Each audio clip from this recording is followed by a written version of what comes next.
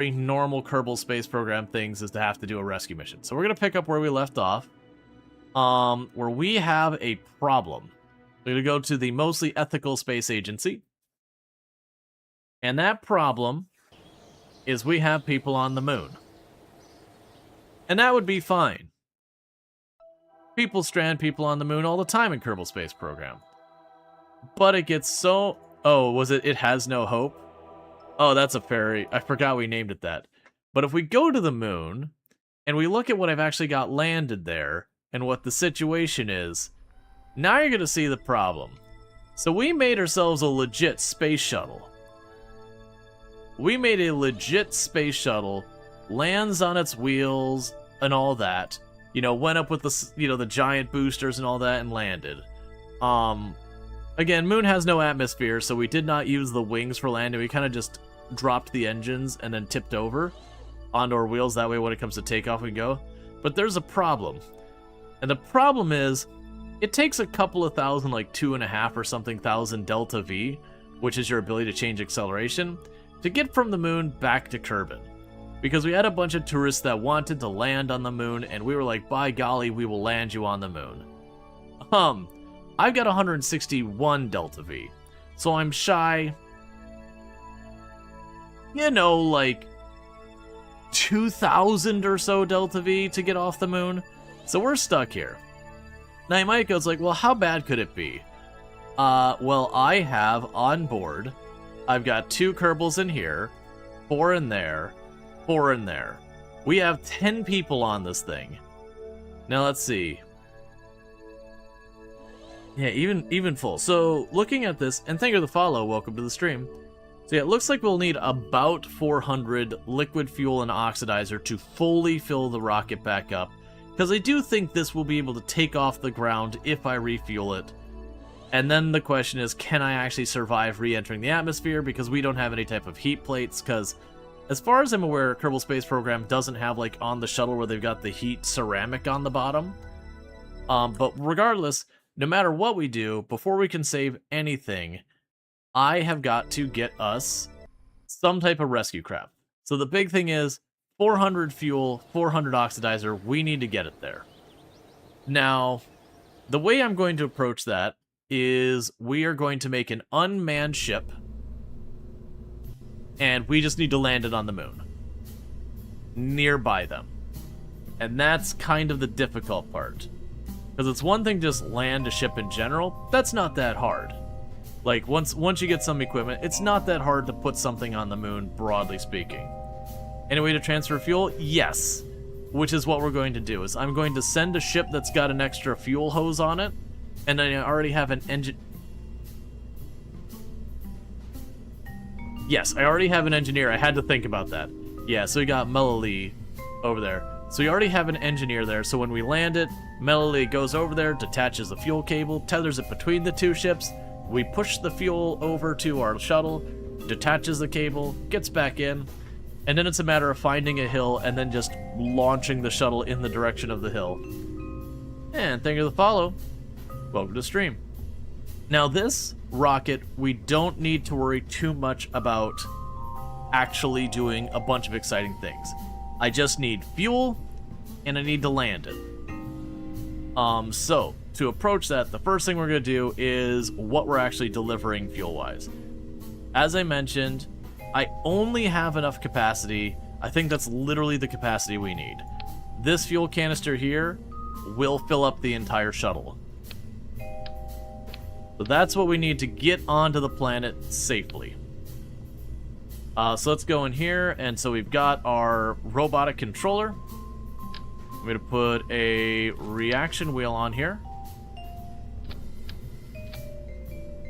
And the reaction wheel is just a thing where you can shift and move it around and all that kind of stuff. We will want some power storage, so we can go ahead and plunk that bad boy in there. And put some solar on it so we can recharge that. I will add the aerodynamics here of...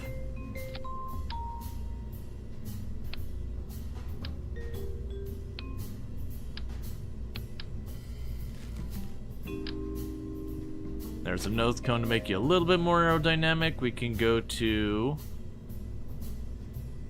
structure, and I could probably go here. Alright. So that way it's a little bit more angled and all that stuff. So this is ultimately going to be what lands on the moon. So that does mean I need a couple more things. And those couple more things is we're going to need to be able to actually get it going places. You're motorized, and you're fixed to no brakes. So we need to go here and switch you to mirrored.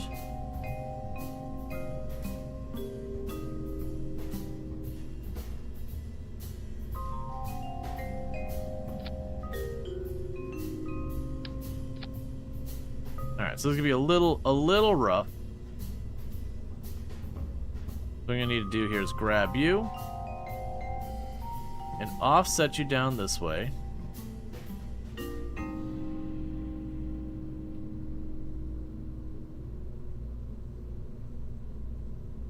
Which is gonna make us not exactly great from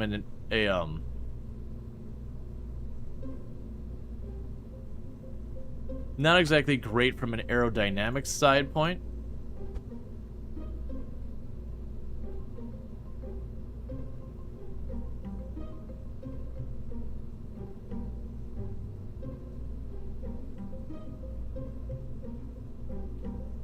I don't want to go that late, and it'll be way too easy to tip it.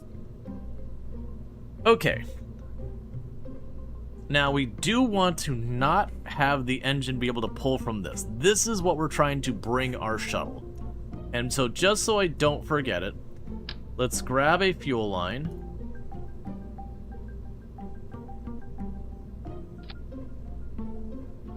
And that fuel line is only there so that when we get to the other area, one of my Kerbals can pull it off to connect it to the rocket. And I'm also immediately realizing that you actually need to probably be moved up here more. We'll see how this goes. I'm a little dubious I'm going to be able to land that particularly well. It could be a thing that what we might be able to do to work around this a little bit as a precaution.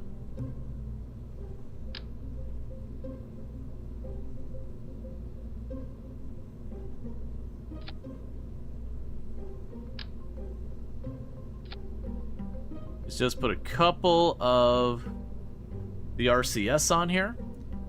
And what those RCS will let me do is it'll be able to let me shove it a little bit this way or that way as needed. It won't give me a lot of ability to do much, but it will give me a little bit. We will need a little bit of the RCS fuel on here.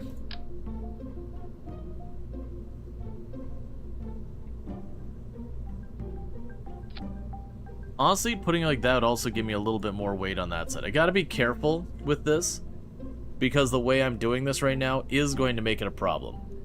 Alright, so, that's the stage that's gonna actually drive around on the moon. So we're gonna go here now, we're gonna add a coupler, so we can detach whatever we have going on here. So next we need the stage to get it around in space for going to and from the moon.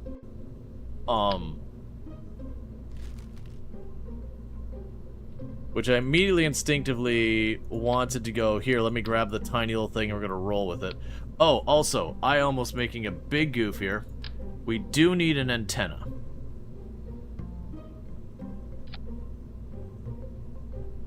That way, when we're out in space, we have the ability to communicate back home since we don't have a pilot on board. If I lose signal with it, it stops going places. Alright, so the next thing we want to do is we want to figure out what engine I'm going to actually try and land with. Now, I could do something like this and put 2 back there. It'd be a little bit, or actually I'd probably do this, then the 2. To make that'd be a little bit messy. I don't think we want to go that route. I think for landing on the moon, I think I'm going to try... I want to make sure those are separate. I don't want it pulling from that fuel. What we're going to try here is I'm going to grab ourselves the really little thruster, the Terrier, the 300 Delta V, the TWR of 0.14. That's not enough. Because TWR is basically its ability to, like, move the weight around and all that. Like, delta V is the actual acceleration we can change. The TWR is around thrust. So you need a certain amount of TWR to escape gravity and fight gravity. Whereas your you only need a certain amount of fuel efficiency for the rest. It sucks that the Terrier doesn't have enough. I could use the swivel.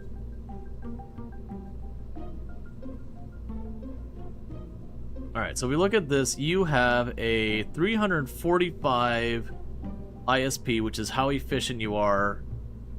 This one's only a little bit. We can use you to land. To test something. Alright, so it isn't trying to pull from that tank. So it does give me 1,000 and some change delta V, which is more than enough to land us on the moon. And what we will likely do here, this is going to be a little cursed, is we are going to put down some landing legs.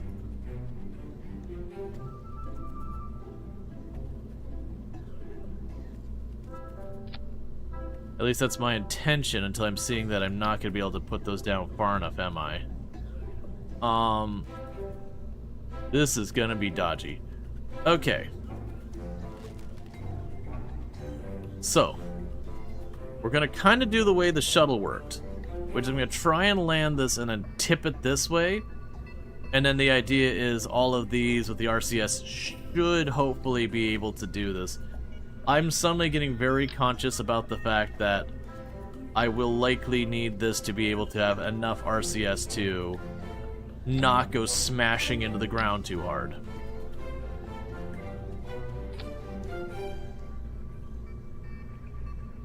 And hopefully that's enough. How much RCS fuel do you have? You have a decent amount in those. Hopefully that'll be good. Let's also show the thrust and weight. So it's slightly off-center weight, but we should be good. Well, this pops off, Burning Sun. The plan is that we tip this over and then we kick that off. So I shouldn't need anything back here, because then we're just going to drive around with this. Thank you SoupDog9 for subscribing for 18 months. And thank you for SoupDog for the 18 months that you've been subbing channel doing a Prime Game sub. We only get one of those a month to use it here, and I appreciate that. So thanks so much. I'm gonna add more solar panels on there because when it tips over these ones on the bottom, and I don't want to run out of power. Yeah, because I'm also worried about putting too much more weight there. Let's see here. Parachutes won't do anything for us. Yeah, because way down here...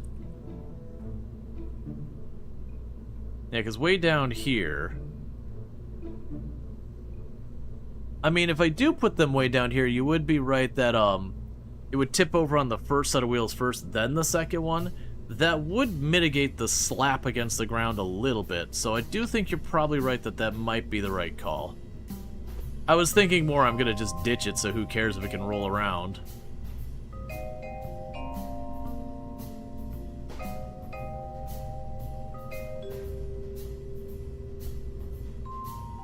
Okay. So that's for landing on the moon. Like I said, this is the actual, like, rover thing to drive around. And that's for the landing segment.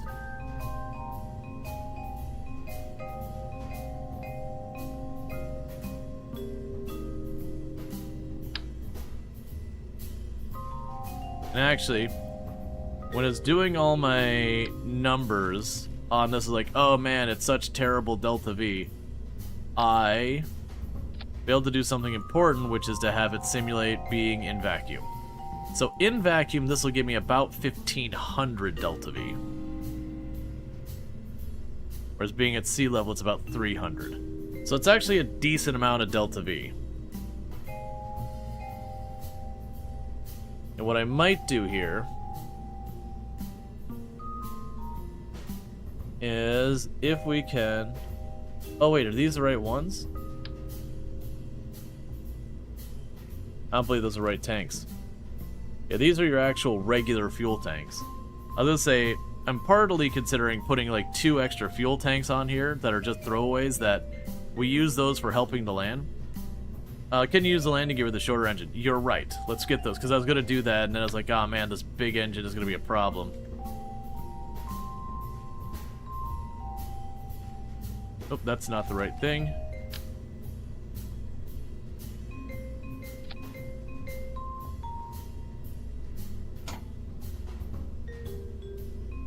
Because then what we could do is we can land it, tip it over onto its wheels, kick off the back piece, and roll away. That's the plan, at least. But what I'm thinking here is putting an extra, like, reserve set of tanks on here, so that we can use all that for coming into the landing. When they empty, we kick them off to lighten it up, just to make sure I have the Delta V to land. Because we do not want to dip into this tank. This tank is off limits. There is a connection point between there, so they should not be able to, go in there unless I manually do so. We got the really small tank here, which is really, really small. It's only about 30 fuel versus that's significantly more. This is for like your extremely light lander.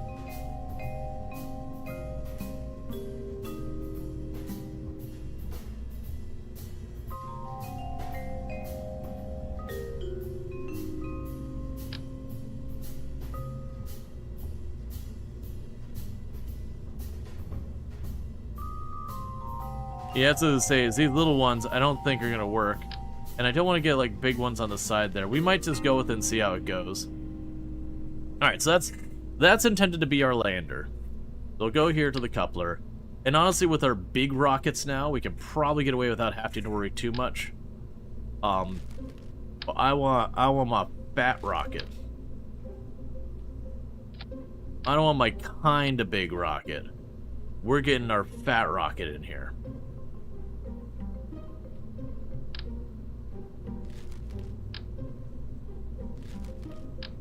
Where's the big one? There you are. Okay, so now I go to our engines. We're just gonna slap a mainsail on the back there. So you snap off to go there. So now, switch you back to sea level. So that gives me about 3,208, or like about 3,728 Delta V just on this one rocket. And then we get up to, vacuum, and that gives me 1,600 to then land on the moon. So it's honestly probably literally enough for what we need right there, right now. But I don't want to take my chances. What we're also going to do here is go onto the couplers.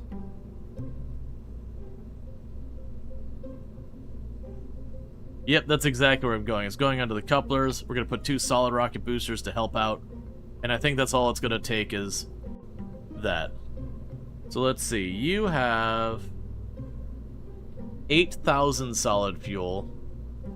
So we're going to go ahead and put the biggins on here.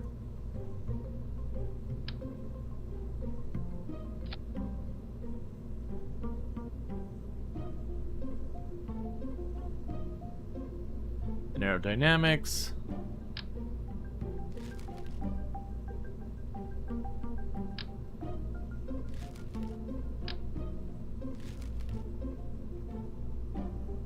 Interesting that I end up having to go over here just to get the cones.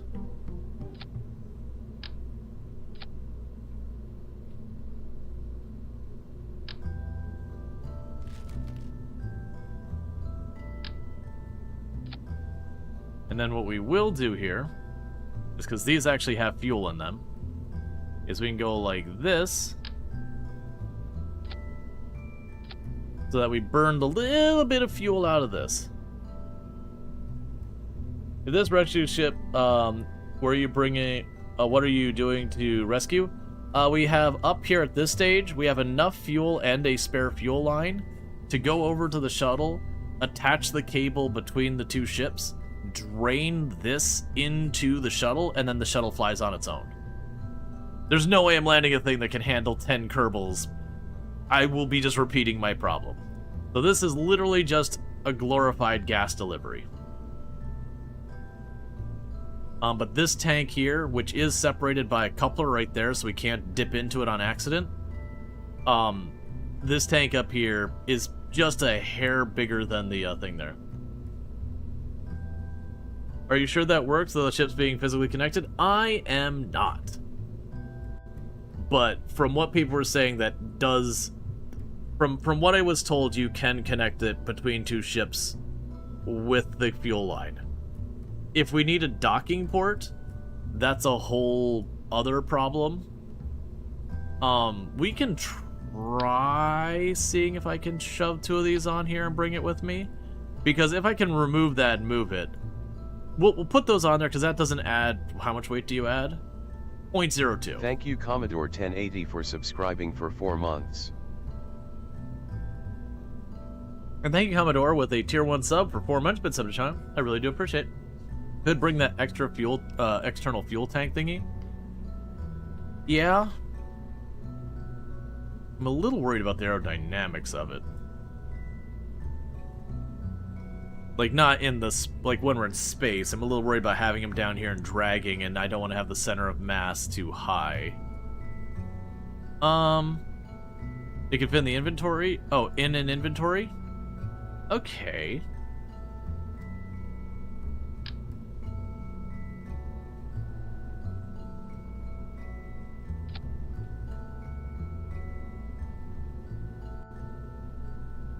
Well, how many of these would it need? Well, ultimately what I could do... Ah. That is not a big enough inventory. Payload.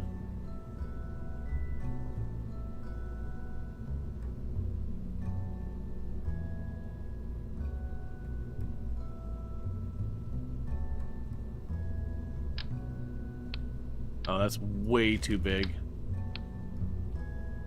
Not the right kind of thing.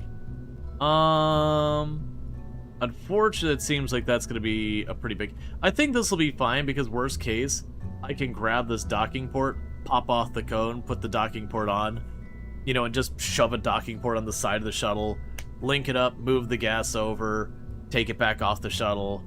That should work because we do have an engineer up there. I think we've got a viable option here. We will be going to grab our solid rocket boosters with some launch clamps. And what is it? Road Ranger 1. Because it's just a thing of stuff. Because we can rip off solar panels. The only thing it's not providing... Oh, wait, you don't have RCS fuel. 1 second, glad I thought of that before we got there. Because I grabbed these thinking they were RCS and then came to the realization, it's like, wait, no, that's not.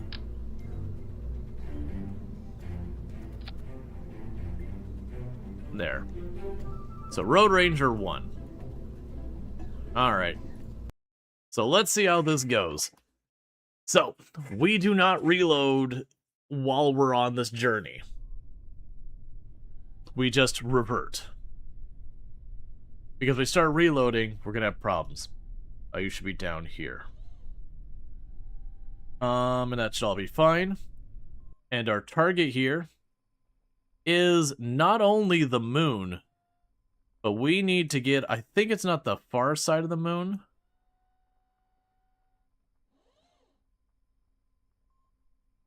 It's fine. Step 1, get to the moon.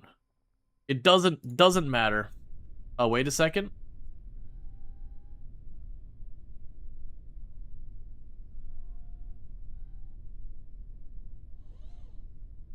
I do have the antenna. It's not fully on the far side of the moon.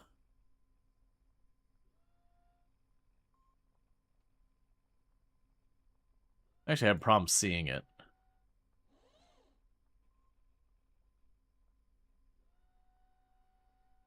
I'm actually having really big problems seeing it. I get what you're worried about, is being on the other side of the moon, not having communications, and then losing control of the of the lander.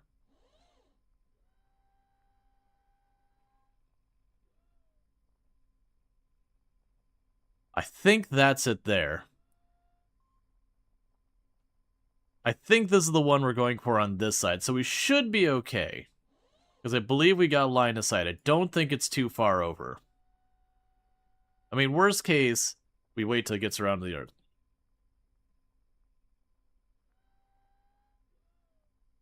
I think we'll be alright with that.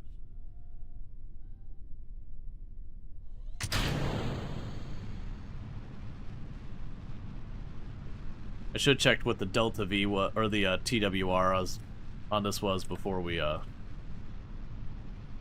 check those. Yeah, no, it's tightly like that's right. I was going to say, I was like, yeah, no, it's tightly locked. It's not going to come around. And then you also sit there and go, okay, but it is in real life. But was Kerbals? I was like, man, I don't remember. I really should have checked these before we had gone here. I'm not seeing the wind rowing down, which is usually when you can tell you've definitely passed the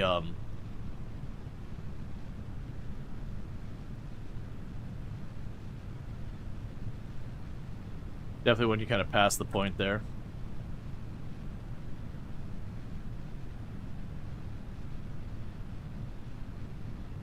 I don't like that you're draining from one side first and then not the other.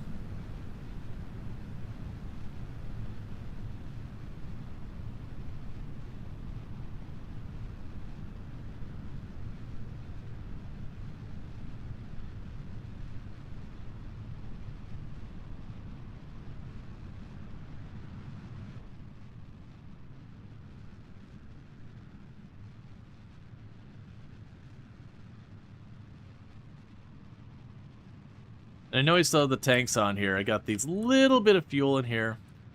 And I'm just waiting for that to drain. I should have had this going for a while. Okay. Yep, no, that was deliberate. While we were on the solid rocket boosters, I was just giving it just enough liquid fuel that we could use the vectoring a little bit to steer.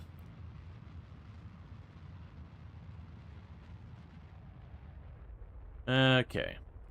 So I still got about 3,800 Delta V to work with.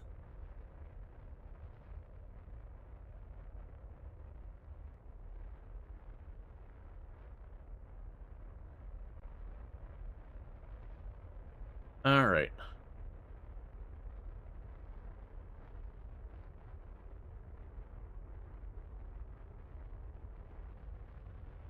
And thank you for the follow.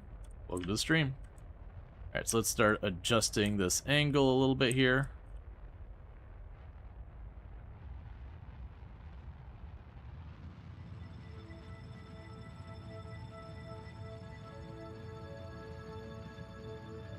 Like you ran out of the fuel in the moon?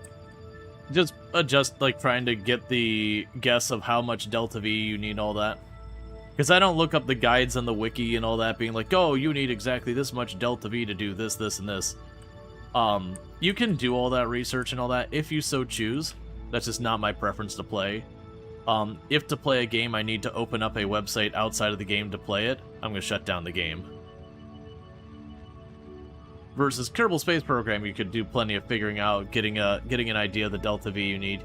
You can kind of mask some of it out to at least a loose approximation. But yeah, so we landed because it's just a very, very big lander. A space shuttle capable of holding 10 people is not a small lander.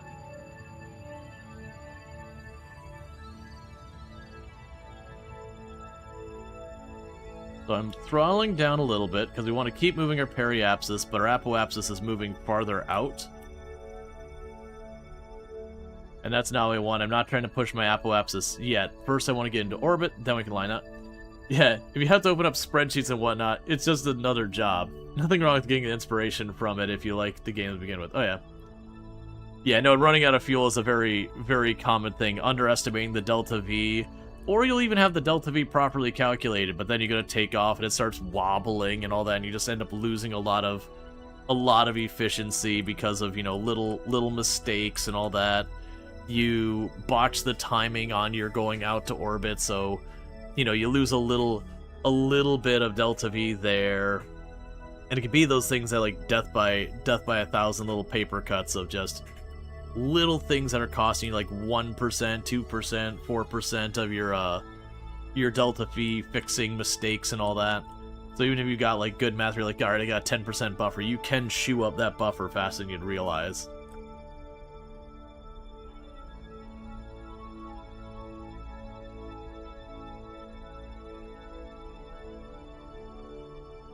Yeah, so running the mainsail at maybe like 10%, it's 10%, it's like efficiency or whatever. Just slowly getting ourselves in orbit.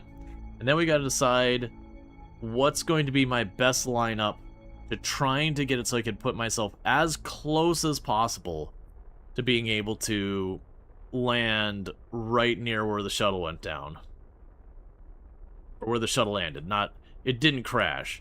It's perfectly fine. It just, you know, the engine's on a quarter tank and they need to go far and the quarter tank will get them.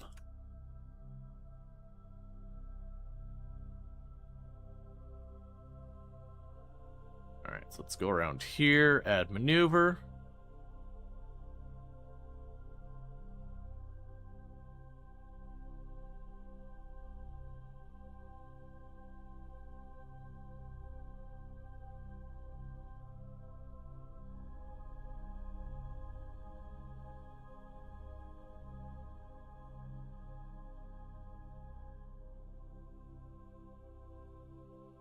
That's not even saying that.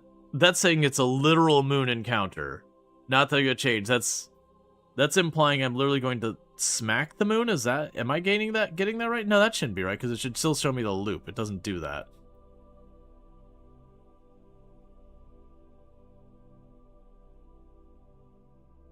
Ah, I see what's going on. That's the second loop.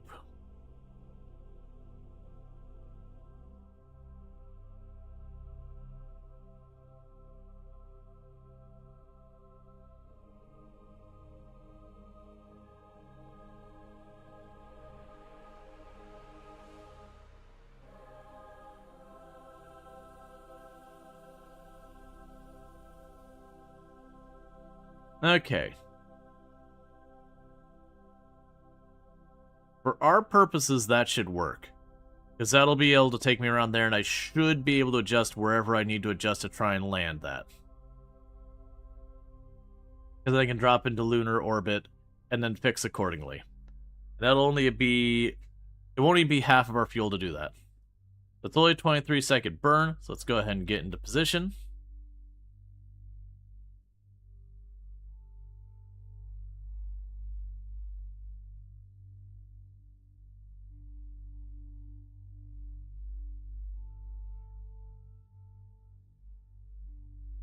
And before I forget, let's extend that antenna so we have that up. That way I don't accidentally get too far and then suddenly lose control, and then while I'm trying to maneuver, be extending in, doing all that stuff. There's no air, so there's no wind resistance, so we can shove stuff out wherever we want it. The only thing that we worry about is center of gravity.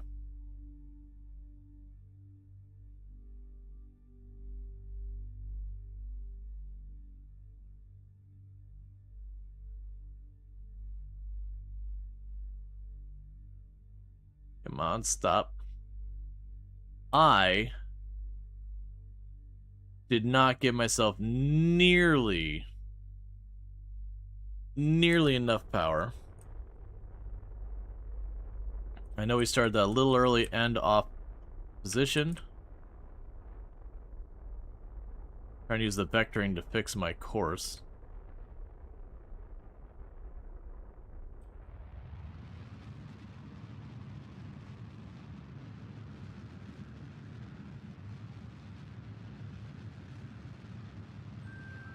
Alright, so hopefully we corrected that enough.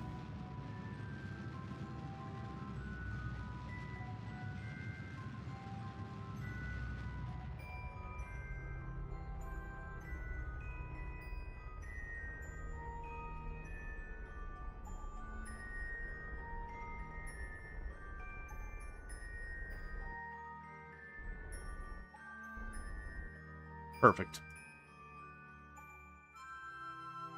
Alright.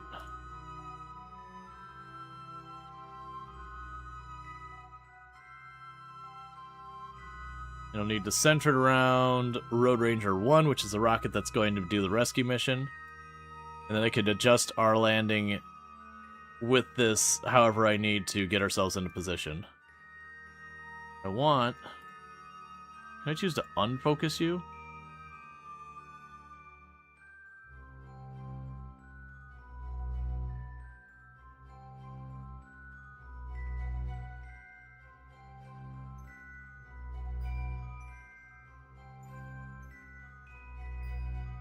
Trying to set the camera back on our ship.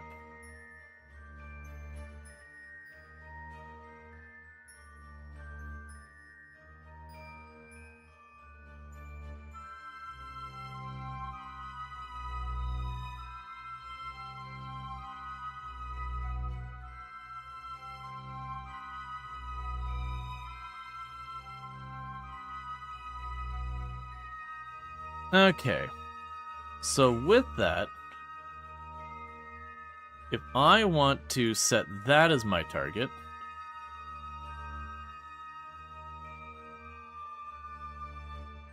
are they tourists that you're rescuing? Correct. So what I should do is actually aim a little past this, because I need to extend our area just a bit.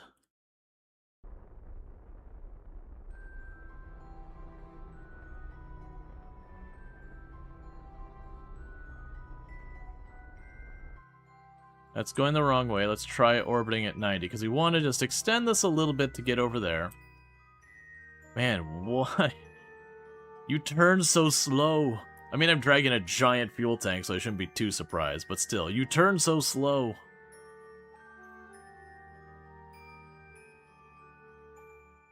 Come on, I'm holding the other way. That is very wrong answer. We're making it worse. Love to see it.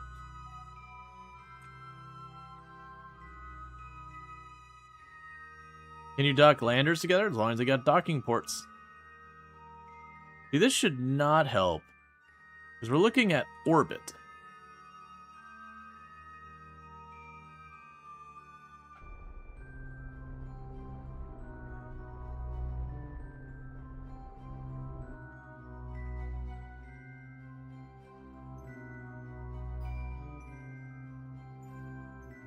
What I should be doing is taking it to the direction that is with my acceleration, which would take me wider out, and then we'll want to turn around and slow down. But I'm making my situation worse. It's also, like, directly at them. Okay, that's bringing us up.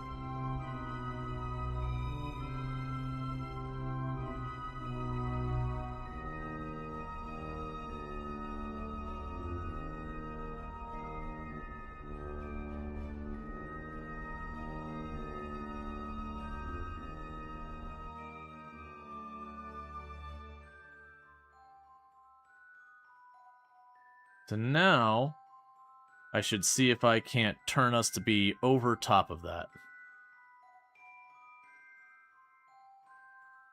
Oh yeah, no, we had that conversation the last time we played Kerbal. It's just the fact that, like, the technology and our understanding of physics we had when we successfully landed on the moon, the fact that we didn't miss by a fairly large margin is honestly impressive in its own right. Because while so much had to be precise, it also had to have enough slack and leeway that they could adjust things.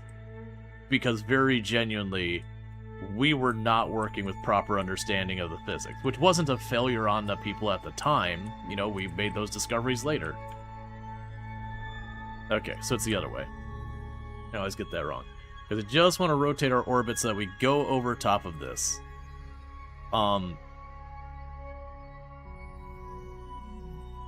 Oh no.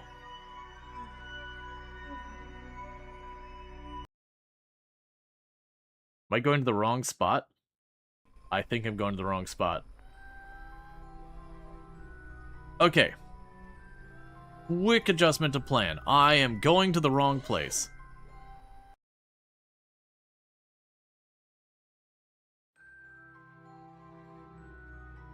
So we are targeting this spot. So then the new plan is once we start to get around here, I do need to make sure we land over there. I don't remember how tall the hills are on the moon, because I definitely know I've cruised over them and slapped into them at speed before, because I cruised just way too close to the moon.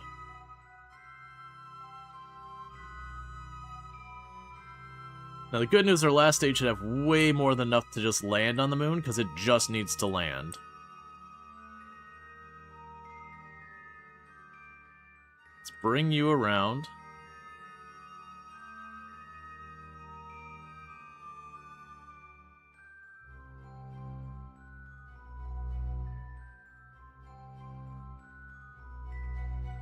It will be good once we've ditched the large tank that's making us turn so poorly.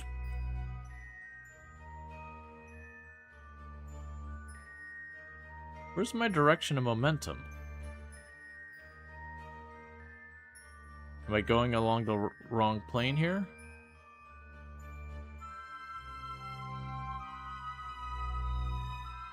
Okay, there's retrograde. 10 km is safe.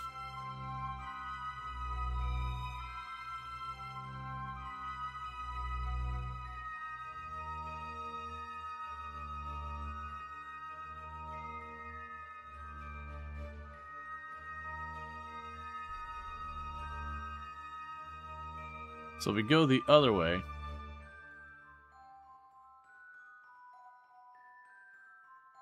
So we get down to 10 kilometers. We'll go here. We'll bring the orbit around. And then we'll start slowing ourselves down in a major way once we start getting to the point we'll be able to land over there.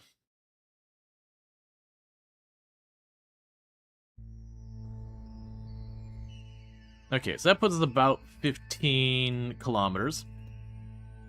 What we're going to do is we're going to go all the way over here.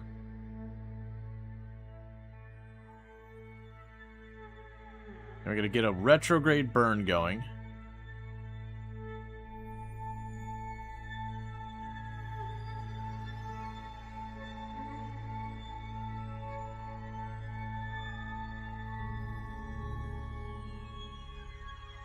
And we want to not bring the periapsis below 10 kilometers, but bring the apoapsis at least in that general ballpark.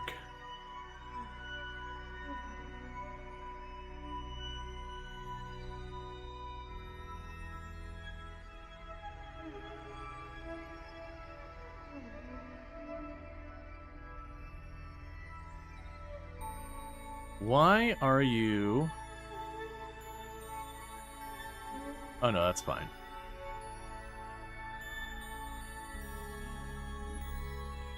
It's saying the apoapsis is getting worse, but I am distinctly watching this bend around. So it'll sort itself back out.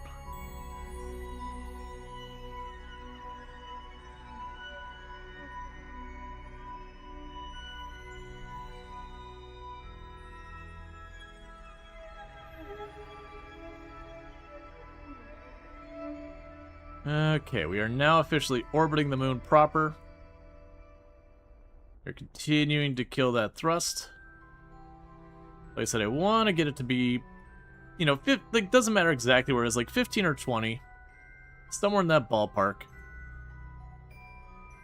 Then we can worry about trying to aim the rocket to get it where I need it. And if we do end up blasting it, but the landing looks sound, I might be willing to let myself keep reloading if I have to. As far as the reverting and all it goes. Okay, we're starting to slow down too much.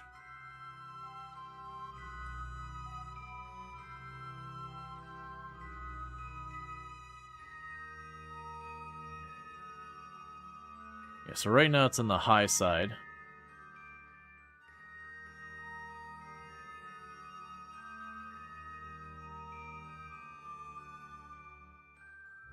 We'll do the quick save when I'm in, you know, like, a stable orbit where, like, okay, that'd be the time we'd start prepping.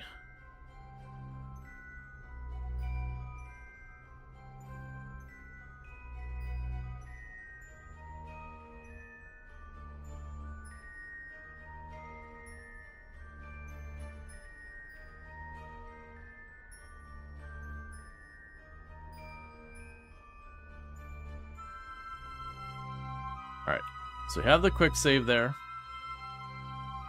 So then the plan is to bring it down here.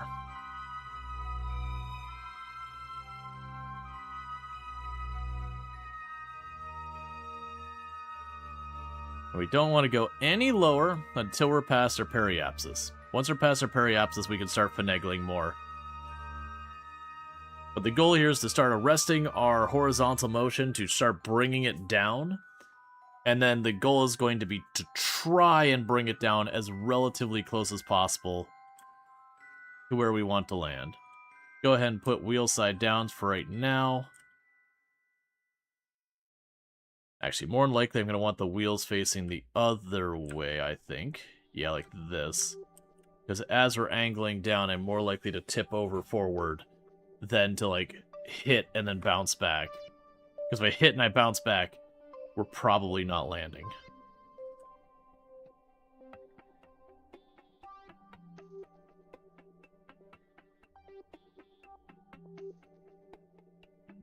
Okay. Let's fast forward past the periapsis.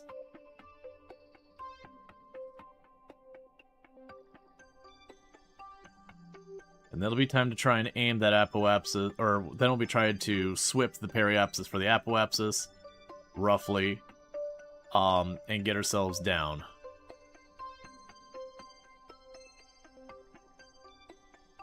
Okay, so we got 1 minute to the periapsis.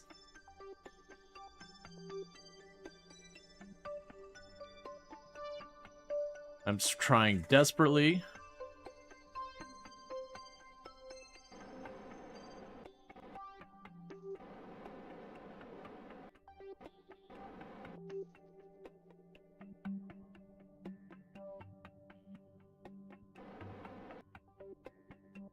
To adjust and getting nowhere. Yeah, I'm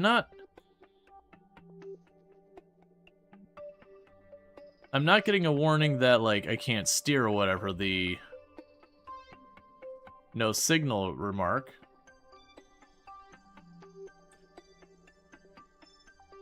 Oh, no, we do have no signal. So I do not have control. I'm not out of power. The moon is between me and there, and we are robot controlled.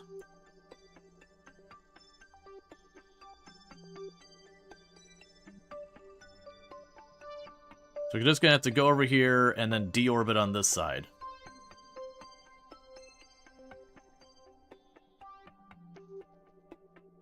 So we are waiting until we have signal.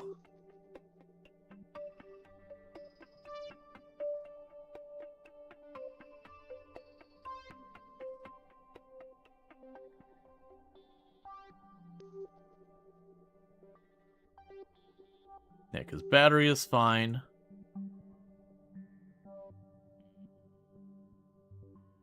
Partial control.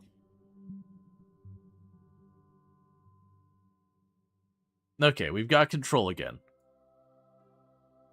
So we need to swing it around as hard as we can.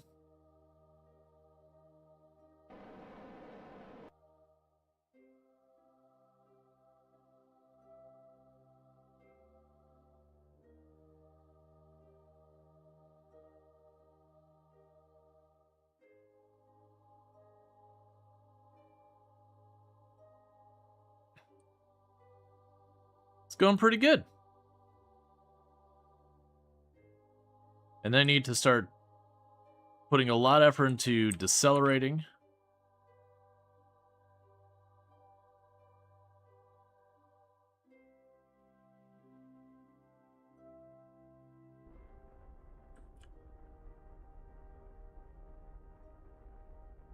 So the goal here is to get this line to go roughly there. Like, we'll want it to be a little too far. Like, maybe around here. Yeah, it's probably fine there. Because I'm going to end up needing to arrest my momentum a little bit here and there as we go, which is going to naturally draw it in. I don't really know how much to estimate it out, but we'll figure that out. And now what I want to do is try and shift the line down to it, so we're on the same rough plane.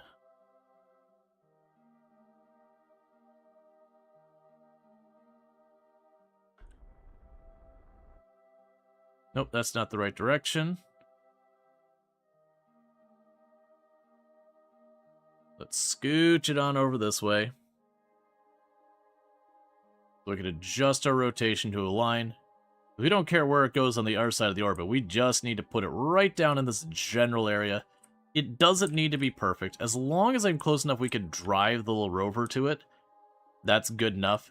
It could be painfully slowly if it's a too far away landing.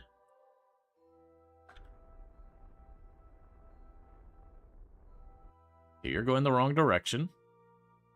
Let's bring you around.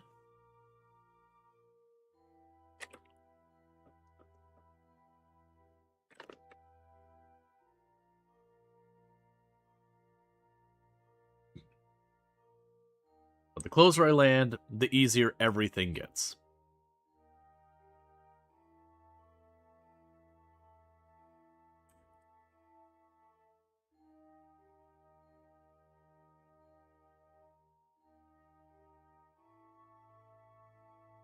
Hey, Lurk, how's it going? It's going all right. Hanging in there and all that stuff as best we can.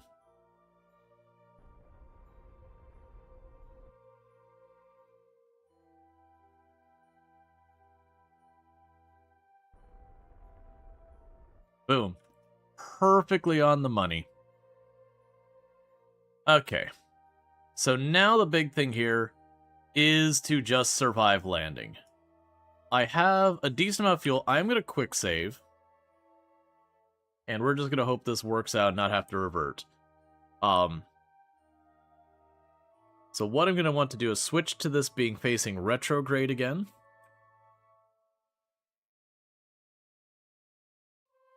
That way, we're going to be mostly just trying to drop movement.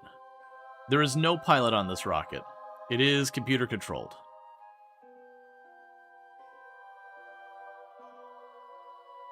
I'm hoping I brought enough battery with me.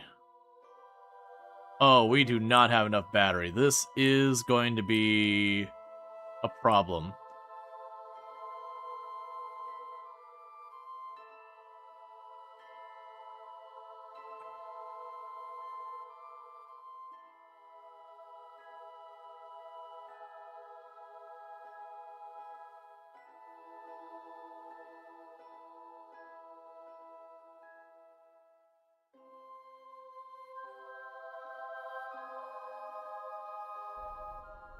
Okay. Now, so if I'm careful about this, I can trigger this little rocket here to keep kind of topping off the battery a little bit here.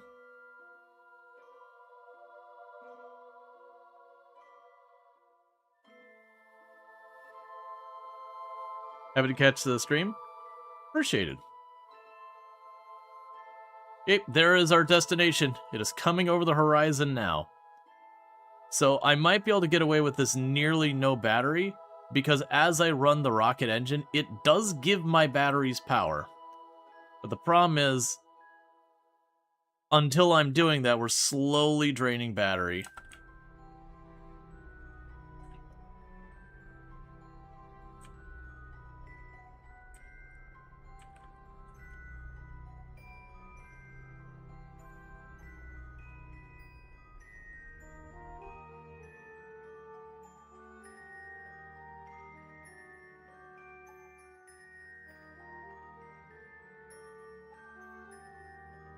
Yeah, so we're definitely going to short this thing a little bit. And that's just what's going to happen.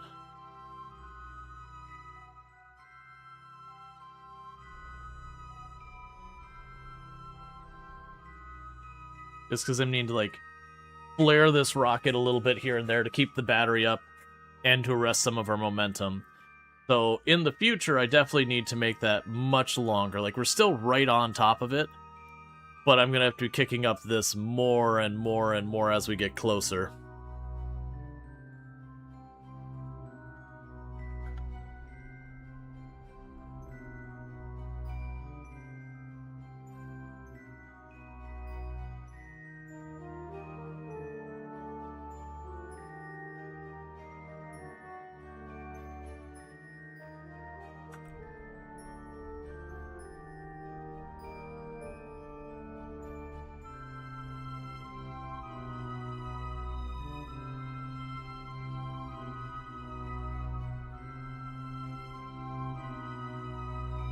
I could.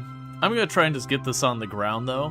Because at this stage, getting myself back up to orbit, I have the fuel for it, certainly. But, we're not that far away from it. So even if I have to do, like, a little bit of a drive, that is okay.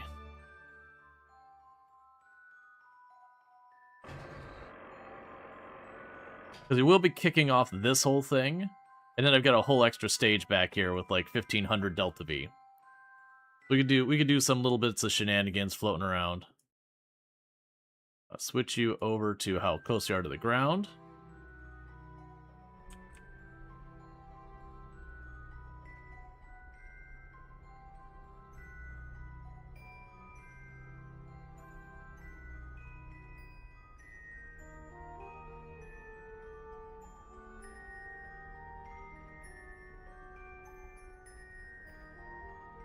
I might be able to extend the landing by doing this.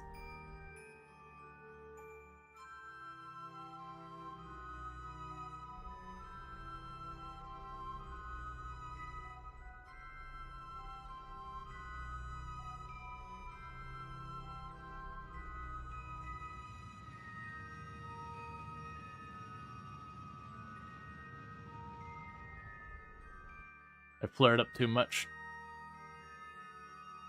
I flared up a lot too much. Turn! Turn!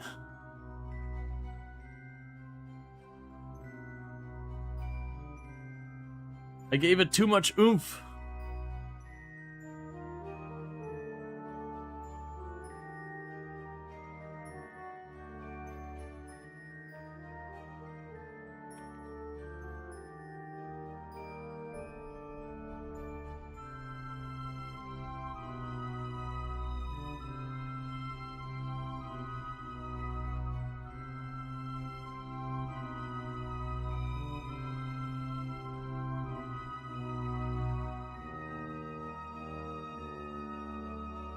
Okay, that should help here.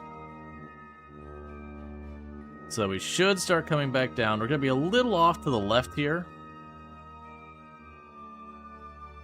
Start twisting, turn off the SAS, and just let it drift. We're going to wait to start throttling back up until we're back above the horizon line, because that tells me when we're at the point there. We're kind of waiting for now, because we're starting on the downswing.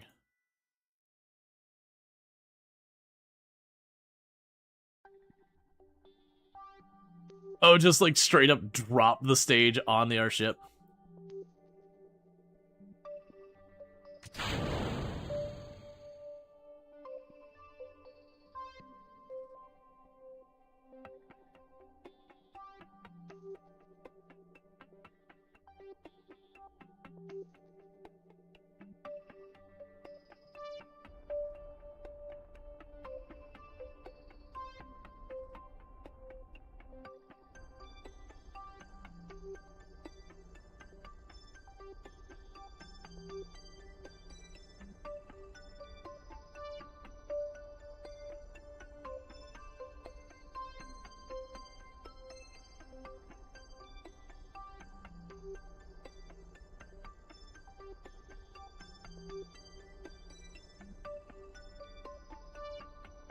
Okay. Yeah, no, that's fine. I don't mind if we have to, like, leave it till daylight. If it's in position, it's in position. I can live with that.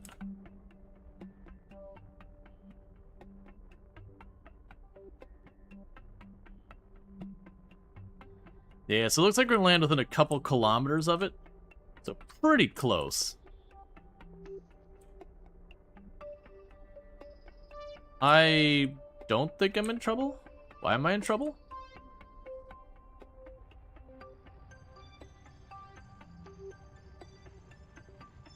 I've got 1600 Delta V and a long time before we're on the ground. I do have my landing gear here. We've got our RCS available.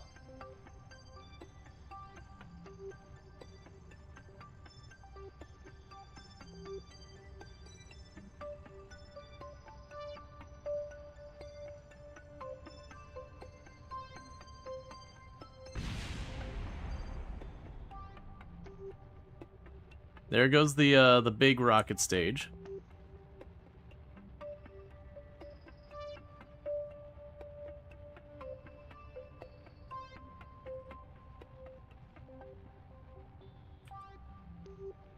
Oh, you thought the TWR is too low? Oh, no, no, no. The TWR for this planet, you can get away with a lot. Where's the booster you can get fuel from? Where is the booster? Can you get fuel from it? I have a whole extra fuel tank here, and I got a gas line here I could attach.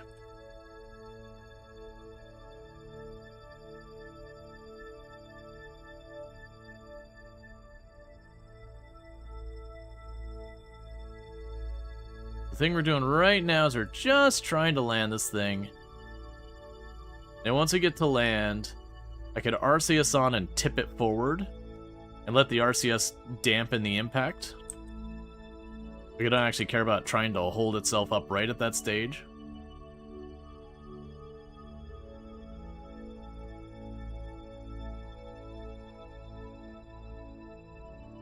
Because we're very slowly settling down.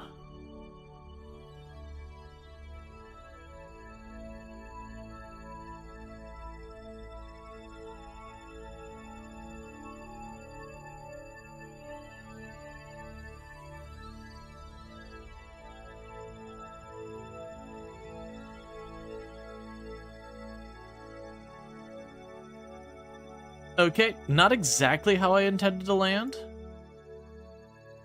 but I'll take it. Wheels are on the ground.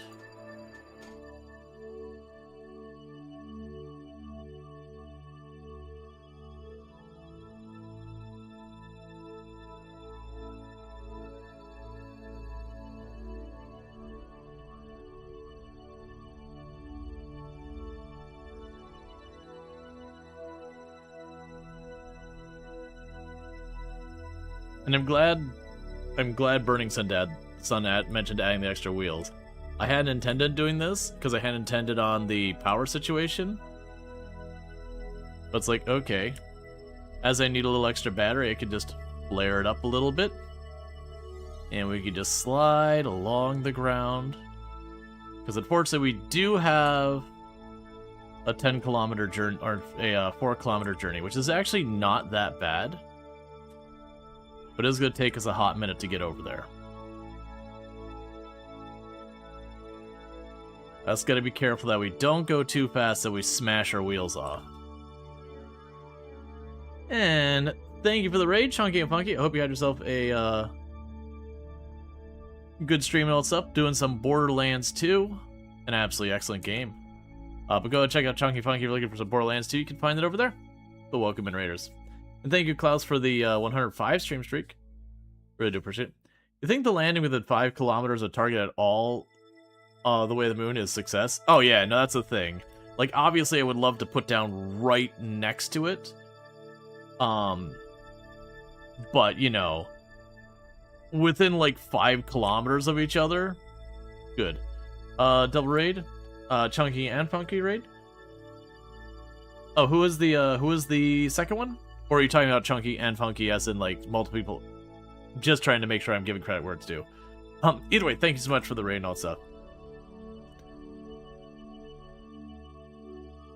I can tell you, oh no, the Terrier does. We're definitely getting power.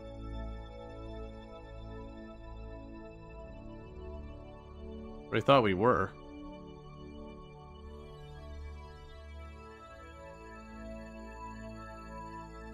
Either way, I only need power long enough to get over there. If we run out of power, that's still fine. It's got solar panels on it. It's just an issue because we're on the dark side of the moon. Well, we're not on the dark side of the moon. The dark side of the moon's the side of the moon opposite of Earth. We are not currently in sun. As the Earth and moon orbit, that will fix itself.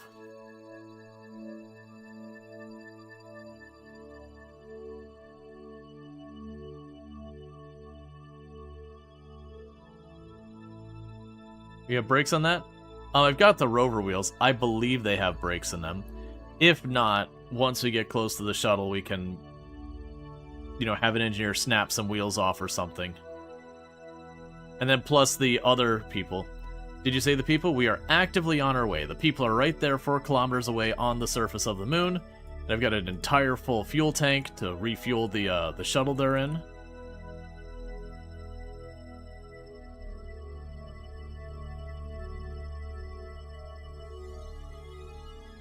And we're just working our way over.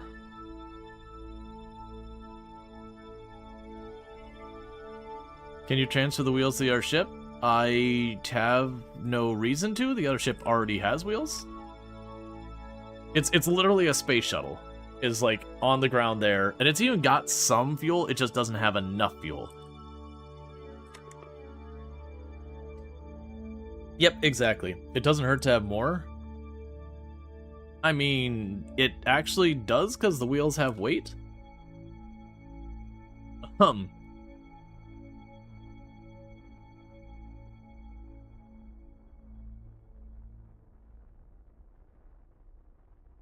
No way. Well, okay, sorry. The wheels have mass.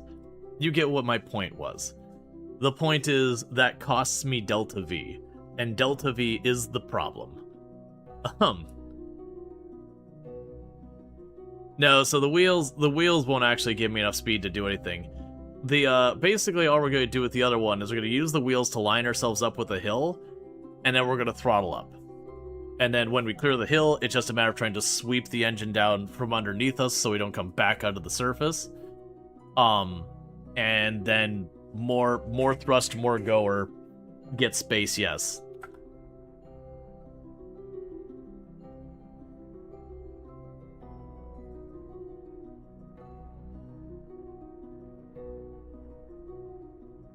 Yeah, so just... Now you might be going, aren't you using the fuel you need to give it? Nope, I actually have... There's a coupler right here. This is the one designed for landing me on the moon. I just happen to have spare. And then this is a separate tank that isn't attached to my thruster, my rocket, at all. And this is slightly, just a hair more volume than the shuttle can hold.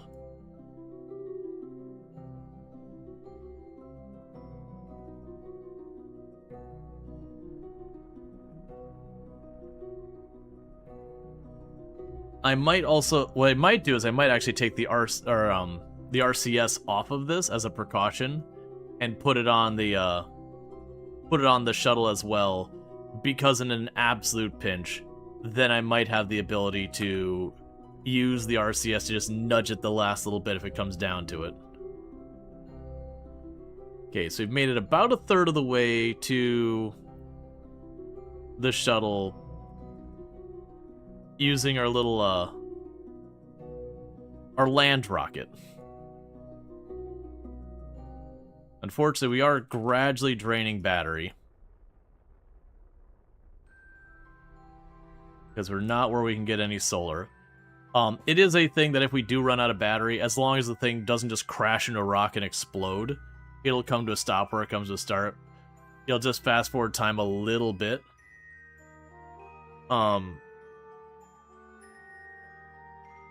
It might be quote space add, and then I think it's like quote space add space at the person's name space the actual message. I don't remember the exact command, but quote is the first part.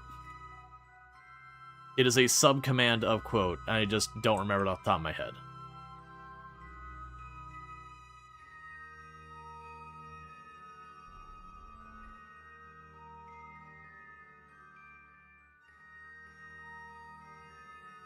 Uh-oh.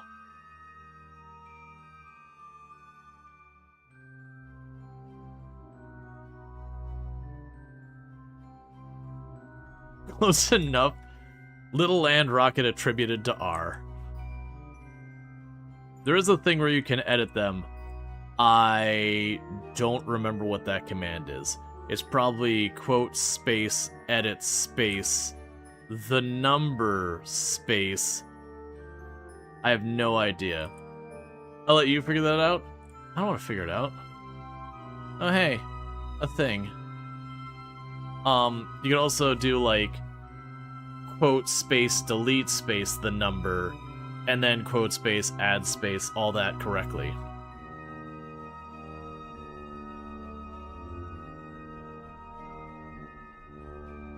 Your speed back up a little bit. I'm trying to keep it around like 10 ms because that feels like that's not so fast I have to worry about just beefing it into something.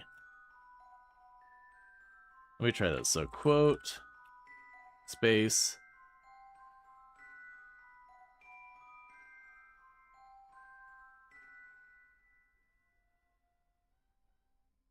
quote space remove space 18. Okay, try it again. So just we gotta remember it's quote space add space who it's being attributed to space then the actual message. Or the actual quote, whatever you want to say. I might narrowly get there with enough battery. Unless we keep turning like this, because every time I turn, I'm using a little bit more battery to do so.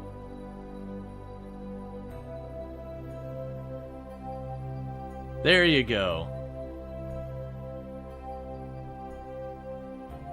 That's the reason why it doesn't get used very often, is because we don't use it for like 8 or 9 months, and that takes us like 10 minutes to remember how the heck to do it.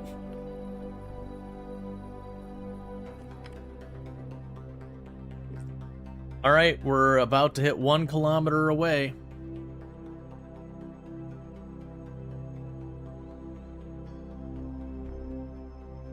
And I'm a little concerned that we are rapidly picking up speed while I'm not using the engine at all.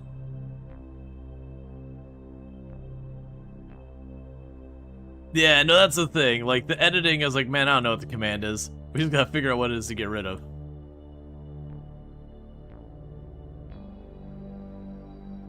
Okay, the brakes work. They have about the strength of like a,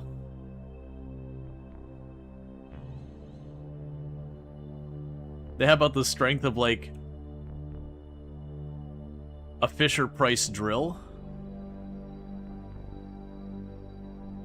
Which for, I guess for those, I probably have to give context. I don't know if Fisher-Price makes a lot of stuff anymore. It's a kid's toy. It's a kid's toy for like, you know, when you want to be like, yeah, little Johnny, you are drilling. You know, it comes with a little plastic hammer.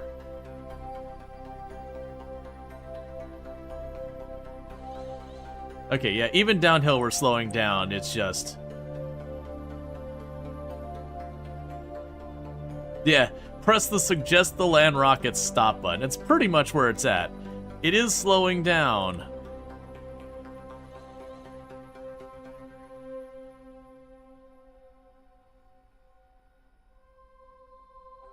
Drift King's going on right here. We drifting.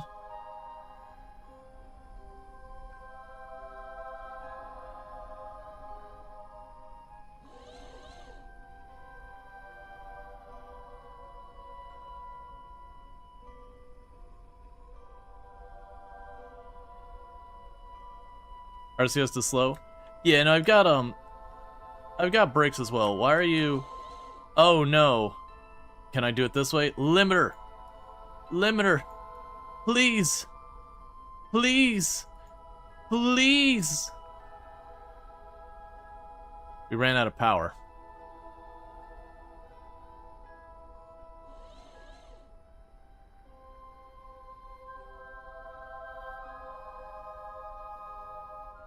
Ah, and I can't stage or anything. And it's got It's got 1100 Delta V to burn.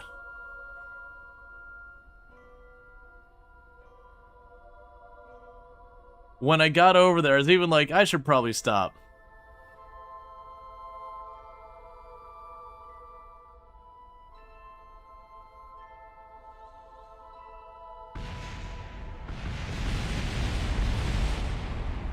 Okay.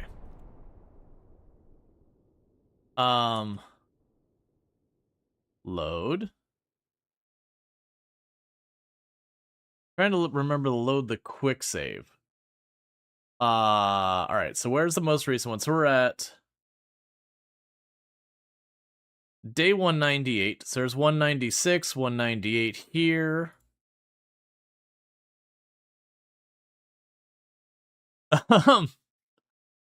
Thank you, Elson Adventures, for the 200 stream streak, and thank you, NG, for the Decantify and all that stuff. Who are we shouting out? You gotta double check that autocomplete, man. You're like literally 50-50 for those half the time.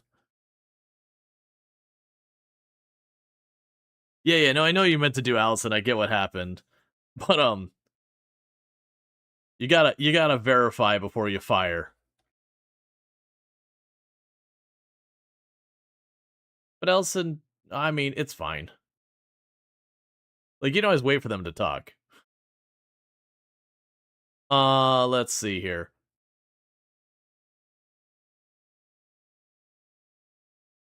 So I think that's the one we want. Which does mean I unfortunately need to continue sliding across the surface again. Tracking station. It has no hope.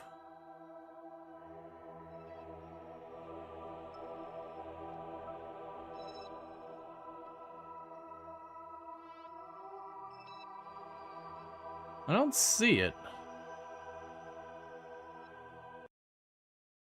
But check out Elson Adventures, absolutely fantastic. Been doing the 7 Deadly Sins game as well as others. Alright, so there's that one. Let's try going back slightly more.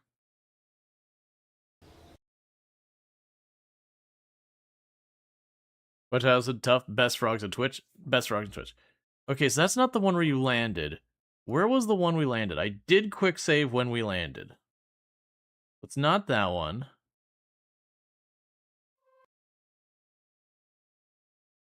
And I don't think it quick saved again. Because it did quick save on the ground.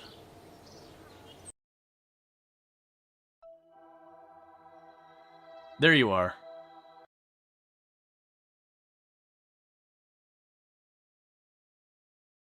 Don't be exploded. No, really? Alright, so let's see. So we do have those. Those are the only two, so I guess we're just relanding it. That's alright. That's fine. So let's double check what our situation was. So we are... Right, so we're coming in for our final approach. We've already centered it on there. That's all fine. Switch you here. That's a bummer, because we actually did have it, and I did quick save. I'm like 99% sure I did quick save when it came into the, when it came into landing.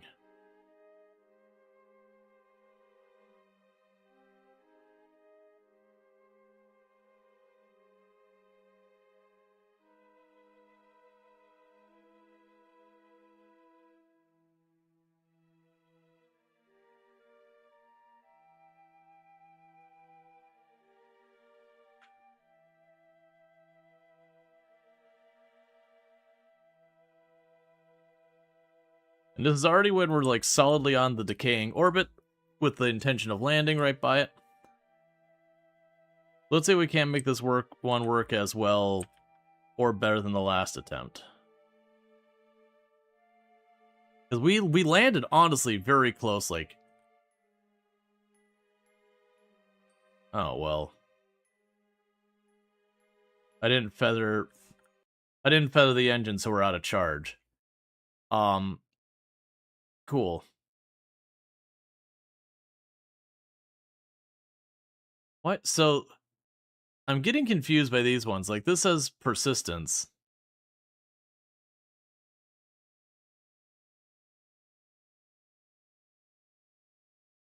That one's way too far back.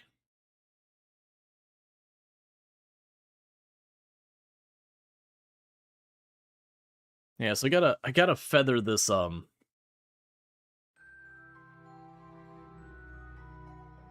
thing to keep it charged. Because a rated straining that charge is something. Start you turning, and just let it go.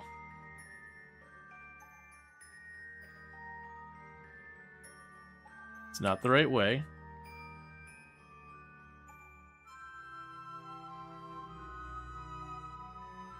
It is and it isn't complicated. Like, you have all these concepts like mass, delta V, and all that, but it's kind of one of those things that all you really need to know is like, okay, delta V is how much I can do. So, like, that could be stamina if you wanted to replace it with something else. And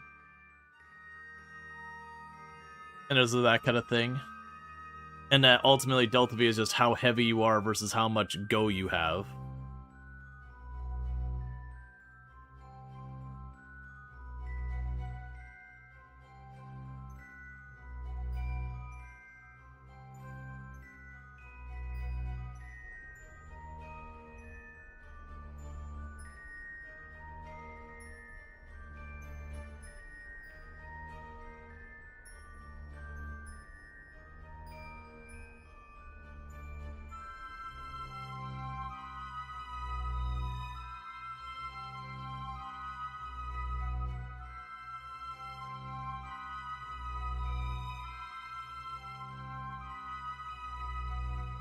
Okay, here we come up on our destination.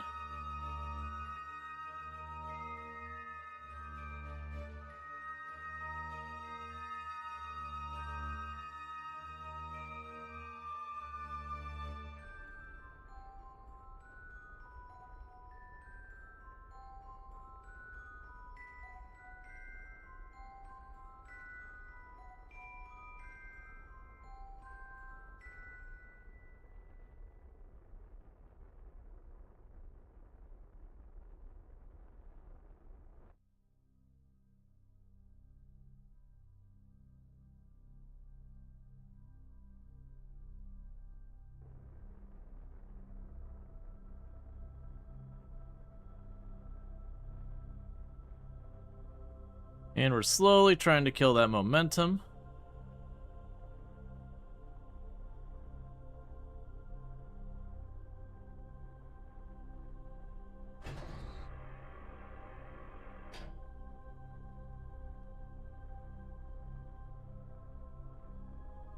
Yeah, no, there's definitely like UI figuring out stuff.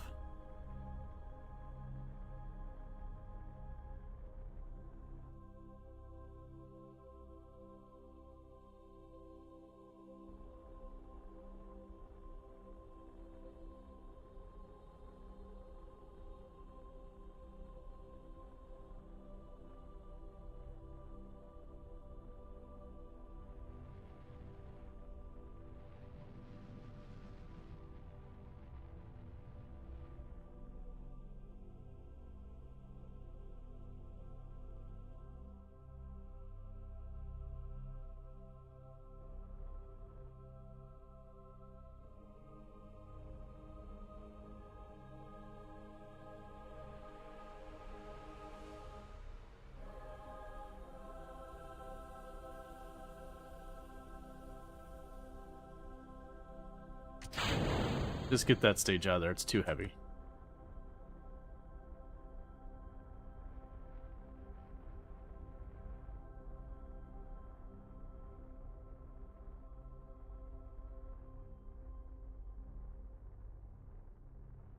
Okay. So we're just gonna go. I'm doing alright. It's good to see you, Beset. They're just trying to, like, that symbol means it's retrograde, and that just means we're going the opposite direction to our momentum. So if you're going prograde, that means you're moving in the direction of your momentum. I need to have a lot more in here. We are coming down too fast, coming down too fast, coming down too fast. Slow, slow, slow, slow, and start easing up on the throttle.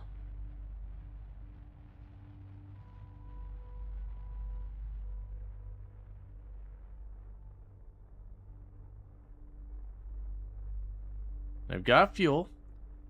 I am down.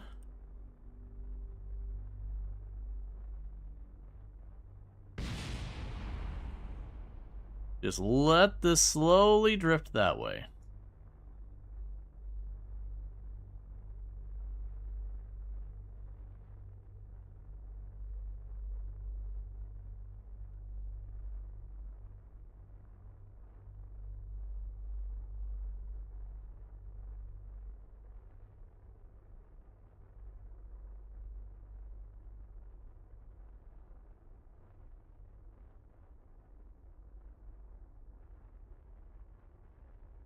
Okay, we're bleeding out that speed.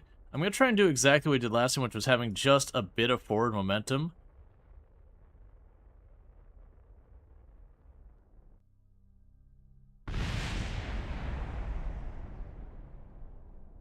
You know what?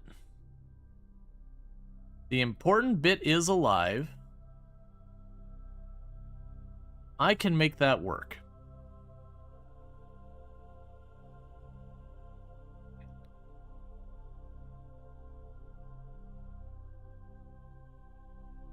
So you go over here.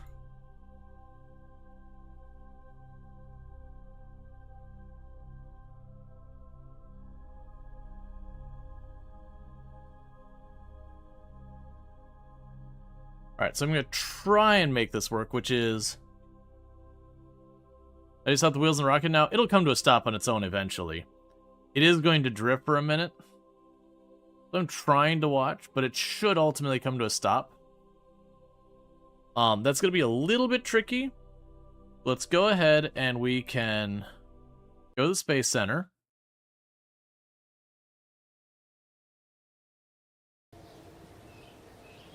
Go to our tracking station.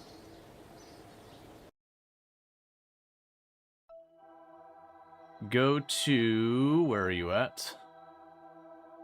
It has no hope.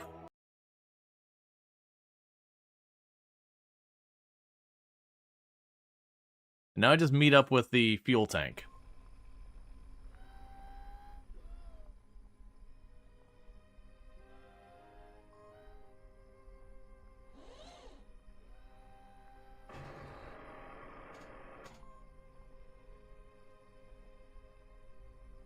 Where are my batteries? How much power do I have?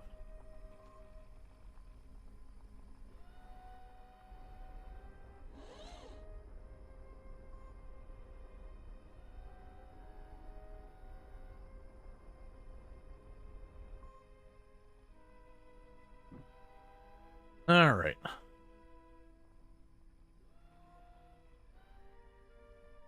What was the initial mission for the shuttle? It's got 8 tourists on board. So all of this in the front is nothing but Kerbals. So I need to land on the moon and bring him home. It's just we didn't have enough Delta V to do the get them home thing. I've got about 100 and some change Delta V on here, and I need about 2,000. Somewhere around there. I don't know the exact amount. Now, downside is this one doesn't have brakes. The landing gear this one has, at least I don't believe they have brakes.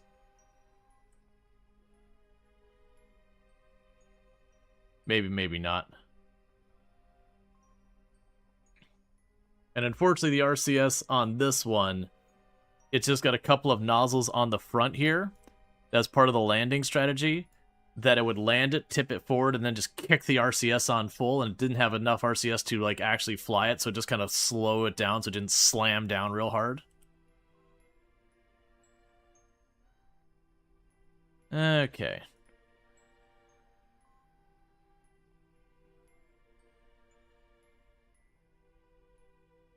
I forgot we had the experiment storage on here.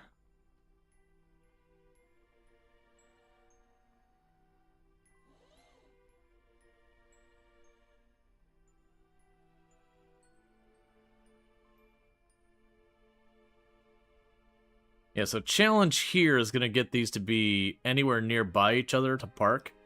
If I get it going slow enough, we can just bump them into each other. And that might be enough that they'll get stuck on each other. At least long enough to do the fuel exchange.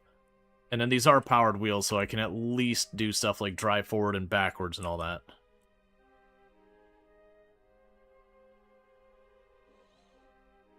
I'm assuming that side is the one that has what we need. Unfortunately, that is the thing that controls it that popped off. I should have probably looked carefully at what got destroyed. Check out set does like turn-based RPGs like Digimon, Pokemon, those kind of things. So if you're looking for that, you can find that over there.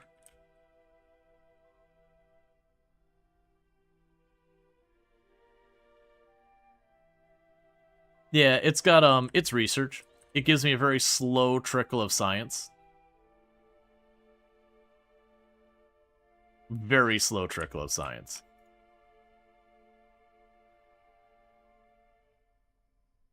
Okay, I think those brakes are working. It's just, they're not very strong considering... I mean, to be fair, I am holding a decent amount of mass. And I think that's the one we want. I'm going to try and not be on a collision course at first.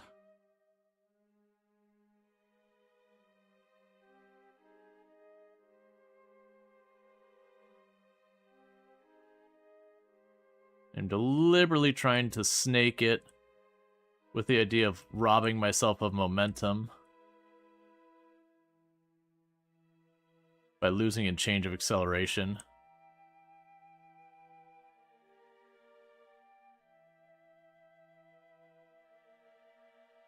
There's no atmosphere, flaps won't do anything.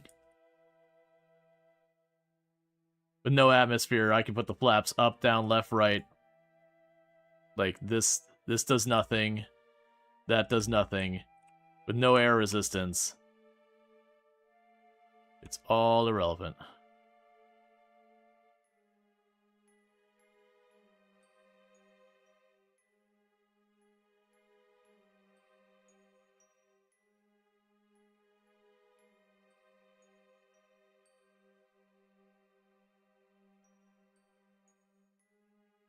I'm just getting little baby touches of forward. Just trying to keep in line with that till it comes to a stop.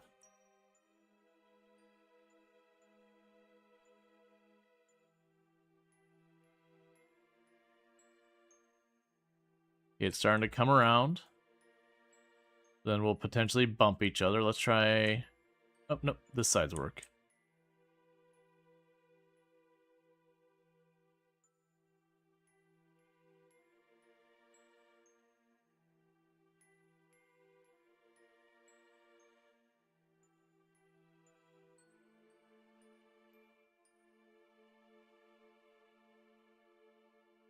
So I'm kind of aiming with the idea of trying to tangle these up on each other.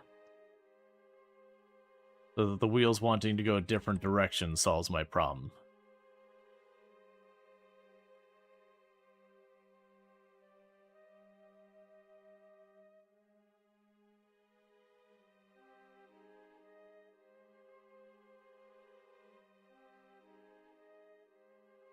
I do honestly think these brakes might be helping, just not nearly enough, because this is a pretty heavy lander.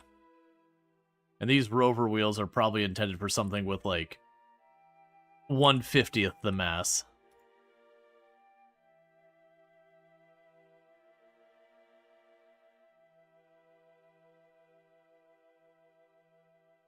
Come on.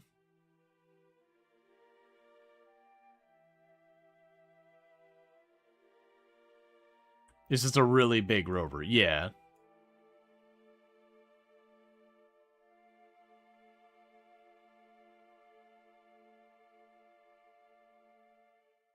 Yeah, it's kind of going into this pocket between this hill, so hopefully once we get there... Might be a friction setting. There's wheel stress. Interesting. But when I get close, I'll try cranking up the friction setting as a means of doing brakes.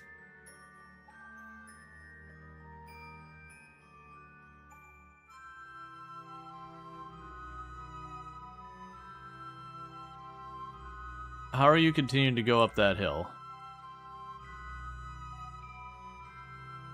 Okay, it is slowing down.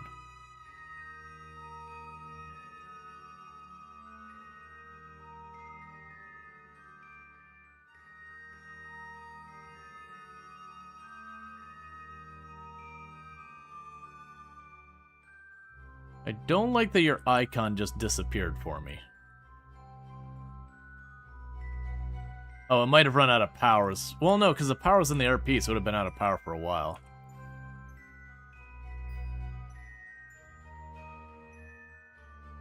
Let's cut it off.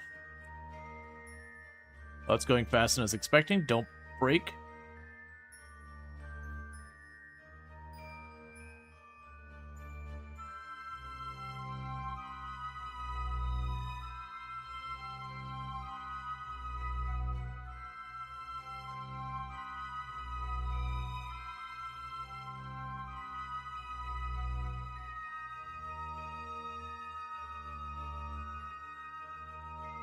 I've gone to all my wheels, and I've overridden the friction to be maxed out on everything.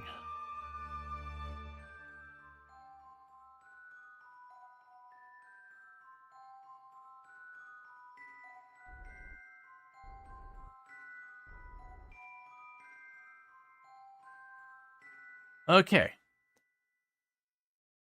I think we've come to a stop.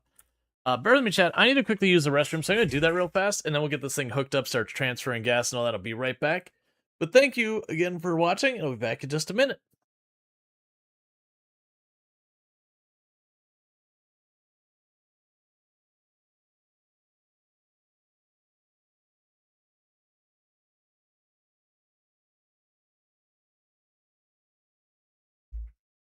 Minor correction, Tomb's home, so it'll be a couple of minutes while I welcome her home and grab dinner. All right, but I'll be back in just a couple minutes. Thank you again for tuning in.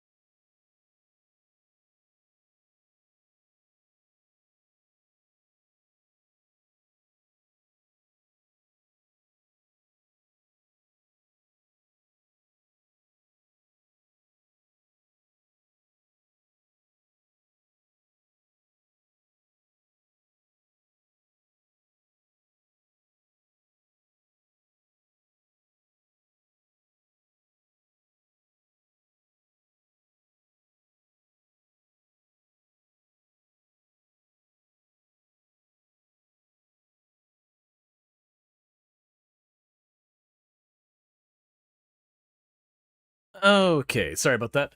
I was gonna step away and just use the restroom real fast, and then like right as I popped off, I heard Tomb downstairs like, oh, that's the step downstairs real quick and do that. So for those who missed, we did get the rocket here. I do see you're drifting away slowly, and I do actively hate that.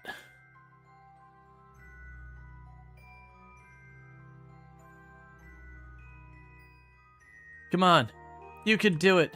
Hustle. We can have you push it back.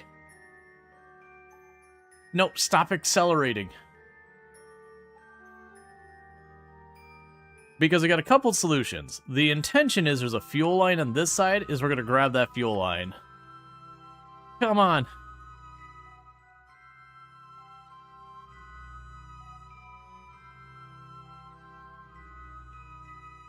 Shove. Push. Push.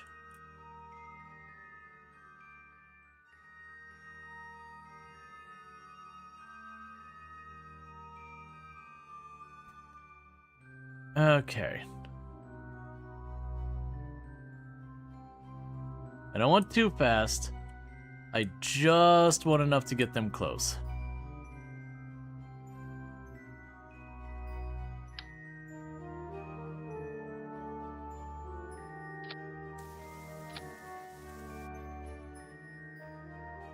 This will be an interesting one to deal with.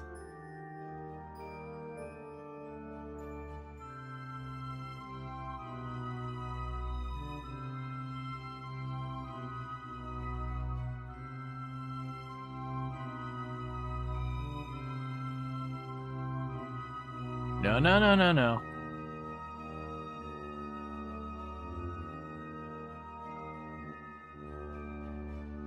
Get over there.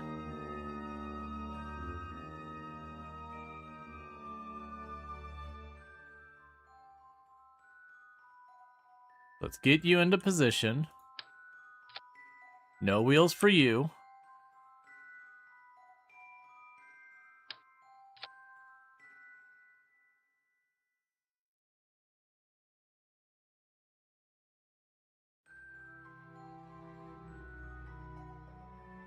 Don't you dare.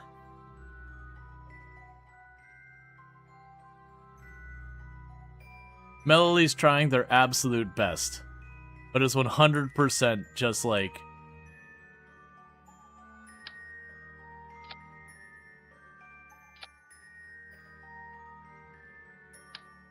just a skit.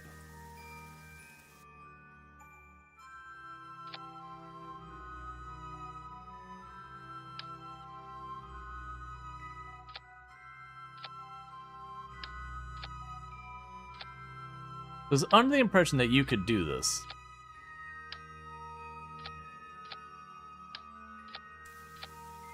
Okay, so we cannot connect one of these to the other in that manner. But luckily we did bring the port.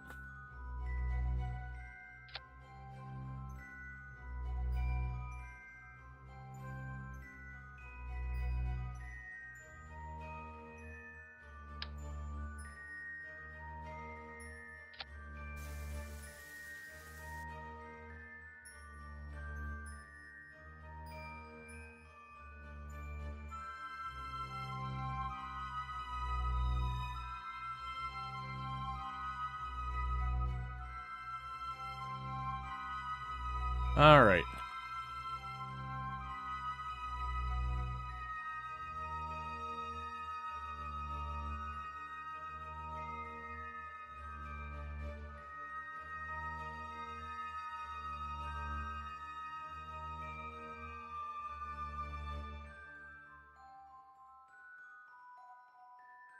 You still have power, right? Yeah, so you still have power.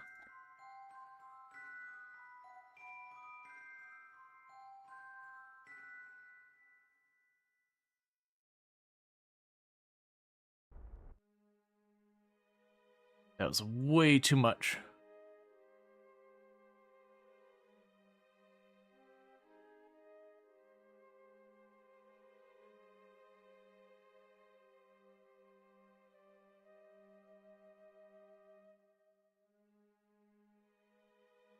Why are you moving so fast trying to turn?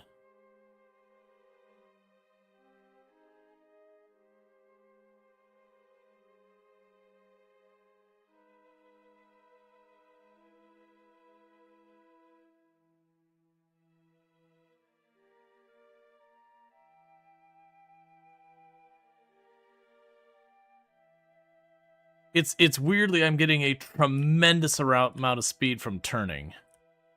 For whatever reason, turning seems to be like just really sending it home with the motors.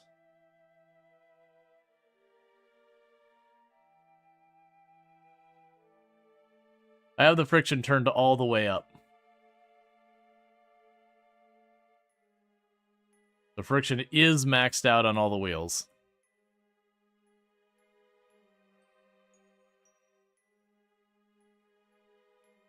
Or are you saying when I'm turning because it is moving the wheels that they are propelled, I'm just really kind of digging in and going?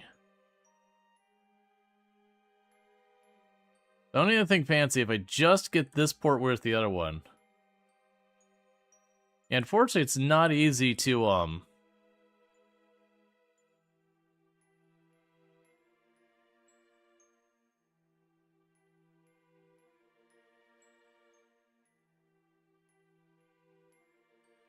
Alright. It's not easy to, like, go to all the wheels and be like, okay.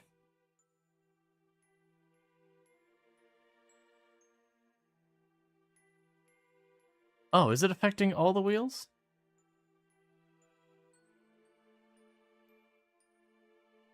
Okay. So it seems like it affects them in pairs. That's actually not too bad. Then grab this one for the front set, this one for the back set. Yeah, no, I can get out and push a little bit. We did yoink the wheels off of the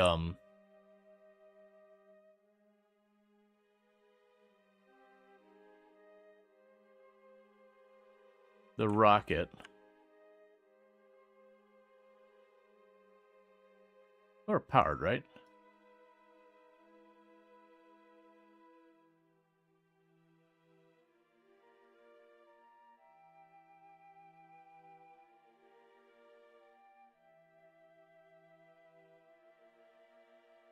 Alright, so let's pop back out.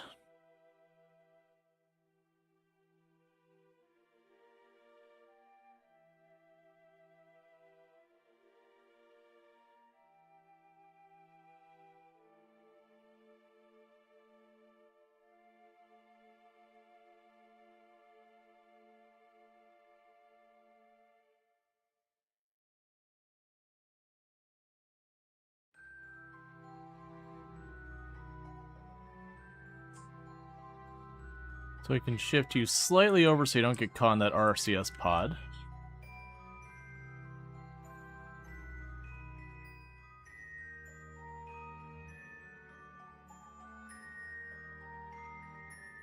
Oh, right.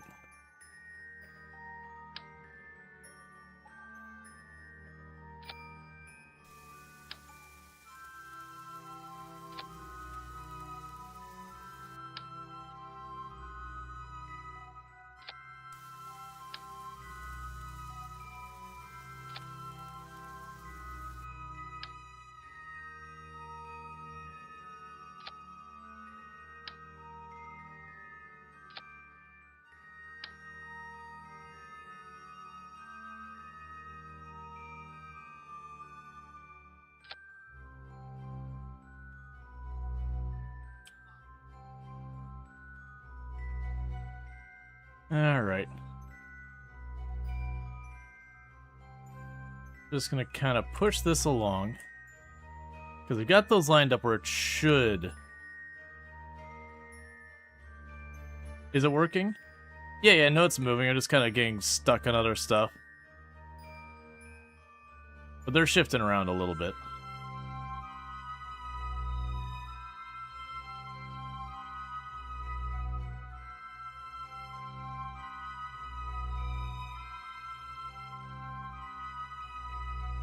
And if I get them close enough, the docking port should snap together.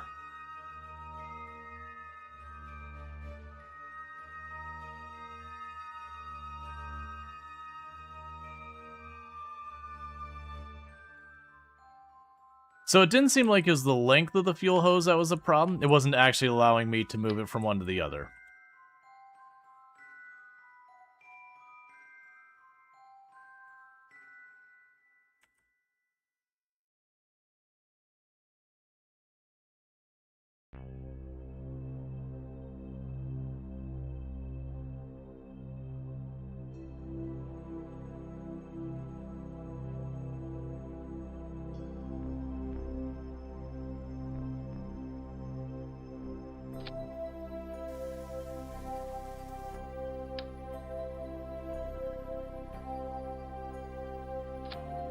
Alright, they are snapped together.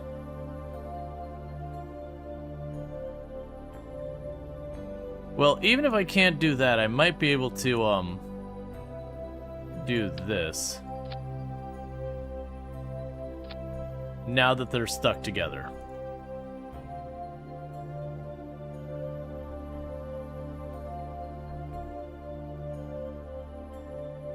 Okay, what was the button? Was it this one to switch?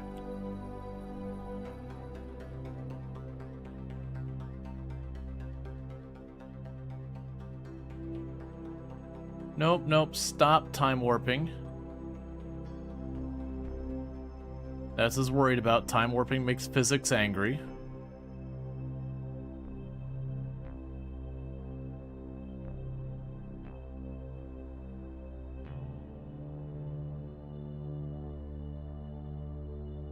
Pin. Pin.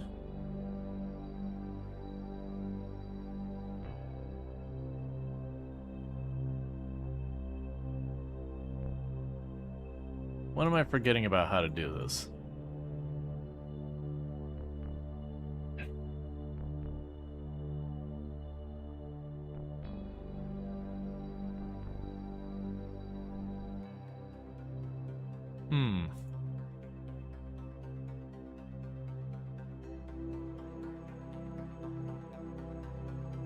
So it's looking like it's not happy with that. I'm not getting the prompts to be able to move the fuel over.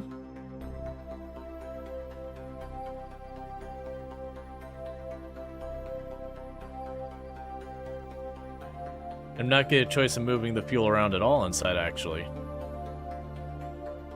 Because I should be able to do that. Alt right click? On what? What am I alt right clicking on? Because nothing seems to be accepting alt right click for anything.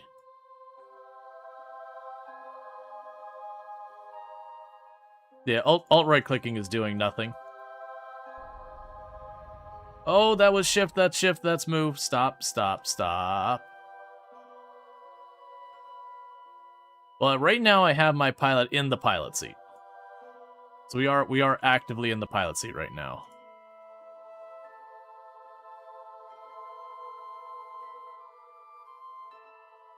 So you set you to my alt left click does not seem to do anything.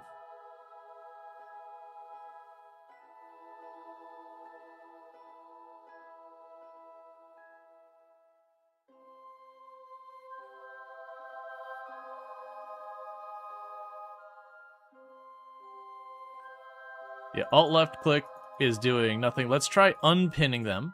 Maybe that's the problem. So alt right click brings that up. Alt right click brings that up. Nothing happened. Alt left click does nothing. And this is the exact same prompt we get for the right click in both of these. Now, what I remember doing is going here and being like plus, and plus will be like in and out. But I'm not getting that option. Now, it could be, since it's on the fuselage, not where the fuel is, that might be the issue. But I have connected a fuel line between those, and it is connected, so I'm a little curious why you can do that. Do you have crossfeed enabled? Yep, it is enabled on that side, and it is enabled on that side. We could check that. Because like I said, we do have our pilot on there. I don't know if this is an engineer thing, because I know the engineer has to disconnect and connect these. That's the engineer's job.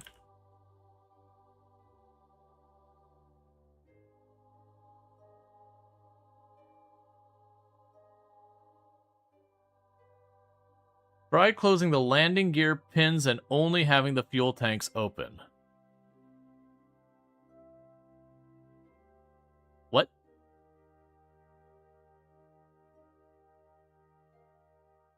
Interesting. Well, let's do some tests. So alt right click here and here.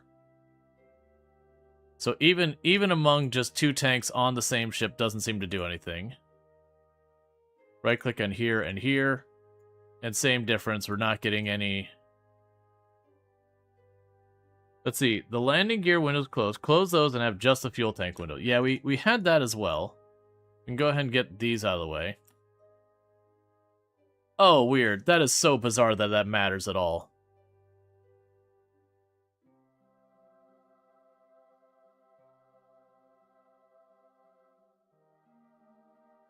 Going ahead and draining the fuel tank on over. Yeah, no, that feels like it's almost a bug, if not a bug, just very confusing. I had to close where I had my landing gear friction windows up.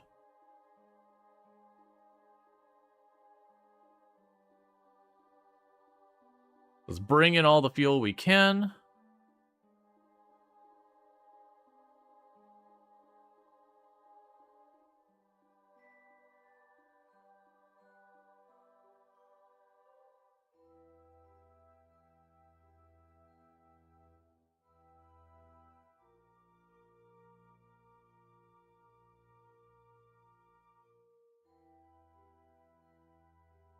All right. So EVAU.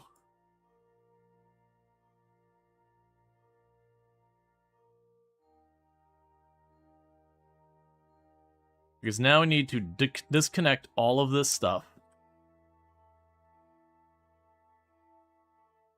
Because we definitely don't want to drag this whole thing out into space. It's not going to help us any.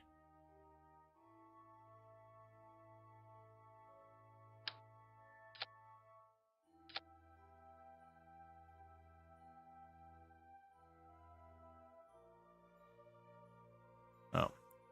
Switch targets. Switch targets, switch targets, switch targets. Undock. Switch targets. Switch targets.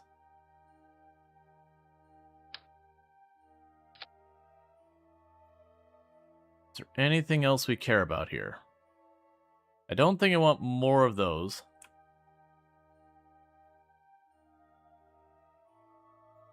You've already collected your research out of there. So, somewhat interestingly, I don't have use for you anymore.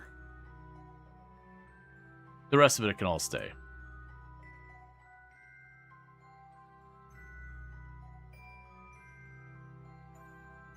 I've already got it collected inside my research thing, and I don't have a scientist on to reset it, so it won't matter. It's not enough weight to matter.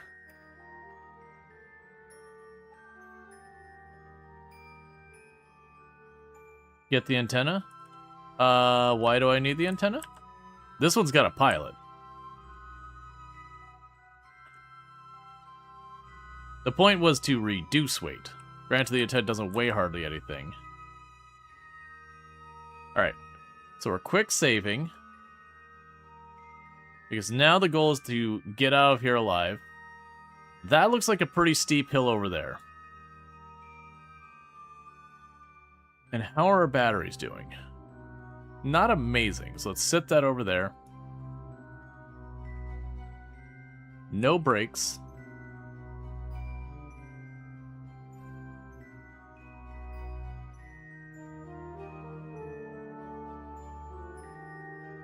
Those are not quite straight, which is probably not the greatest.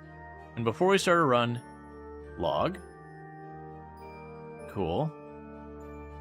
Log. Cool.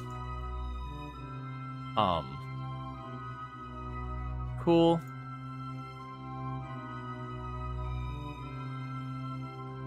EVA report. Cool. I'm pretty sure we already got all this area here.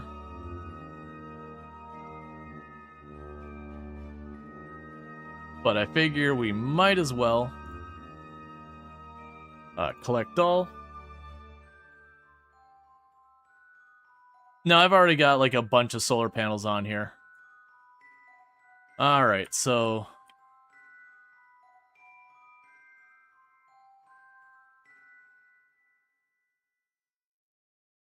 let's grab our gear.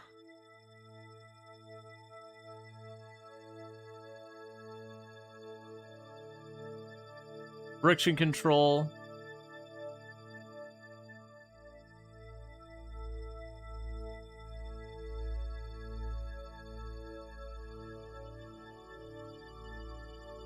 Trying to see what I could do to make wheels go.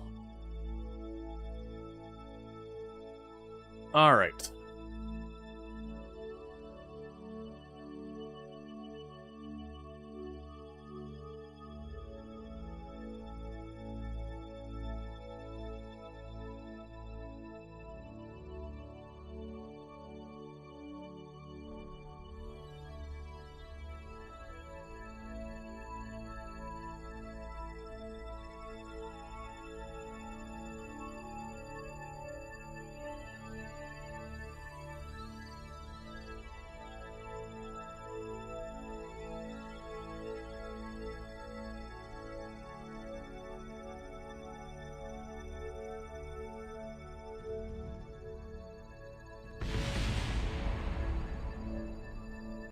Okay, let's just go back a minute for no discernible reason. Double checking. 98 and 53 minutes.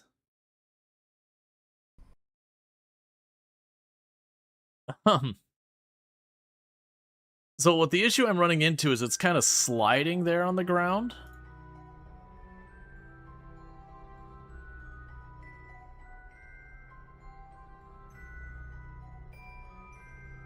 Like, not forwards.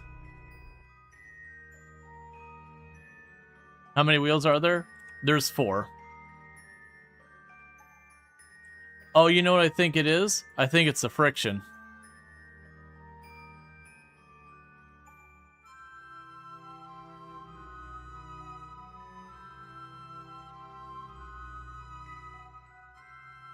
I think the friction that up is causing them to just drag.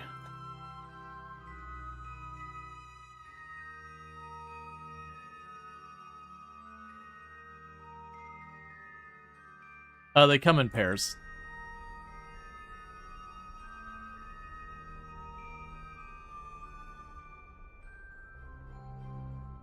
So plan is to try and get up here and then full throttle up as we're starting to go up the hill. I don't want to full throttle before we hit the hill or we're just going to slam ourselves into it. But once it starts to angle up, just open it up.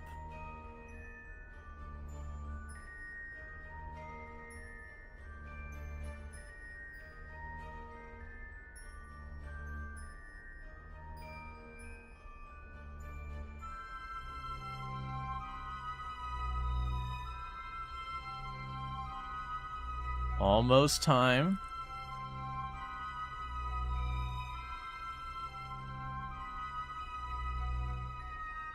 I just need to get off the ground. No mods? Nope.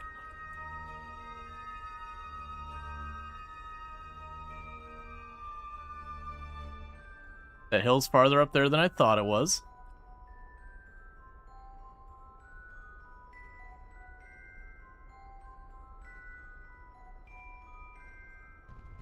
I knew that was going to happen. It started to drift real bad.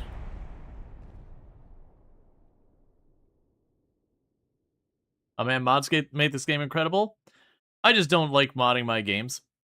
Just generally speaking, I'll do like light quality of life mods, those kind of things. I know the mods allow you to do all sorts of wild things in the game, but I find like for having like game balance, these kind of things, it's so hard to find mods that actually give you the stuff without completely changing the game balance. Rover Max Model S2. What? There it goes. It has no hope. Oh, the Rover Max Monarchs 2, those are the wheels we ripped off. To get the fuel tank to stop rolling away.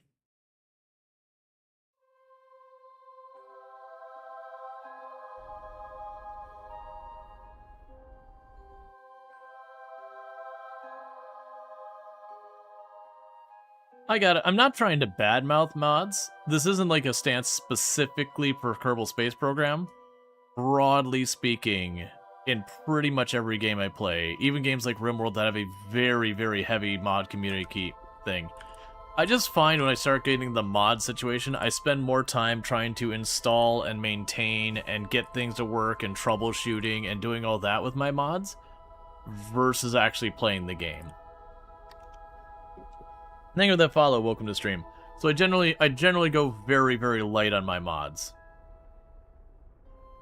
Yeah, and that's the thing, is I do have to have a certain amount of speed, Luxray, because once I get over that crest, if I don't have enough speed to keep going, then we just come down, we smash in the ground. So it's kind of one of those things, I just need to get there. Yeah, mods can absolutely be a rabbit hole. And like, there's cool things you can do with mods. Visual mods are worth looking into. I've made it clear I actually don't care. I think Kerbal Space Program looks great. I know you can make it look better, but you can already make Kerbal Space Program hate its existence with computation and everything. I don't need to add more on that. I would rather do more wild and ridiculous builds that have tons and tons of junk I don't need to make some obnoxiously large rocket than to prettify it.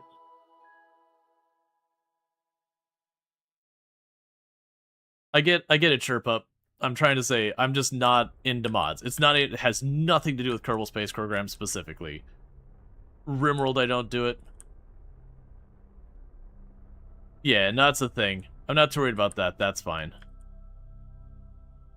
Did you add the community fixes? Nope. Literally no mods. Vanilla.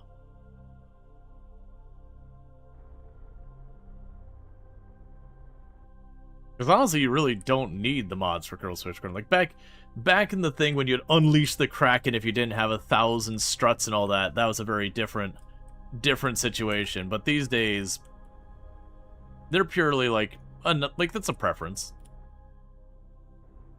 I'm gonna have to pick up my speed in a lot here, or we're not going anywhere. Alright, full throttle.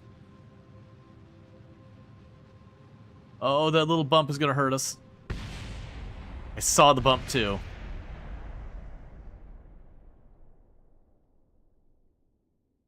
Yeah, that's the pieces in the sky.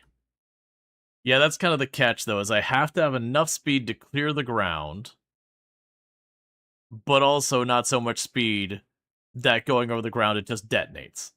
Or it starts wiggling. Because the thing that's actually been getting me is it starts wiggling real bad, like almost fishtailing. And when that happens, it turns and it hits its wing. And for being in space and all that, we don't care about the wing. But I'm going to need the wing to land.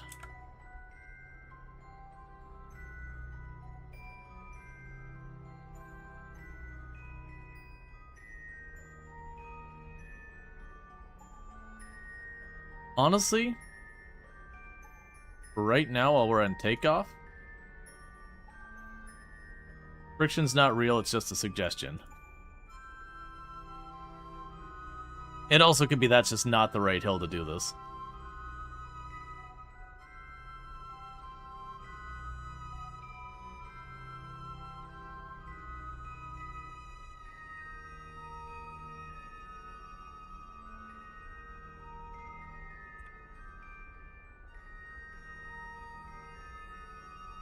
Yep. Yeah, that's why I need the hill, is there's no atmosphere, so these wings don't do anything here, and they won't do anything in space. I need the wings for when I get back to Kerbin. Yeah, I was literally just thinking that on the YouTube side of saying, you know, the RCS might help. I actually have pretty good RCS for lift for this point. That's not what I wanted.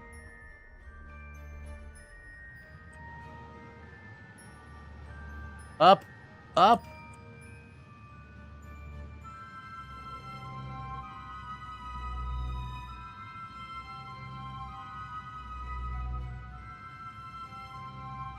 It didn't go exactly how I wanted, but I will take it.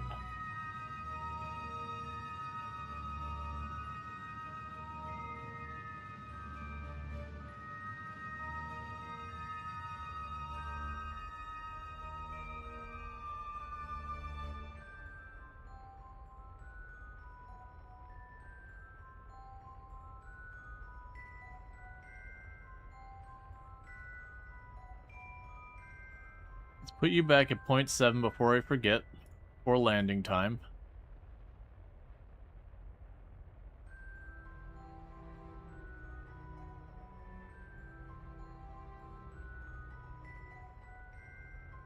So we're just very, very, very slowly putting ourselves in orbit.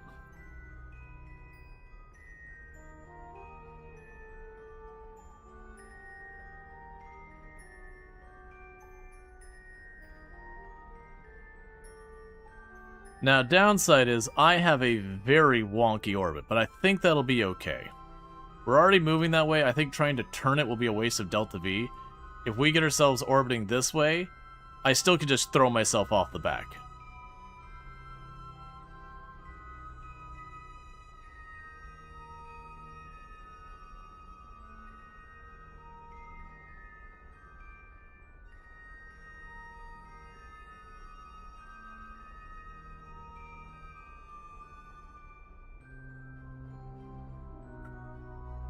So basically what I'm trying to do is keep our abscess about a minute and 30 out.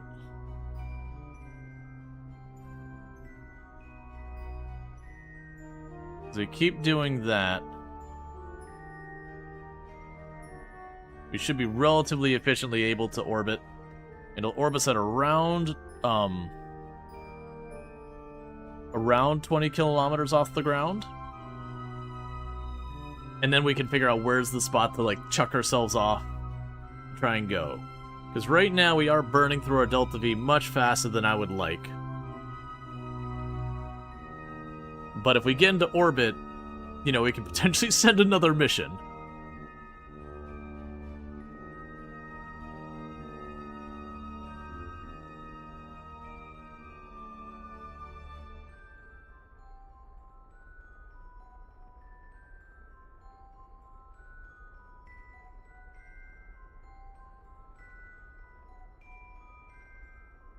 We are burning that fuel way too fast.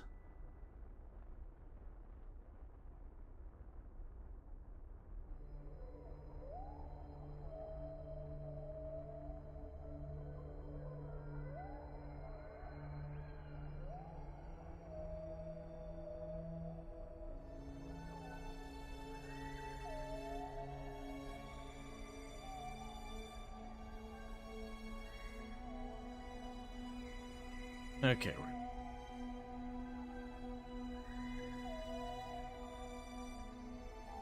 You let that start to balance out. Get close to the apoapsis. All you need to do is aim at Kerbal.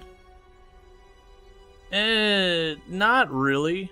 So there's different ways for it to go, because you got to keep in mind that we're going around Kerbal real fast. So if we just point at Kerbal, I will come off going at kind of an angle. That wouldn't be the worst. Usually for me, I found I got the best results going, like, with the orbit, going, like, if I'm going around Kerbal this way, that I would leave, say, at the top, I would leave trying to go the opposite way, because then I'm countering the movement of the moon. That I'm kind of... It's, you know how there's the whole thing about, like, oh, if you jump at the last second on an elevator, you can save yourself. And that's not really a thing, because you're still going super fast down. You know, your little minor counter doesn't overwhelm it. But the concept, like, there is a physics concept that does work there, it's just the numbers aren't within realm of reality. But in this case, it does help.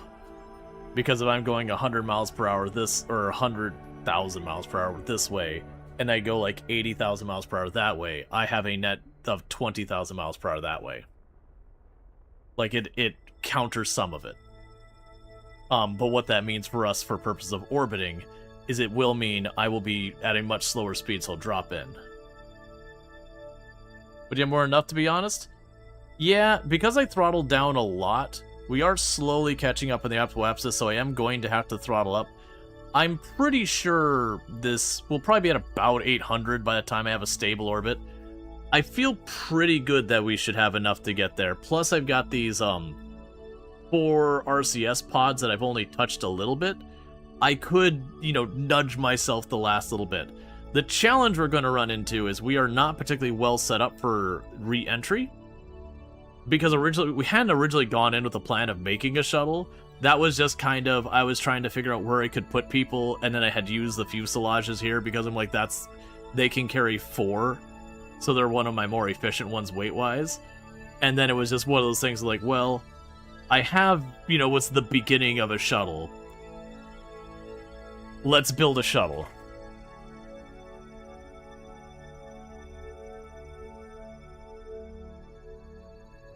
Okay, and we are almost at a stable orbit around the moon.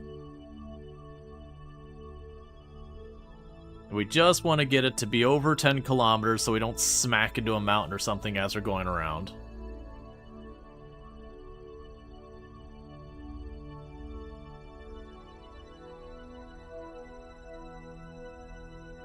That's all fine. Okay, we are in stable orbit. So regardless, let's quick save here.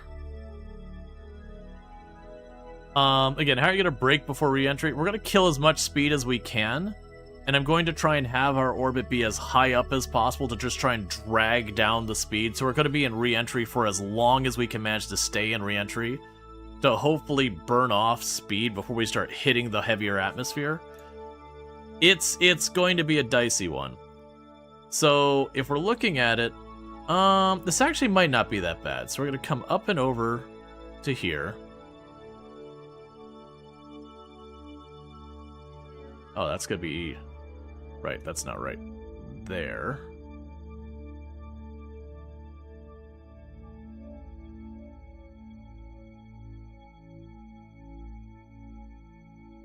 That'd be a real terrible one.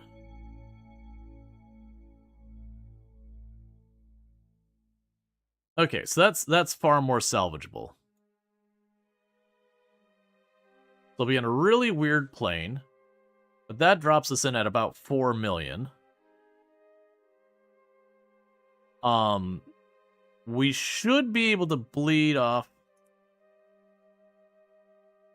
Yeah, keep in mind there is a stream delay, especially on the YouTube side. YouTube sucks when it comes to stream. You're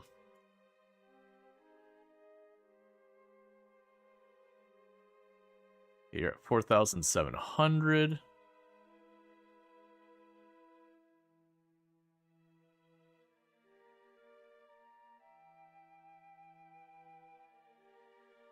Yeah, I think that's about as close as we're going to get. About 200 delta V, and then I got 600 delta V to pull myself into the atmosphere. Alright, and that is a 23-second burn. Go ahead and bring it around.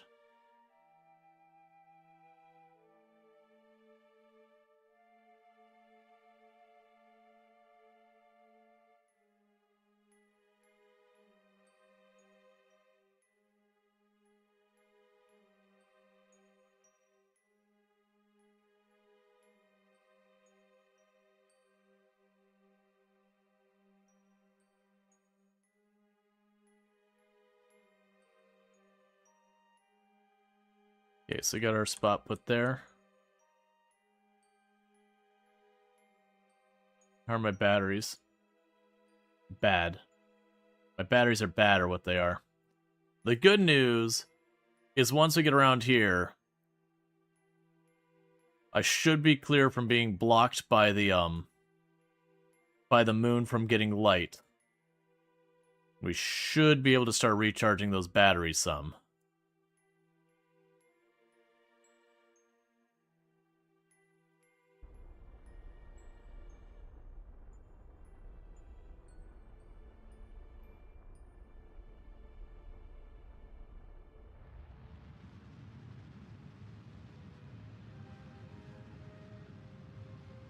Okay.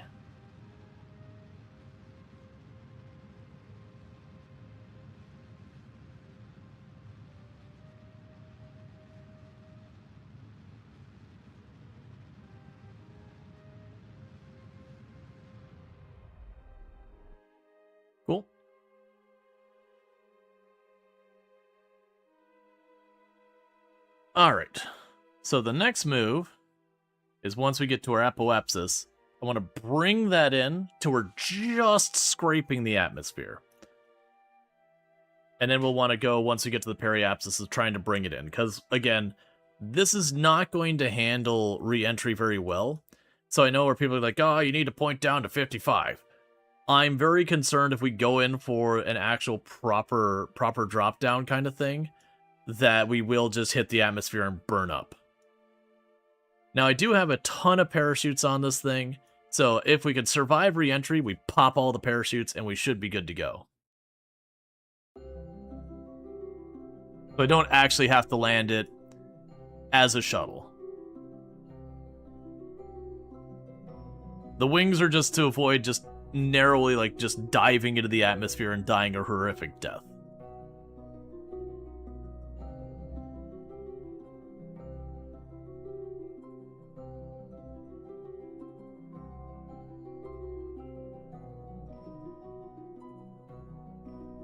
And then this will be our 10 Kerbals bringing back home. 8 tourists, Jeb and Melali.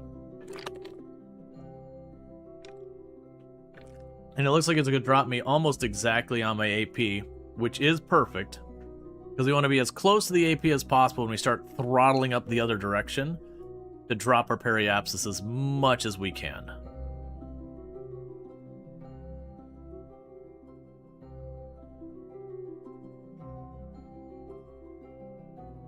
Would it be hard to land like a plane?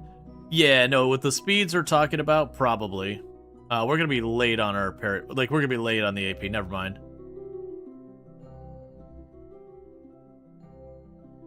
Okay, that's fine. I don't think we use it now. I think we go the whole way around. First, before we do that,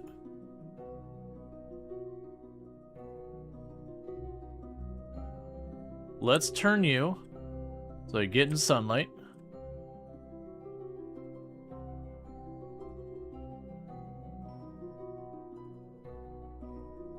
Alright, so now, bring it the whole way around, which is 3 days.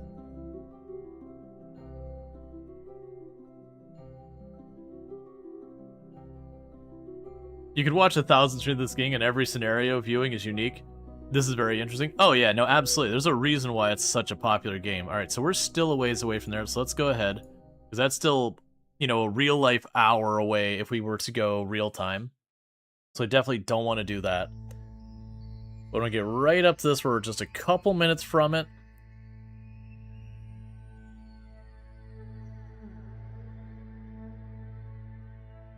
Let's get closer. Yeah. Because we want to be as close as we can be to the apoapsis when we're doing this. It'll just be we'll get a lot more change with our delta V if I do it right at the apoapsis versus I'm doing it way off. Go a little bit farther. That keeps me 3 minutes out, because I'm pretty sure I can't even run my burners for 3 solid minutes. Alright, so we're going to go solidly 100% retrograde.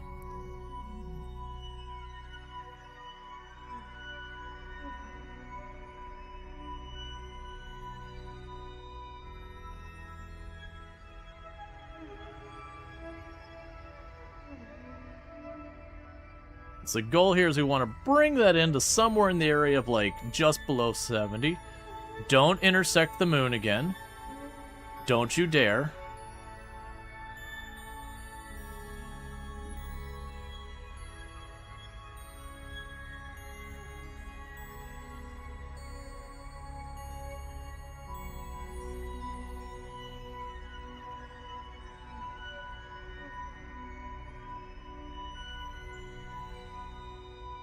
Okay.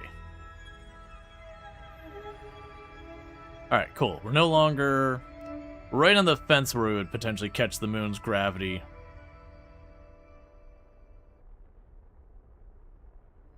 Now, I don't care. That's our next time around we would catch it. Okay, so with that would bring us just into scraping the atmosphere. Let's get all the way over there.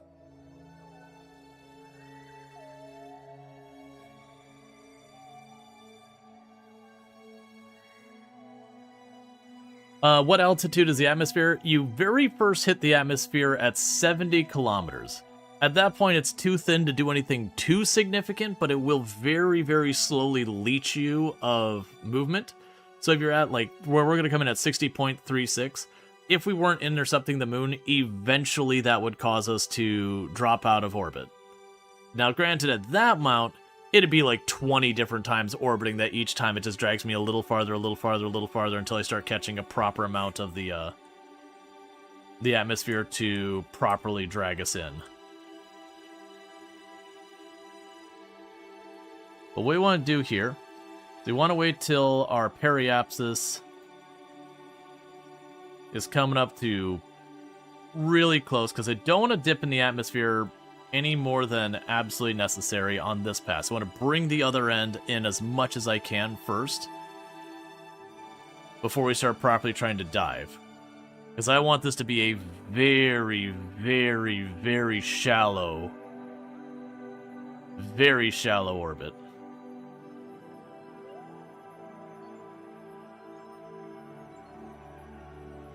Okay, so we're officially dragging on the atmosphere.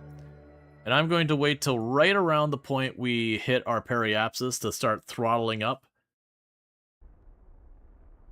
Because I do not want to bring our periapsis down too much. I want to bring our apoapsis down as much as possible.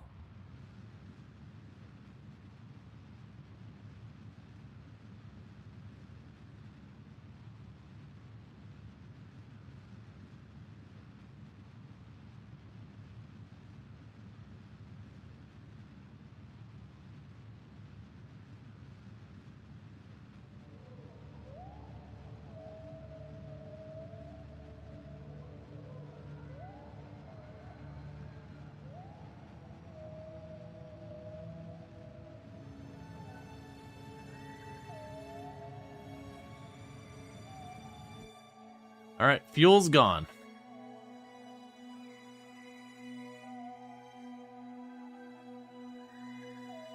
So what's going to happen here is we're not, like, out of it yet. I have a lot of RCS fuel. Bring ourselves the whole way back around. And I'm going to go full bore with the RCS. If we start getting low on RCS and we're still out here pretty far, I will go the other way to try and drag us down lower. So, retrograde. RCS on.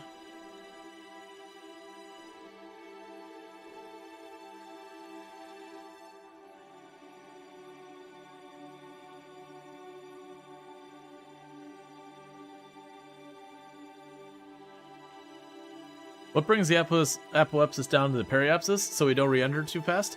So basically, the apoapsis is at the highest point you'll be, like, the farthest from what you're orbiting, and the periapsis is where you're at the closest.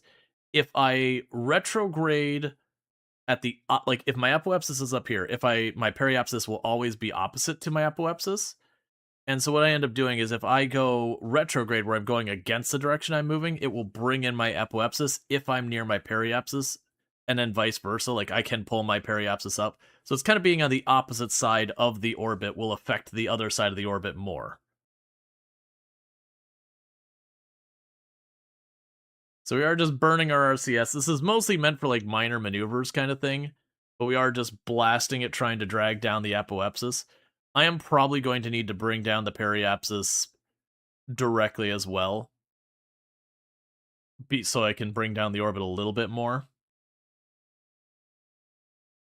But we'll see. Because if my orbit is way too long, it's going to take a while for it to, like, correct it. I'm trying to avoid having to, like, orbit this thing, like, 20, 30 times just to drop.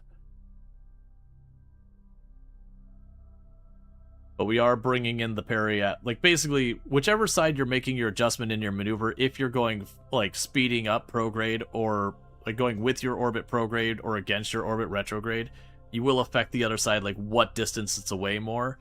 And then if you go against the side of like a 90-degree angle, you'll start to rotate your orbit. Rotating is very, very fuel costly. It takes a lot to change the orbit rotationally. The speed you have, the less heat normally. Right, and the idea is I want to stay want to stay in the upper atmosphere, because it is those things that there's two components that go with heating up. The first one is your speed. More speed means more air friction, means more heat.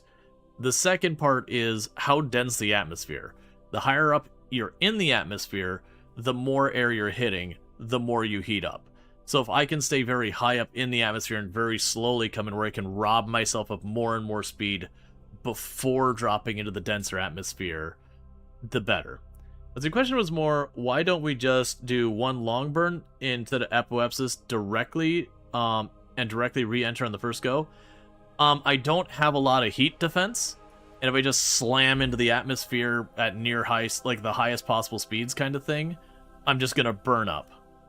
So I'm trying to take as shallow as a re-entry as I think I can get away with, for the purpose of just kind of like skimming the atmosphere and just killing as much speed as we get dragged in. We're gonna get hot regardless. It's a matter of what I think we can get away with.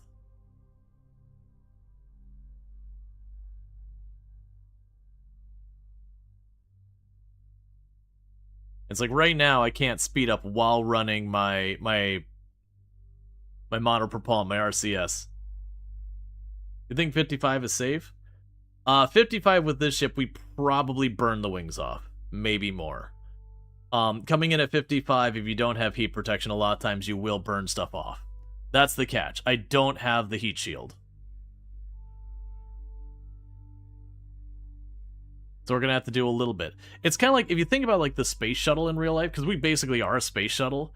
The space shuttle, when you look at it, it's got like the white on the top, and it's almost that like coppery black on, like it's if the light hits, it's almost a copper color, but otherwise it's like a black ceramic tile on the back.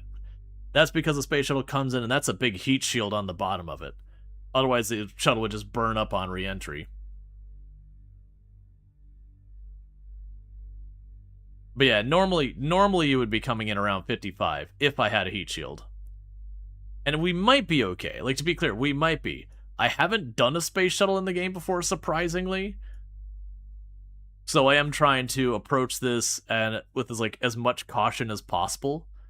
Because that is our biggest concern right now, is hitting the atmosphere and just burning up. You had a Lego space shuttle when you were a kid and you played with it so much.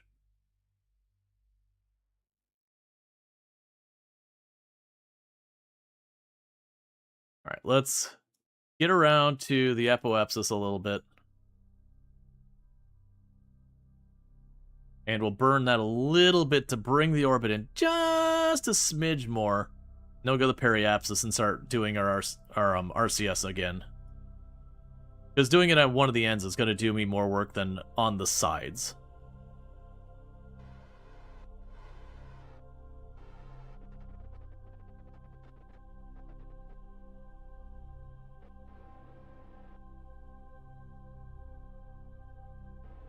Because I am worried if I don't bring us down a little bit closer, we're just going to be up here forever. Okay.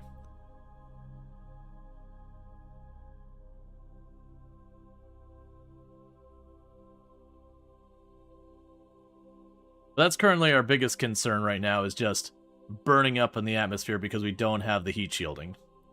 And that's because, as far as I'm aware, I didn't see heat shielding I could really use with a space shuttle design. Like, I didn't, and there probably is. There probably is like a space shuttle specific kind of part that we don't have access to yet.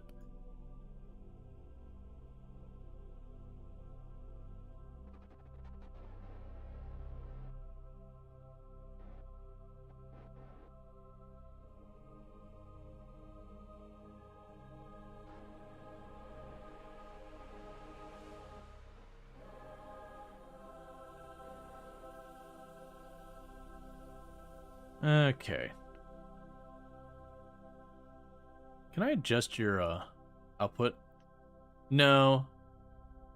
I should have probably used the other RCS that have a lot higher output. I did notice, for whatever reason, this one's not doing. That's fine.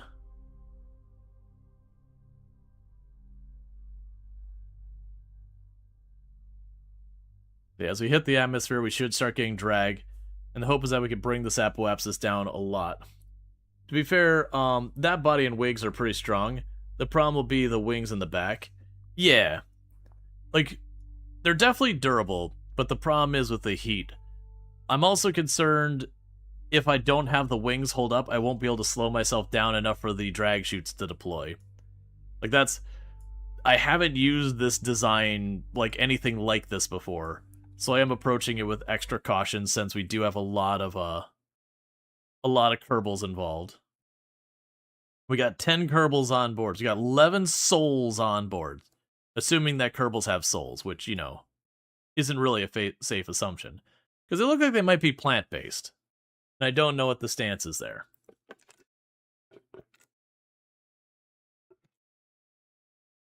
Or maybe they're like Warhammer 40k orcs and they're actually a type of fungus.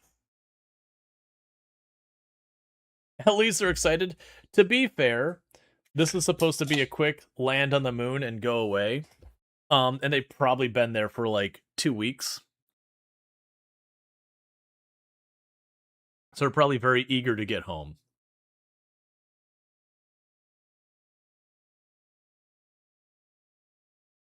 I think I'll approach this that we just let it go around, and then each time we get hit atmosphere, I'm going to hold the RCS the entire time we're in atmosphere. Until I feel like it's going to either, one, we run out of RCS, which probably won't be the issue. Or two, we start actually getting some atmospheric drag. At which point, then I'll start probably turning us to be pro grade. And the reason for that is I don't want to properly enter atmosphere where I can't manage to turn myself because I was busy fighting this way, and now I have all this wind resistance trying to prevent me from facing the correct direction.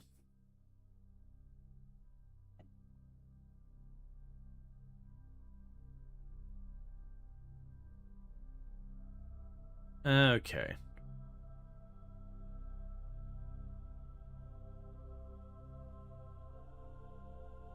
With all the nonsense that people were really enjoying when I was messing with the space plane, do you think there's Kerbals watching TV and saying all these MUN missions are fake? Yes. Zero question about it.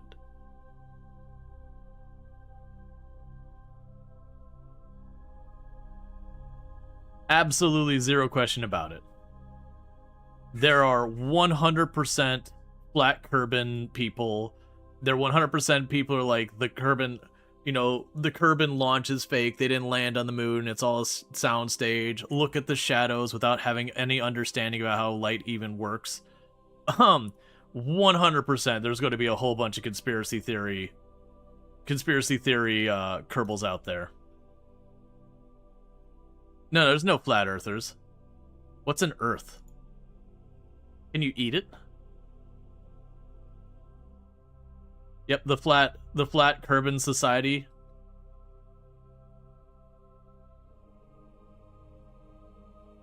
Talking about the flatness of Kerbal from all around Kerbin.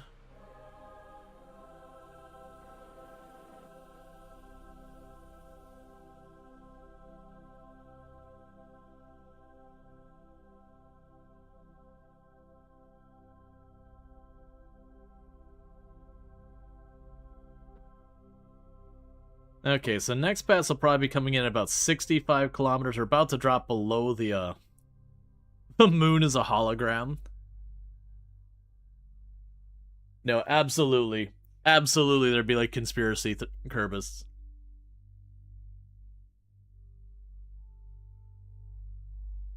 But that's okay, we can do just like we do in real life and just kind of push them in their corner and be like, you just stay over there. The rest of us will have intelligent discussions over here, and you just keep doing your thing.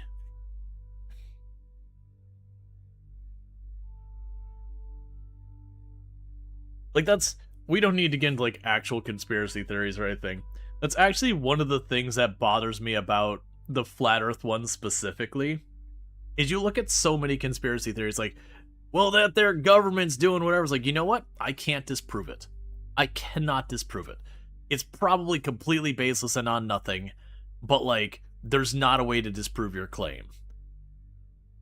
But with the Flat Earth, you can literally get a stick and put it in the ground and measure your shadows and demonstrate that the Earth is round. And you can actually get a relatively okay accurate measurement of the circumference of the Earth from sticking a stick in the ground and measuring the length of the shadow at different parts of the day.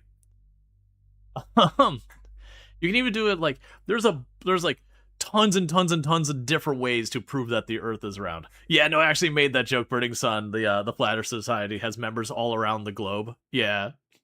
I didn't use the exact word. I tried to, like, make it work with Kerbal. Yeah, the humans figured out the world's not flat thousands of years ago. Oh, yeah. Well, that was like, there was a whole thing. It's like, oh, yeah, they used to believe the Earth was flat when Christopher Columbus found the Americas. And they're like, no, that was, at that point, it was already a niche thing. There were those who believed it, but they were already kind of a small subset who were, you know, not taken too super seriously. But yeah, no, it was oh, it was before the Greeks. I'm trying to remember where the records we had where they had some like philosopher who like went through and like figured it out and, you know, did the shadow thing and was able to like was the whole thing where they measured the Earth based on using this little shadow in like a field or whatever, and they were within like 5% accurate. Like they were like that close that they were very close to actually accurately measuring from a stick in the ground. Copernicus or Kepler, maybe? Ooh, Kepler sounds right. I don't know if that is right, but Kepler does sound right. Both of those would be strong possible. Can you prove the Earth isn't shaped like a dinosaur? Yes. We have satellites orbiting it. We can very easily prove stuff. And yeah, you know, the conspiracy is like, yeah, but those pictures are generated. Actually, fun fact, most pictures when it comes to talking about various celestial phenomena are actually computer generated. Not in a it's deliberately misleading where they're like, here's what we think this other galaxy looks like. And you'll get like a computer model based on the actual satellite. Because half of those things, when you look through the telescope and you're like, what's that look like? It's a fuzzy wiggle. What is a fuzzy wiggle? Well, we can tell that's a quark star. Or no, not a quark star. But, like, there's sometimes that we actually have to go through in math where it's like, well, we've noticed this wiggle kind of moves like this, and so we can tell there's a lot of gravity there. Pythagoras? Let's see, there was a Greek who measured the shadow at noon compared to between Greece and Egypt and was very close to accurate circumference. Yeah. Let's turn these off. And we go around again. Because this is coming in about 100,000 kilometers each time, give or take a little bit. And then we're also lowering the inside.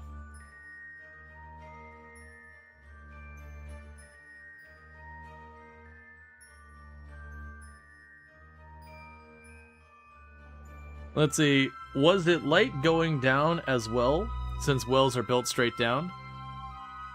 Yeah, there's been, I think there's been multiple people who've done roughly the same experiment. A lot of them unaware of each other. Web search says Eratosthenes in 240 BCE. I don't know that one. The first was. Ah, gotcha. Yeah, no, I don't remember who did it, but it was basically the idea. For those who don't catch what's going on, is if you take something that's straight, like a stick or a well or something, and you put that perpendicular to the ground, because the Earth is round, you'll actually have the shadow get slightly stretched. So even if you have like an exact kind of spot with the with it, you'll actually see where it's stretched, and you can actually figure out as the sun goes by, you can get really accurate measurements by how the shadows manipulated. The one thing that throws off your numbers is if you're like on a hill or whatever, it can screw with things. But then if you know, you take the stick and you move it around a couple of places and measure it again and again, you can kind of, you know, normalize for that.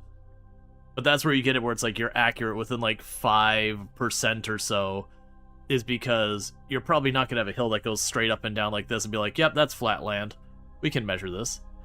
Don't you want to continue RCFs at the apoapsis so you can arrow brake on the low side, or just circularizing? So I need to come in a very, very, very, very, very, very, very, very, very shallow orbit, or sorry, entry because we don't have heat.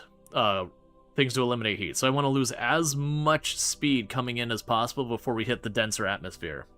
Because by coming at like 55, I'm going to at a very high speed hit the dense atmosphere and create a ridiculous amount of heat.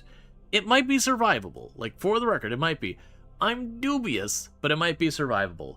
What I want to do is stay at the very high end of the orbit, so that way I'm dragging on the atmosphere while it's thinner to hopefully rob me of as much speed as possible before I dip down into the denser part of the atmosphere. That's at least the plan on paper.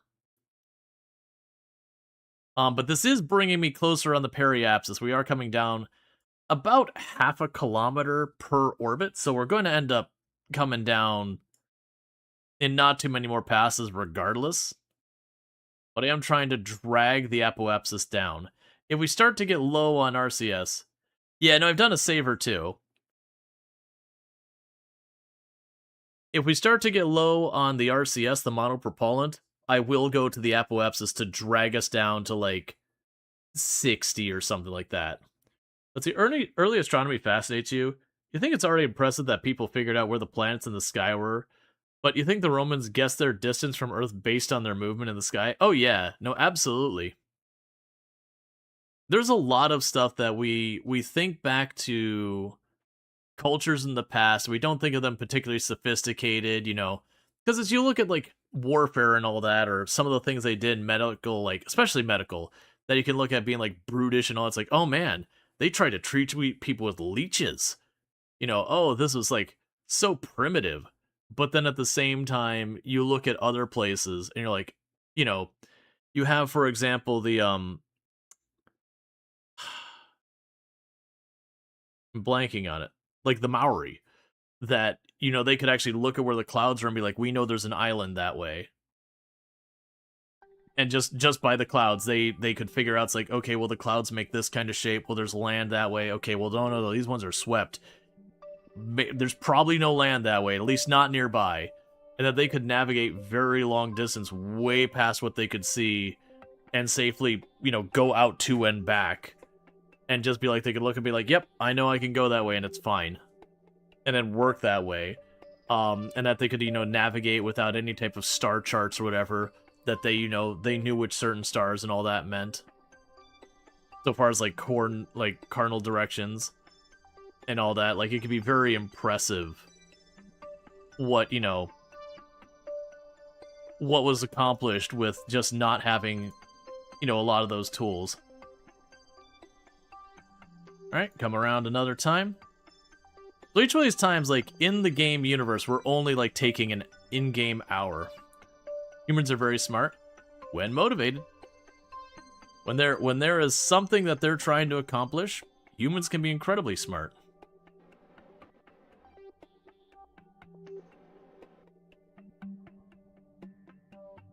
And wanting to be able to find more land when you're in the middle of the ocean? That's a pretty strong motivation. Humans can be very dumb too. They can be. We can be very self-defeating.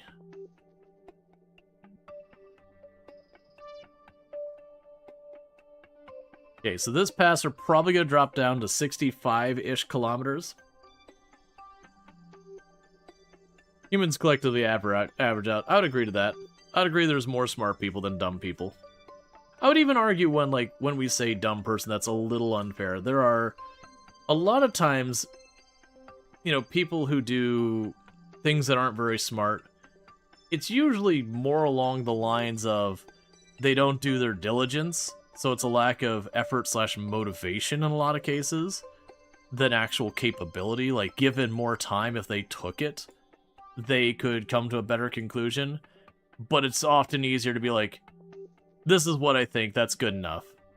Yeah, misdirected intelligence, that's fair. Yeah, no, we've talked about, for those new to the channel, so for those who don't know where, like, the whole Florida man comes from, so the Florida man, like, meme and all that is kind of an interesting one because it's actually kind of a good thing that led to Florida man becoming a thing.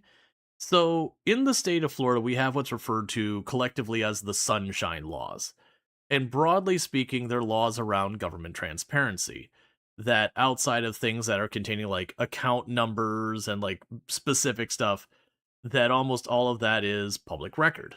That if I want to, I can go to the court and be like, give me these police records. And again, they'll do stuff like they'll keep account numbers, whatever, out, but that is something you can get a hold of. So where Florida Man comes from is, you'd have your slow news week and all that kind of stuff, and people are like, all right, what on earth are we gonna do? There's not been any big breaking news. We need something to put in our paper. And so there's certain things they would kind of fall back on, as like grabbing some statistics about sports and all that. But, people want something of more substance. And so what they found they could do is they could go to Florida after the Sunshine Laws came to be, and they could just look up whatever ridiculous arrest had occurred in the last month or week or whatever. You know, find some police report about a person who robbed a gas station with a goose or whatever, and then, add it to the paper. And then, there came Florida Man. But the unfortunate reality, or fortunate, is Florida doesn't have a monopoly on people doing really dumb things. Um, as much as that might be wanting to true, we don't have a monopoly. We're pretty much in there with everyone else. We just have a lot of people. And public records. Let's see, can you not just set it into a decaying orbit and let it do its own thing? I can, but I do want to make sure, like, we're already in a decaying orbit. But I want to make sure, because I can't just let it crash down on its own. Like, it needs me to actually fly it coming home, because it's a plane, not something I can just deploy the chutes and walk away. And to be fair, with Kerbal Space Program, you don't want to be like, alright, you're coming down, stage it, go over there. The physics calculations will end up being all wrong. So you definitely do want to be at the helm. Almost out of fuel? Yep. Well, I mean, we're actually at about to hit 25%. But yeah, so probably go to the Apoapsis and bring it down a bit more. Now, we can probably do one more pass. And then after that pass, it'll probably be time to just force it deeper in the atmosphere. We're not far from needing to actually,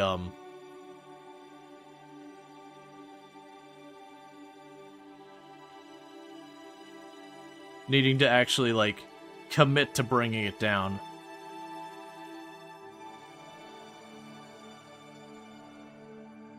Yeah, like 2.5, we'll go to the Apoapsis and bring it down. Because the Apoapsis, if I only take it down a little, it'll drop me pretty quickly down.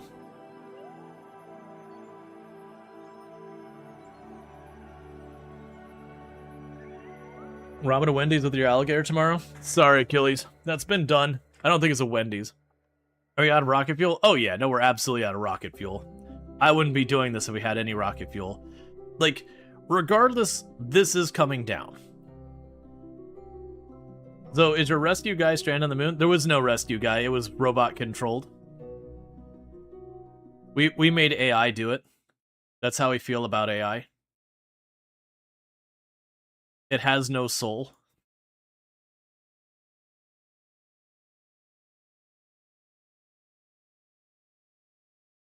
Very inefficient way of doing this, but doing Kerbal how it works for you is the best way. Right, and the only reason why we're being so babying on this one is, again, I haven't tried to bring, like, what's effectively a moderately poorly aerodynamic plane in, from space at orbital speeds. This is new territory for me. I've done a lot of things in Kerbal. I've made big space stations and all that you could refuel at, all that in the past. But a straight up, like, space shuttle that's coming in, this is new territory for me. And like I said, in real life, if this was a space shuttle, all of this would be coated with thermal tiles. They're ceramic-based thermal tiles to prevent heat coming in. Now, we tested this shuttle. This is its first mission. Oh, we've saved a bunch of times, Luxray. Is this game fun? How hard is it to learn the basics? I would say it's fun. I very much have enjoyed it. So, learning the very basics isn't too bad. It's definitely a game that you can make as complicated or uncomplicated as you want to a certain degree. At a minimum, the thing you will need to learn is, right now it says 0 here because I got no rocket fuel left, but that's your Delta V. That's kind of the minimum thing you're going to end up learning is, like, you've got thrust, to overcome gravity. You've got delta V, which is kind of your ability to do stuff in space. Think of it like a stamina bar in other games. The stamina goes down when it hits 0. You don't get to do anything anymore. So you better be in a situation where your problem's solved. But otherwise, a lot of it you could just trial and error and all that. And there is stuff in the game, like, I want to say in this help area, that will explain all that. They'll be like, oh yeah, here's construction, here's part details. And this is a very information-dense thing that you do not need to consume any significant amount of part of it at any given time. But yeah, no, it's a lot of fun, but it definitely is one of those things that'll be just a couple of things you'll have to learn before you start finding any success. But a big part of that is, the bigger your rocket get, the more thrust you need. The more thrust you need, the more fuel you're going to burn. The more fuel you're going to burn, the bigger your rocket has to be. And you can kind of get yourself into this loop. There's a concept in real life known as the tyranny of rocketry. Yeah, I don't remember the tutorial. I don't know if when I first played the tutorial was in the game or not. I genuinely don't remember when I first started playing what was there.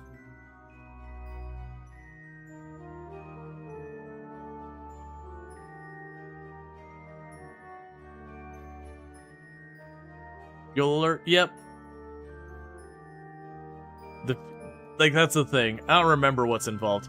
But yeah, so the thing that's nice is, literal rocket science. It's the meme for complicated things.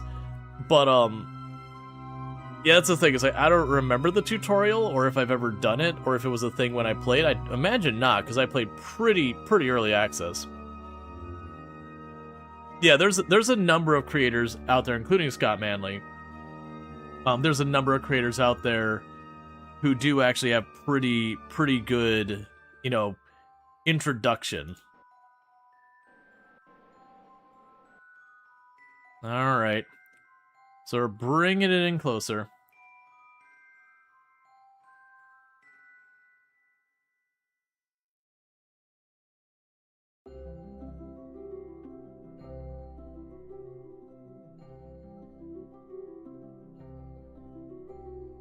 All right.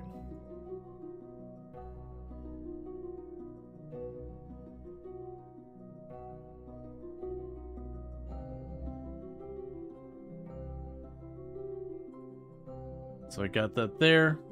That's going to bring us in a much lower orbit. So we're going to start smacking the atmosphere properly each time now. We're going to be burning the last of our monopropellant. Yeah, this last pass here, all of our monopropellant.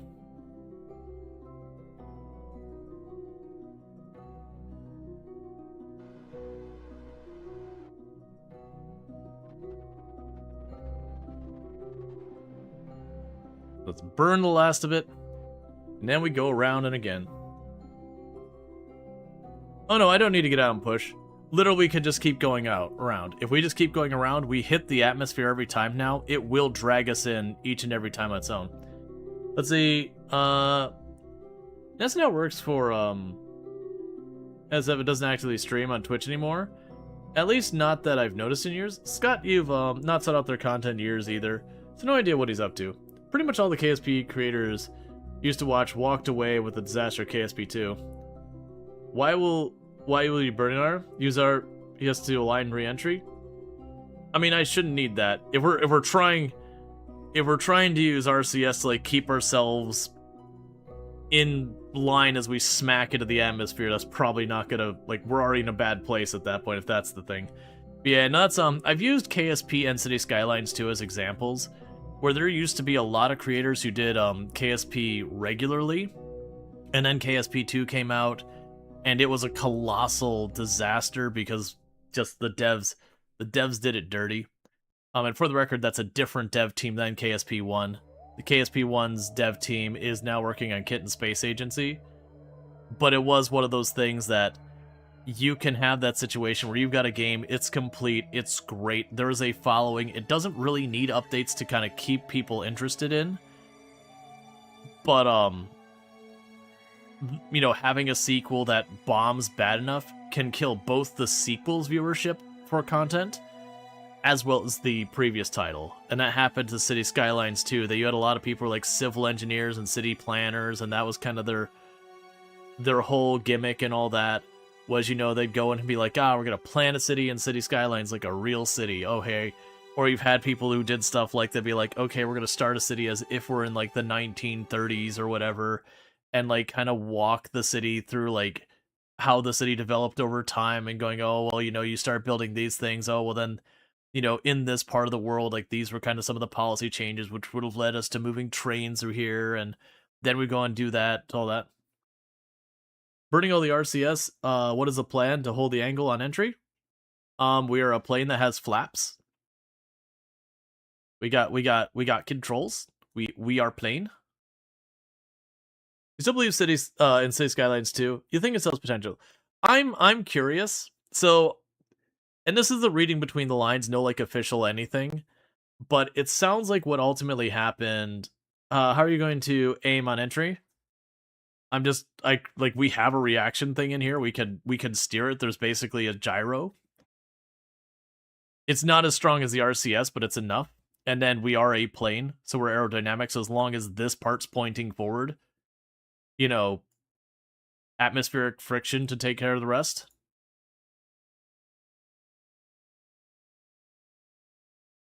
Yeah. No, and also we do have a lot of parachutes on this. I had zero confidence that we were going to be able to land this plane thing like it's a plane. All right, monopropellant's done.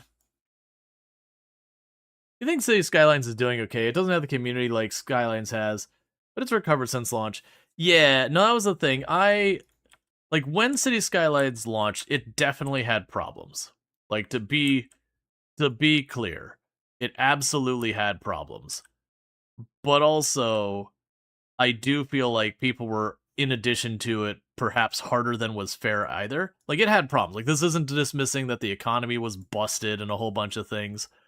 And there's a lot of physics simulation stuff that wasn't the way it should be.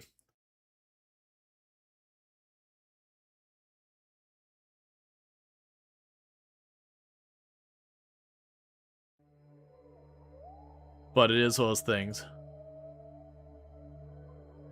Ideally, you'll go belly first. Yeah, no, that's the idea. Is we want to go belly first.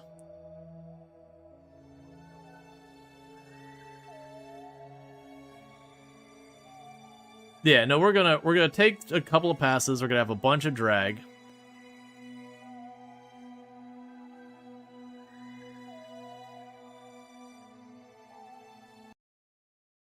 And then each time SAS, prograde.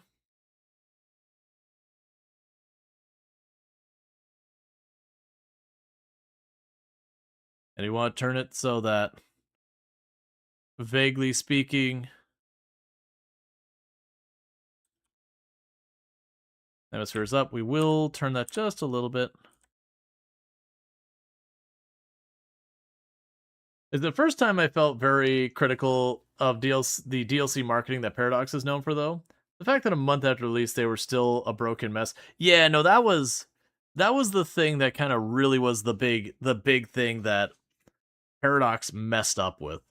They had, you know, yes, they had their project planning, the game release, they expected it to go better, so they had already been working on the DLC to prep it so the DLC was ready for when that was.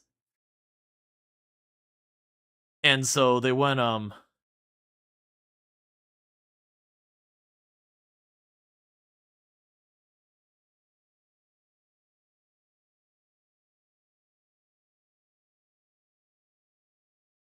and so it was just one of those things that, like, even though, like, all of that had long been in movement before the point that, you know,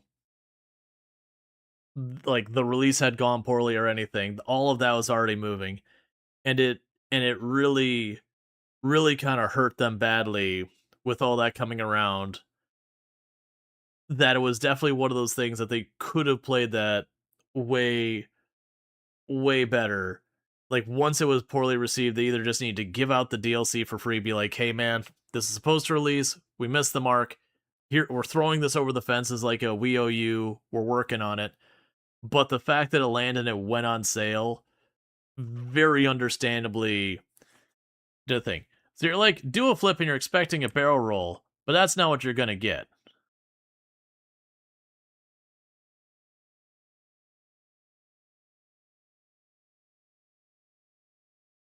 Yeah, no, I saw that the wheels were already taking some heat already. So I'm like, oh, we're definitely gonna be frying some things. You think there's more Paradox Taxis catching up more than them? I would disagree. In a world where City Skylines 2 had a clean launch, I don't think it would have nearly been as negatively received with the early DLC. I'm sure there would have been upset people, but like if the initial launch for City Skylines 2 had gone well, and then just a month later it's like, hey, did you want more? Because that wasn't like some big expansion. They're like, hey, why wasn't this included? It's like, yeah, this is kind of like, just an asset pack. Because it was like, what, the houses that looked cool on the beach or whatever, or something like that. So it's just like, it's almost like playing The Sims and being able to buy a new shirt. But it's because the launch went so badly, it seemed very tone deaf at the time. Well, as the publisher, they were in control of the state of the game at launch, as you see it. By working with the dev team during the game design. Oh yeah, no, absolutely. Oh, but circling back, it sounds like what ultimately had kind of come to it is a lot of what was going to be included in City Skylines 2 was set by the devs, and is kind of one of those things that the reading between the lines, not from like an official source or whatever, but kind of the reading between the lines of all that, is that ultimately it seems that the devs kind of were over ambitious and couldn't quite deliver on what was promised, and it kept kind of dragging out more and more, and the publisher was finally like, you gotta ship, which we can certainly blame the publisher for that, but it also was a thing that, understandably the dev team was ambitious, they wanted to accomplish new things, and they were struggling to deliver.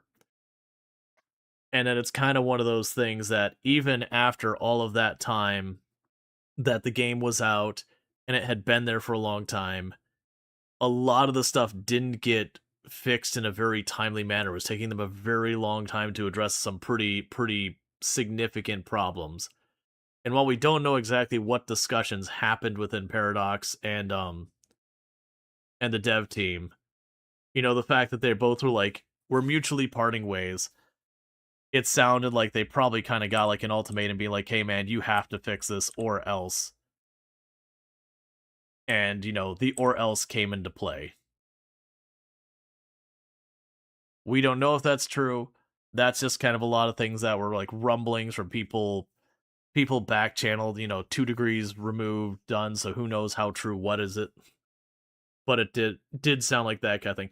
And I've been along with a lot of dev teams who have had that problem where they've gotten a project going, promised the moon and the stars, and then realize they just lacked the expertise to deliver on their promises.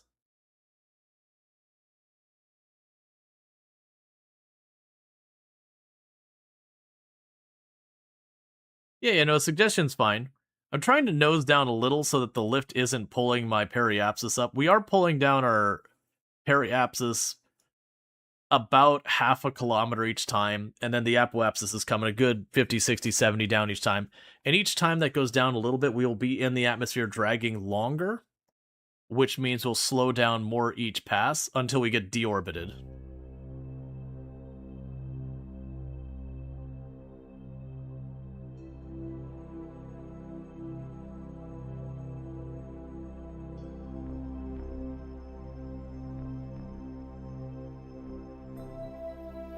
Yeah, no, that's the thing. Them having a DLC planned then, I don't think that was a problem. The problem was once the bad reception happened, that was the time to like try and get a win.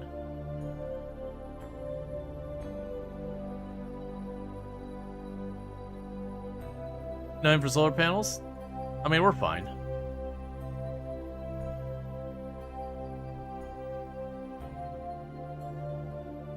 Yeah, no, straight up would be fine. Yeah, no, that was the thing. When I started pointing up, I noticed the periapsis came up a little bit as we got a little bit of lift. I was like, no, if I accidentally pull us out of 70,000, then we're stranded. So that was just kind of the thing there. But yeah, no, straight up would just be like a big wind sail kind of going like that, and I could always nose it down easy enough at that if we start properly dipping in. Yeah, that's not a bad call. Because they originally had it pointed up, probably not like 45, but like a good like 15, 20, and it was enough that we were actually gaining periapsis. It's like, all right, hang on, that we can't have. So we're falling with the wind blowing against us this way, or the atmosphere. But once we start hitting this part of the atmosphere here, that's when things start kicking off.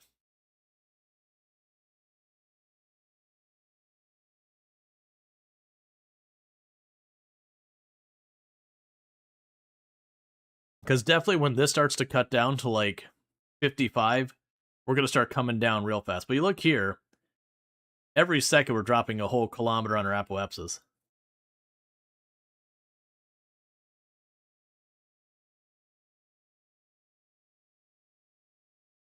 Yeah, no, we'll start seeing with this game. They don't have the idea that if you turn up too fast, your wings just snap off that way. At least not that I've seen. They do have where you turn your wings real fast, and then you just have like all the heat up and all that. I don't think I've been able to smash a wing off by just turning.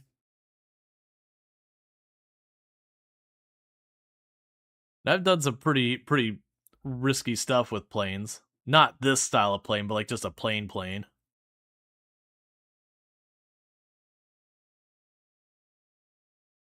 Yeah, no, I don't know if the atmospheric drag gets enough to do it. Like I know we could definitely cook the wings off, where just the heat massively exceeds and just tears it off in a couple of seconds.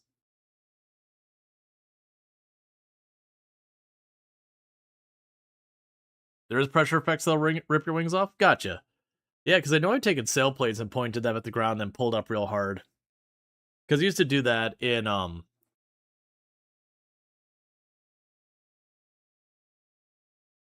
Sorry, I think it was like Flight Unlimited. That Flight Unlimited, I used to take like the big sailplane, you nose it down, and it doesn't take much, and you'd turn up and the wings would pop off.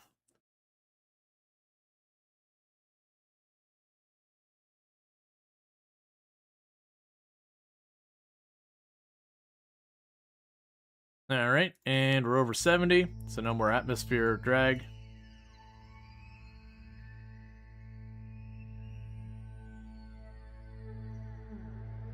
Okay.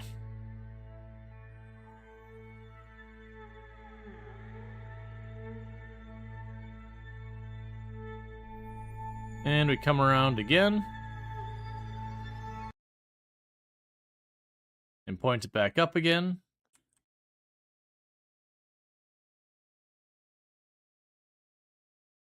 Okay.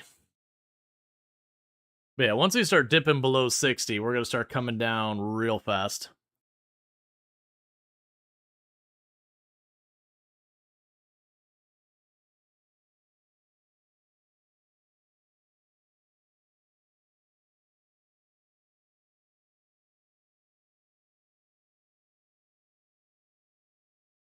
Pressure effects can be adjusted with that. Yeah, no, I usually keep all these things on default. That broadly speaking, most games kind of get all their numbers where they want them. Let's see, you love doing space planes, but you've never been able to do a working shuttle replica. Even downloading other people's craft shuttles, you never got to work with it. G-forces actually. Yep, and that should slowly work its way over, I believe. Oh no, it's going the other way. I want to tip you back up.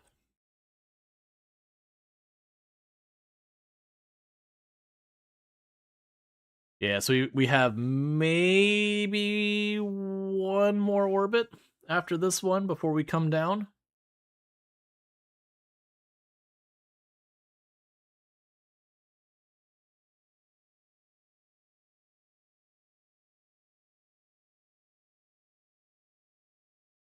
Yeah, that's what I'm thinking, is I think the next time around will ultimately be coming down.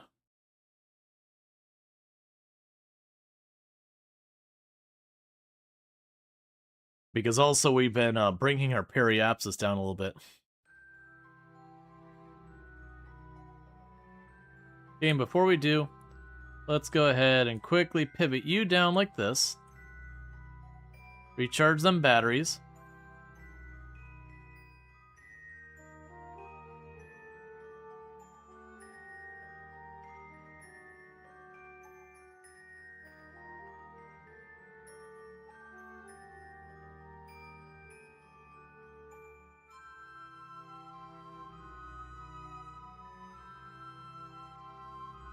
And I think what we'll do is we'll start up like we were, and as we start to go in, we'll start setting it down. Like, we'll still want to have an upward angle. I just need to make sure I don't bring my periapsis up.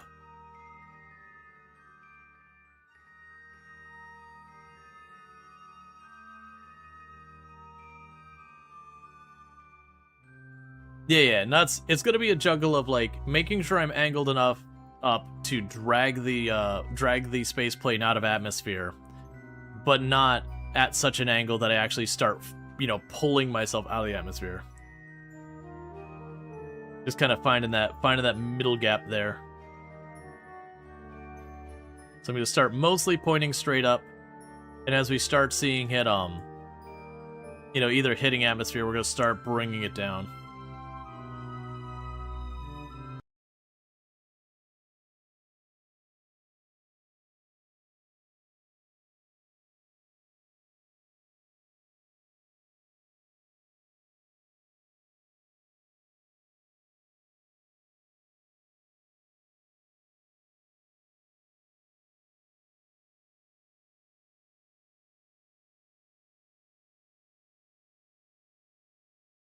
Well, we did have our periapsis going up on one of our passes when I was only like at that 10-15 angle.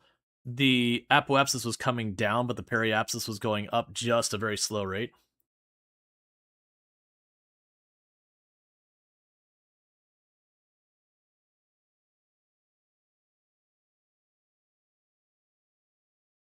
Yeah, the moment we get to here, we're going to start angling it down more, because that's when that's when the real atmosphere stuff starts coming in, not just minor drag.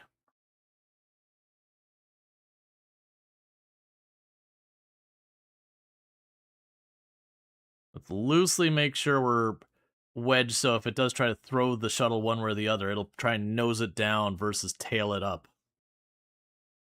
So keep the center ever so slightly leaning forward.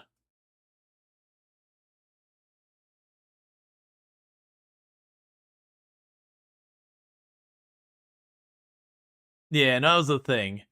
It was probably fine, but just one of those things is like, if I accidentally did manage to escape the 70 even by a hair, I'd be like, well, go get a rescue ship. We're stuck.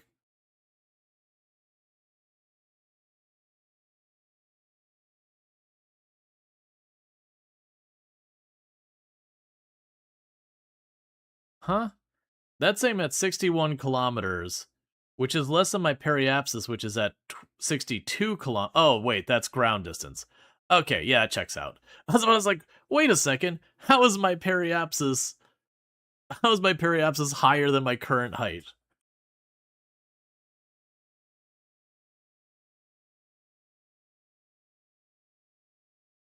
Ah, right. I see what you're saying, Burning Sun, because I would lose the atmosphere, so I wouldn't have the air resistance to create lift, so I couldn't escape the 70.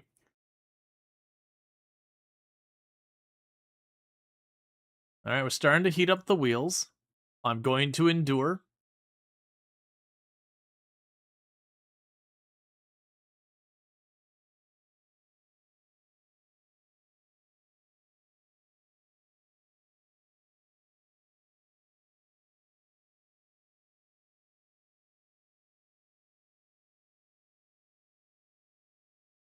It's looking like we're honestly keeping ourselves, I believe, practically at our oh no, we're getting back up. I would say it seemed like there for a minute I was just like holding my periapsis, that I was dragging myself down at almost an equilibrium, so just bringing the periapsis with us. All right, now's where we find out this entire design doesn't work.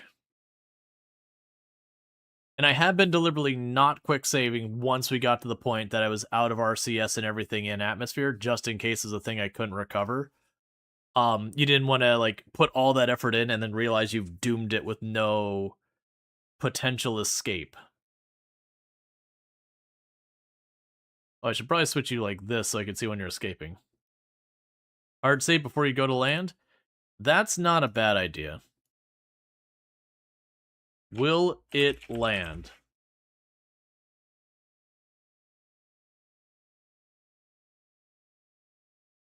We might barely escape the atmosphere for just the tiniest fraction of a moment before dunking back in.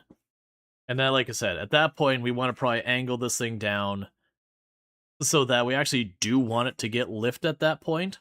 To, again, just try and slowly bring us in as much as possible. We want to stay at the high elevation, only come down from elevation as slowly as we possibly can. Because it's the density of the atmosphere and how fast we hit it's the problem. I can't do anything about changing my speed meaningfully with engines or anything anymore. But what I can do is I can try and have it so we slow ourselves down with friction as much as possible so that as we dip into the higher density, we're not moving as fast. Yeah, no, this is going to be reaching the surface no matter what. It's just whether or not it reaches the surface with survivors.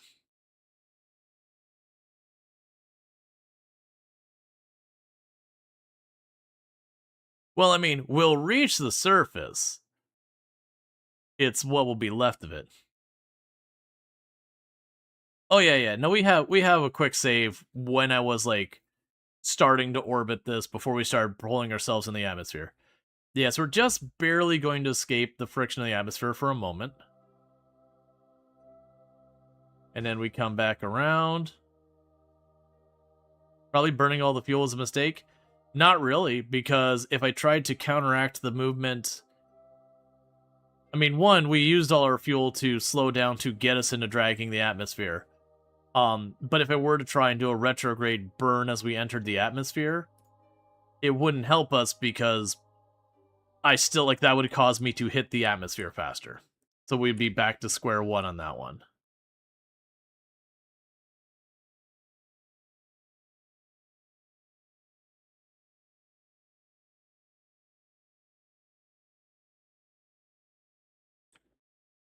Okay.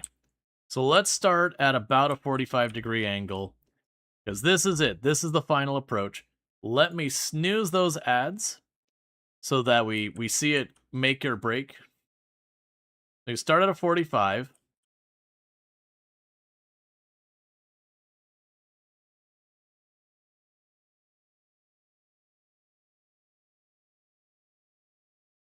Because we are absolutely coming down on this one.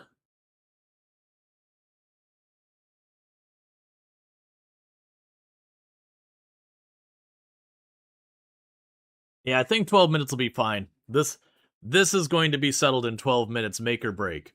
We're either going to be eating crap in the dirt, on fire, or landed.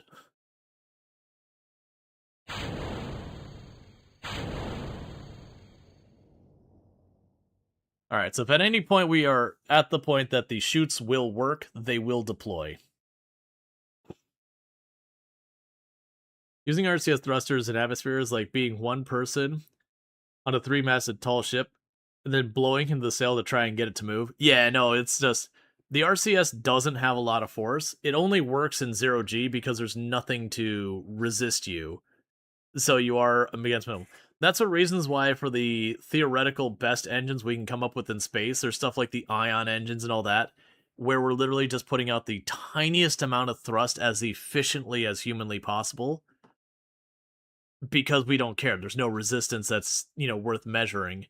So you can slowly pick up speed using this absurdly efficient engine that has almost no power. If our wheels burn off, that's okay.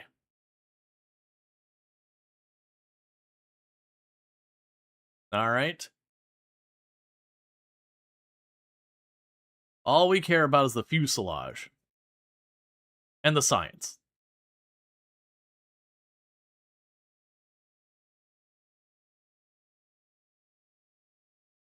The New Horizons engine could lift a piece of paper on Earth? Yep. Let's start bringing that nose back down to the 45. Okay, we're officially no longer in orbit. It has changed our camera down to the approach camera.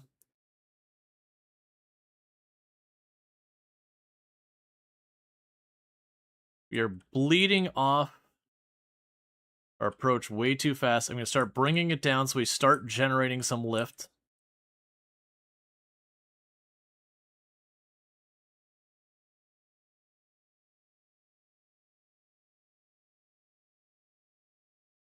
Because we want to kind of come in as about shallow as we can. So hopefully what these wings will do is we'll start seeing that periapsis come up a little bit while our apoapsis comes down. Because all of that's in atmosphere. But the hope is we'll lose enough speed on the way in that we won't die in a giant fireball. So far, that's not proving to be at all true.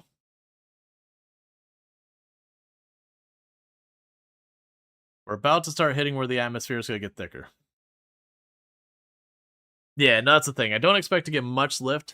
My hope is when we hit this spot, we'll get enough lift to keep the plane up, but also not so much that we either snap the wings off or also the friction against the wings being enough to burn them off.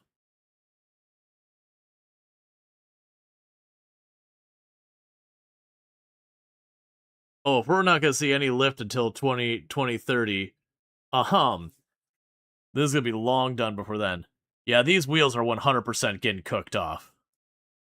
They're already almost toast, and we haven't even hit the first level of the atmosphere, but that's okay. I don't need the wheels. We got all these parachutes up here, and all the drag chutes on the back. That on the... Oh, those are the RCS. We can live with the RCS. That's okay.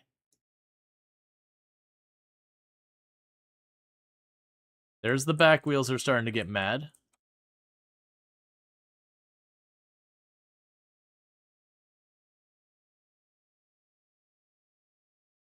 And that's the reason we kept going around trying to make a shallower and shallower and shallower orbit. Is we are trying... Like, this is the flaw with this thing.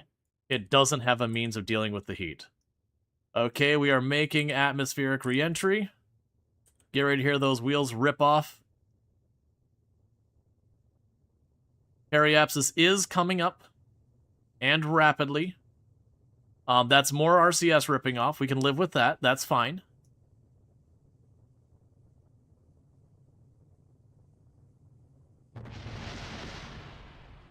Okay, we've lost our wheels.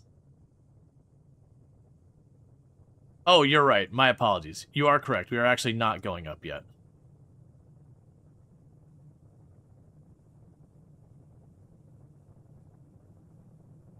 So far, nothing important is under danger. We just have a bunch of external stuff that I don't need anymore. So, like, if these RCS rip off, that's fine. If these rip off, that's fine. If the wheels... I don't know why one wheel's burning and the other one's not, but that's fine.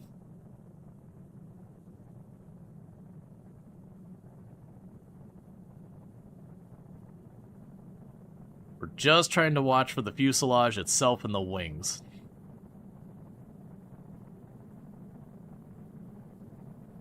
We're slowly burning... Okay, what's next? Those are the solar panels and the batteries, which it's interesting that those are burning when they're on the wrong side. They shouldn't be burning.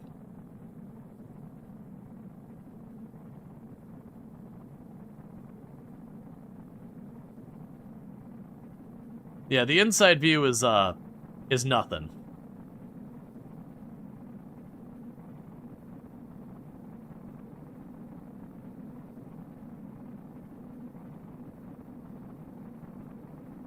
Yeah, so speed's coming down. Gonna bring the nose down a little. We don't want to bring it down too much, or it will try to point in. And then we'll just turn into a spearhead and we'll start speeding up again. Let's... It is fighting me to keep the nose up now. I pointed it down and now it wants to do that.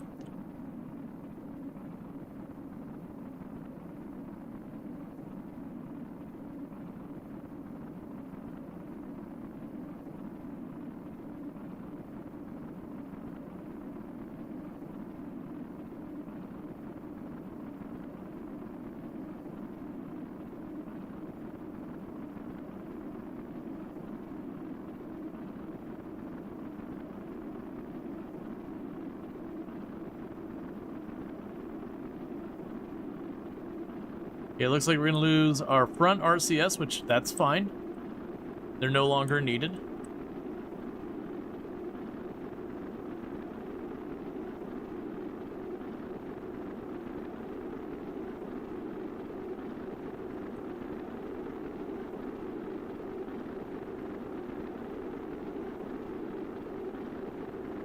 And we barely made any any downward motion in the atmosphere yet. We're coming down, just not super fast.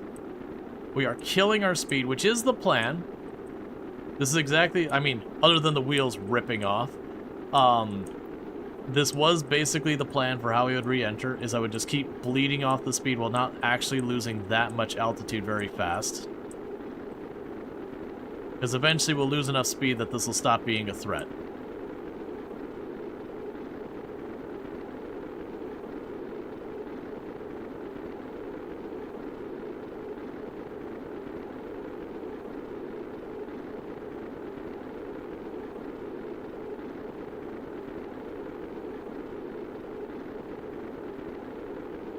I mean, honestly, it's looking like we might get through this with only losing our front wheels. Like, a lot of stuff is under a lot of strain, but does seem to be thus far holding out.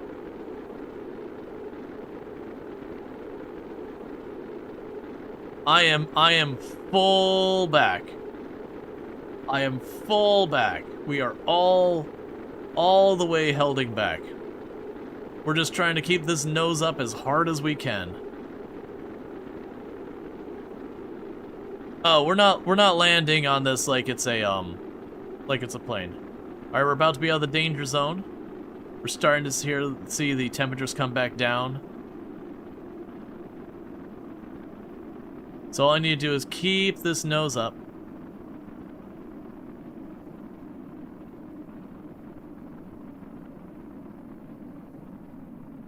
We are burning through our battery at a very alarming speed.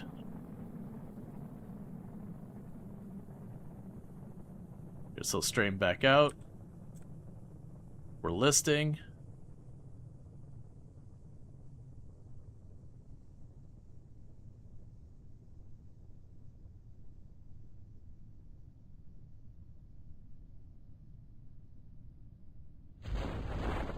There's the drag chutes.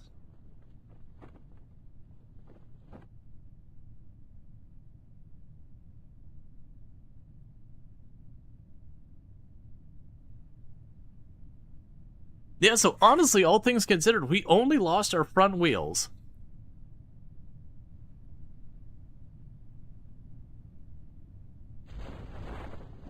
There's our actual chutes.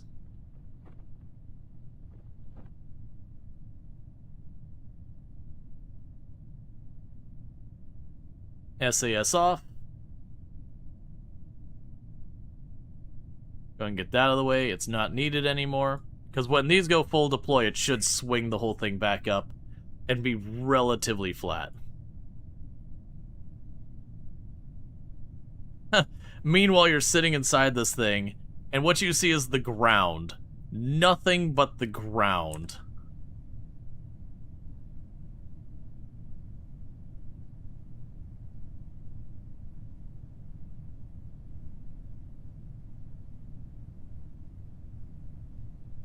Kerbin's looking at the night sky, making a wish of that. Considering I didn't see like how much of an orbit. We got a good ways around the planet before we finally deorbited.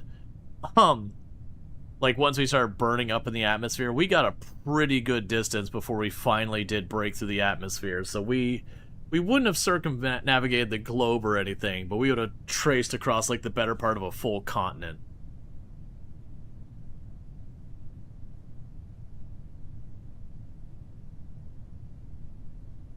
We're still coming in pretty fast.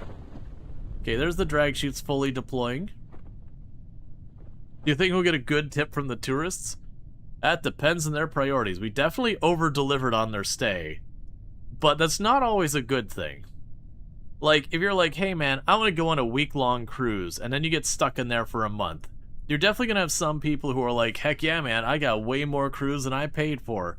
And then you're going to have those who are like, I was supposed to be at a wedding, I was supposed to have this other stuff done. We're definitely charging extra.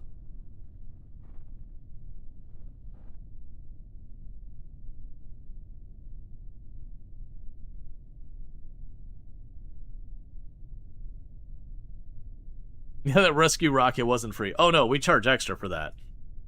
Even if it's our own negligence that made it required.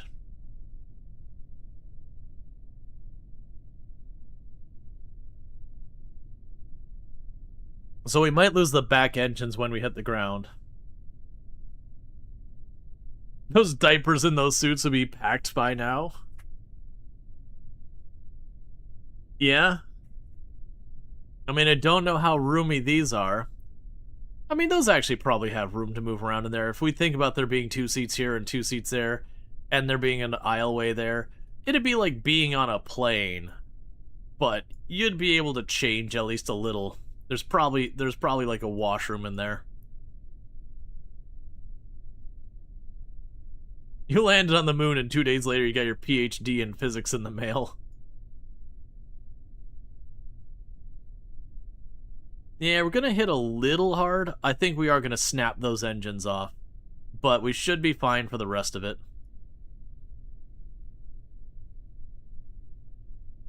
It won't be hard. Okay, that was a lot more intimidating than I thought it would, but we did do exactly like I said. We did snap the engines off, but everything else is fine. And with that, recover our ship.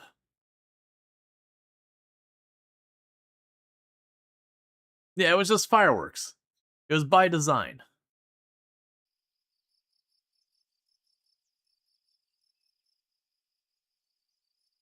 And we brought 327 science back. We recovered most of the ship and got a bunch of money. We had all of our Kerbals on board. Like, this is how many people were on that ship. We had 8 tourists, an engineer, and a pilot. So that's good stuff.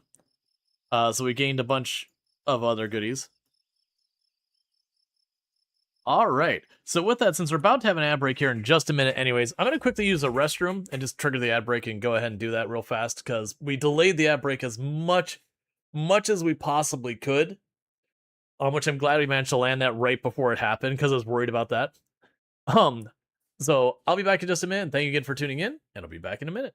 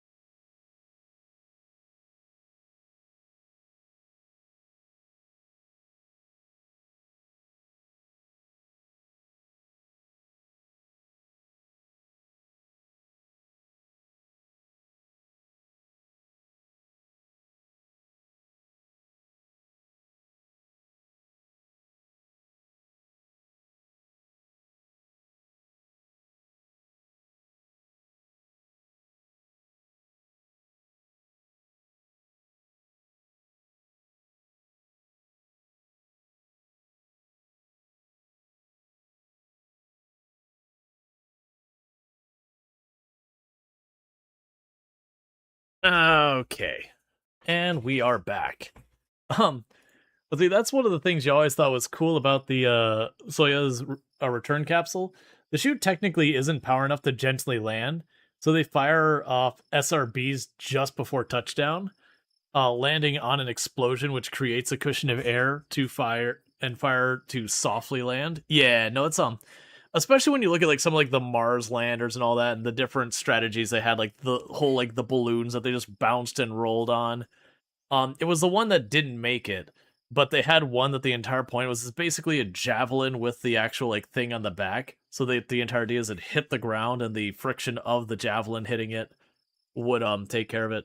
That was the one that was like infamously between like the different departments working on it, that it got passed over, and there was a conversion on units that was wrong.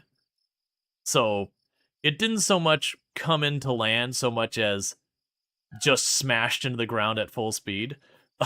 Yeah, purposefully litho braking. Right, it was strategic litho braking, and on paper it would have worked. But that was the one, like I said, there was some confusion between different units being used, and instead of coming in at a the speed it was supposed to do its job, it just went into the ground. And that was that.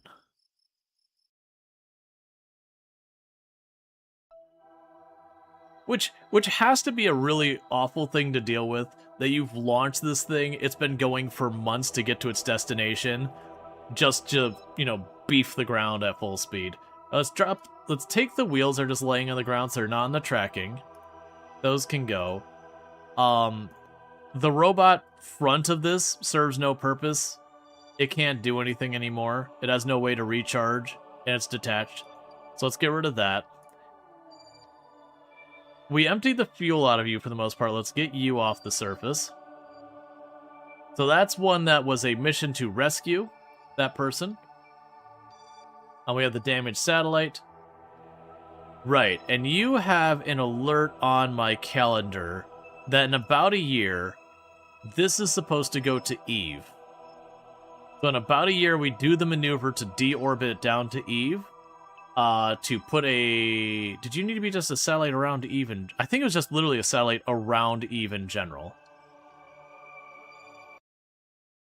But it's a contract, you have like 14 years to finish. And so we just put an orbit like, yep, we're just going to wait until Eve is in the right position, and then just, retro, drop it down to Eve, let Eve pull it in, that kind of whole thing.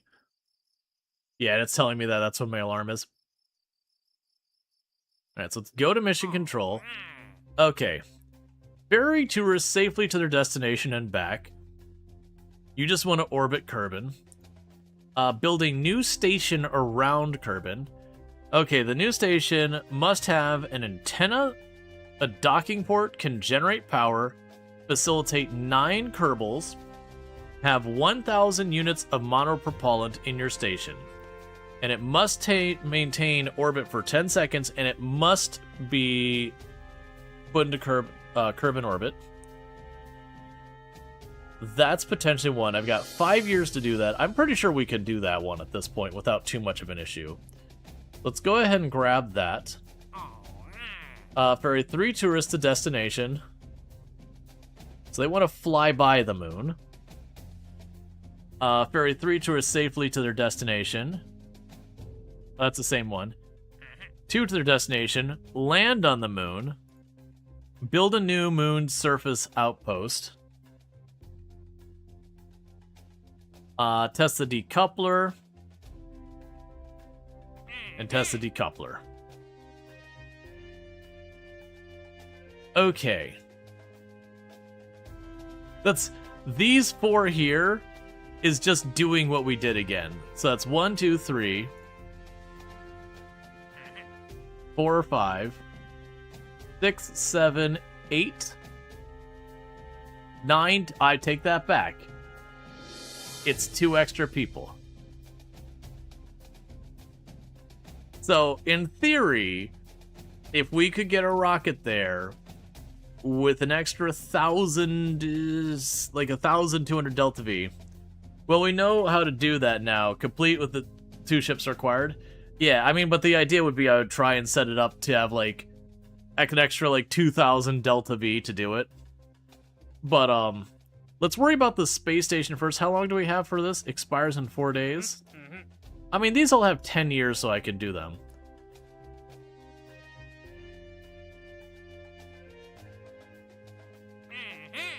That's a surface outpost on Min-Miss, which will be a whole thing, and I don't care about the art contracts.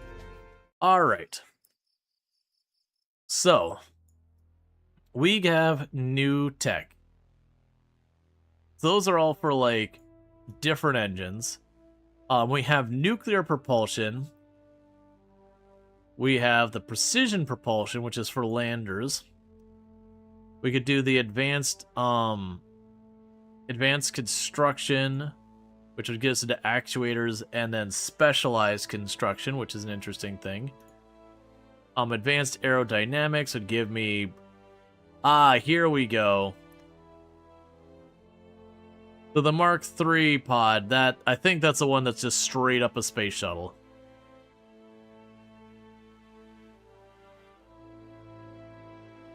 That if we were to look at that, it's going to have on the bottom side, it's going to have the, like, heat plates and all that. Now, granted, the one we used actually did hold up fine. So landing... So that's the small landing gear, which is retractable and has shock absorbers. We have advanced landing gear, which is the medium, and then the heavy load, which is the big ones. And this also gives us more heat shielding options and whatnot. You just give me better reaction, so I don't think we worry about that. The command modules... We can get a command module that just gives us a little bit more room for extra people. We have the advanced stuff here, that's containers, EVA fuel cylinders, mobile processing lab. The mobile processing lab is one of those things you could set that down on our planet. That can end up being a big thing. The scanner technology. Right.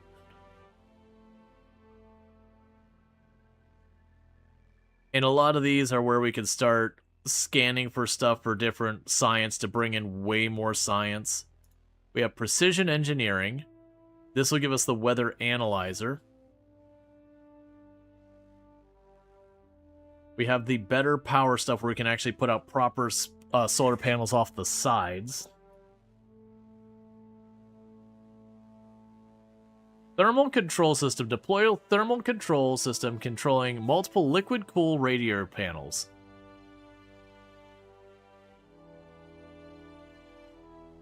Now, what I always forget with the radiators is your ability to, like, help with re-entry on that. I don't think they work well. Specialized electronics, we got battery banks and fuel cells. Experimental electronics. Thermoelectric.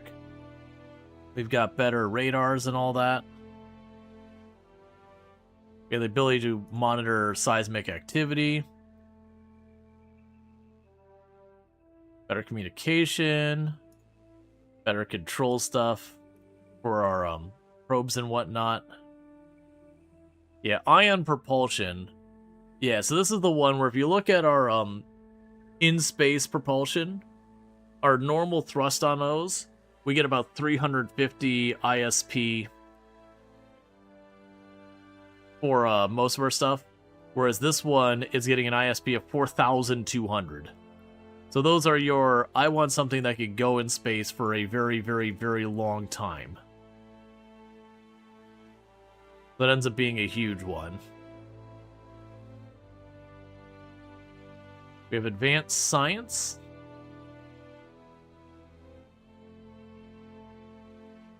We can do drills and ionographs and large samplers. Narrowband scanner. We have field study, which basically mostly just gives ourselves a better rover. Okay, and thank you for the follow. Welcome to stream. So the things I'm thinking to improve our setup is, one, to get landing gear we can at least pull into our rocket or into our ship. so it's not just shoved out of the bottom. That would be one thing that potentially help. I mean, we do have stuff where we can improve our aerodynamics. I don't actually think that's as big a deal for us. But if we can pull the wheels in with re-entry, we shouldn't burn off our wheels as easily. The nuclear propulsion is interesting.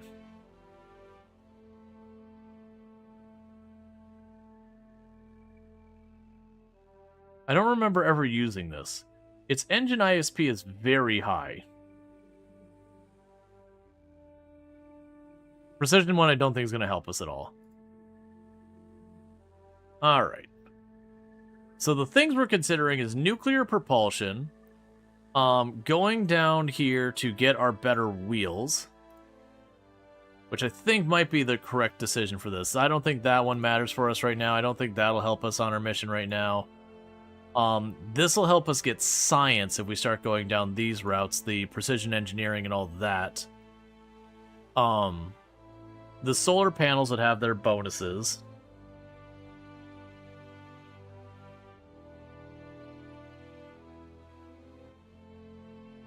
The solar panels that have their bonuses would definitely be a thing.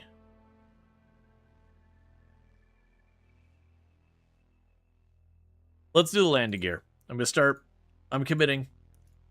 So we got our landing gear. We can now retract into the ship plus our sturdier landing struts. We still have 100 science left.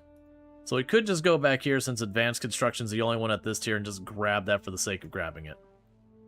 Alright. So we've got all that. So, we already grabbed the missions here. Let's start by getting the space station up. That's what we're going to work on first, before we do the next tourism thing. Because my temptation with the tourism thing is to take our already tested space shuttle and just see if we can't tweak it to work a little bit better. And then, you know, do it again. Go away. So go away. Okay, so what do I need? Oh, I also need to dock vessels around the moon. I forgot about that. Alright, so... Okay, so I got a couple things. Oh, I forgot. We also have the Linden mission. Alright. I keep feeling like we've got that, and I keep forgetting about it. We've brought a stone back from the moon. Oh, it's probably talking about the stone your rover grabs, not the ground sample. That's fair. Alright, so new orbital station around Kerbal. We'll start with that. Build a new station that has an antenna, a docking port, and can generate power. The station must be fully assembled on launch. Have the facility supporting at least 9 Kerbals. Have 1,000 units of monopropellant in your station. Maintain station stability for 10 seconds. Now, if we want to be really lazy and just get something that satisfies, we can probably just grab It Has No Hope and load you, and then just modify the shuttle part to be our space station.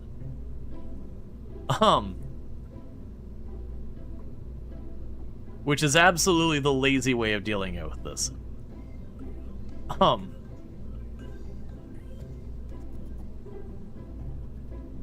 So we could yoink the wings off. These serve no purpose for what we're doing.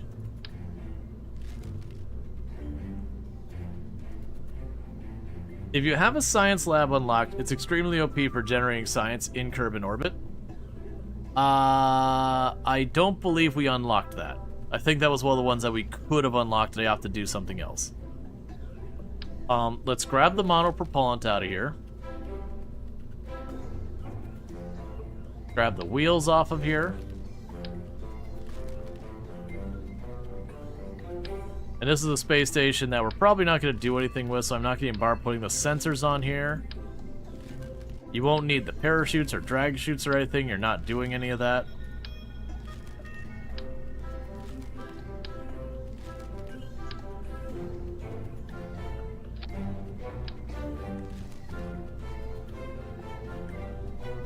Okay.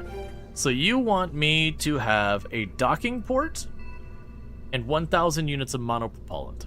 So let's get that satisfied. So docking port can go right here on the top. The docking port satisfied. And then monopropellant, we just need 1,000 units. So you carry not a whole lot.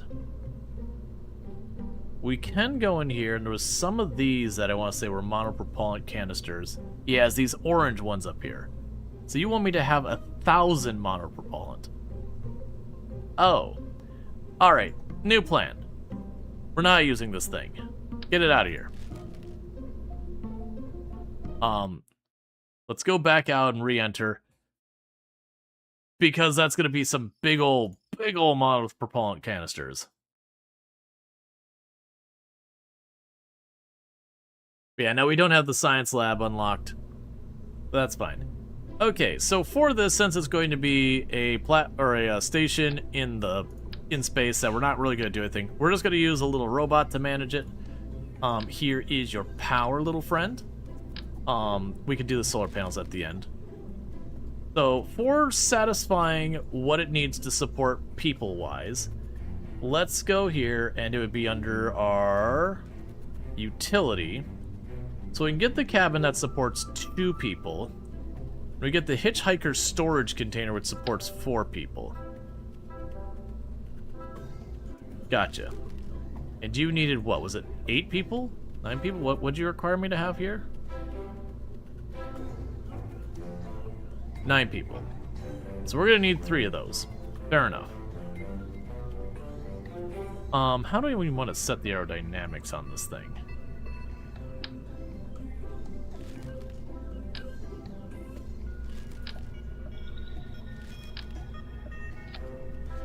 Okay, so there's the aerodynamics there. I will need to have you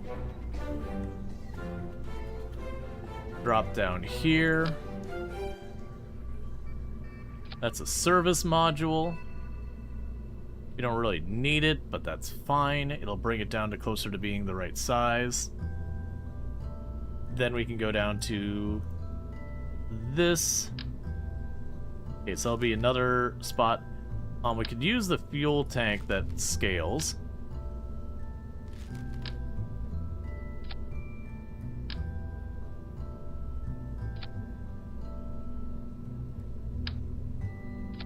So 1, 2, 3. That's what we need to satisfy the number of Kerbals we're going to be in there. We will need to have 1,000 RCS, so that's 750.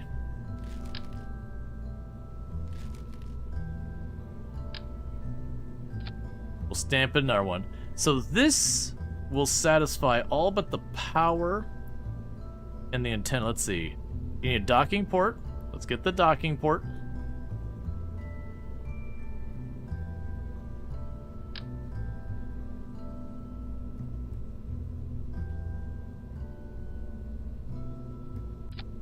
Okay, so you got the docking port, you've got room for 9, you've got the monopropellant, which amusingly enough, it doesn't mention actually needing RCS steering on it. I'm going to go with the idea that we're going to need one of the big wheels here.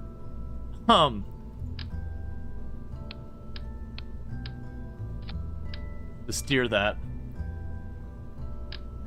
And I will do this because it's weird to me not to have these on here if we're going to have monopropellant. So there's your 4 here. And there's your 4 there. I'll probably never use them, but it's fine. Okay, so we still need to store and generate power. Actually, I have some power storage on here.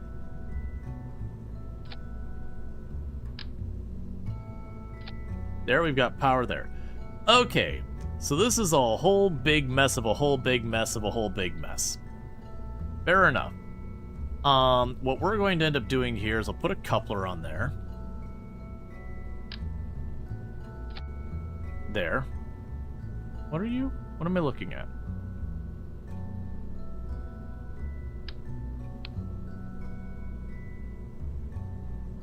Oh, that's the service module. Why does the service module have a stage? Did I ignore...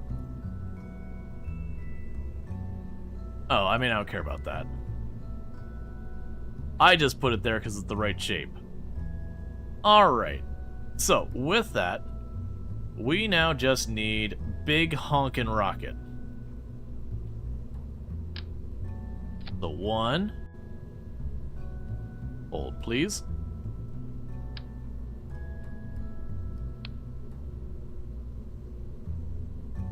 Two. Let's grab the engine. We'll put a mainsail on it because that should be more than enough to deliver what I need. And this is probably overkill here.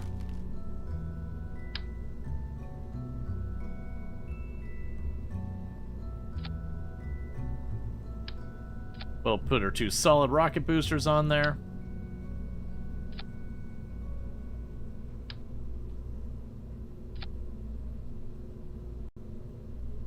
And we just put the caps on them.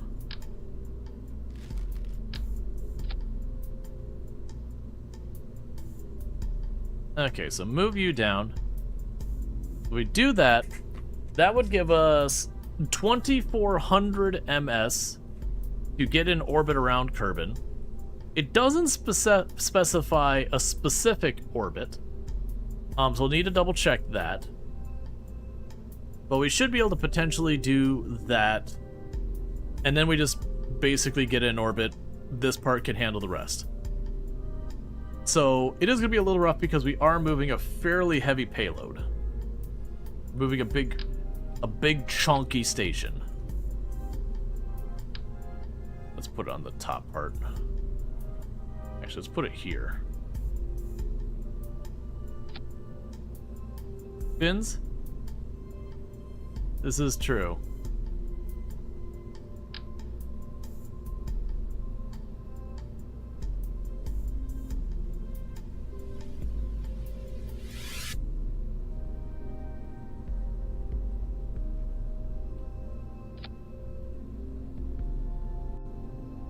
Alright. So, let's double check. Needs to support 9 Kerbals. Each one of those is 4. We've got 3. That's 12. That is enough. Make sure there's no actual Kerbals on board. Cool. It needs a docking port. Bam, docking port. It needs to be fully assembled at launch. Cool. It can generate power. There's solar panels. Needs 1,000 units of monopropellant. We've got 1,500.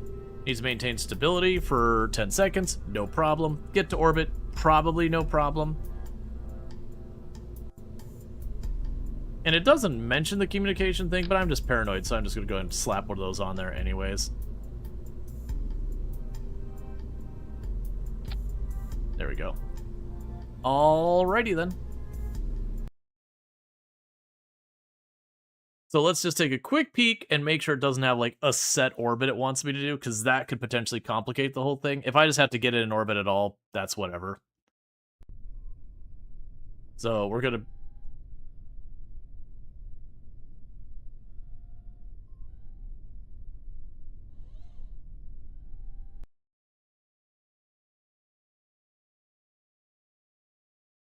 Alright, we're gonna get some struts. So it's funny, I didn't need struts all the way at the beginning. It was just the moment I started getting these heavy rockets here. That's when the struts came into play. It used to be you needed them with every rocket. But I had people constantly being like, why aren't you using struts? You should use struts.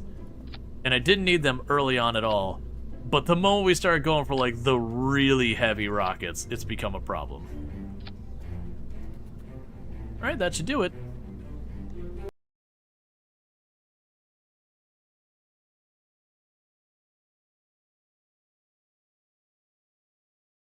Yeah, when I opened it, it just went, meh. Look, man. Some days are tougher than others.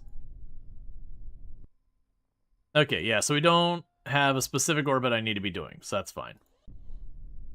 Let's set SAS on. Turn on the throttle. I did not check her TMR. TWR. Yeah, that'll be fine. So we just got to get it in orbit. We don't have to do anything fancy. Get her in orbit.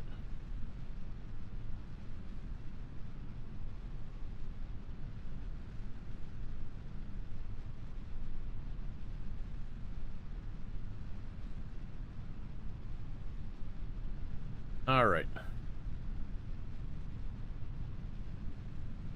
Do they ever come back? Well, there's no Kerbals on this one. This one is we're doing a contract for another space agency of just putting, or another company or whatever, of just putting a space station in space. They haven't told me to put anyone on it. I'm just putting it up there. They can decide what they want to do next. So most likely I'll send it up, I'll get my credit, and then I'll just say we're not tracking it anymore.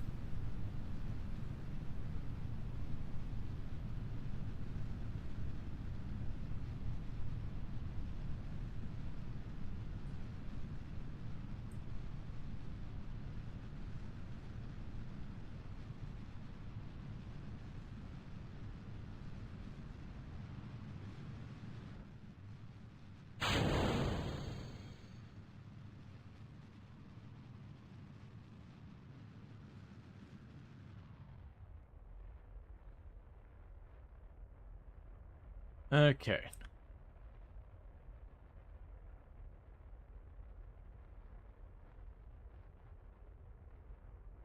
So now we're trying to do is I'm just slow burning. I've got all the fuel in the world. We want to keep the and go ahead, and since we're gonna be out of atmosphere in a month, we want to keep the apoapsis like 1:30 away is kind of the goal here. So we can slowly start bringing into an actual orbit and not just keep shooting up.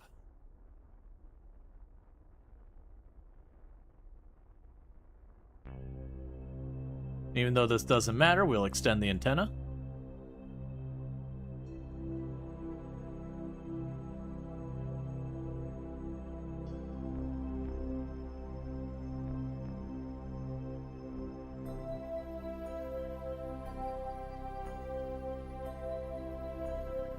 And slowly throttling up.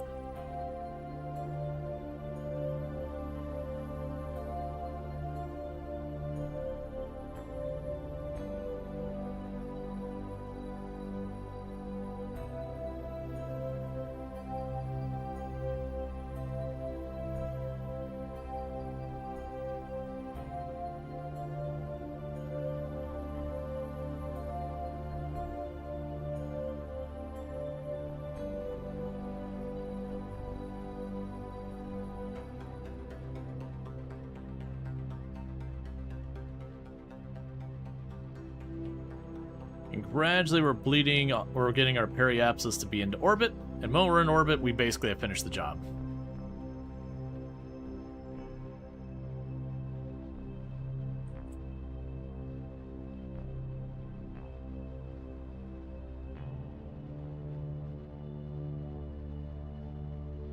Okay.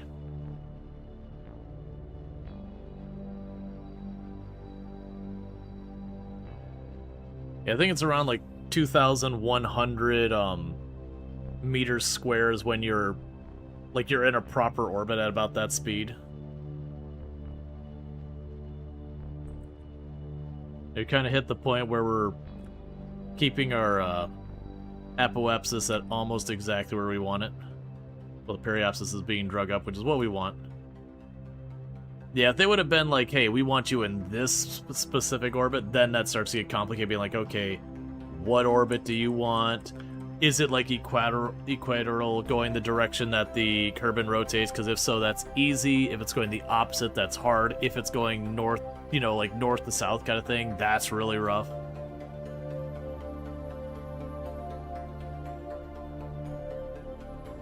All right.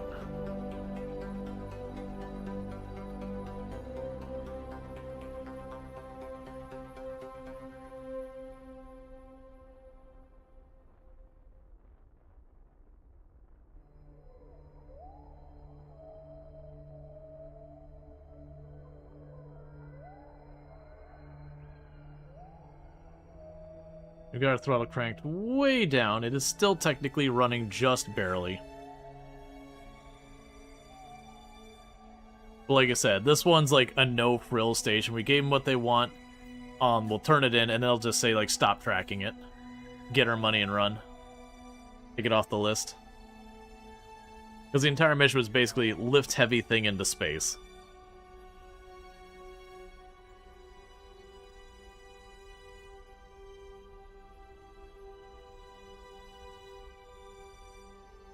I wonder, because you only have to have stability for 10 seconds, I wonder if you could have a completely non-viable orbit, like it hit atmosphere or whatever, but hold it for 10 seconds, give the thumbs up, hand the station over, and walk away. You're like, yeah, who cares if it's a decaying orbit?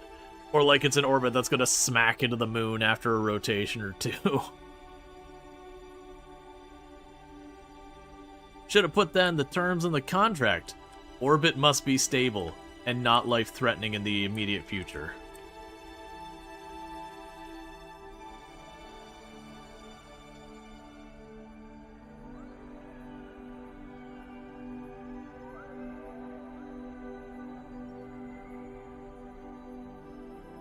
Okay. So we're technically in orbit now.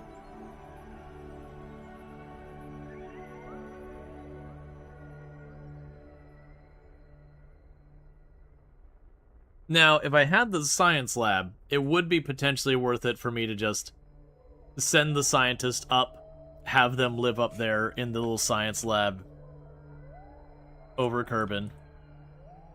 That kind of deal.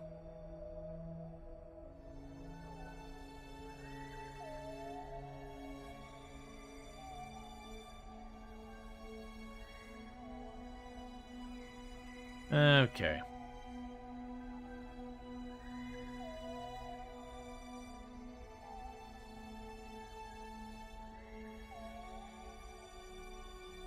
But I don't have the science lab.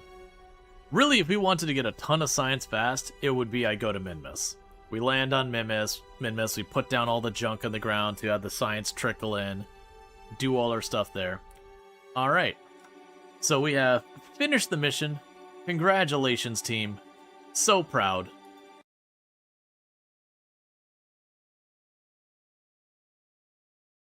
But that's all I had to do, was I just had to put it in space.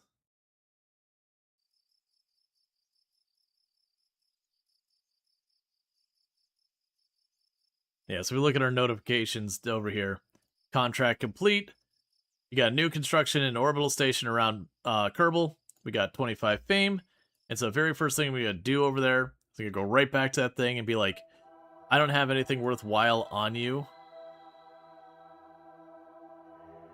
So, get lost.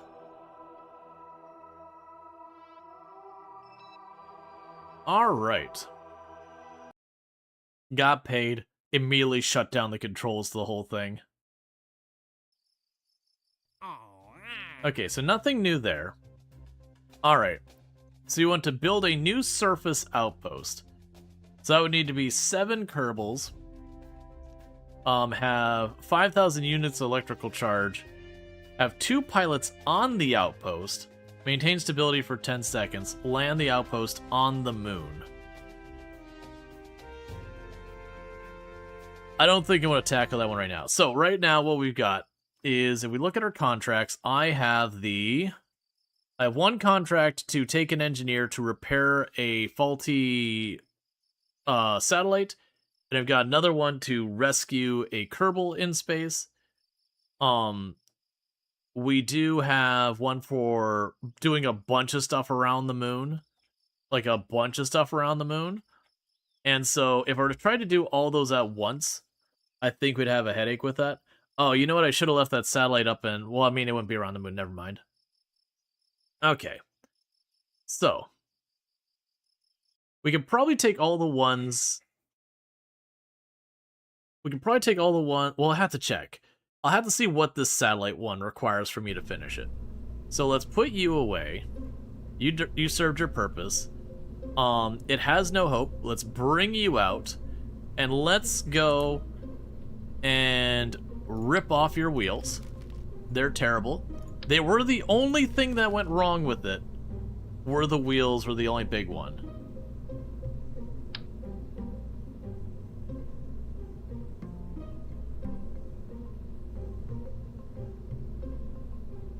Those are much bigger than I gave it credit.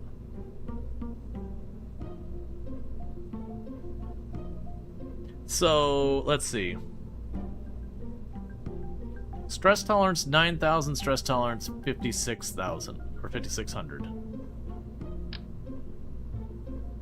And then stress tolerance 2,000. Okay, so these are still massively more stress tolerant than what we were using.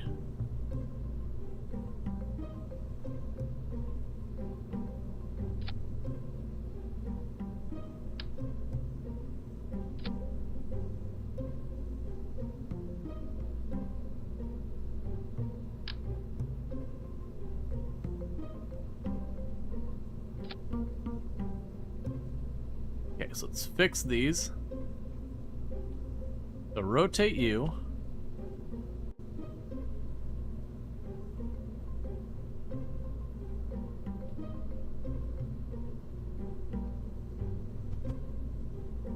Rotate you.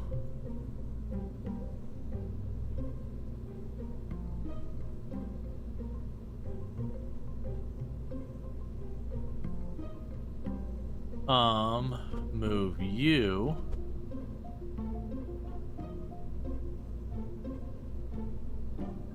So I'm thinking is where normally when we're trying to do this stuff, we want the front pointing up. I mean, we probably still do. So we achieve this by grabbing you, shifting you out, shifting you up. That should give more than enough clearance. Let's move it a little bit down because we're a little worried about smacking the engines.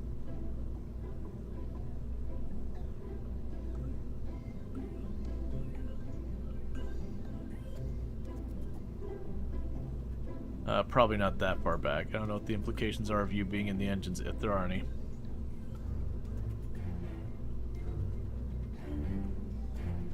Okay, so that'll make that work a bit better. So let's see, was there any other design flaws that really stuck out? We do have the issue of I didn't have enough fuel to land and then take off again. Now, some of the ways we can improve that situation is, one, we can give ourselves more Delta V for arriving at the moon. This is not going to the moon right now, by the way. To be clear, I'm going to be doing all the other stuff, and seeing how this works out, and then we can, you know, work out the flaws and try and go to the moon on the next batch. Yeah, we don't have any new science stuff. I don't think there's any cargo stuff I really care about in you right now. I think we're all good here. For a traditional plane, you want the nose up because it helps lift off the ground from the runway. For an orbital plane, you traditionally want the nose down because it helps stick to the runway on landing. Yeah, that was what I was thinking, is like, what way do I want the landing gear on here? Because landing on the moon, it doesn't help, and I don't have confidence we can land this as a plane. You know what, we can set up and try.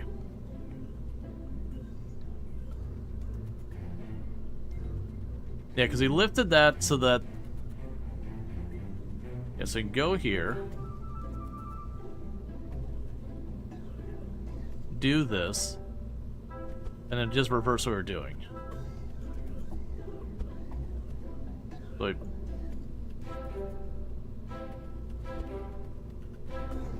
Bring you out to the edge.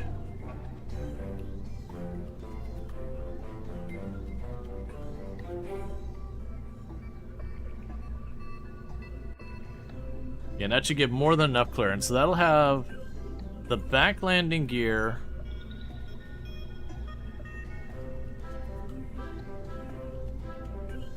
Will be higher than the front, so one nose down to slow down. Alright, so with that, change yours.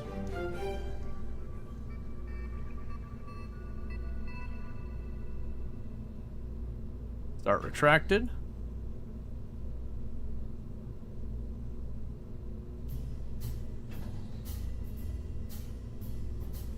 So we could deploy shielded, which I believe deploying shielded basically means it, can't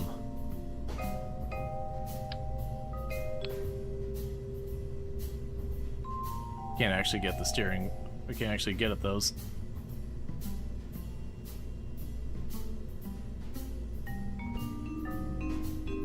That's fine. Interesting that not really able to select it. I know there's a way you can get into the hierarchy to deal with it. Let's see, did you move one of the main chutes lower? No, but we can. We could take this chute here, switch you to not be duplicated, snap you, and put you on the science.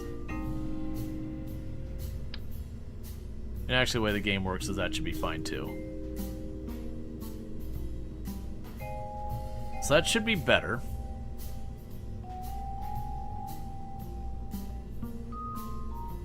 So let's see here. So let's look at our crew. So we are wanting to bring Jebediah and Bill because Bill is going to repair the satellite.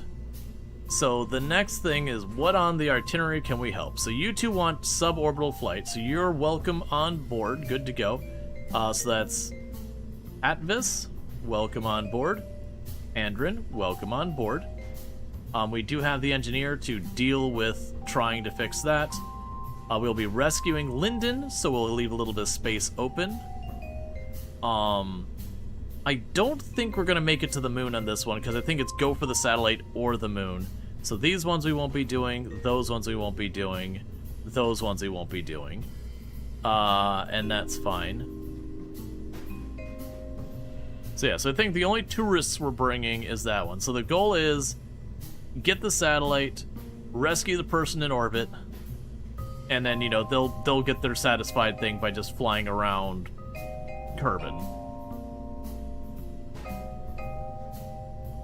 Oh, right, and what I wanted to check... Oh no, never mind, we're good. Okay. The other thing I wanted to check is... with considerations to heat. They've got all our heat shields like this style. Those aren't going to work on this. The only thing that's a problem, I really need to get this landing area. Don't know the best way to get at it. They shoved it in there and I can't seem to select it. I'm pretty sure there's somewhere in here that you get a list of the components and be like, give me this component that's already in your ship.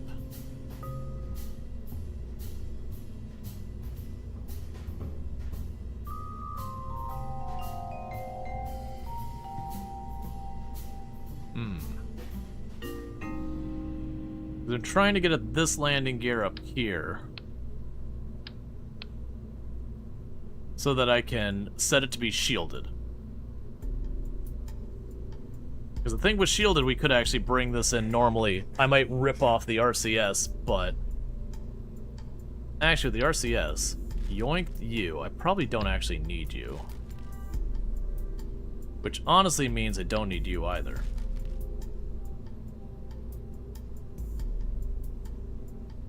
Does anyone know a good way for me to get at this landing gear? Because I can't seem to select it. There's not like a click and drag and drop or whatever. So I try and grab it where I see it.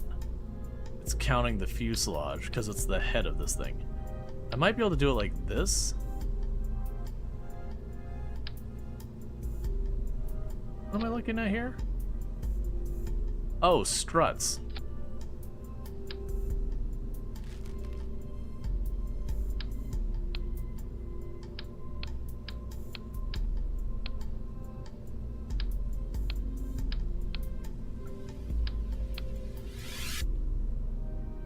Trying shortcut keys. There. Oh, no. Come on, man. Zoom in and click through the cockpit.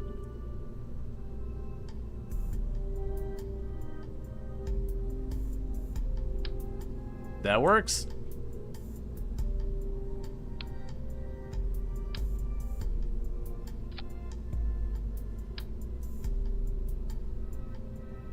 In hindsight, I should have just right-clicked on it. Okay, so deploy shielded. So let's see. So you are closer to center.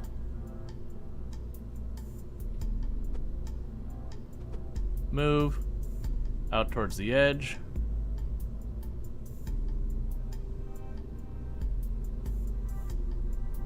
Bring you in. What's the objective currently? Sorry I'm late. What's the objective currently? We are getting ready to do another set of missions. That the missions we are doing is there is a busted up satellite that we need to send an engineer up to fix. It's not mine, it's just we're doing the satellite. There is a Kerbal that is trapped in space. Again, not mine, doing a mission. And they're bringing a couple of tourists to do a lap. And we are kind of re-engineering our space shuttle for this. That the space shuttle, it worked relatively well, but it had a couple of design problems. And I think with the way we've got this now, I should be able to land it without having to go and doing the shallow orbits and all that kind of stuff. So I kind of want to test all that. And we'll see how all this goes.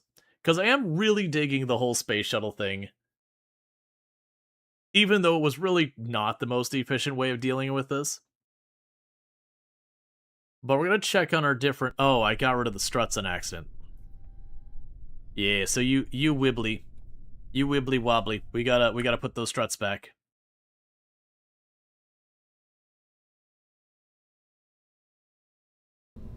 I forgot that I had the struts, and as I was moving stuff around, I accidentally was like... You know, when I pulled everything away, it removed the struts.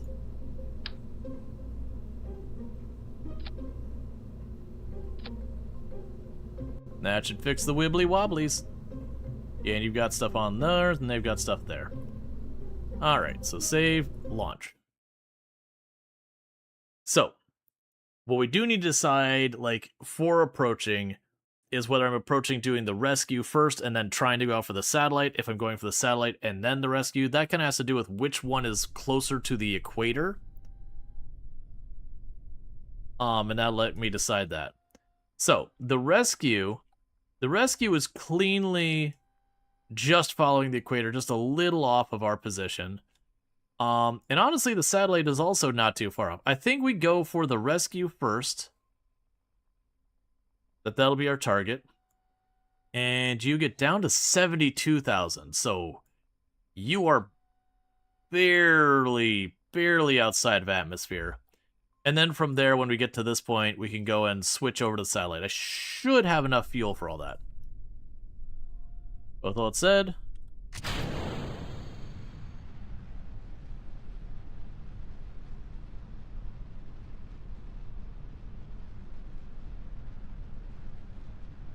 Get you about the 1.5 TWR.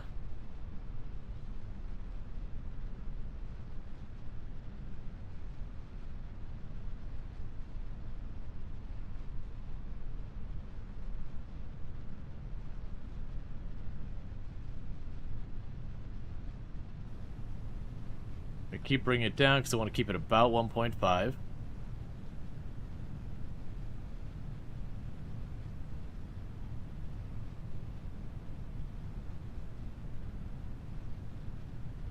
Getting a little wibbly wobbly here.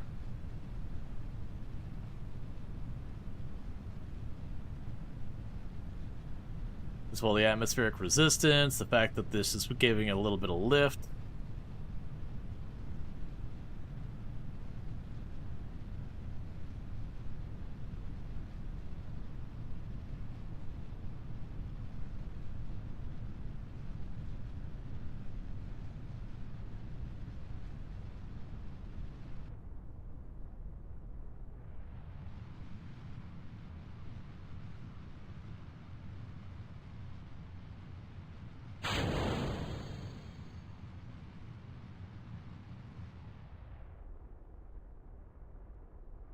Okay.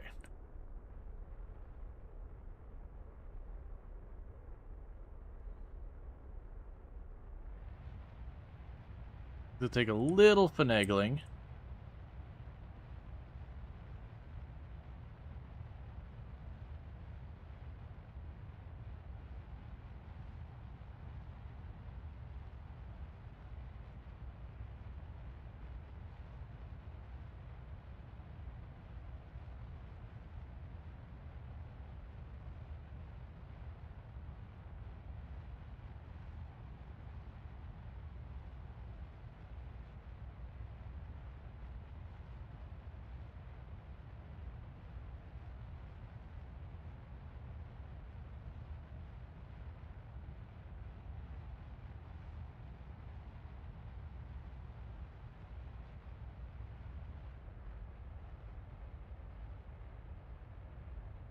So we're just letting it try and hold that rotation. It'll slowly tip over as we start getting towards getting to be in orbit. We want a nice low orbit because that's where the rescue is going to happen.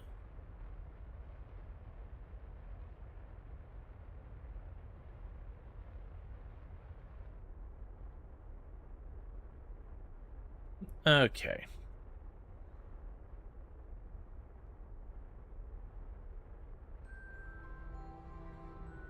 All right. Wait, do we have our tourists? Wait. Why don't I have 1 second. Vehicle assembly. The tourists we tossed on aren't here anymore. Because when I reverted it took them back off. So it's Pandrin and Patvis were the 2 tourists that were supposed to be there. We got all these other tourists who want to do stuff, but the problem is most of it's moon stuff, and I'm pretty sure with this mission we won't be able to add the moon into the equation. We get those 2 knocked out. Add fuel. Add fuel to what? Like we were good on the fuel front. Like we had like a whole extra set of stages and everything to go through.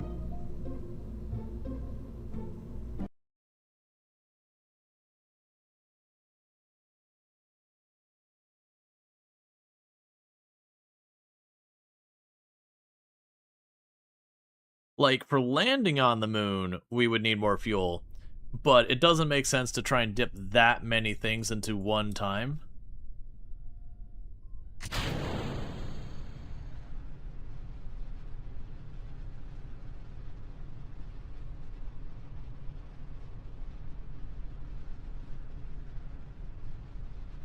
Okay. Let's see. How to deal with changing C of G when, flying plane? C of G? Oh, center of gravity? You just gotta make sure the thrust and the center of gravity are in roughly the same area. So, like, if my center of gravity is over here, then between my engines here and here, I need my center of gravity around here. Like, right now, my center of gravity is here. But, as we stage, I will be dealing with more and more of that.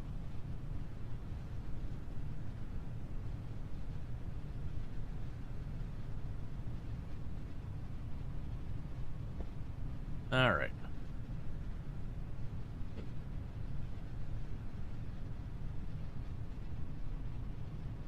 But you will notice we'll get a little bit of fluctuations here and all that. From just, you know, these wings create a little bit of lift, and that's fighting us. We do have our retraction wheels countering it, and a bunch of other stuff going on. There is a lot of stuff that is fighting each other.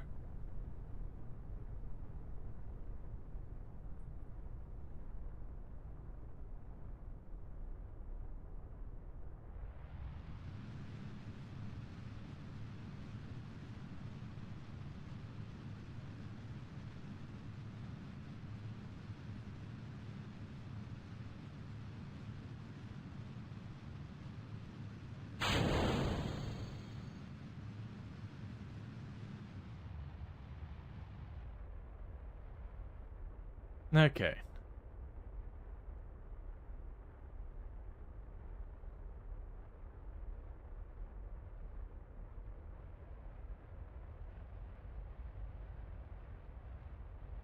We're time to stay at the apoapsis, and I'm just trying to keep our apoapsis, you know, up high enough. Okay.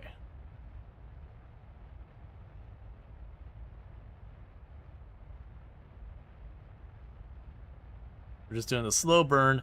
Eventually these will start running out, and I remember the last time I had some finagling I had to do from issues with that.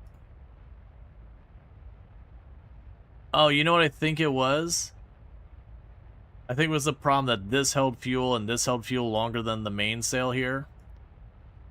And I needed to make adjustments for that. Placement location of fuel tanks might also help with that. Empty weight is a lot different when it takes off weight. So empty weight, yeah. You can pin them both and transfer. Yeah, so let's pin this one here. And pin that. I think we were okay when the mainsail ran out.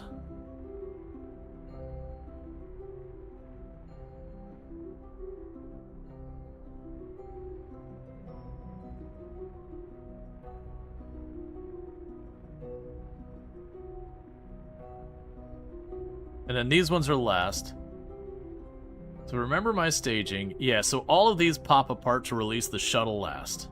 And then shortly after the shuttle goes, there's just these like little caps for the takeoff engines that we swap to our way less our more efficient but way less power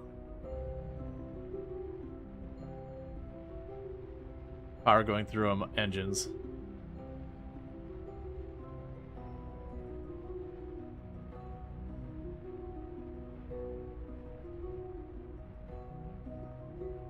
Keeping the burn going. I'll try and ramp up before we hit the periapsis, or the apoapsis, to try and not take our orbit too high.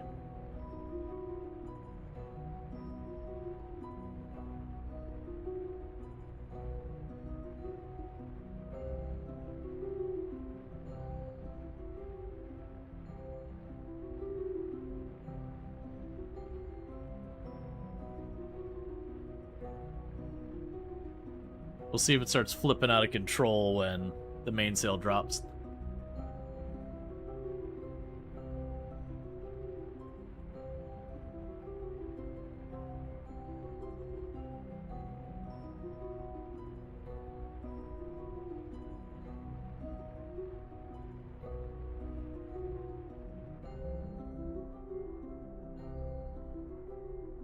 Okay.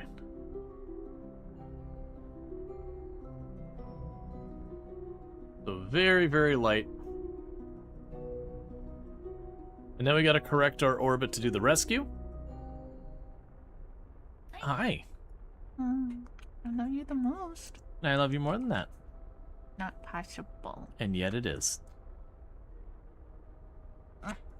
Yeah. Yep.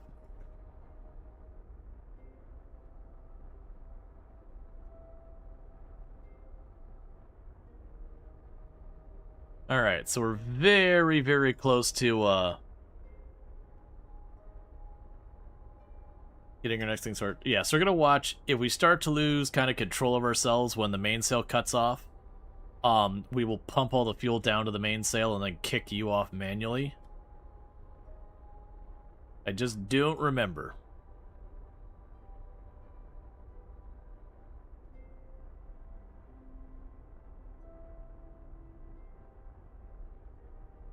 We're running at kind of like minimum thrust now.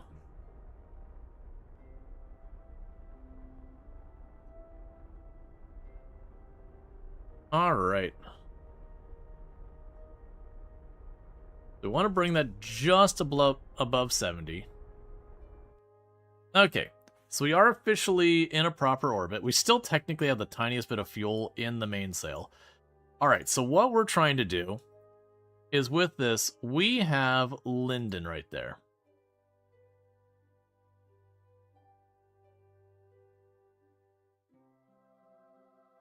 Switch you to target. So you're 1,000 kilometers off. And on the next pass, you won't tell me. 900.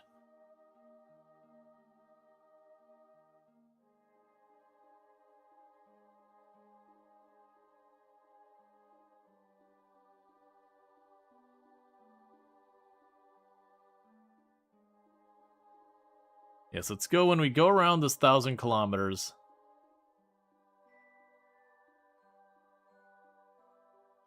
It's only going to drop about 20. So what we can probably do here is when we get to the apoapsis, we're just going to go ahead and give ourselves a tiny little nudge to increase our orbit size, since it is behind me. If I do a little teeny tiny nudge forward, to make my orbit just a little bit taller, it should continue to catch up with me the whole way around.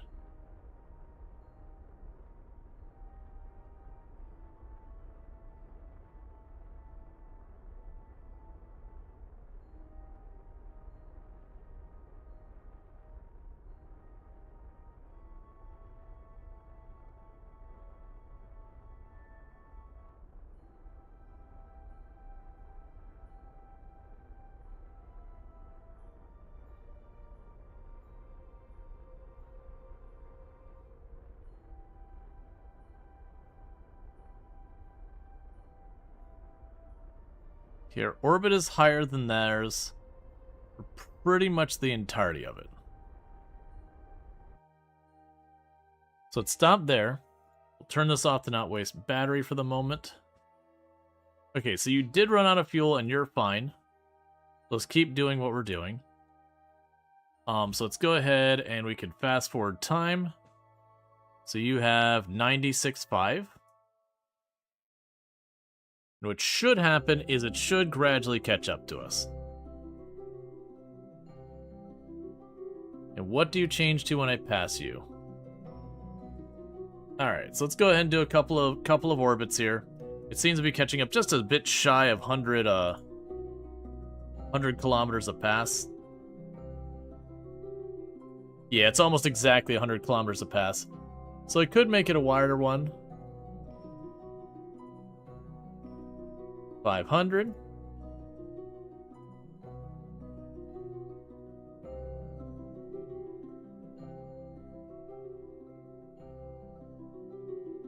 $250. Because then what we want to do is start arresting where we have our difference in speed. 141.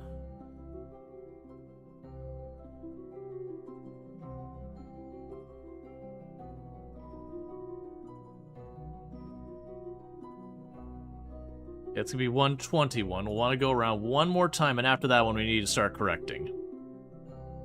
Because then we can start bringing ourselves in, start adjusting our momentum relative to Linden's and all that kind of stuff.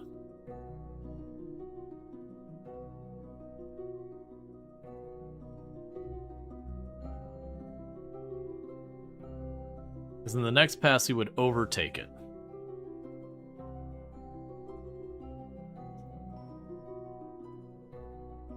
So then the plan is to start trying to get our relative movement down to close to 0. And so if I go towards the dot, I'm flying basically straight at it so far as our pass meeting. Yep, so the next pass, I would be at 85 kilometers, which is actually worse than we have. So let's go here. So we start by retrograde relative to the target, and that's retrograde to my momentum to the target. So if we go and do a retrograde burn,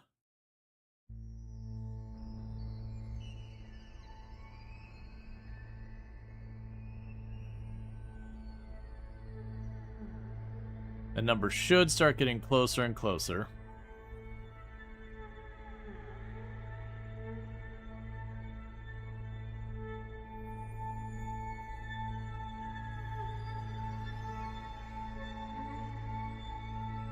We're going to be doing a very light burn.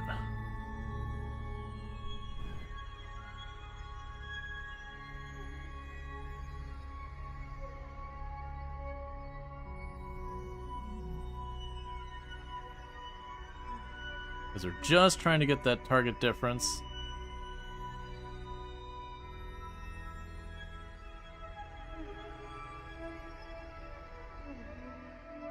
Alright.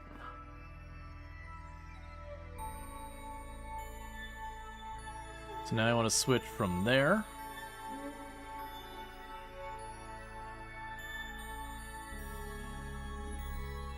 to this spot.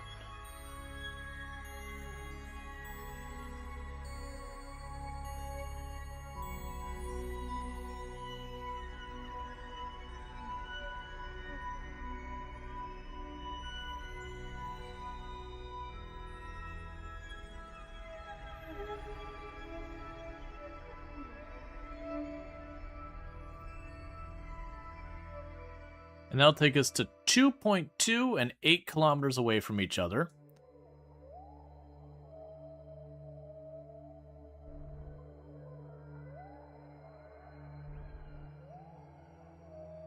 Alright, that's about as good as we're going to get.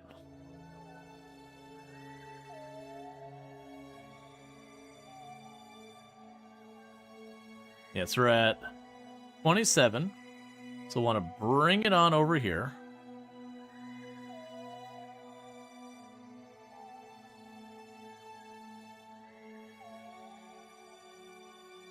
Because we're going to go to the next closest point we get. So we're going to kind of go these intersect points. We're going to just again, at each time we get close to this, so we're at 6.6.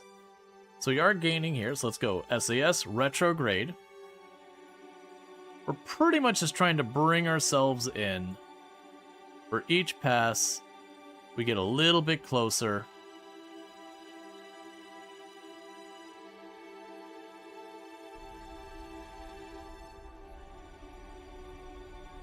Two kilometers, 1.9 kilometers, 1.8 kilometers, 7, 6, 5, 4, 3, 2, less than a kilometer apart.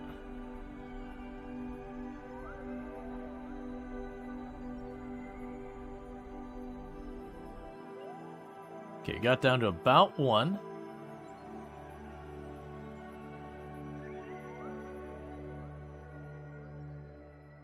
And a warp there.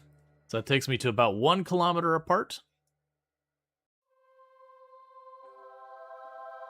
Now set ourselves retrograde again. Let's also check on our fuel. Still got fuel in there?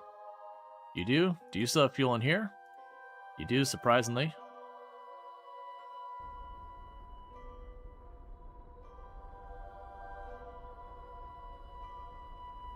So now we're on the same plane and at like less than a kilometer.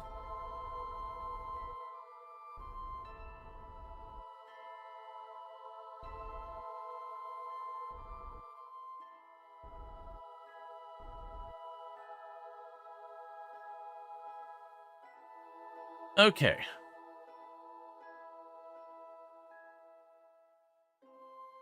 So we want to get our retrogrades now that we're on the same plane, almost the exact same orbit. We want to get that really close to 0. And then once we got that close to 0, I should be able to jump to our ship, fly it over, and hop them in.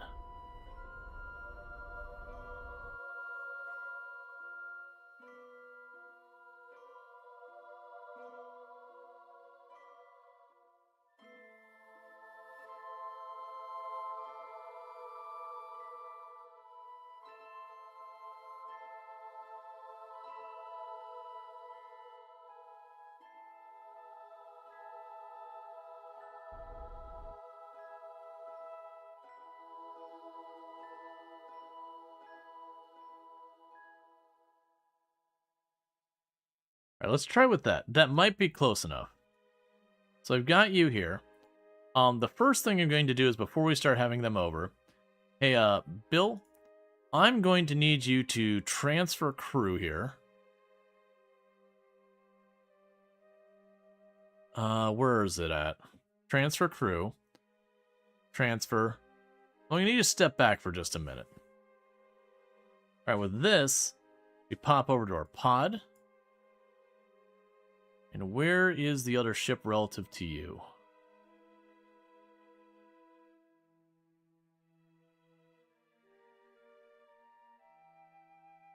Okay, so only 1 kilometer away. So EVA. Base. RCS.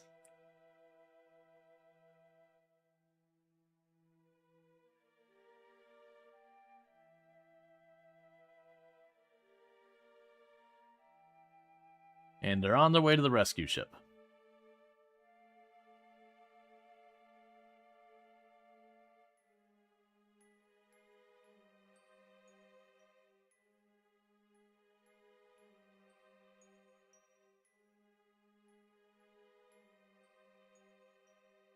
Okay.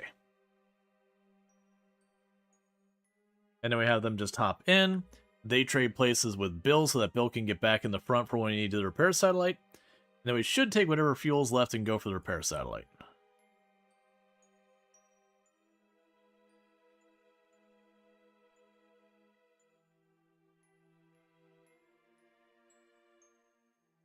And then we can test our ability to bring in the shuttle. It would be fun to try and land it. I have very low expectations for trying to land it, though.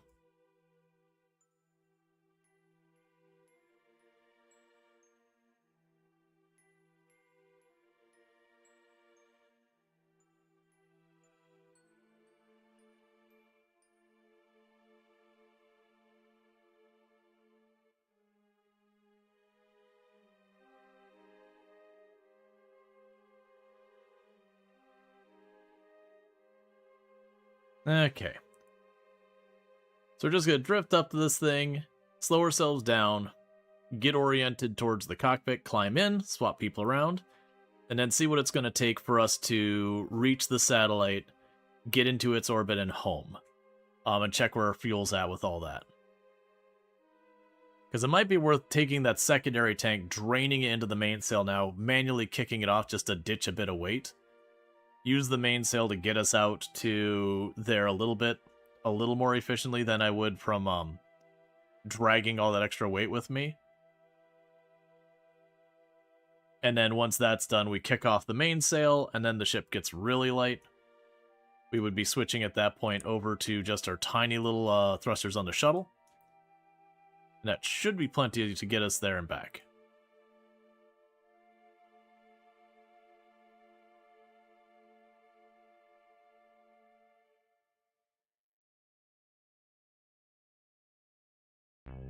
And the reason I'm not just belting for it is we do have limited RCS.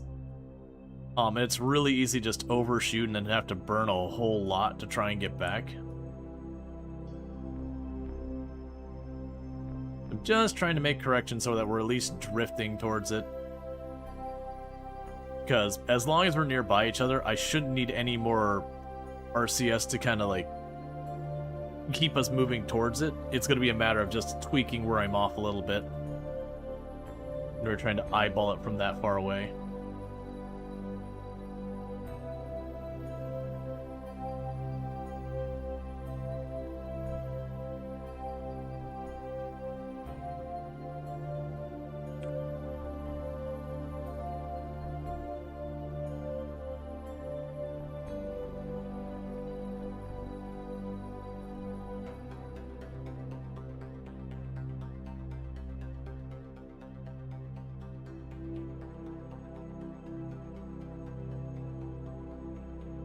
Okay.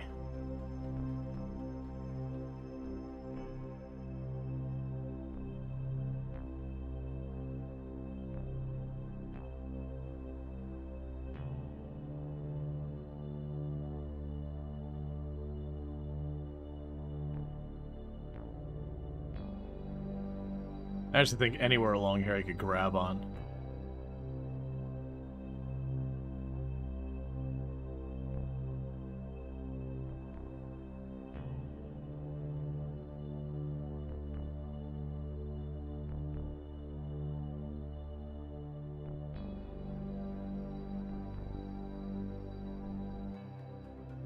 Alright, you're on board. So we have retrieved them. Let's check our fuel tanks. Like I said, what I think we're going to do here is I'm going to start pulling this in to the mainsail.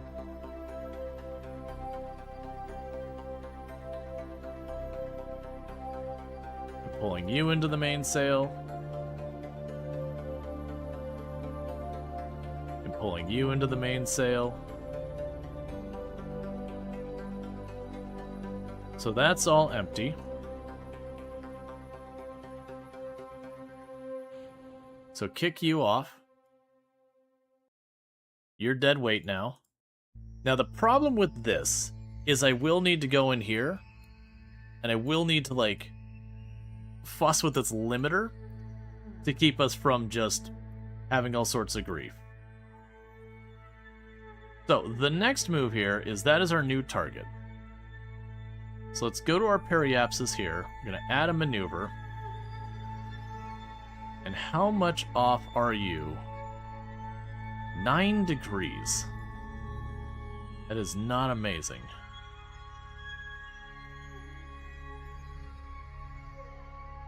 Is it going up or down? It's going up. It'll be a bit of a burn then. 8 degrees.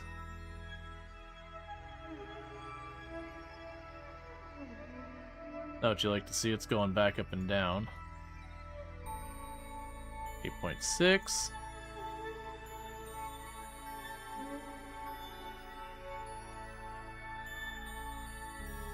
Cancel that maneuver. Alright, let's start there, add the maneuver.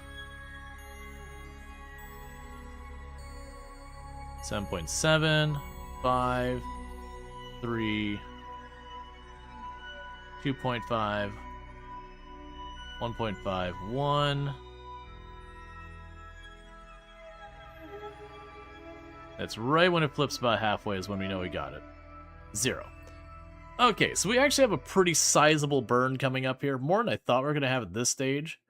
But that's okay. So we're going to go ahead and go around here. Make sure... Alright, so we're not going to go in the atmosphere. Should probably check, make sure that's true on this as well. Yeah, we're not going to go in the atmosphere. We got a decent burn at 366 delta V.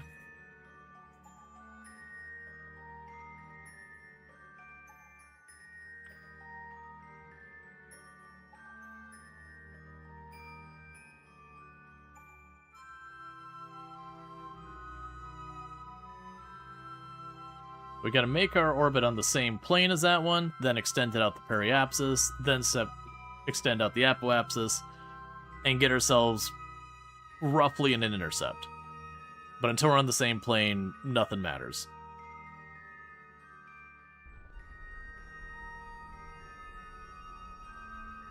Alright, that's what I was afraid of. Alright. Bring the thrust limiter way down here. So what's happening is I'm kicking this in, and the thrust in the mainsail is way more than the other one.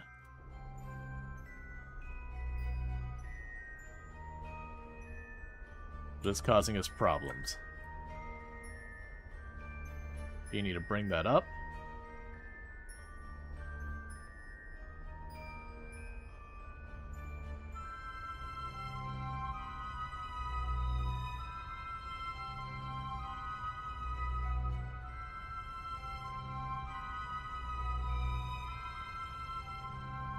Should be able to get ourselves roughly in the right place this way. It's okay if it's off by a little, we will make corrections when we get closer. And that's just because we still have the mainsail engine, but it's still got almost like 800 delta V between it, so we want to put that to use, you don't want to waste it. Alright. So let's see where we ended up. You know, half a degree. I'm not upset about that. So you can go up here, add a maneuver.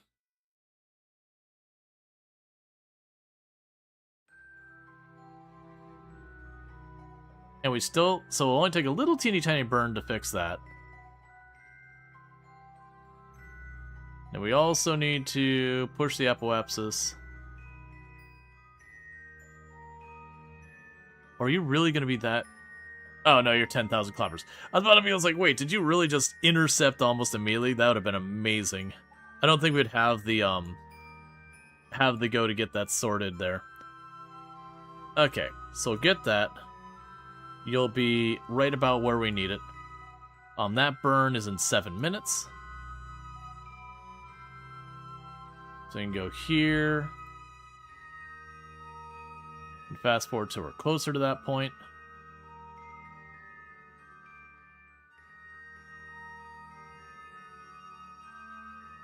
I should have started that sooner, but that's okay.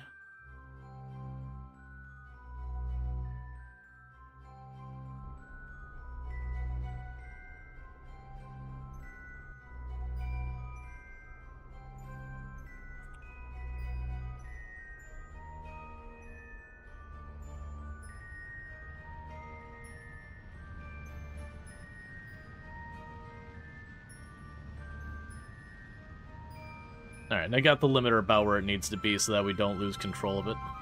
Not until it runs out of fuel. And then, you know, it's dragging dead weight, at which point we kick it off.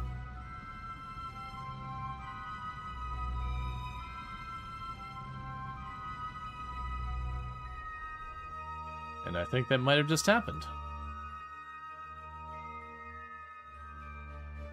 Or not. That's fine.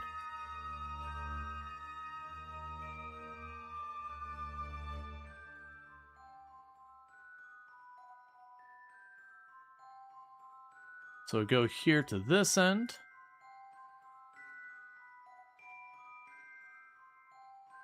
Get 0.7 off, 0.8.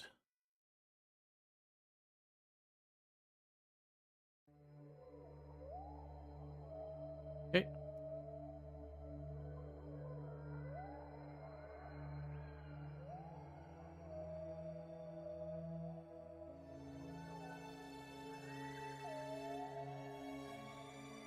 Alright, so that's another big maneuver.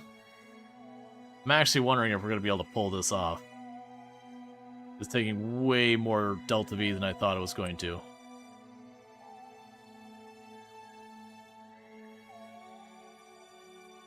Okay, let's get you into position, because pretty soon it'll be time to stage. We still have 1,500 or so Delta V in the next stage.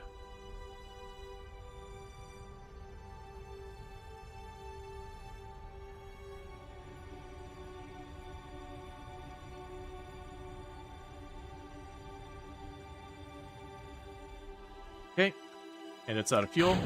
Kick it off.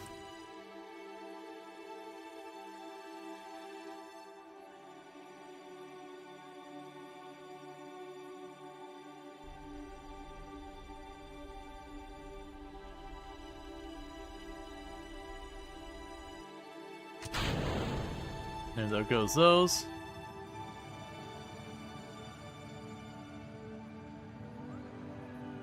All right.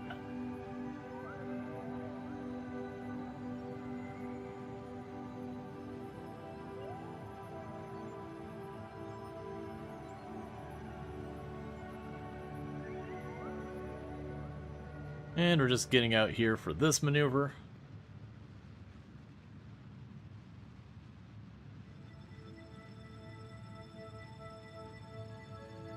Alright. I'm getting a little concerned by how far we have to go out here. This is practically moon orbit distances, and we're burning a lot of fuel to get there. So it looks like it's going to cost me too many more 100 Delta V. We're bailing. And just taking the successes we've already got.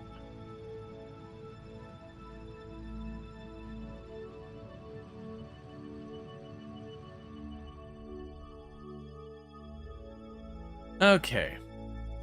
So you're at 7,900 kilometers at there.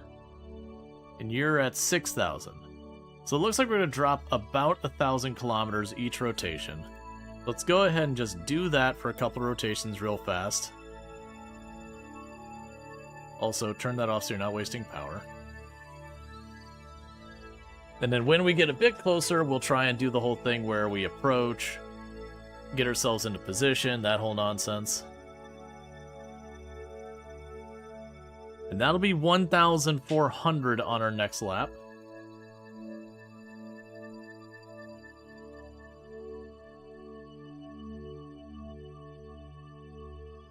Okay, so SAS retrograde.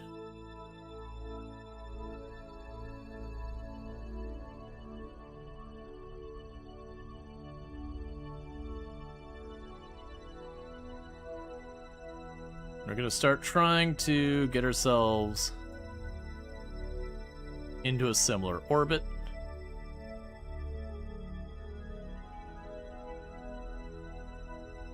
And burn the fuel slowly.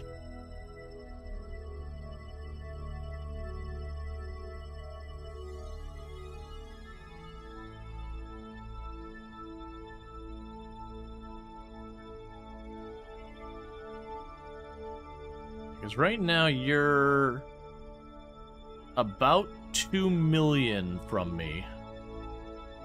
They're going to be pretty close to 1,000 kilometers from me up ahead. We can cut that down to like 1,000 meters. That's kind of the goal, is to get that close. I also didn't check at what I even need to do to repair things. I didn't think if there's a special item like an EVA repair kit or whatever, which there probably is, because I certainly don't have it. So I might be wasting my time.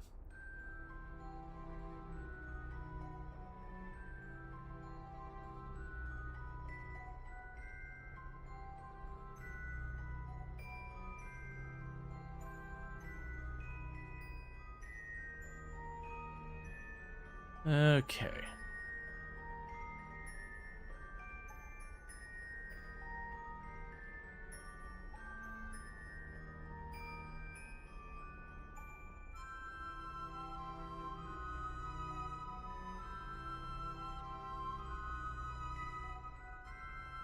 And pretty soon we're probably going to have this start going back up.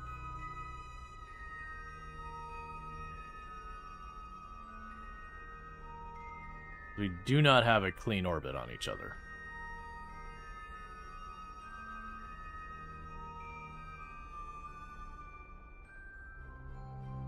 And I'm just trying to keep an eye on that.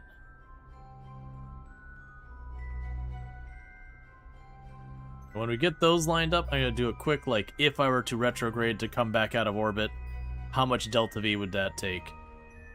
Like, how reasonable is that for us to complete this? So we're down to 100 kilometers difference. 99, 80, 70, 60, 50, 40, 30, 20. I'll stop it. There, it's going up. Alright. So get that down to 9. And you see our orbits are still nowhere near each other. But the idea would be get over here and start correcting our orbits more. But if we had to abort at this point, add maneuver, how much delta V does it take us to drop in?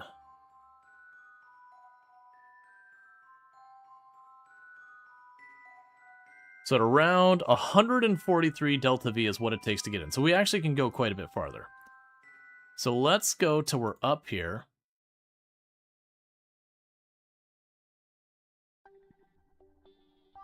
Actually, we can take this a little differently. So take you off retrograde. Let's find where we would start heading towards you. Should be over here somewhere.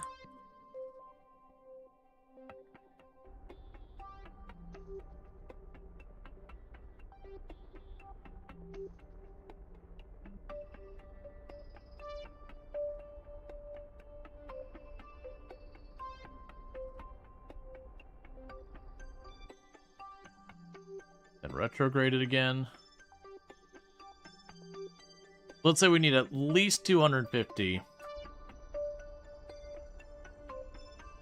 to get home.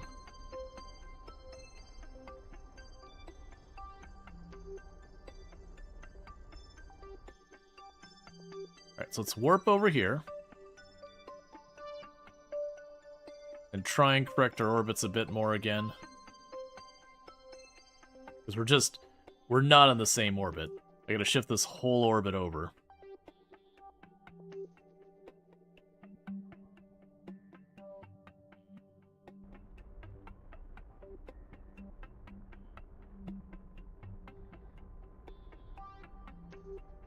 We keep adjusting our relative speed.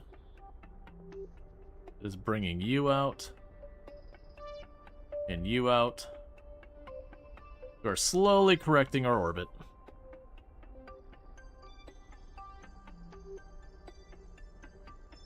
It's also bringing these two separations together. But we are burning through our fuel way faster than I'm particularly comfortable with. I am worried we're looking at like 400 or 500 delta V just to line these back up. It would be a massive problem.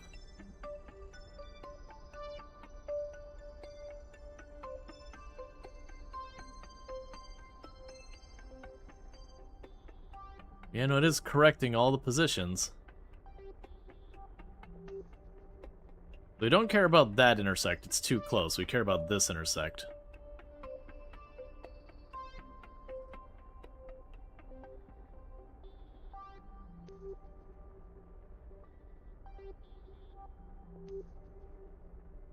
It's interesting that watching the delta V go up and down frantically, so it's not entirely clear what my delta V should be.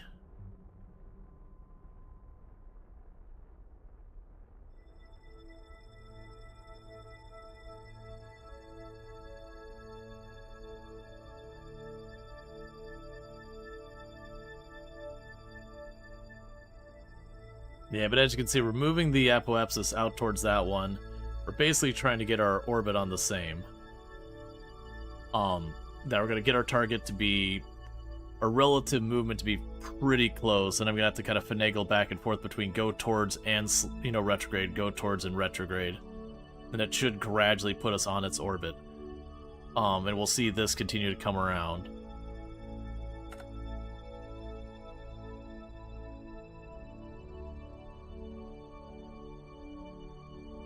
ourselves a little bit more throttle to bring that relative speed over a little faster. Because the closer I can get it fixed by the intercept, the more on target it should be.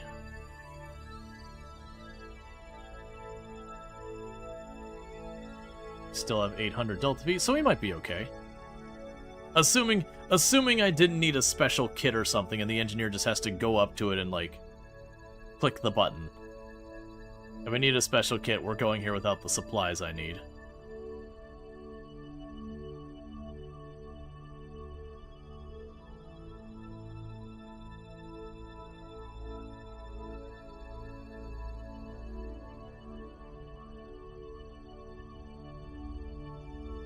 Okay, we've almost got that sorted. We still got almost 850 Delta V left.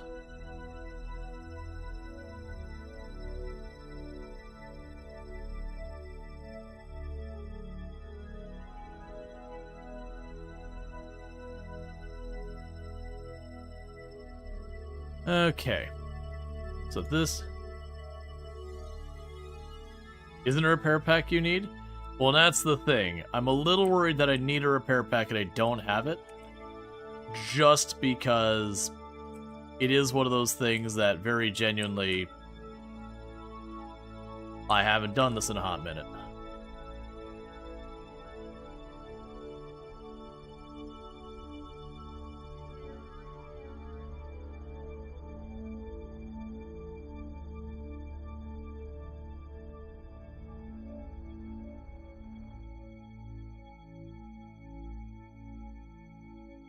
So you right now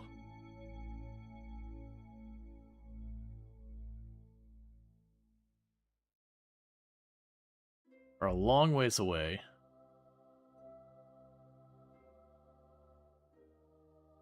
At this point, I'm invested in meeting up with it. We're still going to get 2 other missions done regardless, so it's not like we want to reset and just go back and mulligan. Go retrograde from you again. I need to be actually close to this before we retrograde.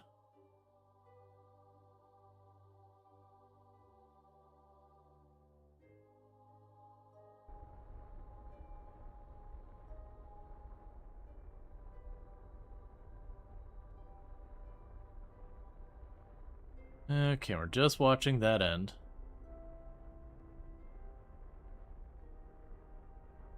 Because if nothing else, it gives me more practice with the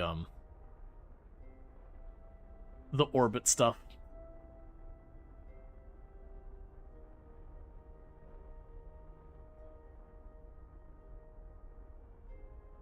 Okay, we'll end up at 300, 200 kilometers. 150, 140.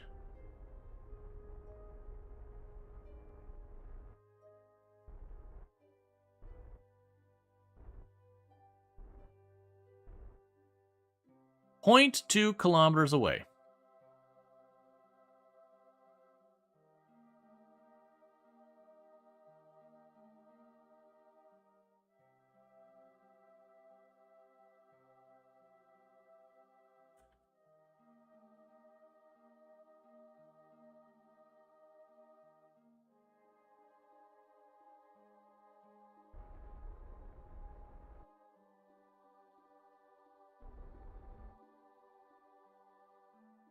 .1 kilometers away. Okay, so we're not going to get any closer than this. So here we are. I got plenty of fuel to deorbit. Let's see what happens. So let's grab... Where are you? Oh, Bill. There we go. I had a momentary, it's like, where's my engineer? RCS. I've lost track of my satellite.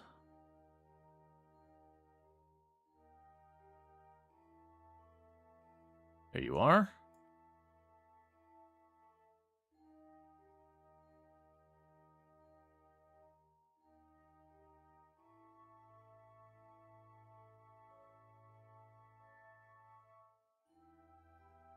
Yeah, most likely we will need a repair kit, but I kind of figure we're all the way out here. If we don't, we'll finish our other 2 objectives, we'll run back. And that'll just be a thing that'll probably put off till I have another set of missions around here. Which does mean we'll be wasting about 15-20 minutes trying to intersect this thing, only to realize we didn't need to. Or, not that we don't need to, we don't have what we need to solve it. But I am hoping we can just go over here and just be like, kind of give it a thwack. Because every time it's like EVA repair kit and I read it, my brain goes EVA repair kit as in a kit to repair your EVA suit, but that's not a thing.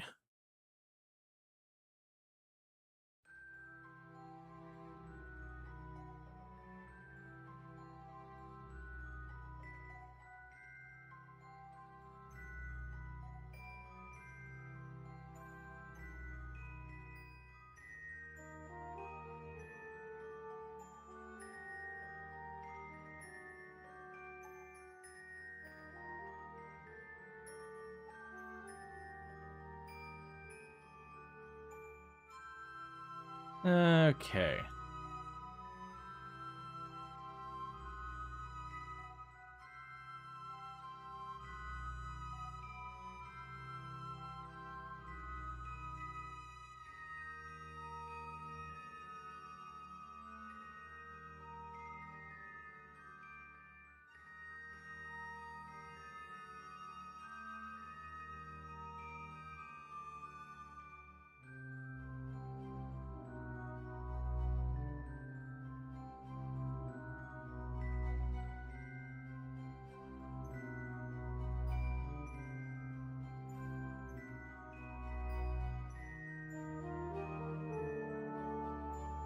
I have no idea what's broken.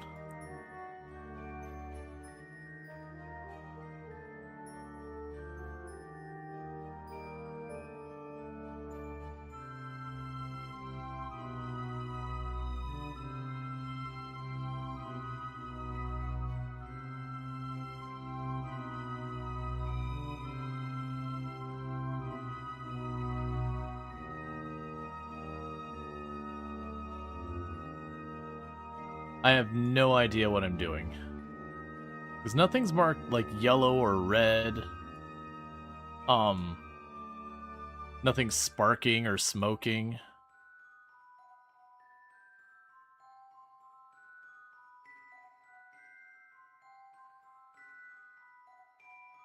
Repair communications on damaged repaired communications. I mean, they look fine.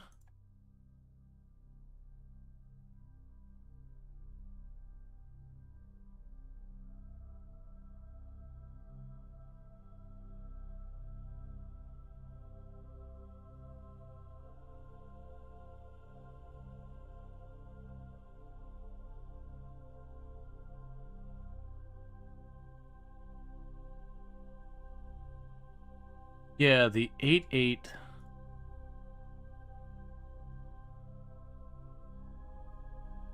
Okay.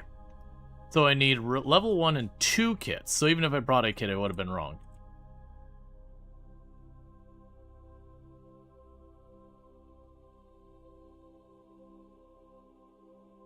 Is that the repair tab tool, 4th button drop down? Yeah, so it looks like I need 2 repair kits. We don't have any. We did do 2 missions on here, but it looks like the 3rd mission's a bust. So if we go to do this one again, I need to bring 2 kits with me, and that'll be fine.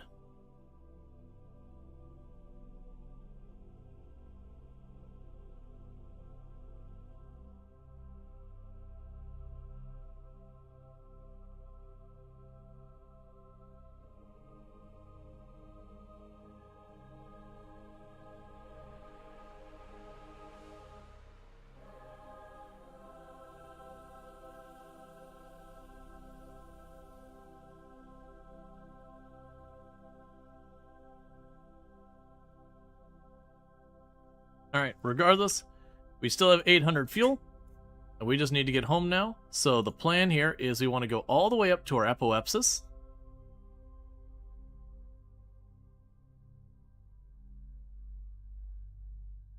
and set ourselves to SAS retrograde. Oh, orbit retrograde.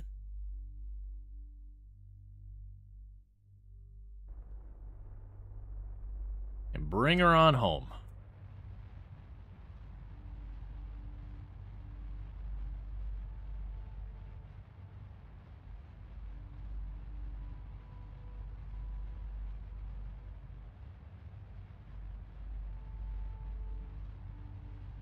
We're gonna drop this one down to like 60, get to the periapsis, and just full bore bring it in. We're not gonna try going in nearly as steep because it seemed like the wings were holding up perfectly fine, and it seemed like, oh, that is too much. Icarus is melting. Icarus is actively on fire.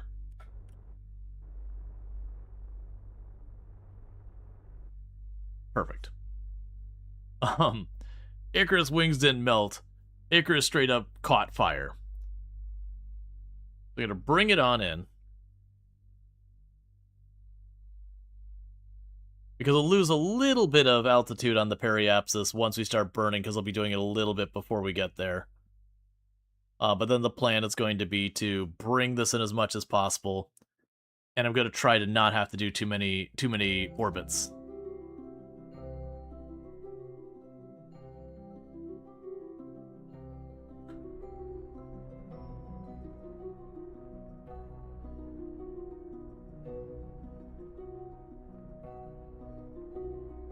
And basically, I'm going to try to get to about our periapsis. I'm just going to slam the throttle on full. Or the moment we start getting to the point where I'm worried about needing to be facing the correct direction to be able to actually land this thing.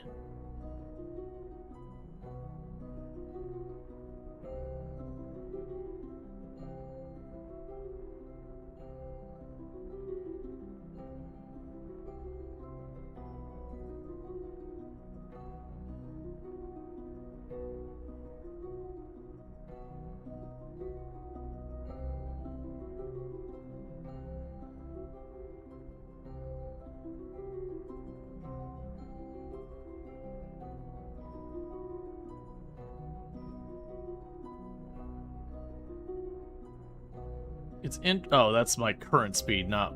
Yeah, that's fine.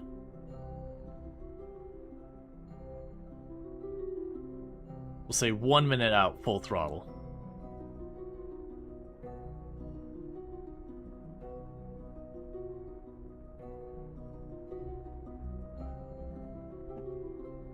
This time we're coming in way closer, which is going to mean more heat. But on the other hand, it does mean we'll deorbit much quicker.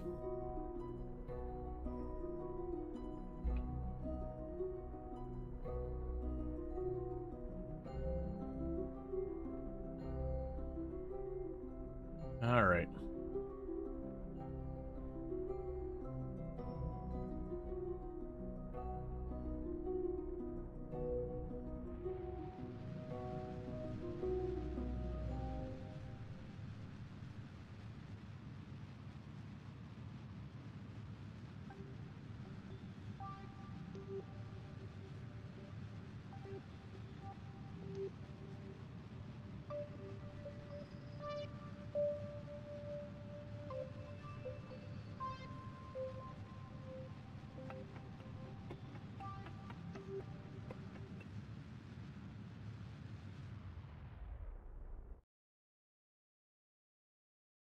We're back retrograde again.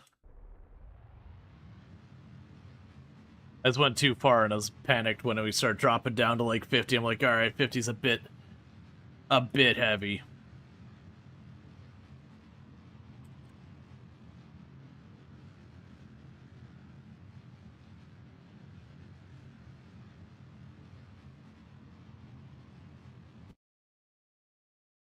Okay. Turn prograde. Throttle off.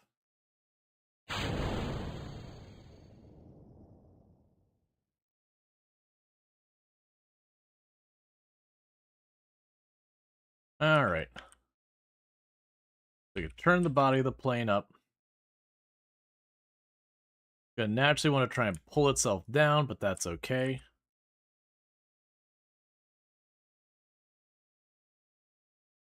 Yeah, probably have like a couple of passes, maybe 2 or 3 passes. I mean, we're getting down to 50 something. We're like right on the edge where we'd start burning up in the atmosphere a little bit. So we should be shaving off a lot of height. We might just do like 1 or 2 orbits to come down.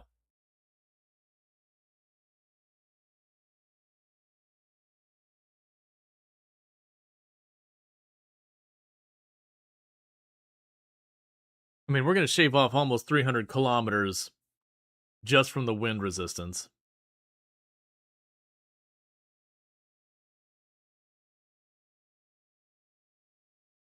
Honestly, at the rate it's going, this might actually be the one we come down on. Because while we are starting to climb out, we are still burning off, like, not even every full second, we're burning off a full kilometer.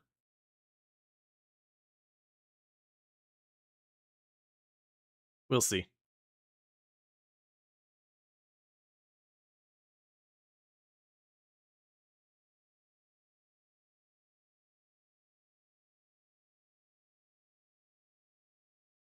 Okay, and I am going to have an experiment where I might try to, oh. I was going to say, I was going to pop my, my ones that have the drag chutes and might try to actually land it, but then I realized I already deployed everything, so I'm not going to do any of those things. Alright, yeah, so we're going to get out of here. We're getting pretty close, though. We were, I mean, we're really close. Because it's when we hit 70 that we're no longer dragging. But you can see how fast we're coming back down to 70. So we might just barely creep out of the atmosphere for 1 pass. Then go right back in.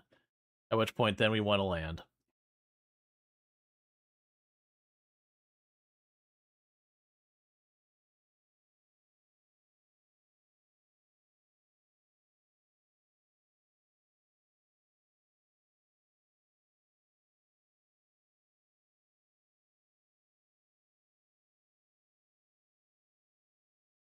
Batteries are holding up for now.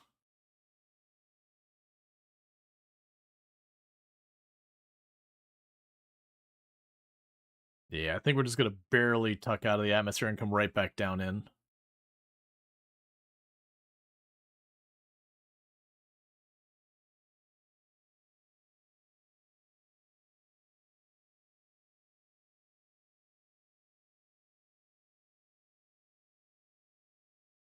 Okay. Still, doing 1 lap around is not a big deal compared to the last one where we had to do like 6 or 7 laps around. Yep, still in atmosphere, but we're just about to get out. Yep. 6 or 7 passes around.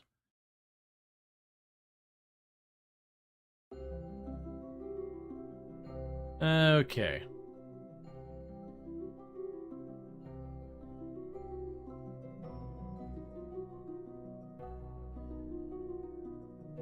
Where's the sun?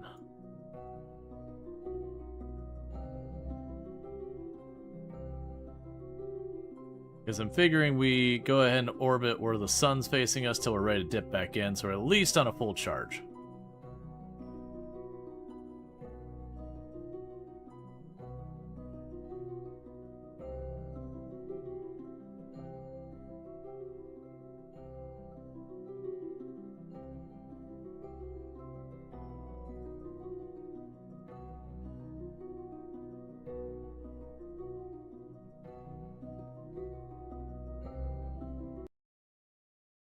Okay, and with this, get ourselves oriented.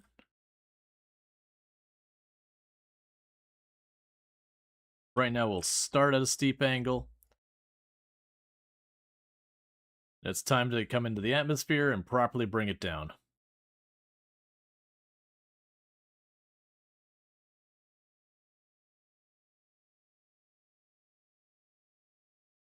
Alright.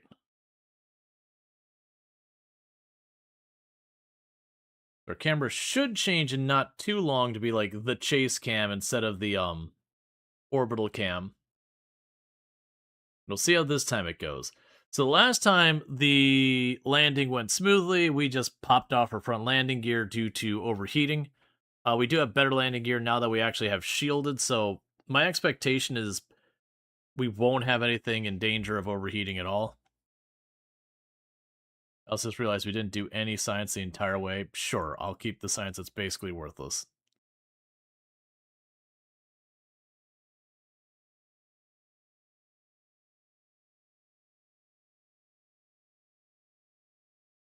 Okay, we're getting like 1 unit of science because of the goo.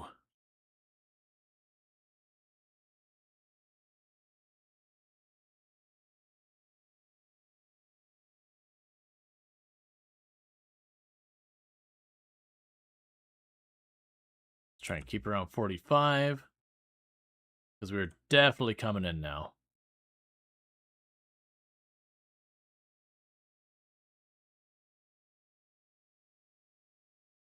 Okay, let's start leveling it out. Just be a little ways up. Because we're no longer going to escape from the atmosphere at any point. So again, we're trying to not just nosedive in super hard. Gonna burn off as much speed as possible.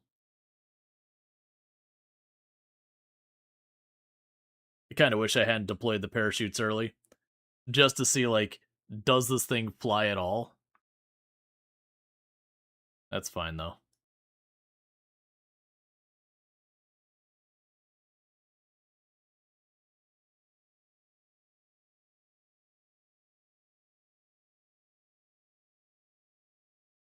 And I'm sure I could go in here and start adjusting settings to make it so they wait to deploy. Yeah, no, I don't want to necessarily try it that hard. It was basically while we go in, I wanted to see if I could control it, and if I could control it gliding in, then we'd still pop the chutes. But,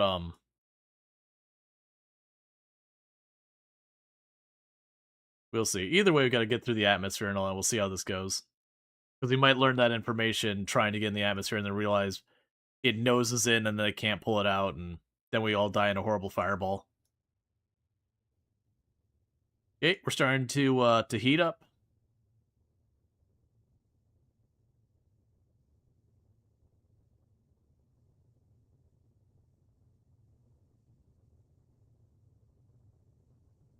Power's gonna hold just fine for now.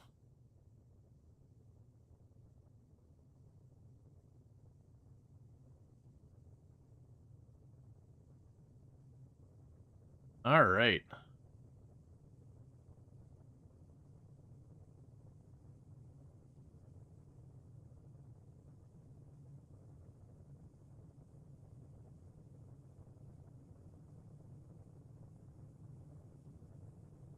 Yeah, but that's the idea, is if we look at the direction we're going, we're just barely below the horizon line.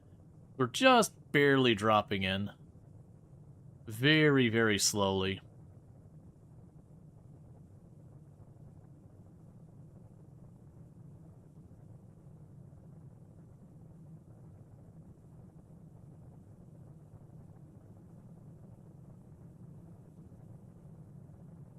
That's kind of where we want to keep that, as close to level without going up as possible. Like, we won't escape the atmosphere, but we do want it to continue to deorbit and burn off speed.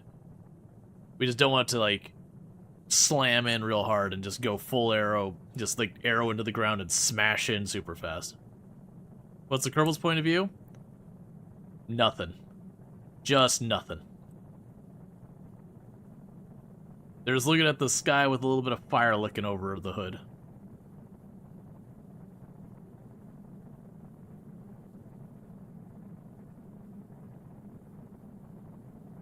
What's a tourist view? Can I even see the tourist view?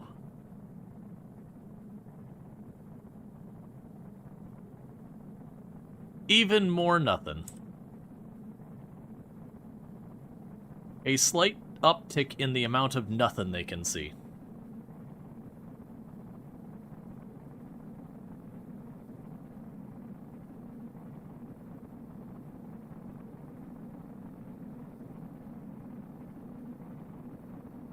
Yeah, because so you notice, we're really not coming down very fast. But we are burning off a lot of speed pretty fast. Alright, so we're starting to see the heat. It's just like last time. We're noticing that our batteries and our solar panels that are first getting hit, last time they held up just fine. A hope and a prayer, basically. I'm going to quickly snooze the ad because just like last time coming in, the ad lined up where it wanted to go. Both times we're going to get it so we won't have to see the ad. Like, once we get down to the parachuting, it doesn't matter. You may not want to see your impending doom. Yeah, it might not be good for your mental health. At least it'd be a short-lived problem.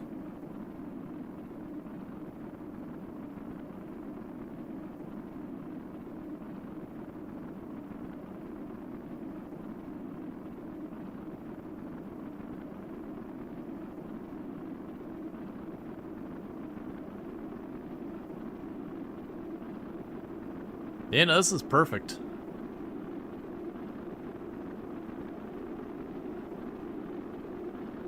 You know, little stuff's getting a little warm on the top, but, you know, it's only at about half its temperature capabilities, a little over. What is hot back there? I'm not sure what's getting... Oh, I think it's the landing gear. For, like, when we get to land it on the moon where we drop it straight on its back. That probably won't be in any kind of real danger.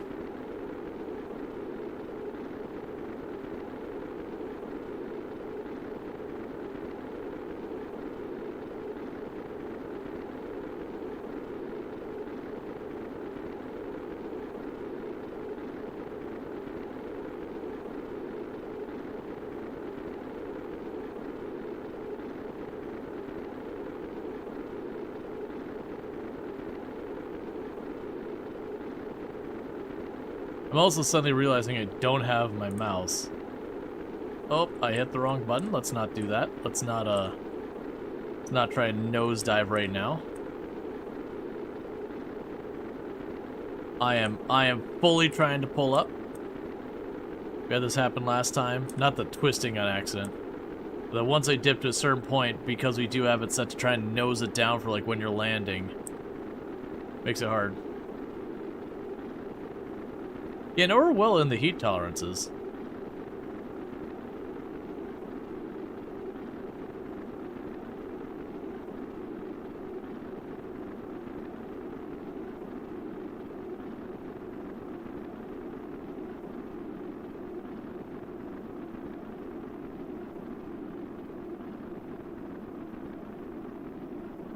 I'm doing it something I shouldn't.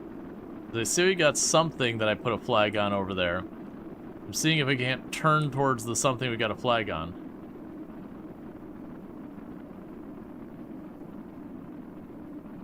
But, we do not have much steer.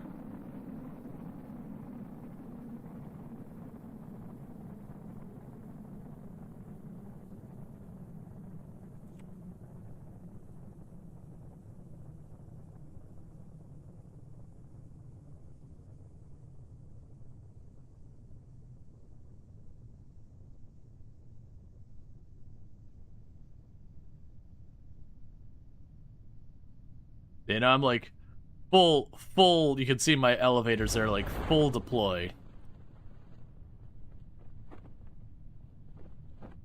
But they're just a suggestion.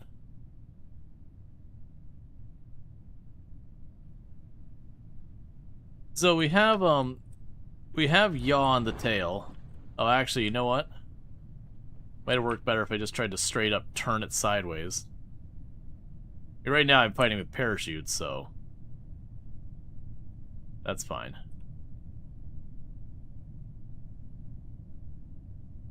Why do I not have my mouse on the screen anymore? There we go.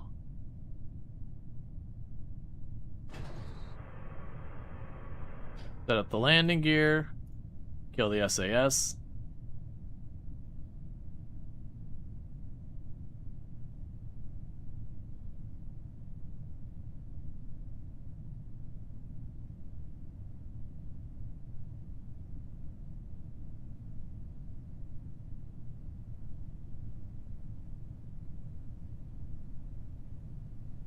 Yeah, it'll be fine. These 3 parachutes, when they kick in, should flatten the shuttle out a lot. Like, that's a... Like, I went and just instinctively deployed all my stages when we were coming in. Are you going for the runway? No. That's kind of what is actually... I kind of wish I hadn't fired the parachutes, because I would like to see if this thing can land on the runway.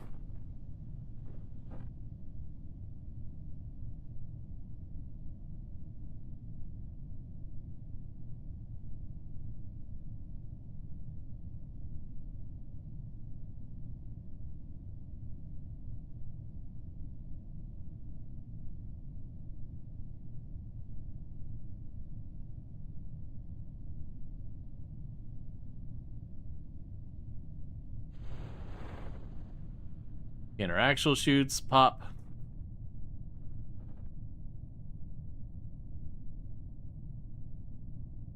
Ah, so that's not great. Because last time we landed, we came down just a little on the hard side.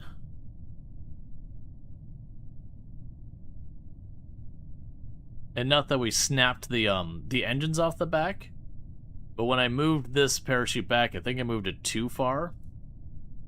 So now we're nose down. Cut the small rear chutes.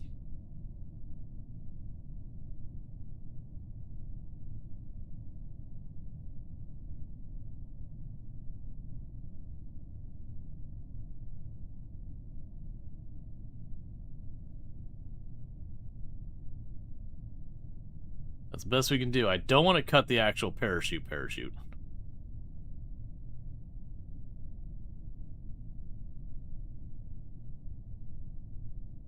Try and rotate ourselves so that we angle somewhat like the mountain.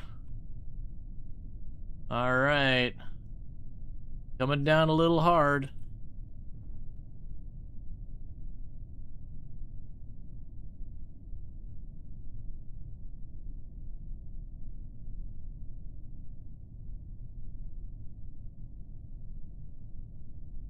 Yeah.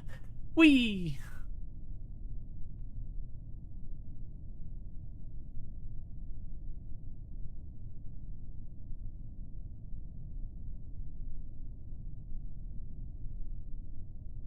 Hey, Nightjar, how's it going? Good to have you. Yeah, I just took the front one off because the front was pulling the front of the shuttle left and right. They all look like they're holding their breath, being like, we're still moving. Why are we still moving?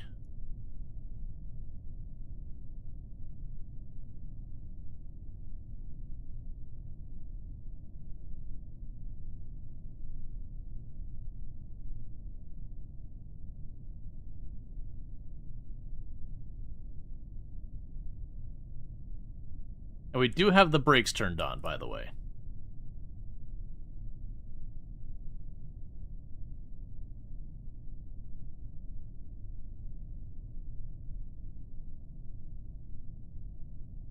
And we'll keep turning. The brakes seem to be doing their job.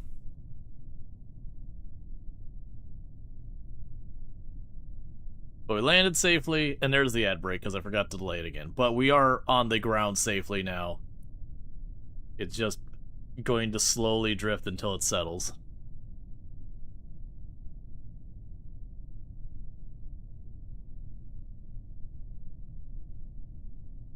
Hey, Bill. Do some science. Science on the go, Bill. EVA report. Take surface sample. Interestingly, all the other ones are fine, but the surface sample gave me way less.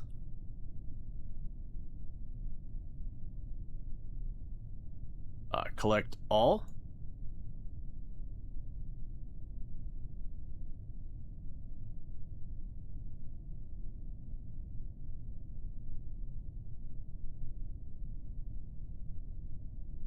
Okay. Which are this is Kerbal. We're landing back home. We were trying to do 3 missions. One of them we couldn't pull off. Yeah, I can answer after the ad break. If someone can just mention that we landed on Kerbal. Oh, you're already back? Gotcha. Well, that was fast. Yeah, no, we're landing back in Kerbal. We just finished doing another tourist group. We also rescued someone who was trapped. And then we were trying to do the repair thing, but we didn't bring the repair kits with us, so we'll have to do that in a separate journey. Okay, like, seriously? Would you get with the... You're done going down the mountain now?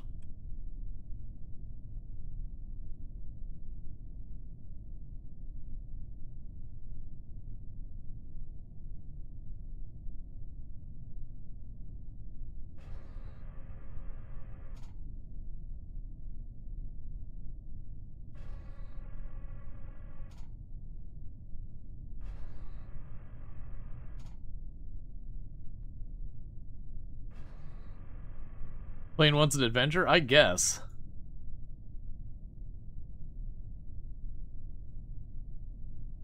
But I had to let it slide because it won't settle. Even with the brakes full force, it is just gradually going there. Don't crash it? Yeah. No, I'm just trying to not have this take half an hour to get down the hill. But just let off the brakes long enough to point it back down the hill and I put them back on.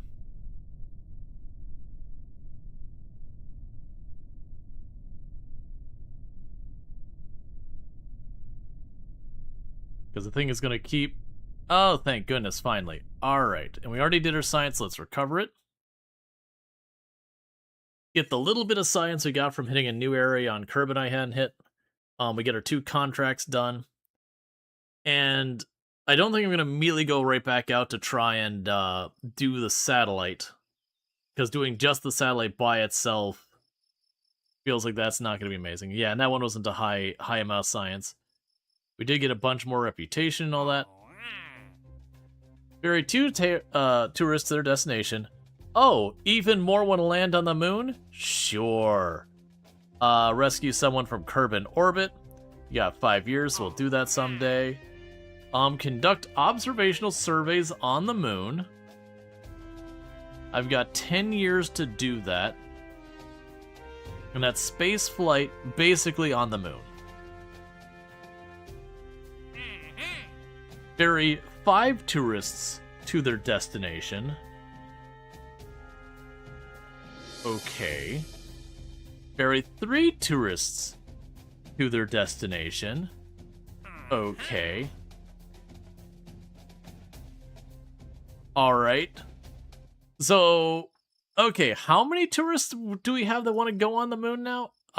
So you're finished. Go ahead and take you off my list. Alright, so we have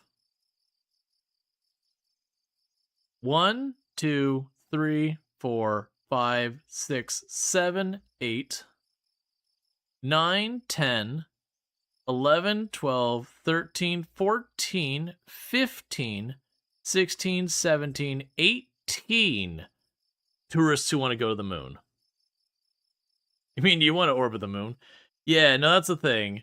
So what we'll do is we'll do the first round, we're just going to orbit. We're going to grab a bunch of the Kerbals who want to just orbit the moon. We're just going to do an orbit, come home. Because we'll see how our Delta V works for that.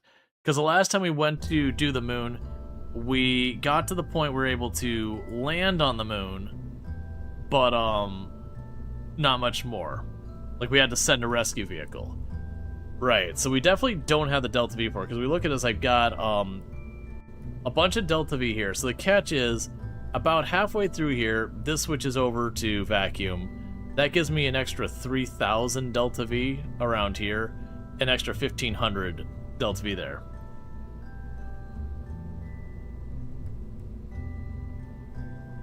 How far off do you think you are from making a refueling station in space? That's if I need it. Until I feel like I need it, I won't bother. That's kind of the whole thing there. Till I need it, there's not really a big thing. Probably won't survive.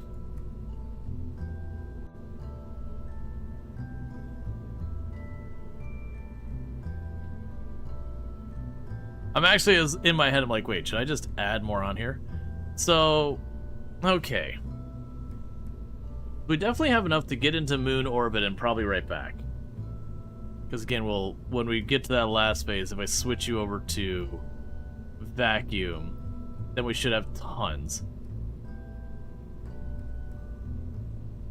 You picked up Kerbal back because everyone is playing it and you want to get good enough to make an actual space station.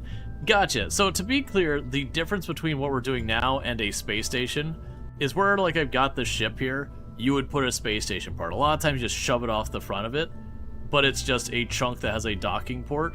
And when it comes like refilling the station, you would end up making a rocket that one of your phases that has your fuel just as a docking port, so you can dock it, dump the fuel in, and then you'd get rid of the... You just dump the rocket wherever. So it could be a cool thing to do. Alright. So we're looking at bringing a lot of tourists who want to see the moon. They want to either do a flyby. We don't want ones that want to land on the moon. Let's go to our crew. Okay.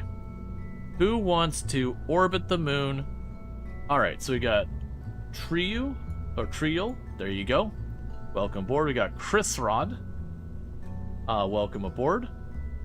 We've got Mohat. There you go. Welcome aboard. We've got Hazen. Let's actually check. Yeah, so they want to do that. So we got Hazen. Welcome aboard. We got Jafel. Mohat wants to land. Oh, I see. All right, hang on. Get the hell off my ship. Jorafel. Why is it that they're all in different orbits? Like, they're all in different orders on, like, land or whatever. You want to land on the moon, you want to land on the moon, you want to land on the moon. Okay, you want to just fly by, so Melwell, get on board. You want to land on the moon. Rodley, you want to just do a flyby. Let's see. Valbrett. Valbrett, where are you at? There you are. You just want to fly by. Kirzer, you want to fly by. Henberry.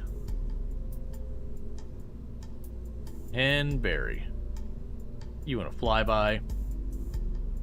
Okay, and that's all the people who want to fly by the moon or less. And no one who actually, like, wants to land on the moon. So we're gonna go ahead here. We're gonna say that we don't need to save. Alright. So is there anything we wanted to change on this design before we send it out yet again? The last one wants to land too, Henberry.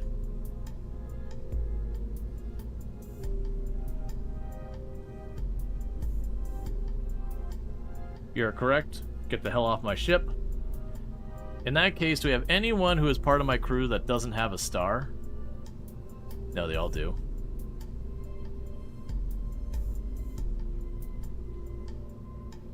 Okay.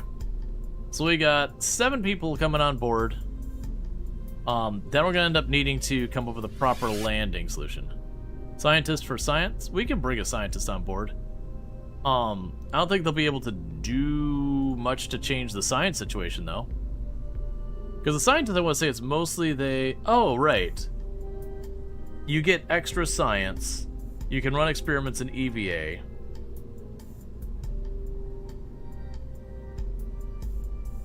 Okay.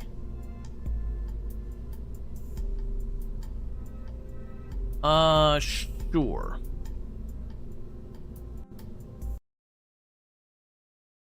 Yeah, no, I mean, I've got the room to spare. We'll put them on there. So let's go ahead and load them up. But we are going to end up needing to make some way of getting all of these people able to land. And I like the idea of continuing to use this shuttle and adapting the shuttle. The big thing we're going to run into with the shuttle is just the matter of getting enough delta V on the shuttle itself so that after it lands, it can get back.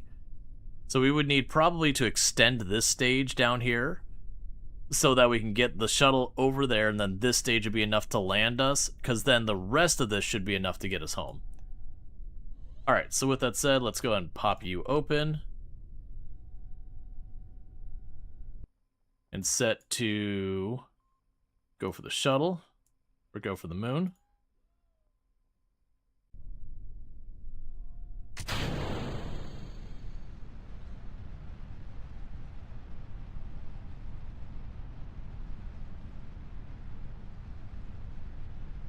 Let's not try to twist it right now.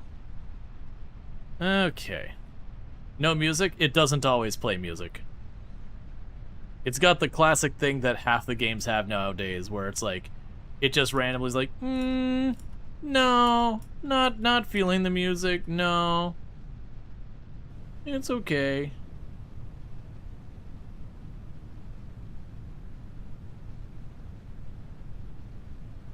It's like games are scared of playing their music.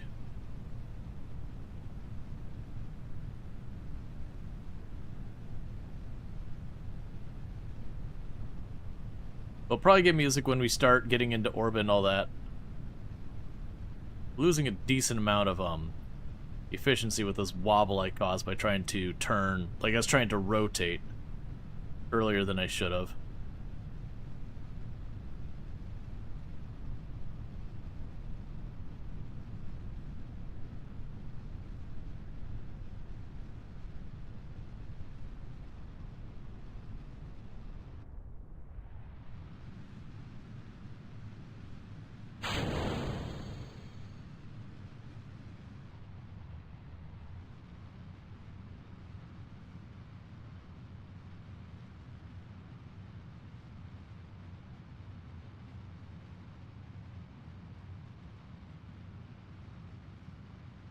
Okay.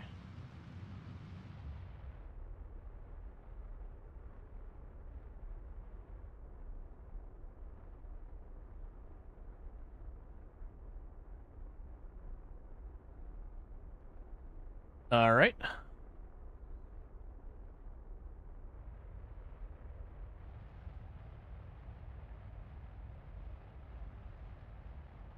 I can keep letting it rotate over.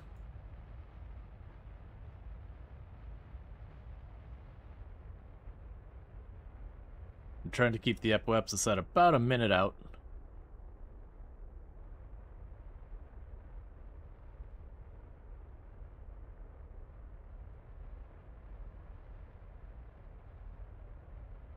Because these ones don't want to land on the moon. They just want to do a loop around it. I want to see if we get every bit of, like, how much we can get the whole thing towards the moon, like how much delta V I have when I get around the moon.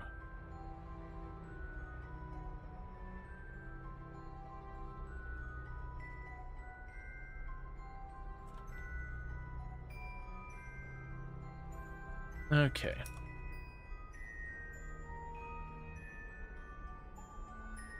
Hey, Dread, thank you so much for the 105 stream streak. I really appreciate it. Means a whole heck of a lot.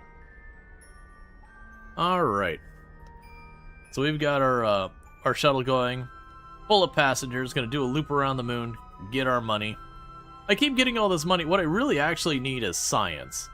And for science, I just need to go to planets I haven't been yet, plunk stuff down, get the research lab. We are getting some science from the stuff we put down, but still.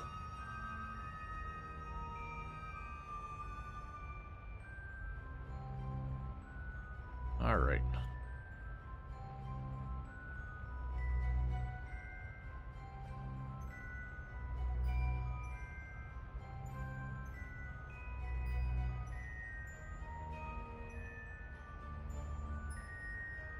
Okay.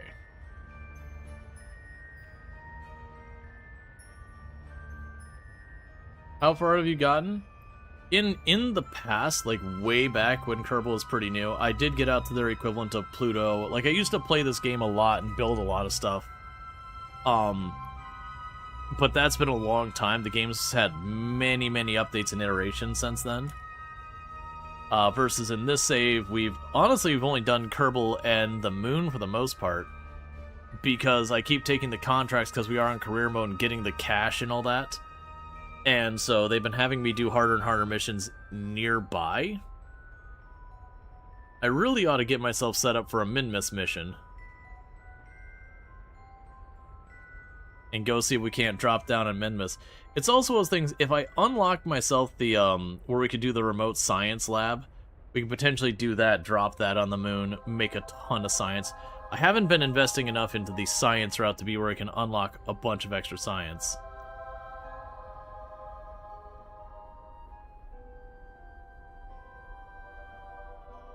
Okay.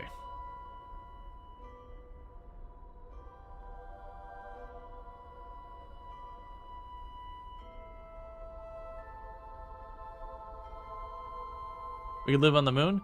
You can set up where you put a scientist in a station on the moon, like a research base, and they can do research continuously over there.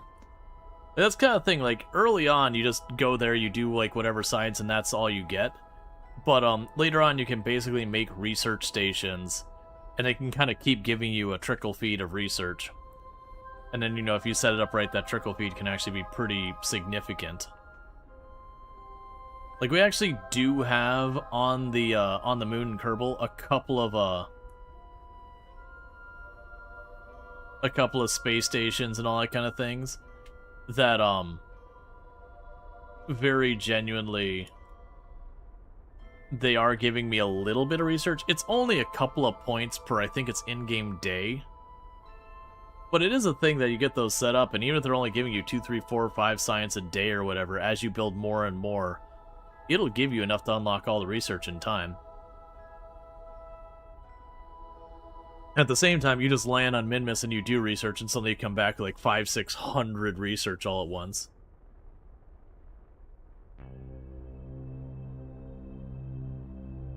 Okay, the main cell just shut down.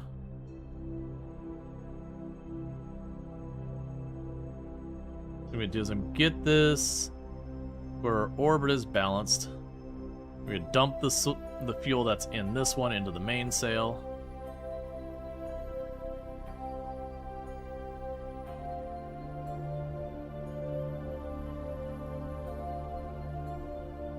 And then we can ditch this weight. And then I'll also need to go on the main sail. I'm gonna have to set its limiter to something like 25. That's because we want to equalize the thrust between these, or it'll just start to spin one way or the other.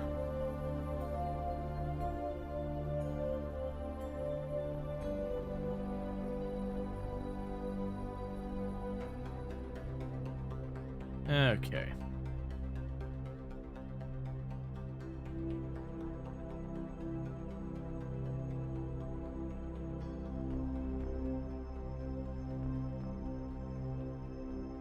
Alright, Luxray, you take it easy. It's good having you.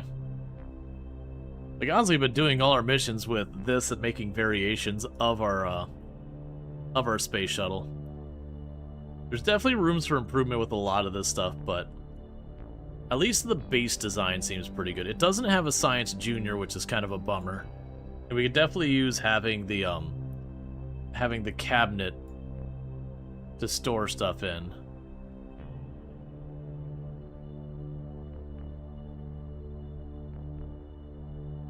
But yeah, so the moment... What are you doing? Stop. Why are you wiggling so aggressively?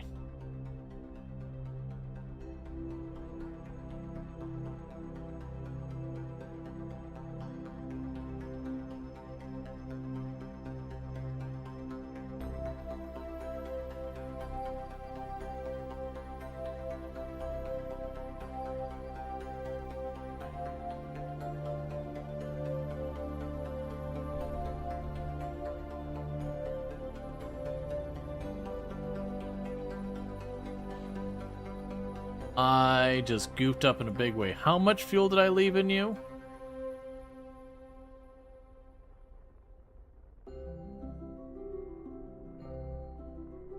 I don't think I left too much fuel in you, but I don't honestly know. I wasn't watching. Does anyone have an idea how much fuel I left in that thing? Like, how bad did I screw my Delta V? I think we're still okay. We're in orbit around Kerbin. I think we're okay still.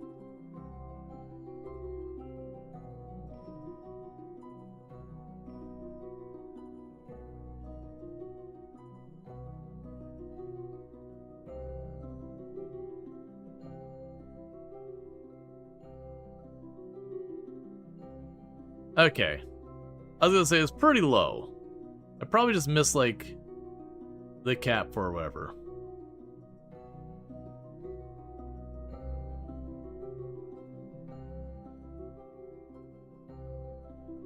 I want you to curve back in a big way.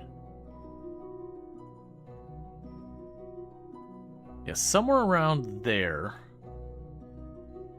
I believe, will make it easy for me to get where I need to go.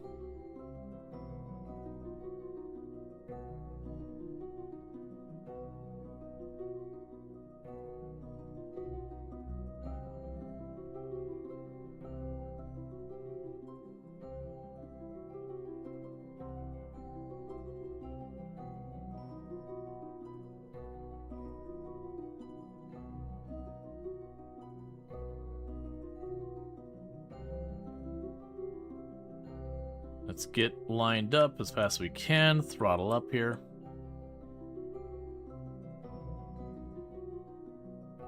Come on, come on. Need to start the burn.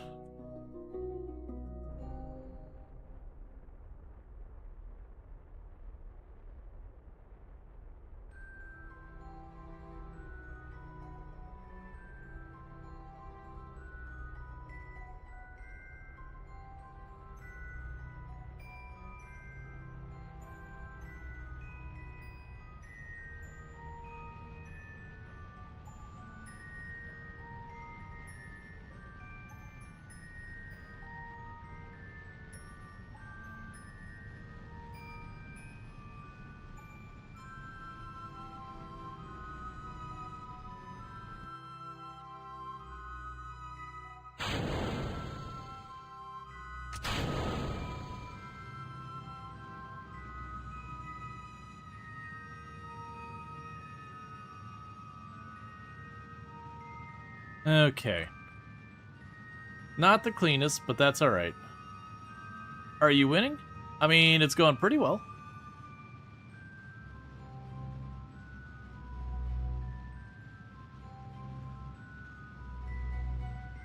Okay, so just need to keep that burn. Oh, we just want to try and get around moon orbit.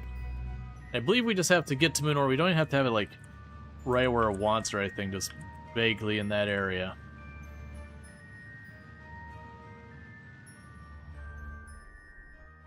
There we go. They still have 1,000 Delta V to go.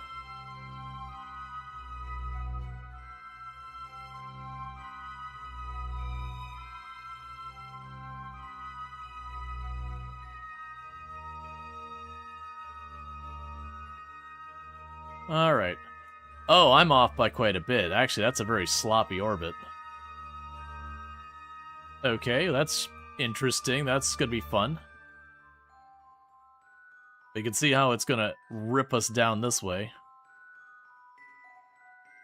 Heck, I'm glad we actually even got to the intercept that far off.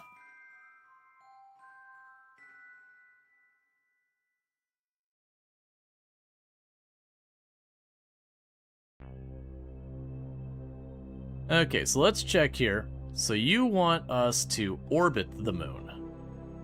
Yes, you want to orbit the moon, so once those flash, we're good. So we're now officially on the trajectory towards the moon. I want to shift over to the periapsis.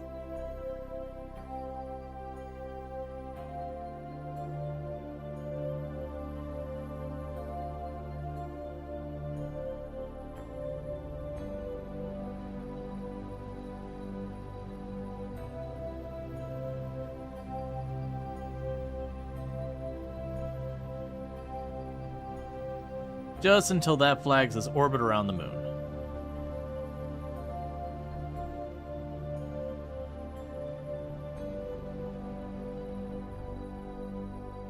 Okay, orbit around the moon. We're good. We're good. Yeah, so all the ones that didn't want to land on the moon, we've got credit for now. So rather than actually orbit around the moon, we're going to immediately set this to prograde and get ready to bolt right back out. But first, I've already done all the experiments around here, but I had one objective that was to bring back science from over here.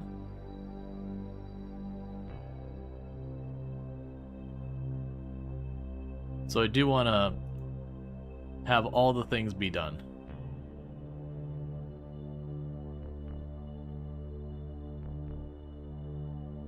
Okay, so if we go right now,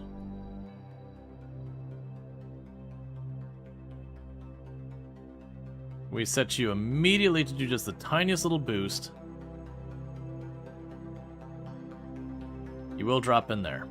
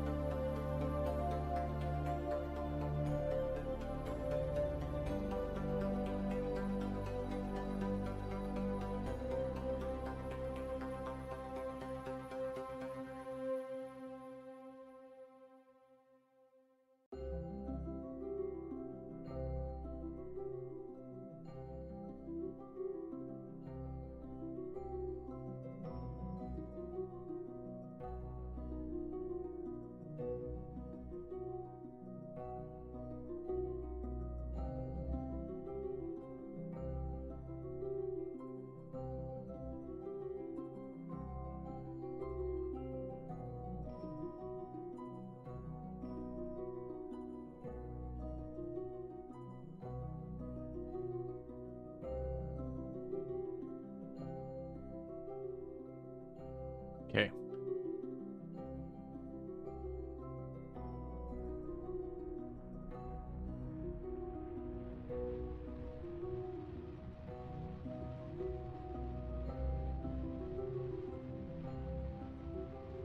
And we're just going to go until we stop seeing that periapsis come in much.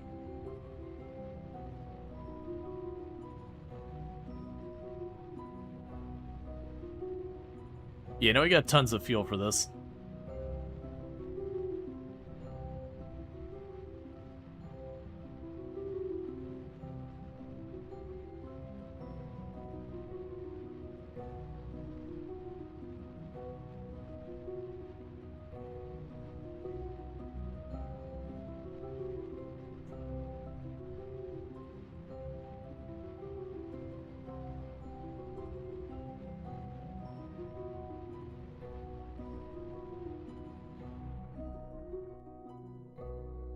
Alright, so with that, we'll advance here.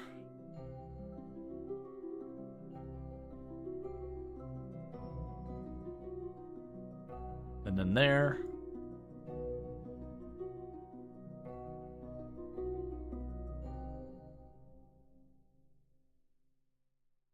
And while we're not really at the most efficient spot to do this, and do a very slow burn and bring the periapsis down, and then turn the airway and fix it.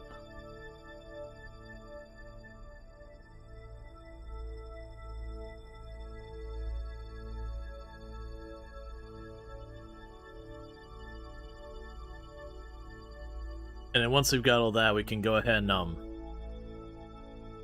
get towards the periapsis, just full burn whatever we got left.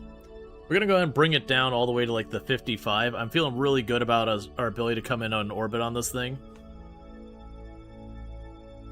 And this time I'm going to avoid firing off my parachutes until we're like properly in to see how it flies.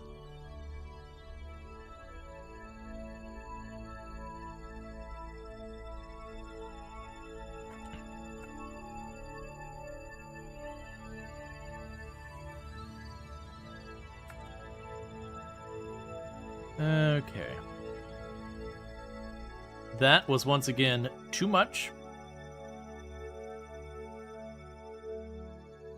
Okay, so I'll probably drop it at about 55.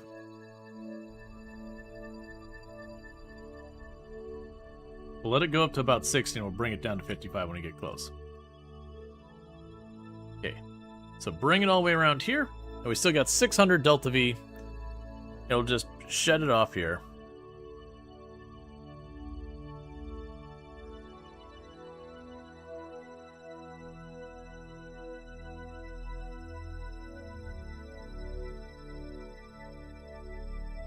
Okay, retrograde.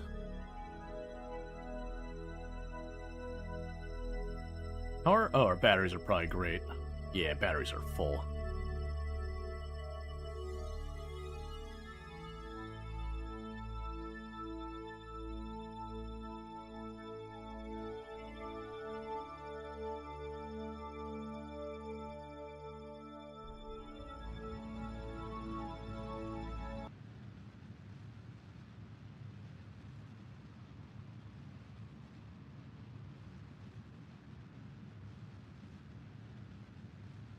Be a little rough. We're bringing it down as fast as we can.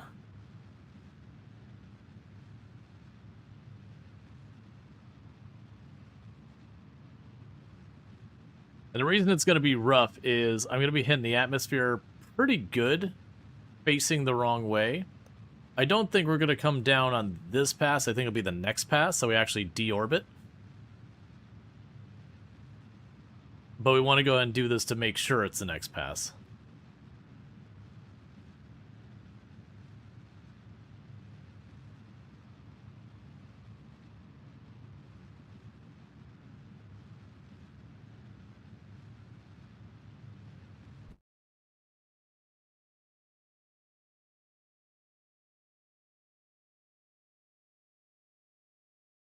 None of that's what I wanted. Try this again. Whatever reason... Oh, right, I still have you set to that. It's like, why are you fighting me and keep going back that way? Because I told it to.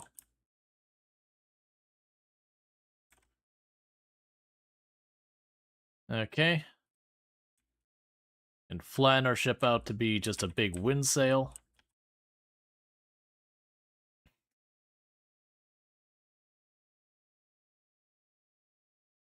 Alright.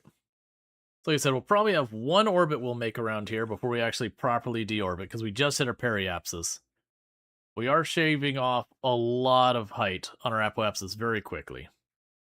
I don't think it'll be enough to prevent us from going back out of like orbit again. I think we're going to keep doing the same pattern where I dig in, like just barely poke out, and then we go in for real.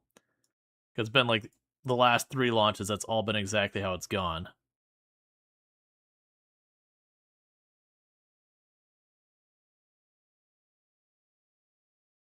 Because yeah, I think we'll get down to like 120 or 130 kilometers before we breach the or we get back out of atmosphere.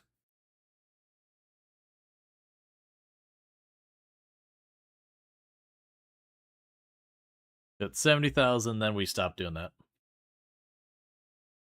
All right.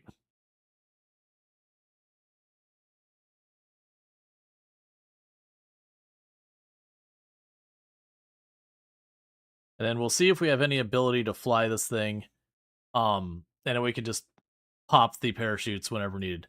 A quick save in case we run into problems, like you start nosing down, they can't pull out of it.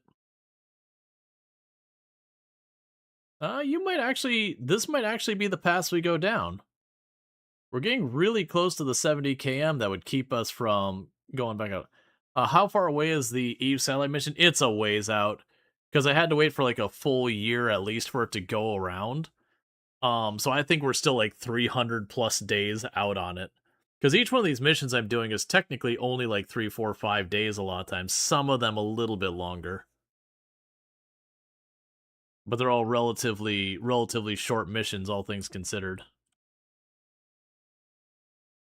Versus, like I said, that one's got like a full year it's got to cook. It's one of the things that makes the really far out missions kind of rough. Is it just there's so much fast forwarding.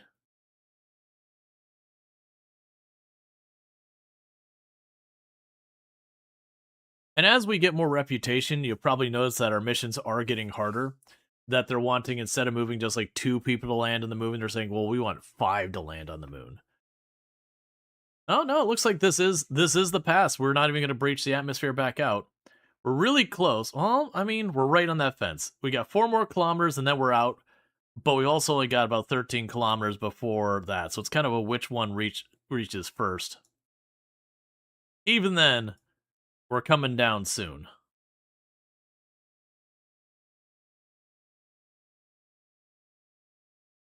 I think we're just barely going to tuck outside of the atmosphere for like a second. And then come back down into it.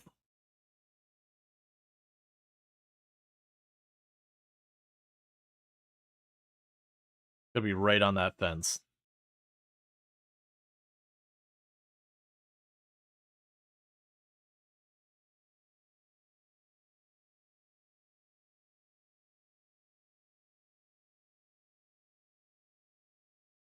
Yeah, we're about 11 kilometers we're gonna poke out of the atmosphere.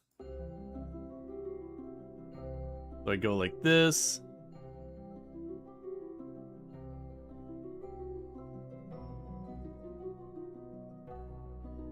Don't drain your battery, please.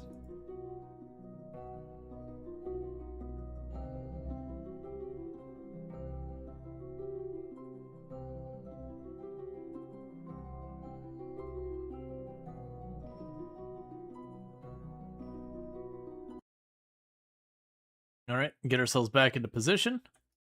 SAS back on.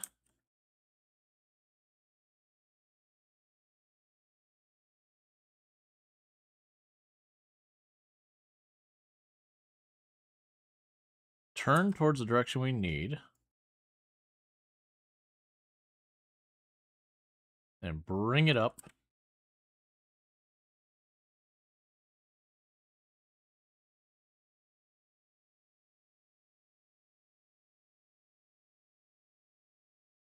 Bring it way up to start.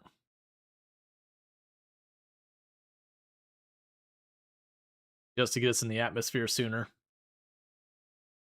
I mean, we're in the atmosphere, but I mean, like, bring our apoapsis so it will no longer escape the atmosphere. And once we do that, we're going to angle back down to like 15-20%. And then we're just going to keep trying to maintain that 15-20% as we burn through the, like, as we slowly come to a stop. And we are going to try and potentially, like, land it. I'm going to go for it if it looks like we're going to be able to pull it off. If we start going down and it just keeps nosing down, there's like no pulling back, there's just no steering or whatever, then we know it's going to be a bust. I won't just suicide the, the thing for no reason. But if it does, I think that actually might be the runway right there. No, I'm wrong. Oh no, I'm right, that is the runway. No, I'm wrong. I'm wrong. It's the other side of the planet. That's a nothing burger. That's a peninsula of absolutely nothing of interest. Alright, start bringing it down. Keep an eye on our battery, because that means we lose steering if that goes out, and we aren't going to be recharging it unless we happen to reach the sunny side.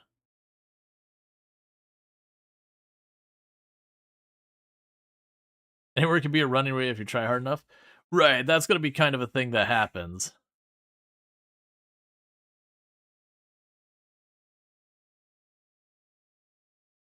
Okay.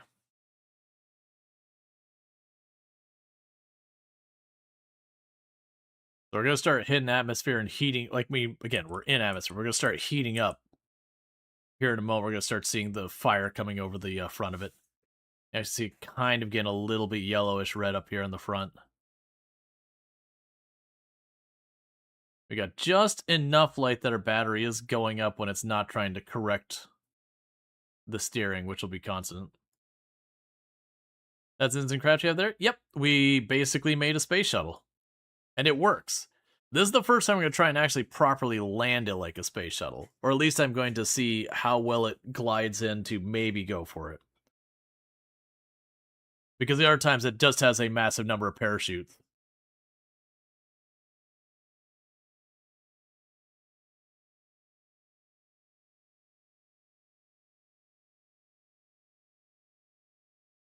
Okay. Your shuttle is blushing. It is. Alright, so we're starting to get the heat on the back landing gear for when we land on the moon with it. Here we go. Bring the nose down a little bit more. Not that much. Stop. That's good. Right there's a good spot.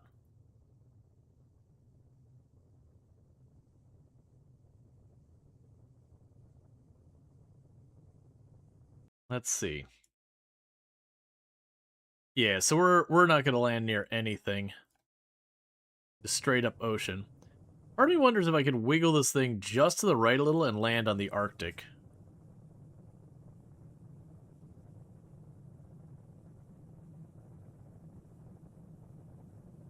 I don't think it will. I think we'll just keep bleeding off speed. If it does end up being a thing that we have any kind of glide, I might be able to steer it, because it'll be a little bit off to this direction, is where we got the Arctic. I don't think we'll be able to get there, because we don't have any thrust left. It's literally just glided in.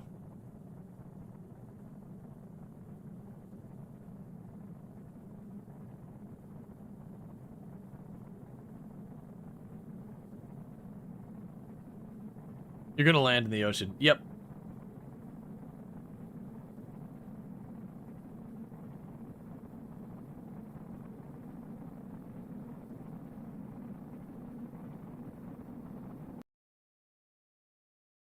Yep, because I'll probably land, like, back here somewhere.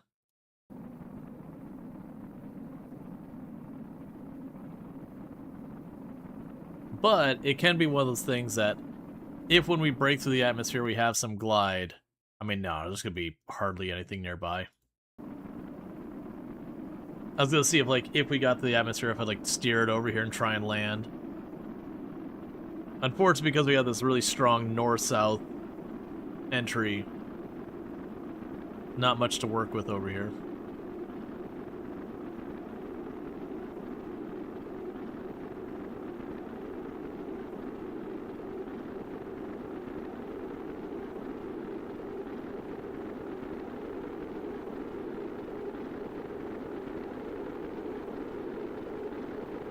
Okay.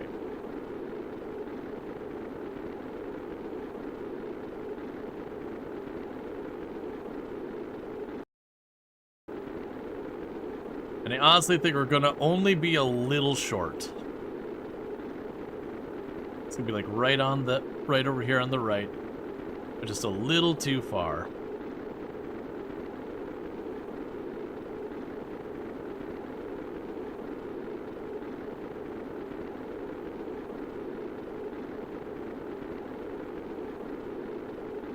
Honestly think this thing does pretty well here. I'm pretty happy with it.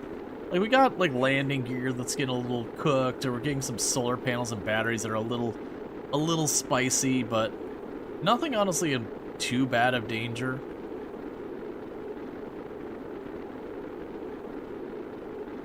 Yep. So we're gonna fall short of that landform we see coming up on the right. At least I think we're gonna fall short of it.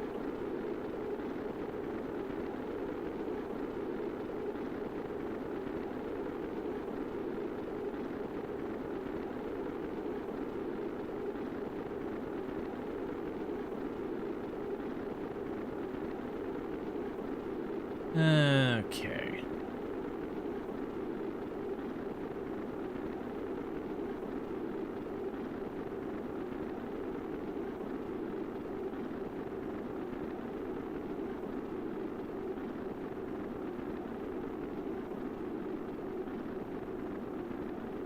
Will you be strapping this to a rocket into space after this run? Oh, that's how it got to space. This is literally on return from orbiting the moon. But yeah, no, it does, like, the full-on space shuttle. We've got the giant thing, the solid rocket boosters. We have one, the, like, counterweight booster opposite to the shuttle side, so it's not quite the same. But it wasn't the intention originally to even make a space shuttle. I had to ferry people, and this is the best I had available at the time.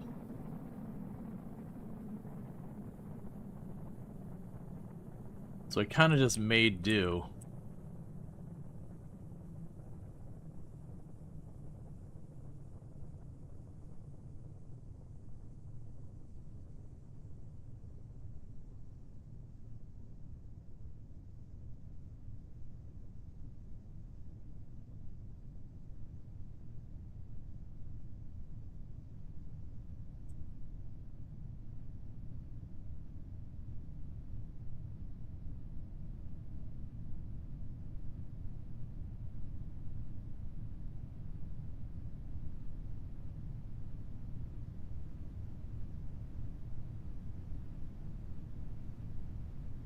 I'm trying my best to turn. Trying my best to turn. See if we can't get ourselves a glacier landing. It's not looking good because the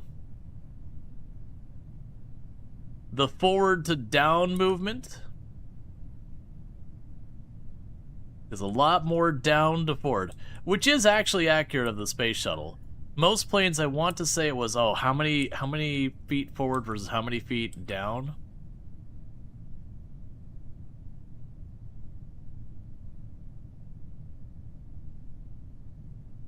And we're about to lose control.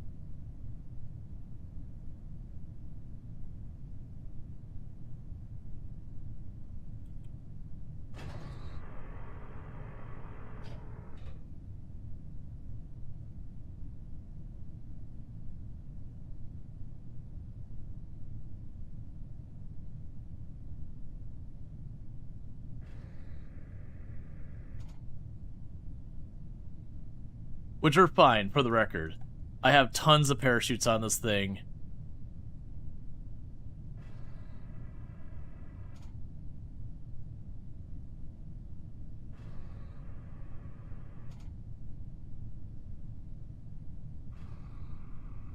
But yeah, it's like, I think it was the typical plane was like 10 feet forward for 1 foot down, and then the space shuttle is like 10 feet down to 1 foot forward or something like that on its glide.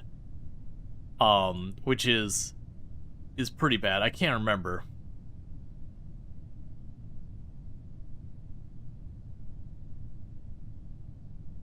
You know, I'm trying to make it work, but it's, I think we're gonna be short.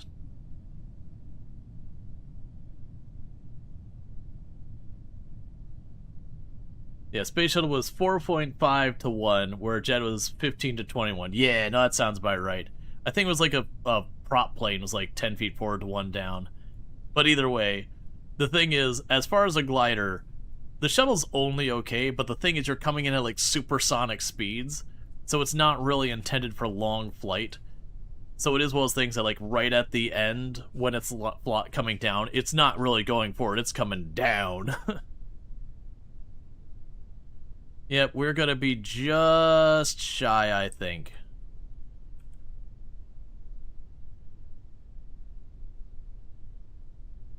I honestly think this might even be able to land. Like, if we had just a little anything in the tank, we might even be able to land. Alright, well...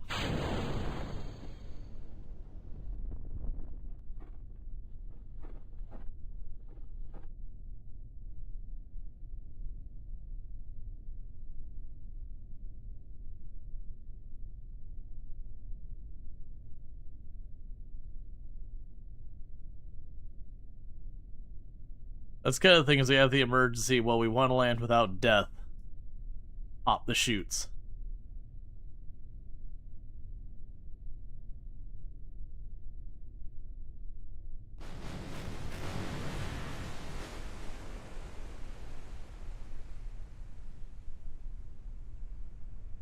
Yep, no, we got so close to reaching it.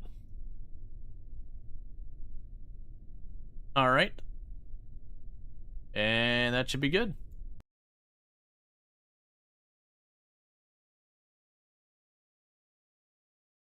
It's designed to break into the atmosphere, not swim in it. If you're lucky, you get to land the runway. Yeah, no, the thing was I wanted to land on the ice cap because we haven't done science on the ice cap. So I was hoping to get a bunch of science from that. Alright, but we did get the science from the moon credits. That was another mission done. Then we got a bunch of people's itineraries done. The problem is we got a lot of people want to land on the moon. We're becoming the people who do tourism. We're not gonna worry about that. Build a new moon outpost. So the only thing holding me back from doing the surface outposts is just the fact that for the surface outposts, I want to have the science lab so I can repeat the thing. Hey, Kal-El, thank you so much for the raid. I hope you had yourself a good stream and all good stuff. But welcome in, raiders. Were you playing some... Ooh, it wasn't Borderlands. You were playing, not XCOM. What was it the other day I saw you playing? I'm blanking on it. Oh, that's right. Hell Let Loose. Right. Because you raided us the other day with Hell Let Loose. But yeah, so you're looking for Hell Let Loose. You can find it over the Kerbal. But thank you so much for that raid, and welcome in, raiders. We are doing Kerbal Space Program things, where we have a cool shuttle that is doing cool shuttle things. And now we're to the difficult part. Because we look at our contracts, what do we have on the list that I want to knock out? Because we have, let's clean up all these messages again.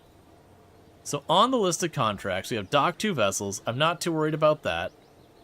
We have land on the moon, land on the moon. We have sending someone out to repair that. There's a person to save. There's land on the moon, there's land on the moon, there's land on the moon, there's land on the moon, there's land on the moon, there's land on the moon, there's land on the moon, there's land on the moon, there's land on the moon, there's land on the moon, and then there's getting a satellite around to Eve. I feel like there's something with a little focus there. Alright. So. And also, before we miss out, let me go ahead and do this.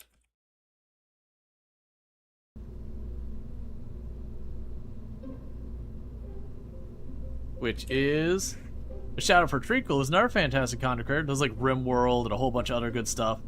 Someone I highly recommend checking out. Really good times over there. So definitely go check them out. Good times. 100% recommend.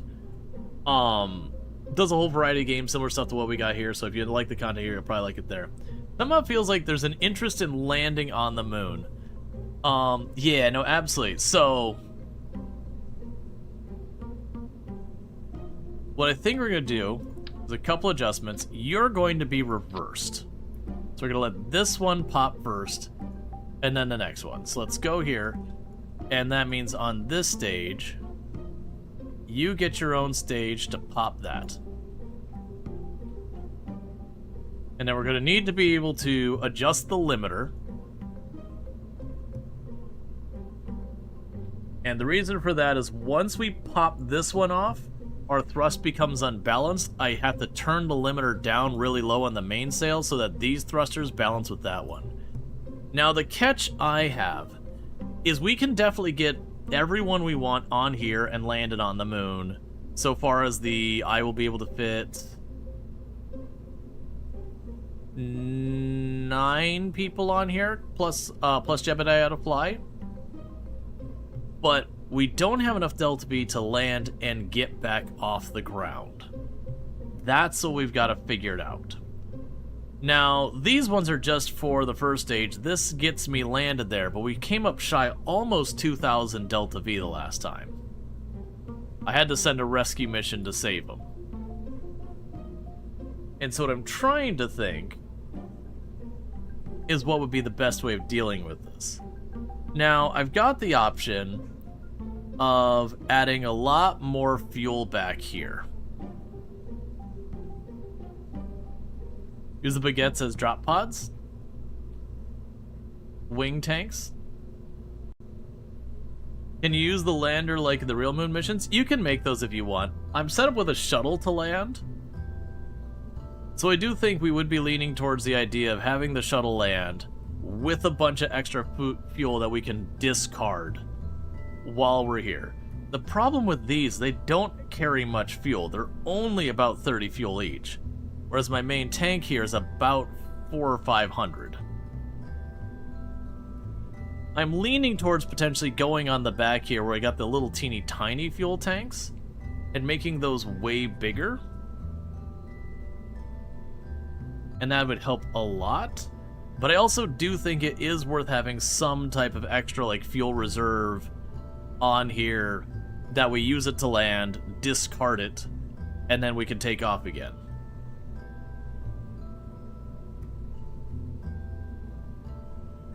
There's not much room under the wing for doing that. And then over the wing, the problem is, if we're landing with those on there, I discard it, it comes down on my wings. Well, no, that's probably fine. Rear shoot that's too far back? Yeah, we can do that real fast. So take you and put you there.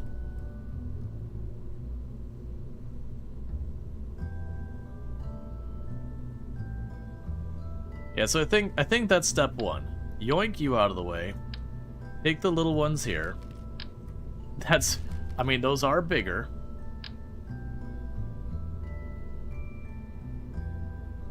Grab you. Put you back on.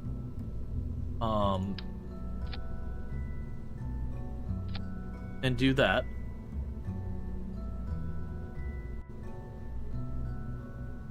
I also think the wings were a bit too close to the rear, hurting the gliding and curving specifically. Yeah, probably. There's a lot of adjustments we probably gotta do. So that'll give me a lot more to get this stage over there. That should overall help with our Delta V. Probably a couple hundred, I'd guess like 300-400. Maybe not that much. I don't want to add more fuel in this stage if I don't have to. As far as like the actual shuttle, because I'll add a whole bunch. But I do think we do want to have some type of like effectively fuel pods.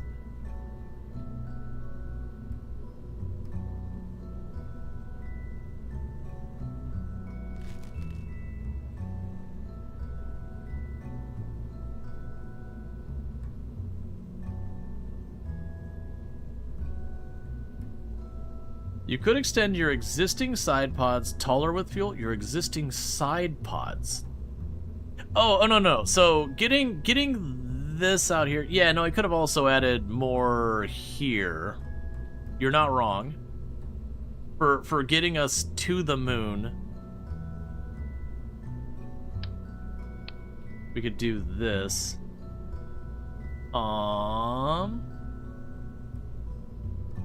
Go down here. So you're 300, 700, and the big ones are 2,000.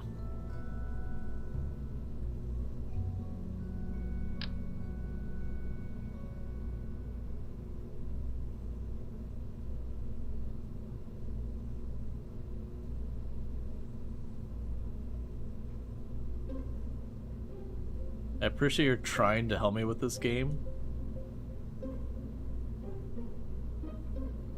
But you're really not.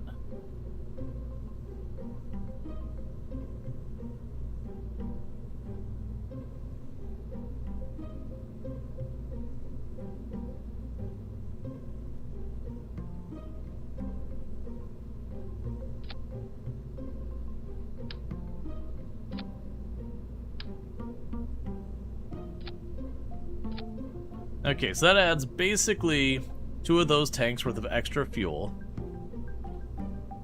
So that'll be good. We've got, so that'll drain. By then will be time for the mainsail. What are you supposed to be down here? What is this? That's a fuel line to something. I think that's your fuel line that's supposed to be down there. Oh, it was that they were mirrored and I didn't do the mirror. That's fine. Okay, so basically the order of operations. Can you try making an X-Wing? You can do some wild stuff. Sometimes you're just shoving the shape through space, though. Yeah, so basically, these will drain first. We kick them off. Then this drains into there. We kick that off. Then this drains, we kick it off. We gave ourselves a bit more fuel reserves down there. I do still think we're going to have problems with the takeoff by needing more fuel on this stage. But I do want it to be a thing that we can have on here, that we pop it off. These only give a tiny bit more. Like 10% more. I don't think that'll be enough to be significant to anything. Like, I kind of wish we had a bigger pod than this that I could just pop up here. And put like a couple of them up here. And then just as we fly in, we kick them off the back.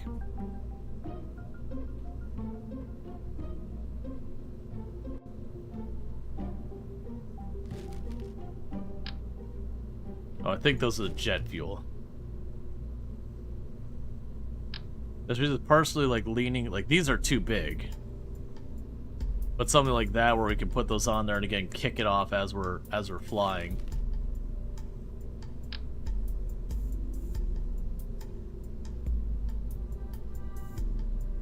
Because also the other concern is kicking it off with that much back there, it could catch the tail wings and all that.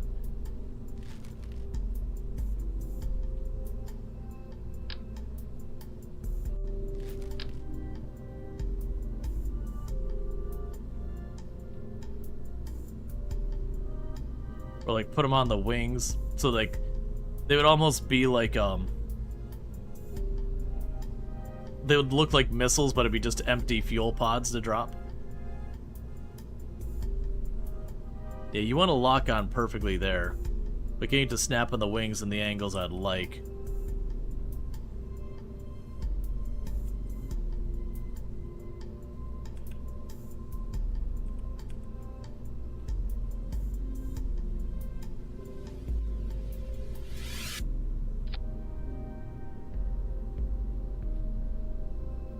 Okay.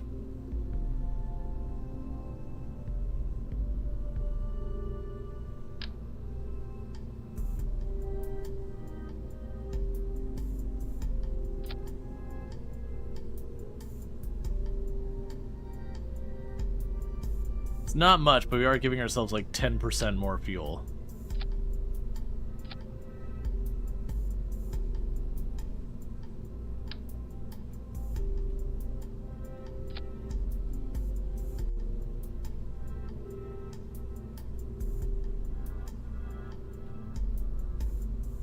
And I wish I could copy that.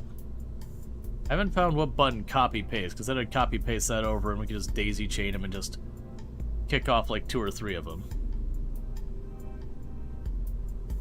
I think we'll go with that. So let's check, where was your coupler? So your coupler's at that stage. That's not where we want you.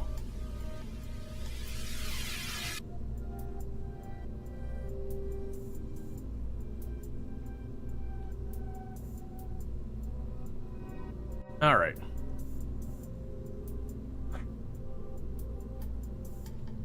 Oh, that's not right. I'm trying to tell it to put the fuel in the cabin with the people.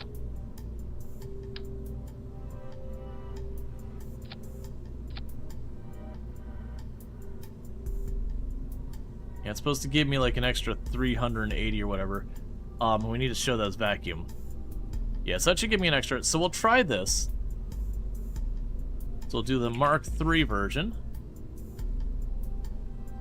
Alright, now Kerbals. So in this case, Bill, you're sitting this one out. Bob, you're sitting this one out. We got a lot of tourists who want to pay good money. So, can I just hit the check mark and just shove them in there? Yeah.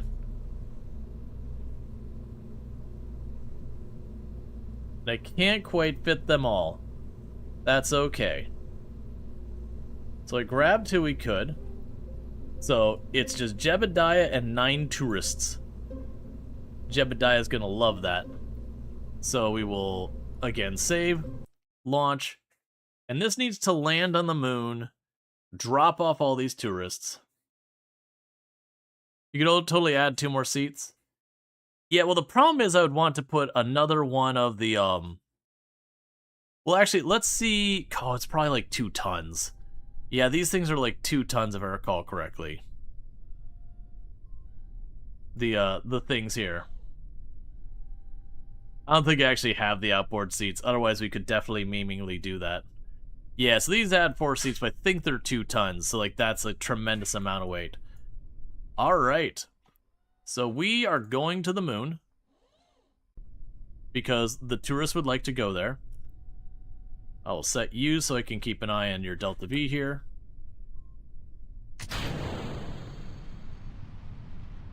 You want to keep it about 1.5. We'll gradually be throttling down and transitioning more and more from the liquid fuel over to the solid rocket boosters till they're ready to drop.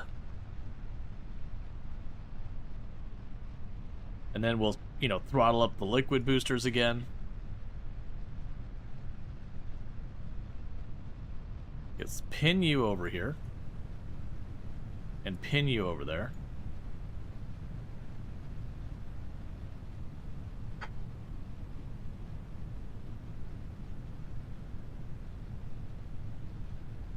Alright, liquid boosters are basically off for now.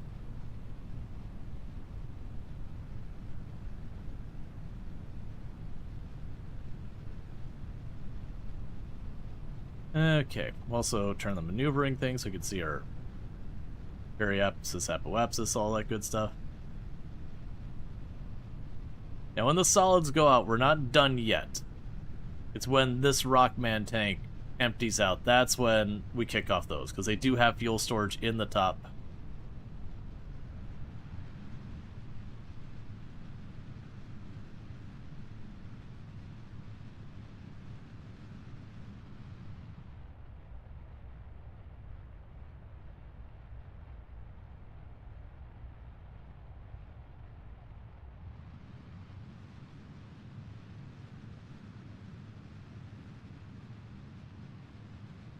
Transferring out.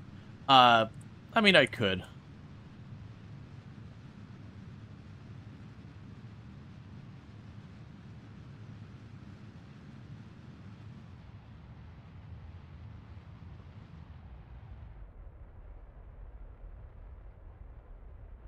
Start turning.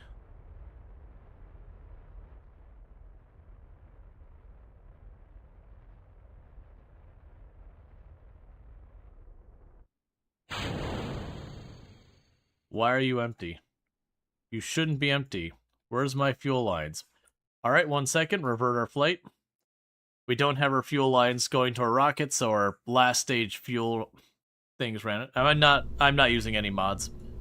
Okay, so I had my fuel lines to this got broken when I was moving stuff around. Let's fix that. Because without that, we aren't going anywhere. So that goes there. Cool. Let's try that again. Make sure we have our people on board. We do. Alright. Should range from the outer under tank. Well, the problem is those bottom ones are solid rocket boosters. So we have liquid fuel in the top and then solid rocket boosters on the bottom. Hi. Hi. You're my sweet husband. Yeah. What's why? I mean, everyone lived. Good job. I'm sheep in a cart.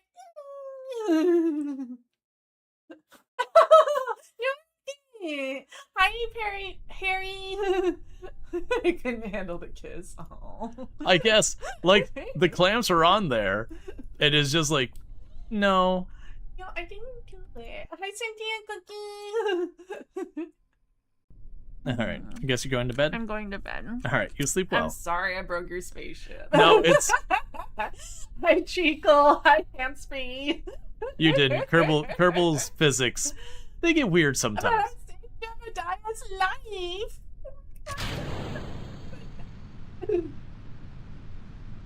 Alright, you sleep well. Eventually. Love. No. Alright, so same exact plan as last time, except I actually have my fuel lines going to my back thrusters. Because what happened is those died, and we could have gone to, like, orbit or whatever without those going, but without having my main, like, get me to the moon thrusters, we would probably get to the moon, maybe land. We would definitely not be coming home, though. Like, we would be probably 1,000 Delta V, if not more shy. Probably even more than that. Okay, just the tiniest little bit there. Alright, so the plan is basically just let it cruise on up here.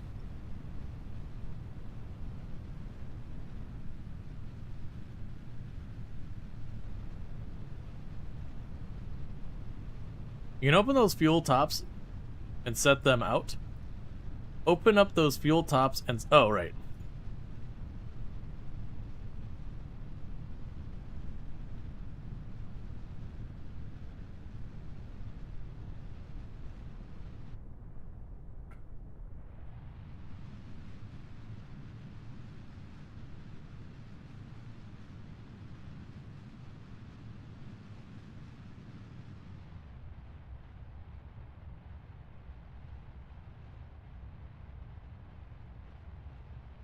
One second, I'm busy doing my maneuver.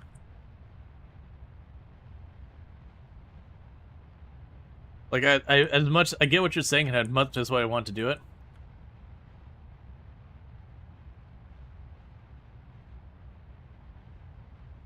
Come on.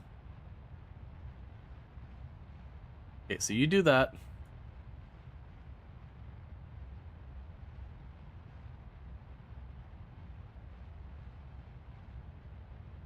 Turn you, and go away.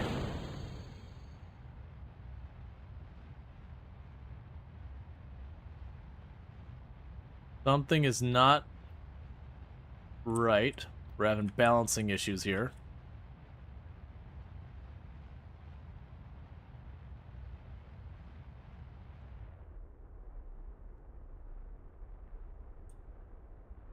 Oh, our center of mass would have changed a lot with this. Okay, hang on. Okay. I changed my center of mass way more towards the shuttle side. Because of the changes we made. Oh, actually, that's not as bad as I thought it was going to be.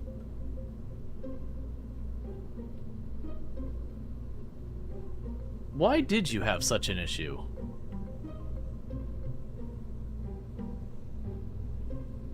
Huh. Why did that struggle so bad? Because these would go away, but those are along where the center of mass is. Ah. Oh, so I might have just started my turn too early. I keep wanting to start it early, but this is a really big rocket. But yeah, no, it was, you're probably right. Oh yeah, because it would have been...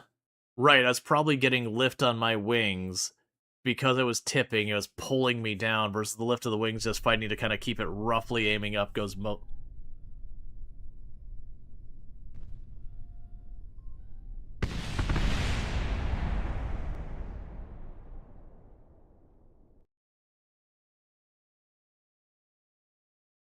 I think we're pushing to the edge of what 2 of those can handle. I might actually have to, like, put 4 of them on there.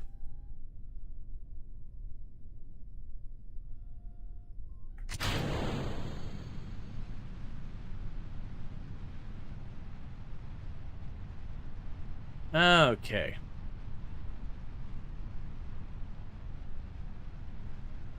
It wasn't just the kiss, then. Good to know.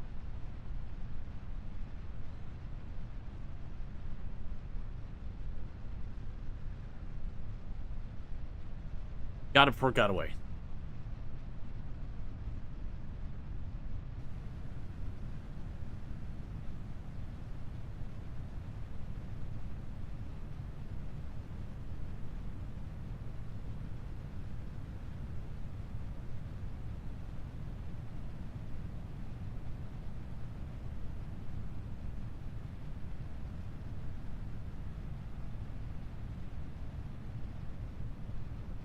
I'm way overpowering this.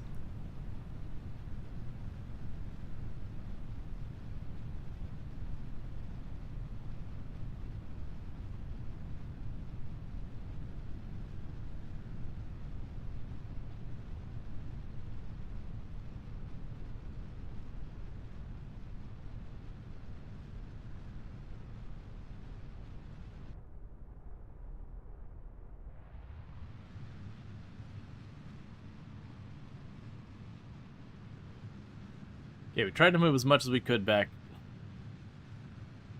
over.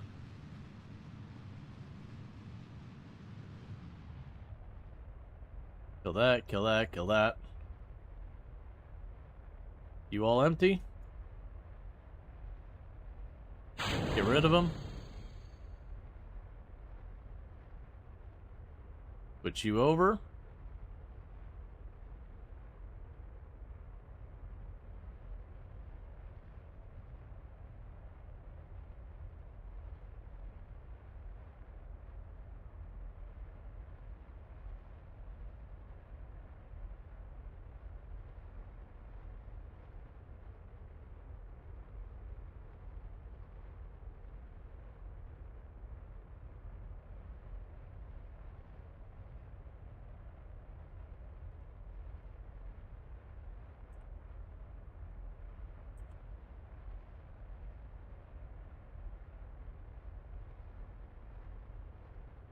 Why are you being so weird? Like, right now, we're barely in the atmosphere, so it's not that. It's not going to be that your batteries are done.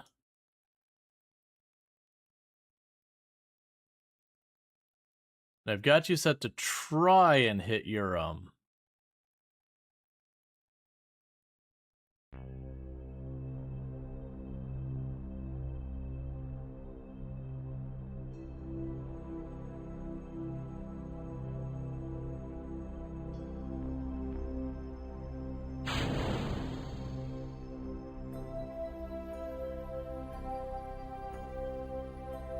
Okay, we will need to limit you to about 25-ish%. I'll have to fuss with it to find the sweet spot.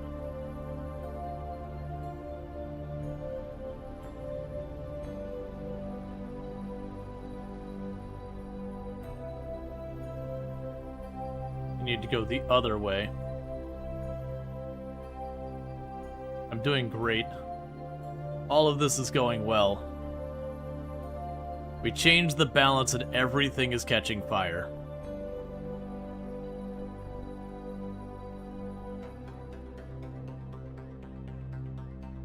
Come on, Jeb, bring it around.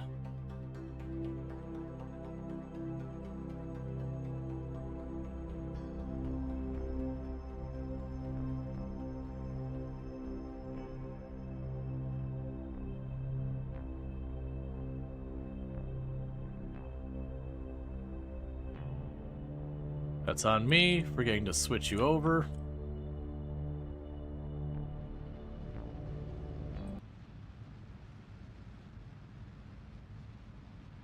Alright. We've already goofed this.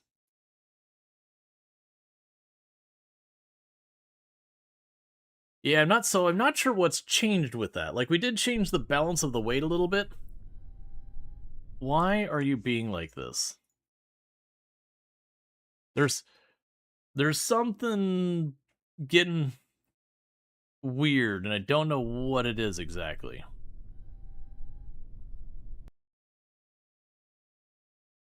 Go back to the vehicle assembly building.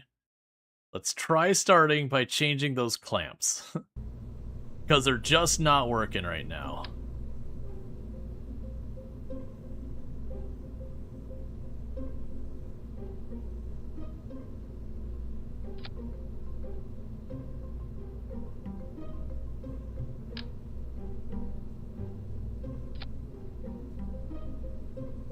See if that helps. Now, what else could be? So it could be the aerodynamics from this stuff over here being a problem. It could be that since I did reverse the order of this to drain into here and then this cuts off, that throws off the balance. Because it is a thing here that I do end up needing to turn this to a thrust limiter. It's somewhere in the area of like 35%. We also changed the balance of weight a bit more in favor of the shuttle. So there's definitely some finagling that's going on here.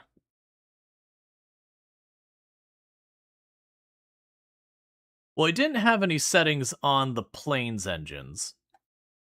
I didn't have a limiter turned on there. Because I need them going full bore when it's going out to orbit. And then the mainsail, I gotta bring it down. Why are you doing this?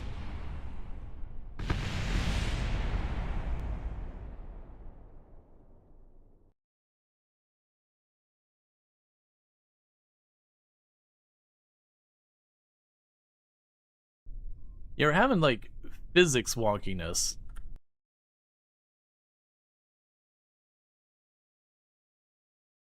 Like, I'm kind of struggling to understand what's going on right now there.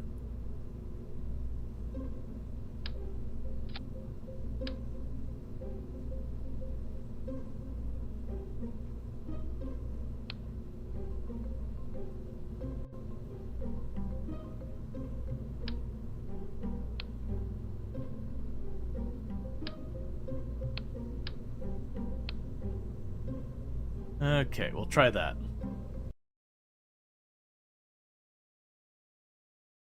Shuttle is cursed, start from scratch. Well, we start from scratch, we aren't going to bother with the shuttle. The shuttle's been kind of a fun thing to do. It's definitely not the more efficient way of dealing with it. Well, and that's the thing. We've used this shuttle like all day. We've made iterations on it, and it's worked great for the whole stream basically.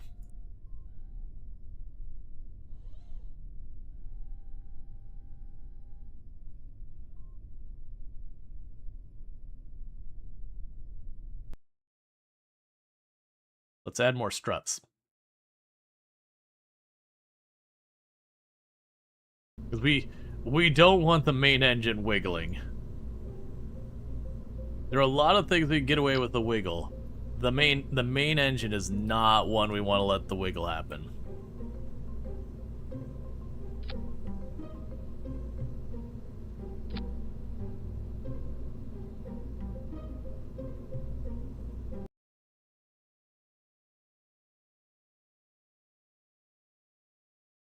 Yeah, I think we're getting a lot of weight involved.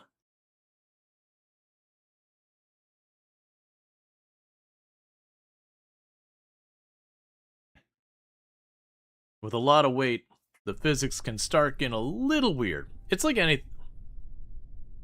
Why are you wiggling so incredibly aggressively all of a sudden?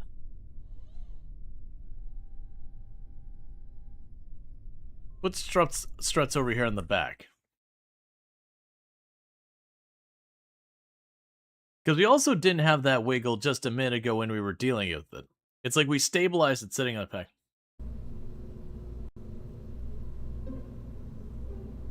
Oh, you're saying too much range of motion can do it?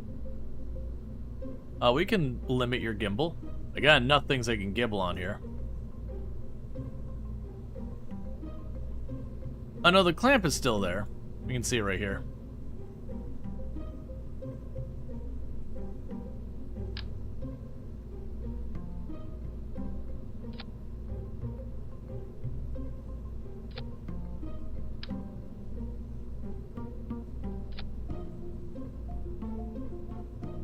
Oh, I see.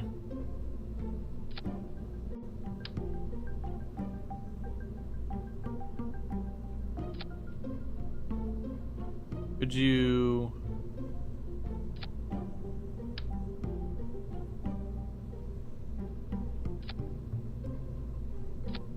There we go.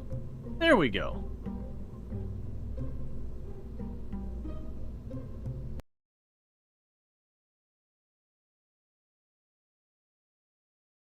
XL AMOs are on rocket boosters, not mainsail. Yes, at the moment. We had them on the other ones before.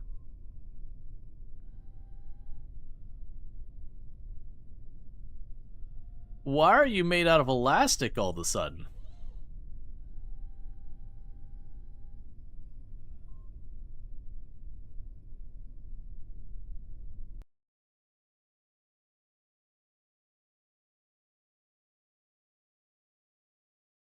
Let's try,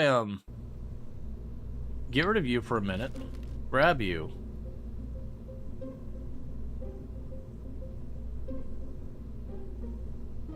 Yeah, that's what I was thinking the same thing as we'll,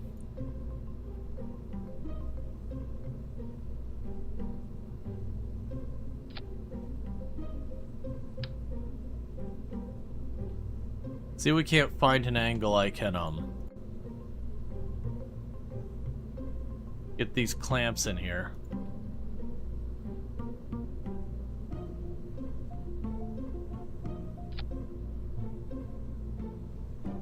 Okay. So let's try that. So that everything's attached to that piece. Let's see if we can't hold it steady and have all that going on. That also put the clamps evenly around it.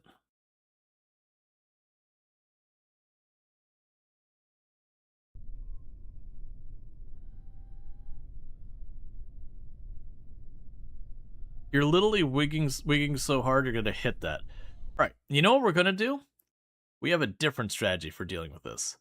Let's revert the flight back to the vehicle assembly building. And even though this was the Mark III, I'm gonna call it the Mark IV. And sometimes with games, the correct answer of how to deal with it is to close the game and reopen and see if things change. Because while it shouldn't, it very often does. That it definitely tries the... Yeah, exactly. It's definitely like, you're being weird, Kerbal. Maybe you just need a second to, like, unload some memory or something. That, like, you're remembering some physics that are not really actually going on right now. So I'm going to go ahead and we're just going to go all the way out, though. We're going to exit the game. We're going to reboot it. Something is being weird.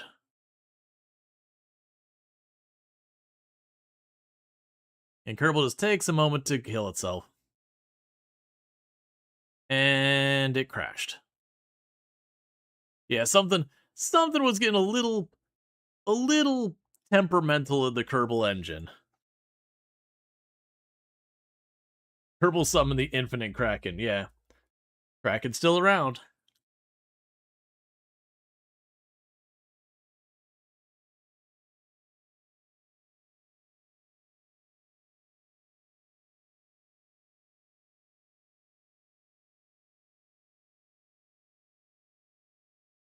Yeah, no, that was, like, that's the thing. Back in the day, even when you made a little rocket, things could get real dodgy where stuff would start wiggling.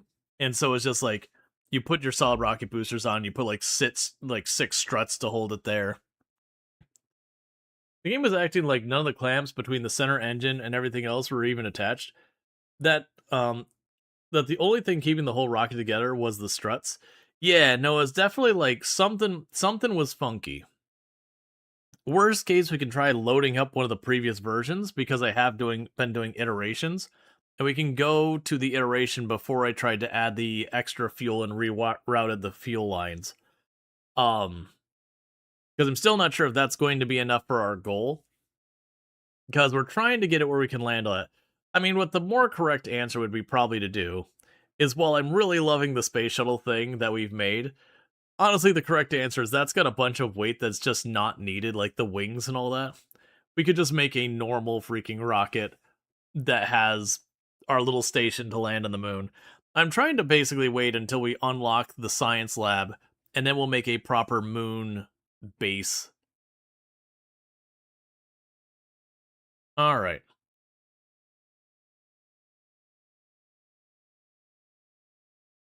But sometimes, especially with some of these games, things get weird. It is a thing when it comes to, like, software. It's been cool that over the years I've gotten to actually see the source code for a number of games, and all that. And as someone who's done software development for, like, 50, 20 years and all that, it is one of those things that you look at and it's really easy to go, dear God, what am I looking at? God, why? God, why?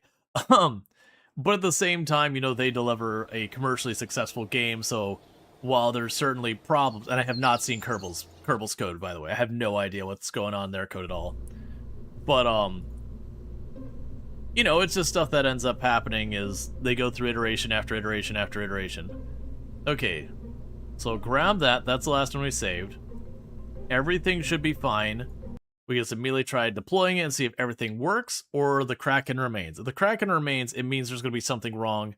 We have to take the rocket back, revert it to a past version. Yeah, it had a little settling, but that's definitely fine. Alright, SAS, fuel up, show her Delta V, and, sorry, TWR. Do I keep the TWR around 2.5 or 1.5? Doesn't need to be perfect, just broadly in that area. So as we start burning up the solid rocket boosters, we can keep that all going.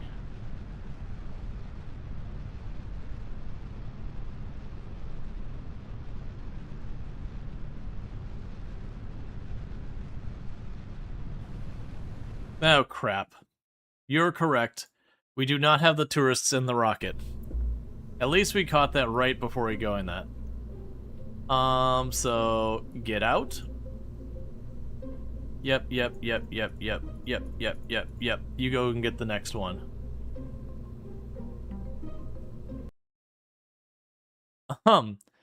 But yeah, no, generally the better way to do it would be like make just a straight up rocket where we can just land the whole thing with the capacity for all of our people.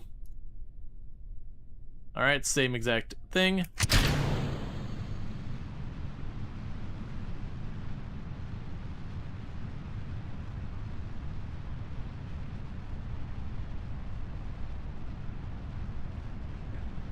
Because, like, the whole reason the shuttle was built that way is because you have a big cargo area here that you could deliver all that stuff out there. Let's see, as a developer had a painful experience with the physics engine that this game uses. I must say the vast majority of the structural stability issues are from it. The engine was designed to be simplistic, to run on whatever hardware possible. It hasn't been updated in decades. Oh yeah, no, this isn't me bad-mouthing the devs here. It's kind of one of those things that you look at like games and how they develop. When you're looking at code for anything, you start with usually like what is the initial plan model, whatever you want to go with for your verbiage. And as things have to adapt and shift and change, you end up getting some real nightmare fuel in there. And so yeah, it's definitely one of those things you run into a lot of that kind of stuff. Alright, so you can watch that for when you run out of fuel. And watch that for when you run out of fuel. Not gonna bother trying to shift the fuel around this time. We're just gonna leave it.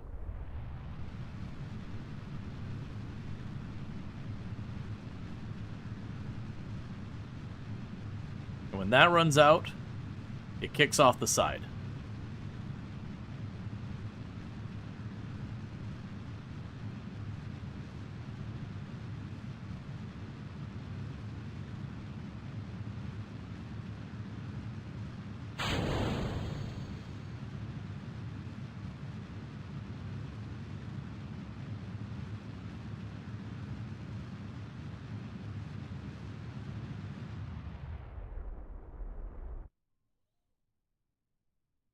Did that way too soon.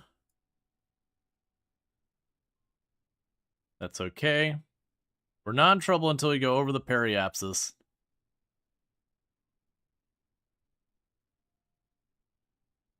Bring it back around. Get ready to turn on the limiter here. Okay, so we're fine. It was a messy maneuver, but we weren't wasting fuel during it.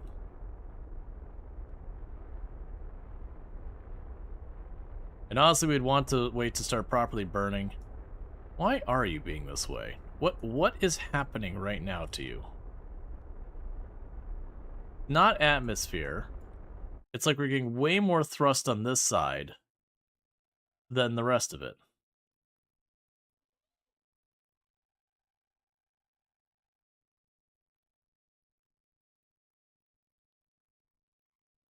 Oh, right. We're still not in trouble yet, but we're getting close to trouble.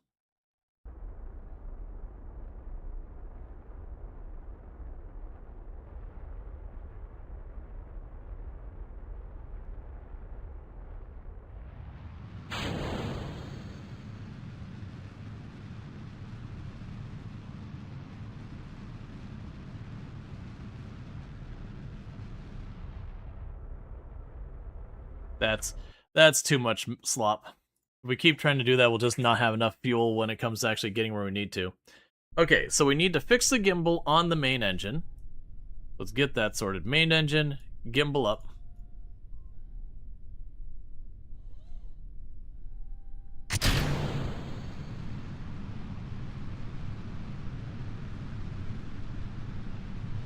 And let's go ahead and do here.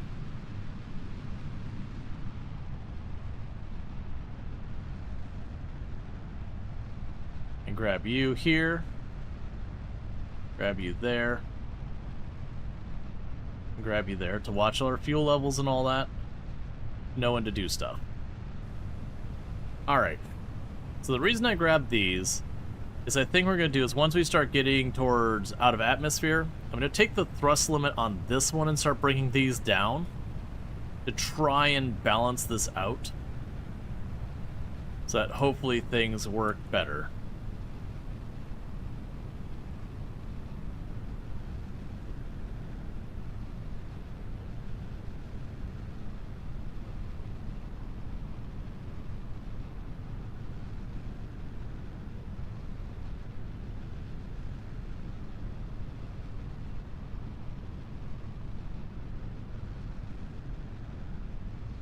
Actually lower you just a smidge right now.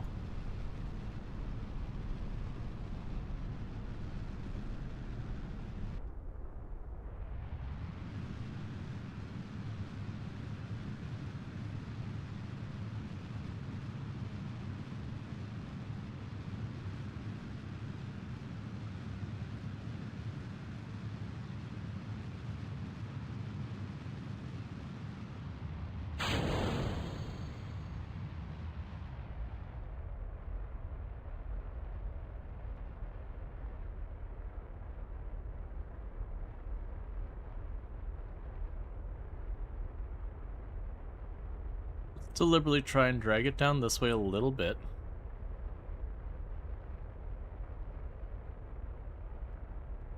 Come on, drag it down this way a little bit.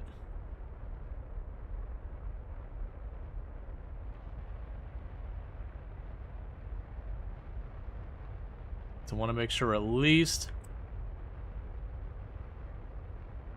on this plane.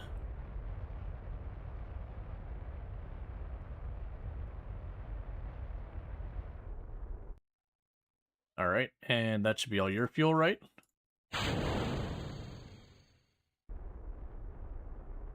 You need to be dropped down to about 35.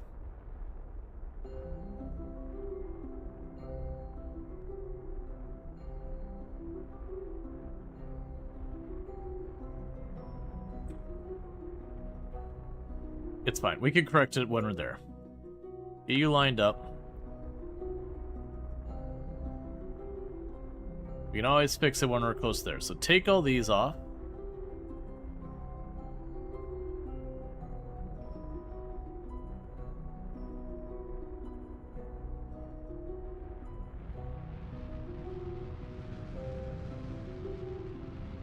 You need to be allowed to have a little bit more. Too much.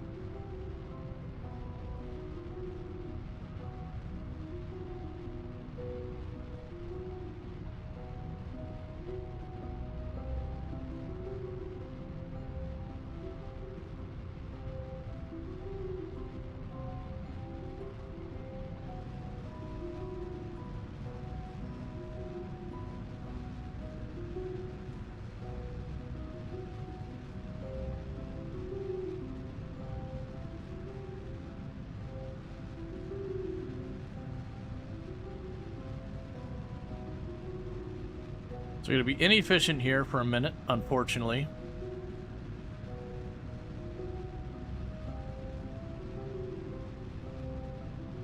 We were full send, just trying to avoid dropping down too much.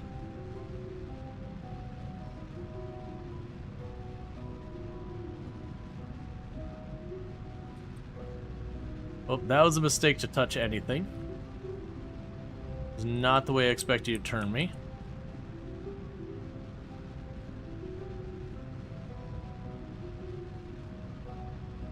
Okay, that'll be fine.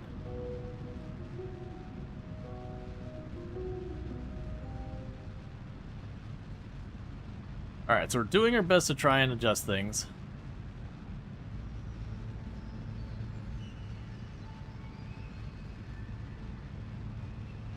Oh, that's what the part's going by down there. That's fine. It is slowly bringing that back into the orbit we want.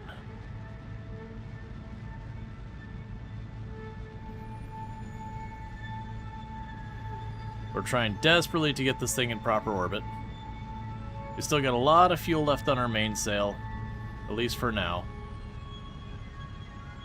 And thank you, Mohanray, for the 405 stream streak. I really appreciate that.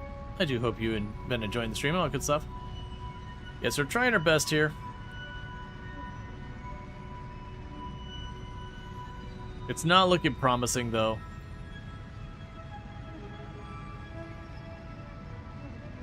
Because this is way less efficient when we're doing on the down angle than on the up.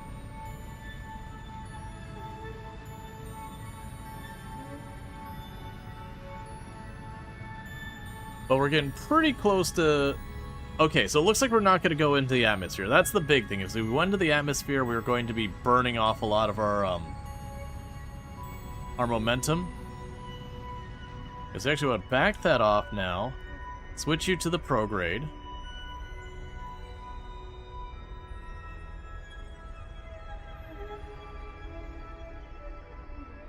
Turn it way down. Okay, so we lost a bit of efficiency there, but it definitely could have been way worse. I think that's not doomsday or anything yet.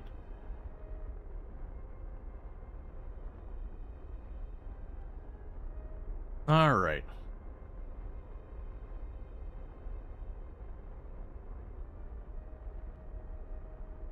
We take you off of there.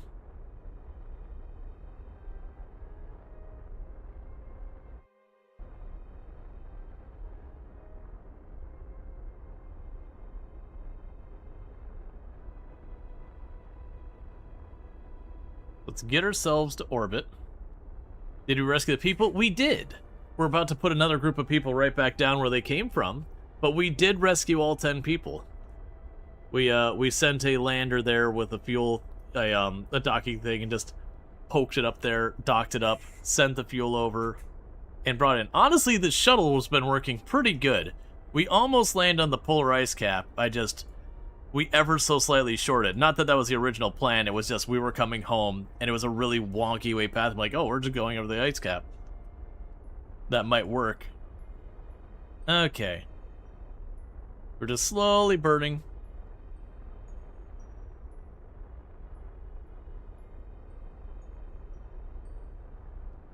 Must foreshadowing.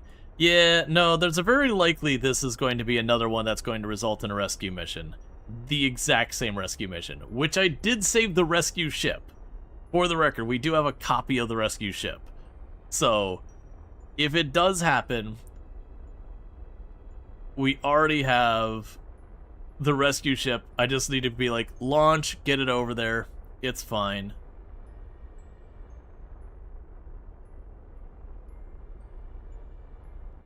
Alright, we need to just...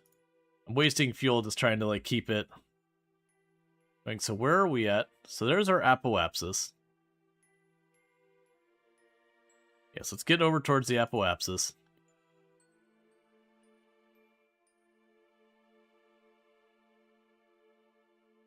Go see Drongo try this? I honestly enjoy it. I wonder if Drongo has played this or not. I don't think he has. But, you know, I don't know.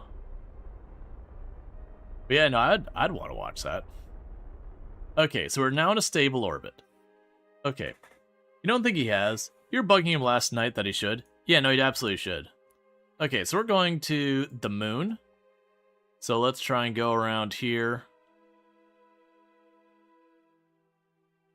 Drunk on the Christmas sale? I mean, if there's ever a time to do it, now's the time.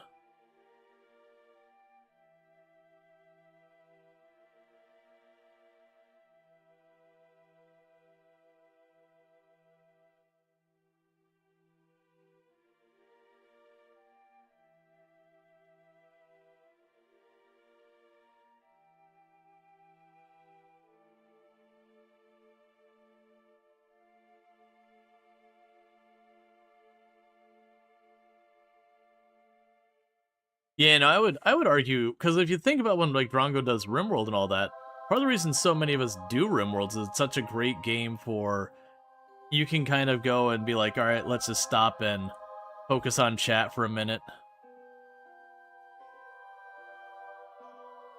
Alright, so we need to move ourselves around here. Let's turn off the SAS so we're not draining battery, just in case we're not lined up with the light. Not the baby it or whatever. Then come around here. But yeah, no, like, part of the reason we like RimWorld is you can pause and chat. Sure, there's like the sweaty try-hard fights in RimWorld, but also there's a lot of time in RimWorld where it's just kind of downtime, you know, where you're waiting for the next thing to happen, you're waiting for the shoe to drop. Also, check out Australia, absolutely fantastic. Check out Australia. Yeah, also check out Australia. Check out Ultra, who is not a country on the other side of the world. Not yet, at least. I don't know what that means. I'm just gonna move on. But definitely check out Ultra. I almost said Australia again. Plays a lot of simulation games and all that kind of stuff.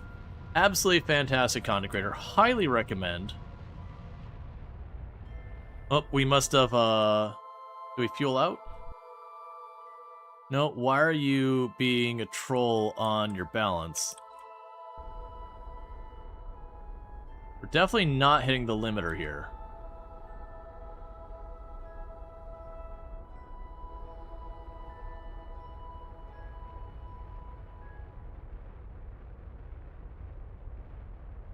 Australiasaurus.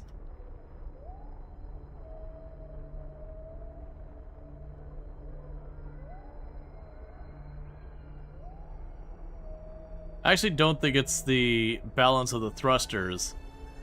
I think it's the pilot trying to balance out with where it was aligned was getting sloppy.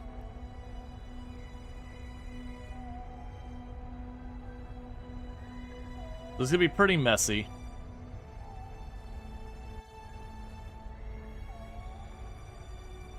Why are you being so weird all of a sudden about this?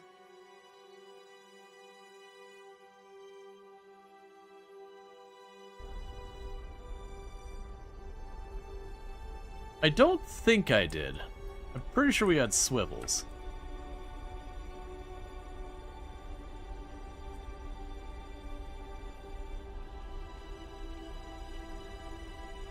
I did put more fuel, so we definitely changed the weight balance.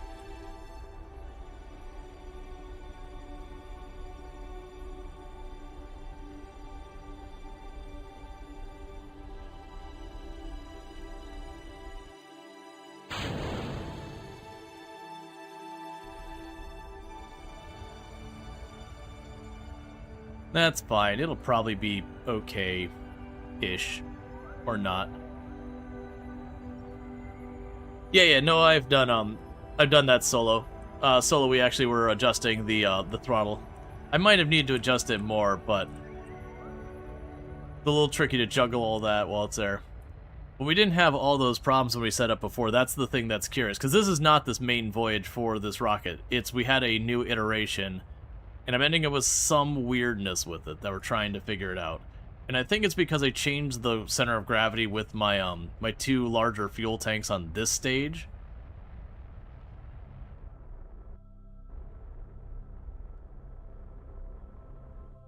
That'll do. So let's get to our moon encounter. Yeah, no, you're all good. Yeah, no, we've been using iterations of this rocket all day, but for whatever reason, this iteration, which we just added a little bit of extra fuel, there's something wonky with it that we're trying to, like, figure out what's going on. Yeah, so this snaking arc tells me that we're solidly getting into its gravity. Let's go here. They want to retrograde. And we'll move over here. We're going to bring ourselves down.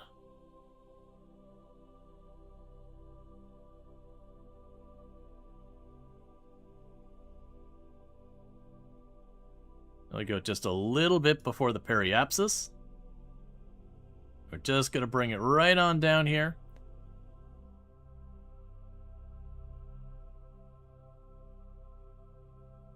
We're about 5 minutes out for the periapsis. Let's get a little bit closer.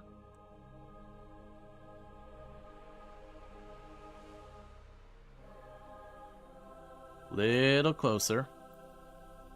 Because we want to kind of not really like fully maximize our efficiency, but we want to get it pretty good.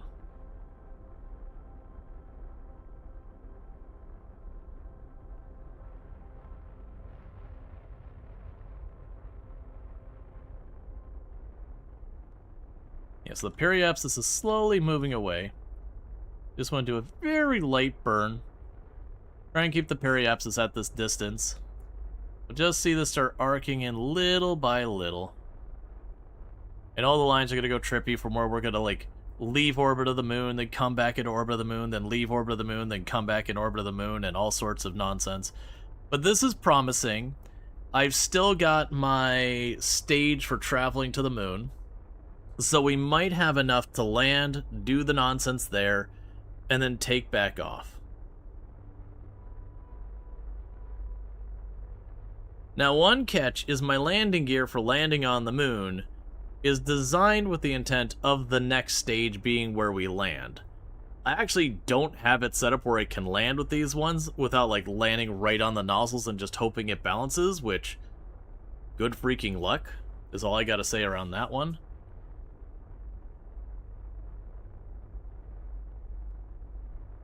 Just watching this ripple more and more as it tries to figure out what to do here.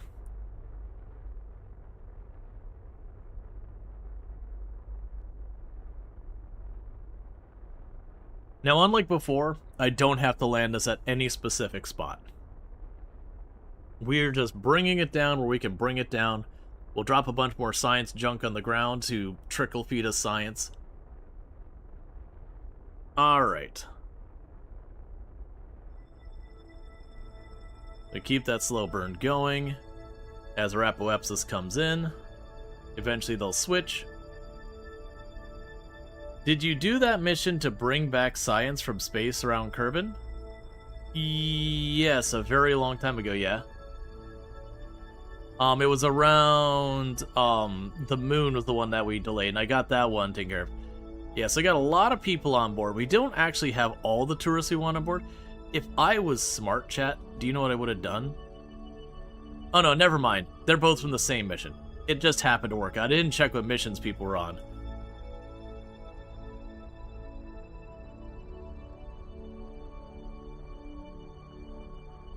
Alright.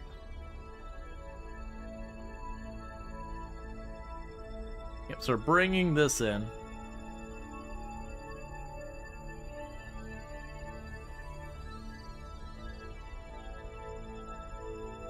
And slowly this will shift over.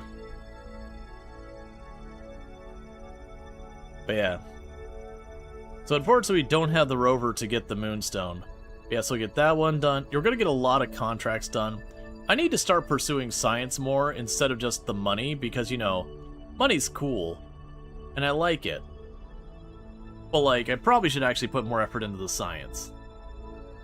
We've unintentionally become, you know, Kerbal Space Program tourism agency.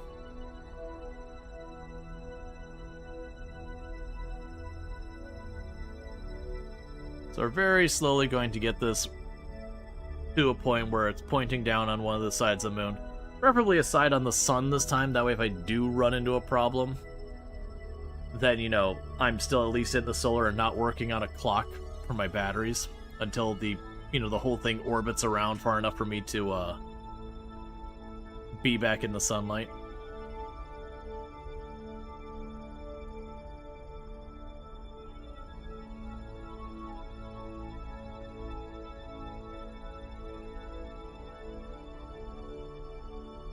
So now I can start throttling up a bit more.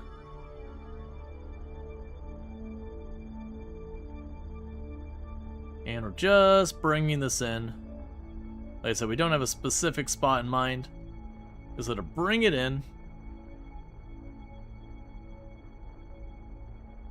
Kerbal sabbatical program. Kerbal Raumspringer.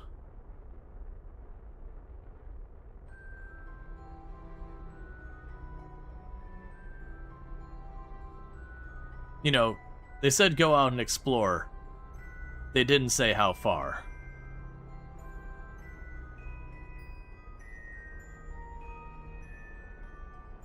Alright, let's plan for that. SAS off. Okay, so let's go way over here.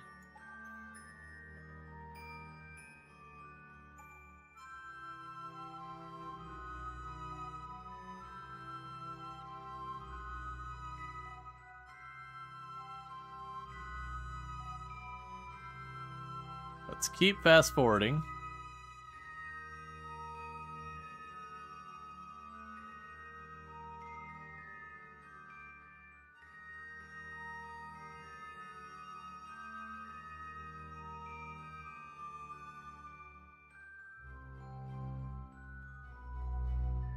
It's gonna get pretty far down here before we start trying to fix our stuff. Okay, SAS retrograde.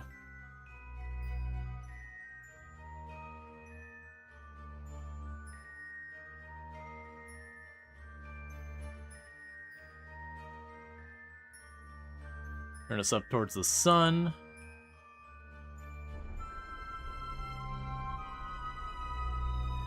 Okay, and also switch you to surface distance. Now we're still 52,000, and I can just flare these up in a big way. So right now what we're doing is just trying to change her, get rid of her lateral motion, so we're not just gonna go and like scrape across the ground. Even though it probably won't matter. Landing gear deployed.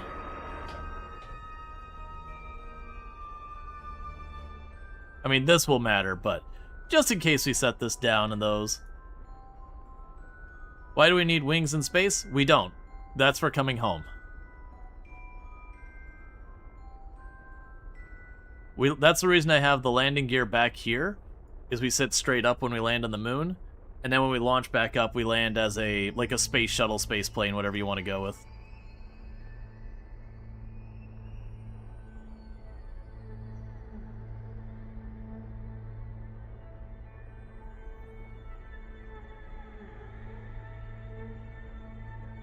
George Lucas would say for heat dissipation. No, he would have like 30 lightsaber blades pop out of the sides of it. And then some weird alien sing some like weird song.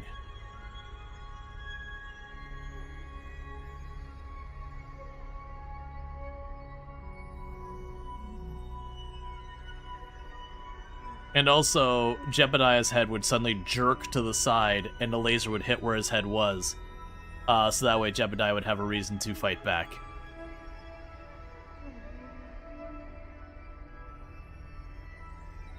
Against someone who had just actively threatened them.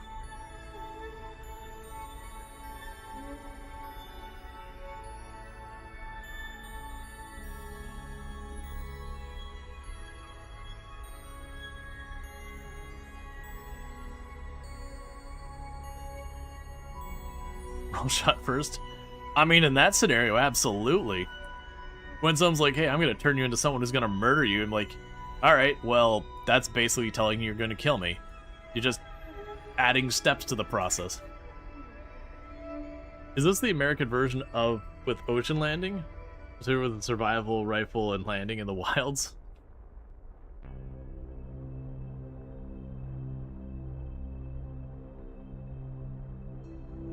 Okay, so what should happen is it should slowly transition that our momentum will be, or like, we'll start turning this way. We do have a whole nother stage of rockets I'm a little concerned about if I don't throttle up for the next stage, because the next stage doesn't have as much go as this one. Let's start throttling up to try and kill some of this momentum.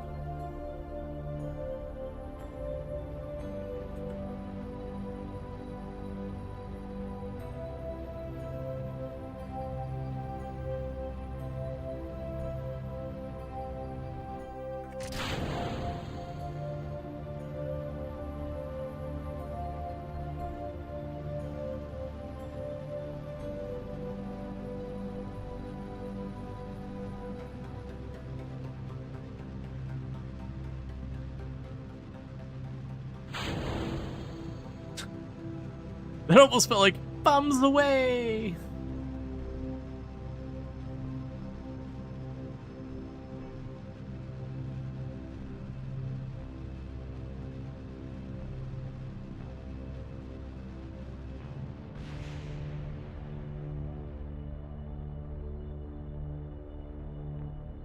Okay. And I'm gonna pause real fast because an ad happened and I didn't see it coming. So I don't want people to miss the actual landing. So there's about 2 minutes left that the ads can be going on. So I do apologize for the momentary delay. It's just one of those things that happens. That works out for me because what I'm gonna do is this drink is almost gone. While we got the ad break, I'm gonna quickly go and grab the drink and I'll be right back. And thank you for tuning in. I'll be back in just a moment.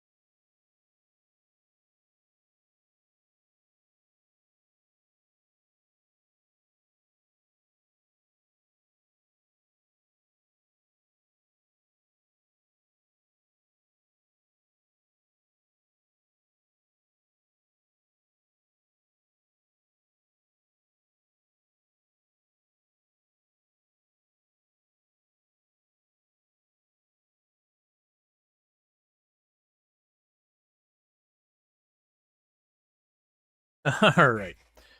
And we'll be back. Oh yeah, no, most of the time with, yeah, and for those who got caught in the outbreak, it did pause so you didn't miss the landing. But, yeah, no, we do run the minimum amount of ads to prevent, pre-rolls, which is 3 minutes of ads per hour. If we do less than that, we get pre-rolls, which means when people try and join in, they get immediately slapped by an ad, which unfortunately has a very strong chilling effect on net new viewers. So we do run the minimum to deal with that. But yeah, no, depending on where you're located, you'll have wildly different experiences on, like, what ads you'll see, like, how much and all that kind of stuff. Like, if you're in an area that's not particularly targeted by ads very often, you could sometimes get lucky to straight up not see ads. For those of us in the US and Europe, I'm sorry. That's just kind of the way it is. It's just, I'm sorry. You're almost always going to have the full block.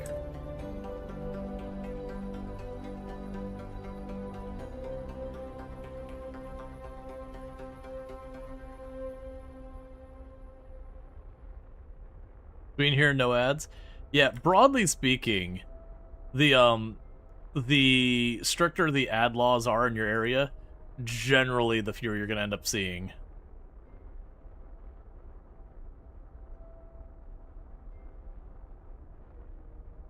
Alright, so here's hoping we don't just tip over. So we're gonna be like right on the edge of being able to take off with this. If I can avoid tipping over, that'll save me a lot of pain.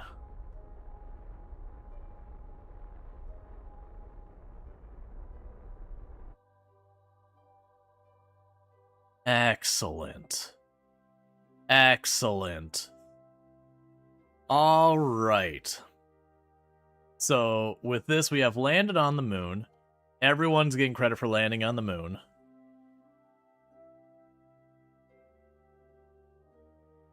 And now it's time to observe the goo. Cool.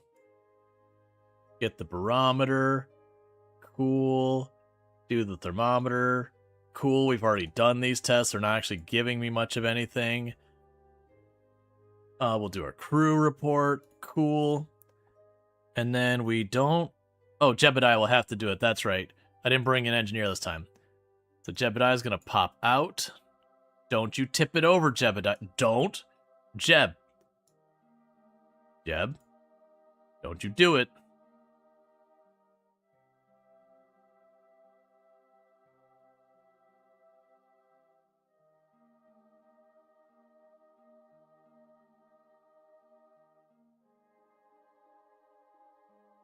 I did save.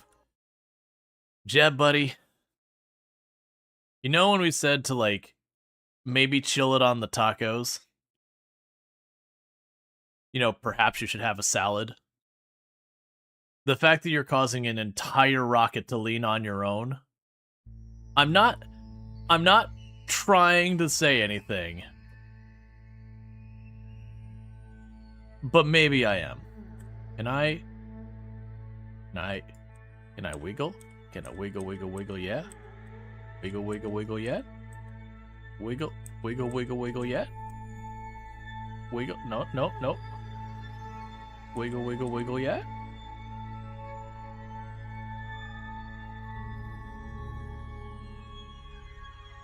Wiggle, yet? Just trying to wiggle so that Jeb is... Don't. Okay. Alright, now let's try Jeb.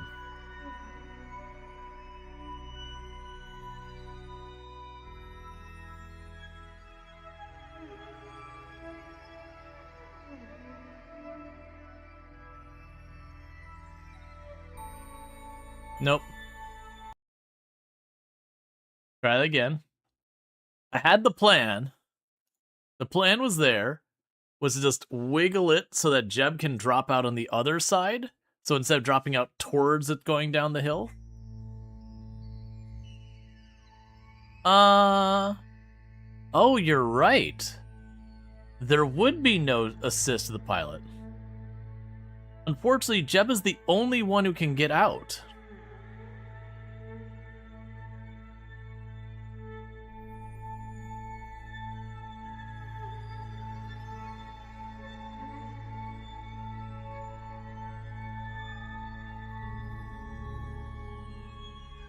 The reason I need to get out is there's a bunch of science stuff I mean, I don't need to. But there's a bunch of science stuff I would, So the only reason I'm trying to not do a plane takeoff is I do have to waste fuel to get up there and then launch off. If I could just go straight up, that might work. So if I turn you off, do you just tip? Okay.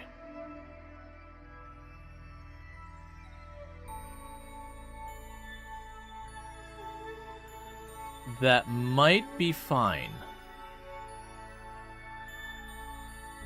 Alright, Jet Buddy. Climb out, RCS, immediately jump off. What? Why no RCS?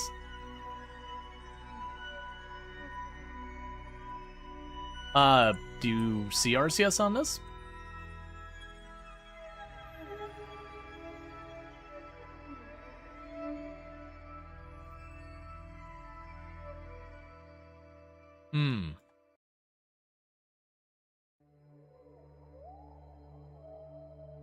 Well, we'll start with this. Take the surface sample. EVA report. None of that was worth anything.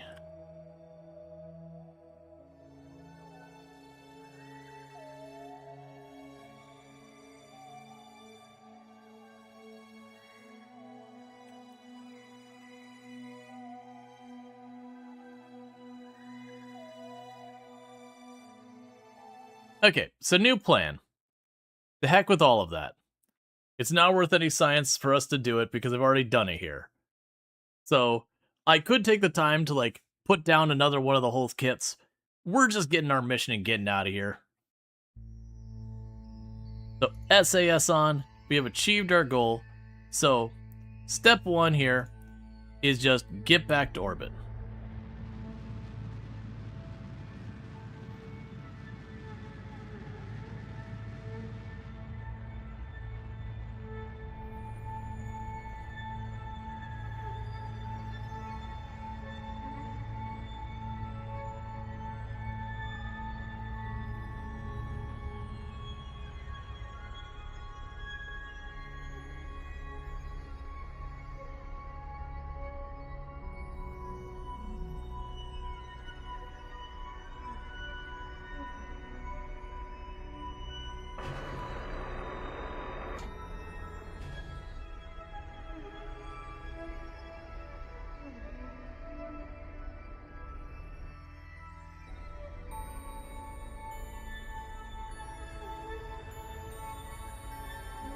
Okay, we're trying to be fairly fuel efficient with our reorbiting.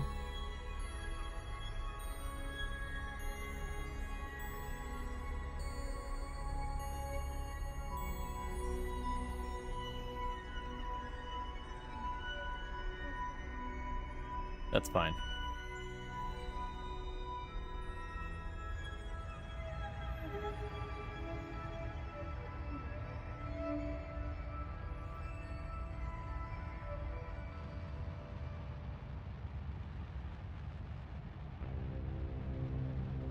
Okay.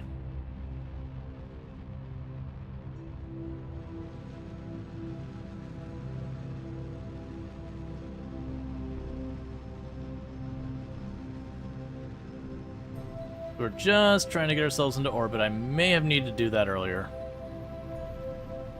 I mean, the apoapsis is going farther away, so we should be okay as long as our fuel holds up.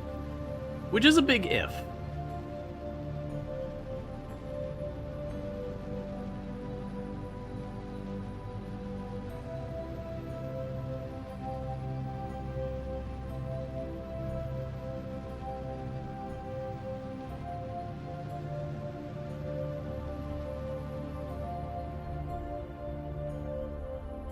Alright, so back off the throttle a lot.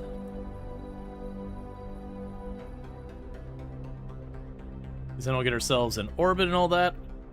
And then it's a matter of just timing when we want to try and go for the escape velocity.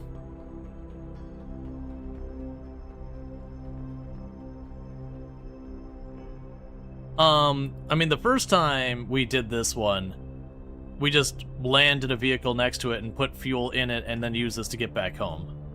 Speaking of which... Oh. Weirdly, it's not. Not that. Okay, so we are officially in orbit now.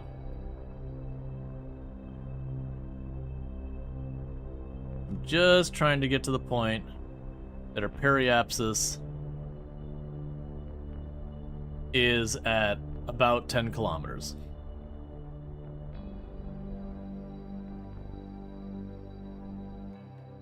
That is real sloppy.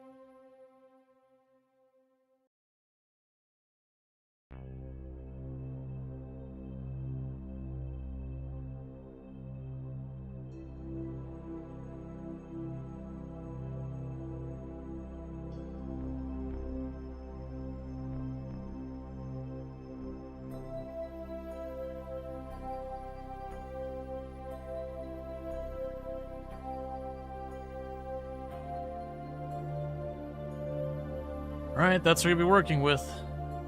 That's going to be most of our fuel, so there's a good chance I'm really going to need the,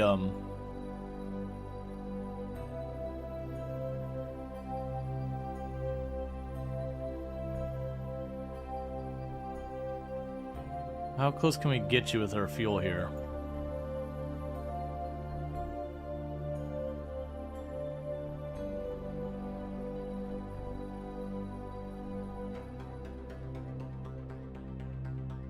Alright, well, that's gonna have to do.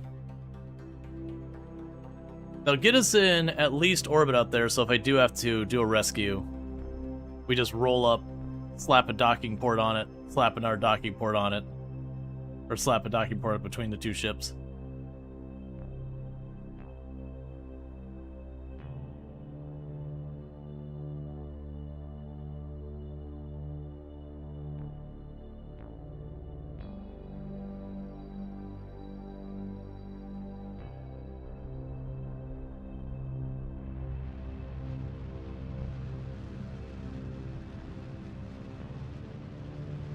We just want just enough to break orbit.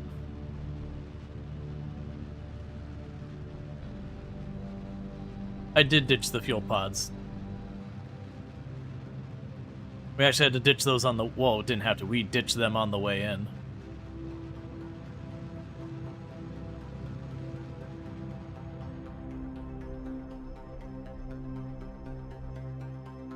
Okay.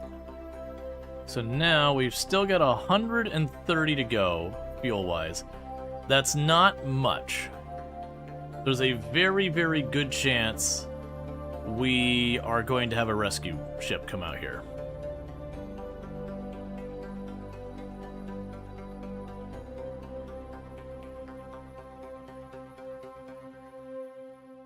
Let's see how close we can bring this down. We do not have our RCS. I've definitely used lots of RCS slowdowns, but this one doesn't have any RCS on it at all.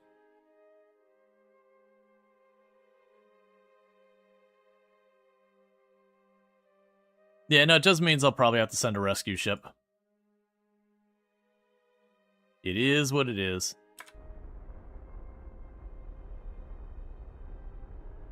If we're lucky, we can bring this in enough that we could scrape atmosphere. But I'm not feeling very confident on that.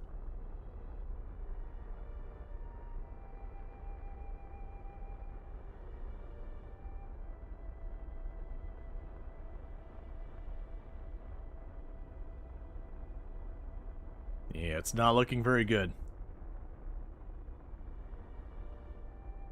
Yeah, no, I didn't think so.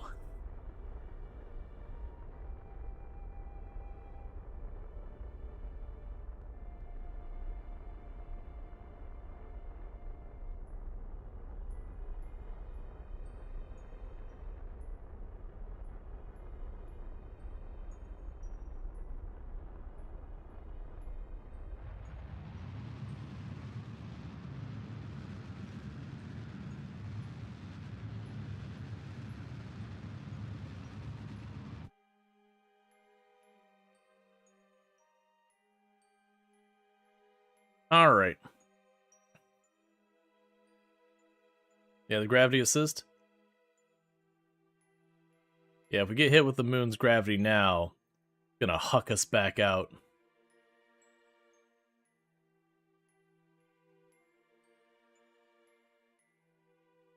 And honestly, as high as that is, there's a chance even if we match up with the moon. Well, I think it was 4 orbits for it to catch back up.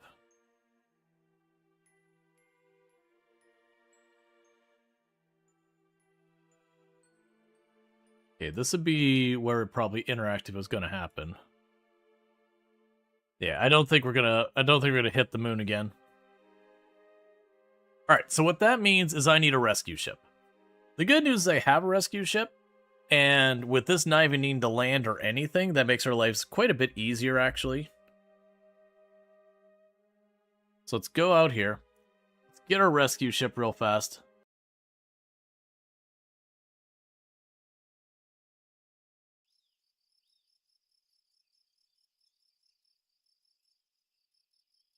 They go here.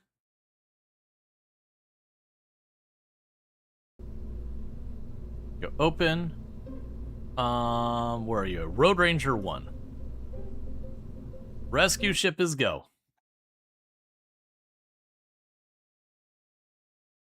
Let's double check, make sure we have the ports on the sides.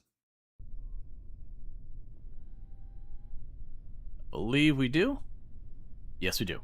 Cool. SAS. Show you. Do this. Throttle up.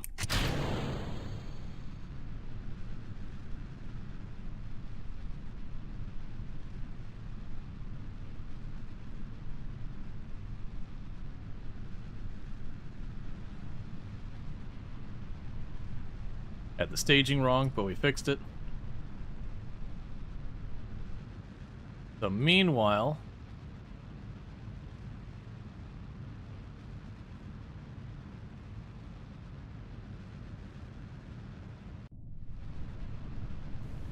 there's our target.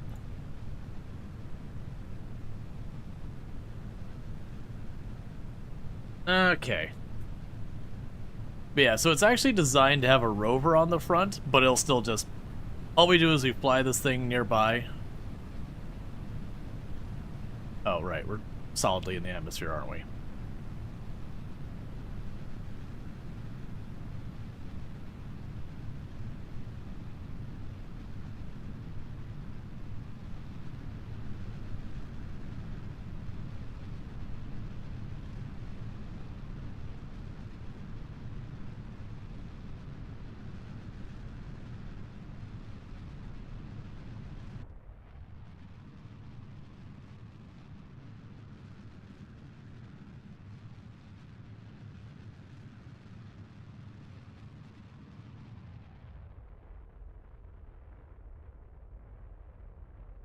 So step 1 is we get ourselves to orbit. And then we just get close. Oh, this isn't going to work. 1 second.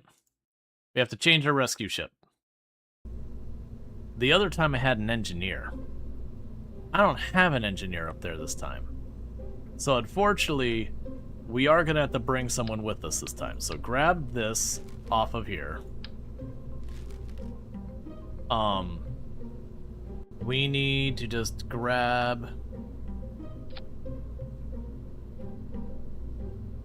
Where did you put that?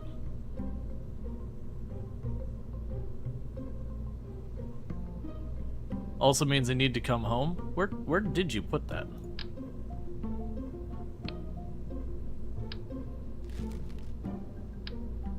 There you are. Yeah, it does mean they have to come home as well. I think we'll still be okay.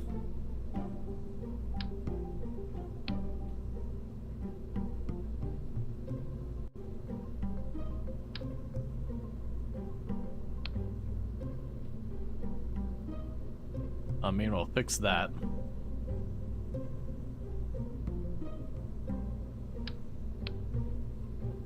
Then we can go here.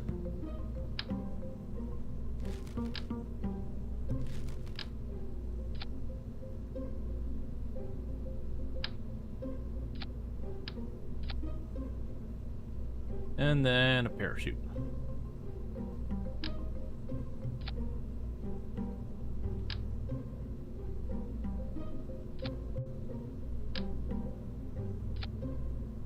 Okay. Yeah, I think we'll be fine with all this.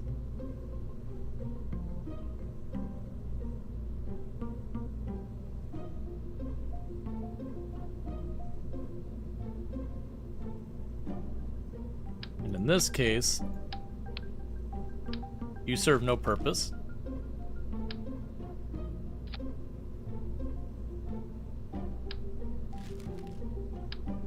These serve no purpose. That serves no purpose. You serve no purpose. And the rest is probably fine.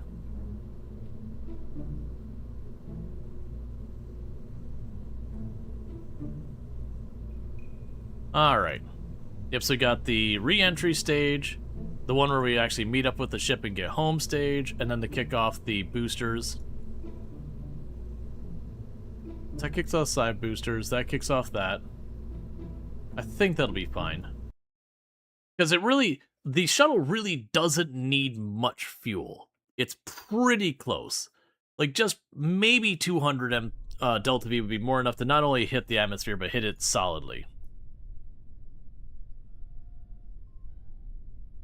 You didn't put a pilot on board.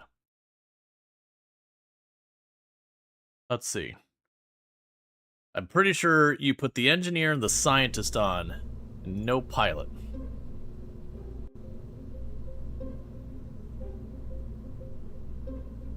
There you go. No.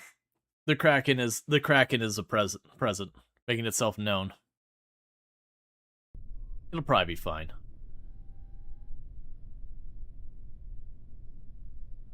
Just give it a moment to settle.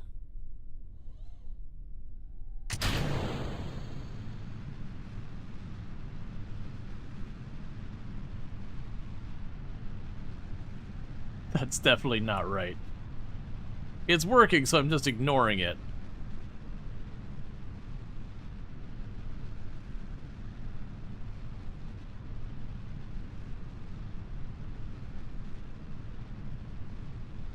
Hey Tando, how's it going? And thank you for the follow. Welcome to the stream. Go ahead and set you as the target. The same plan as last time. We want to keep an eye on this. Time for career mode? We are doing career mode. And Han Krista. Let's see, how much the solid brute voice inward is telling about how the physics things are? Yeah, it's getting a little weird. It's okay. Sometimes things are just a little weird.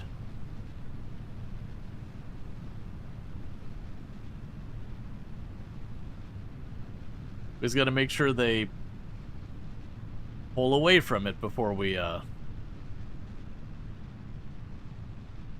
and deal with the next things.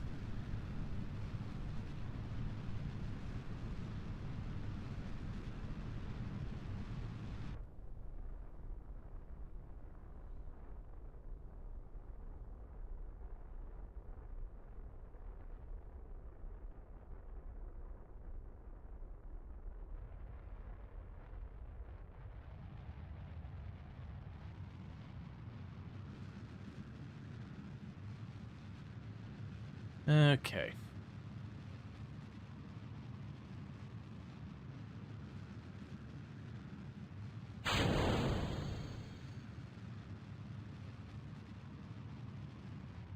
Now I back out the thrust slowly. Trying to keep the apoapsis as like a minute 30 or whatever as we slowly work our way over. We're getting a lot of wiggle and spiral here. Could you not do that?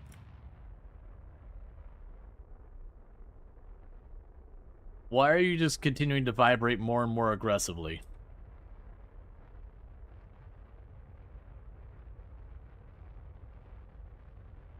Why is the physics of everything gelatin?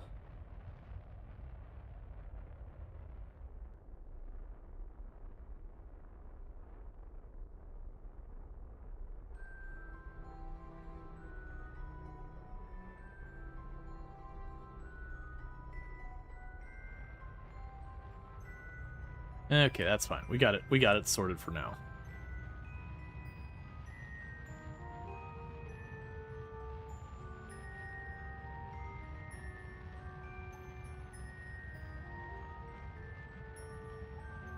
The whole thing's just undulating violently.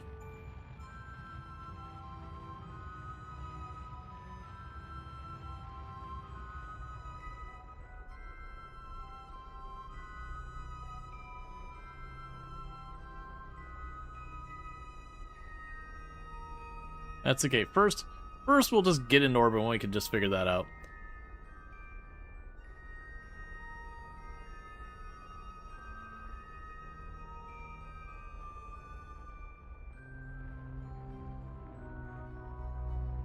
Okay.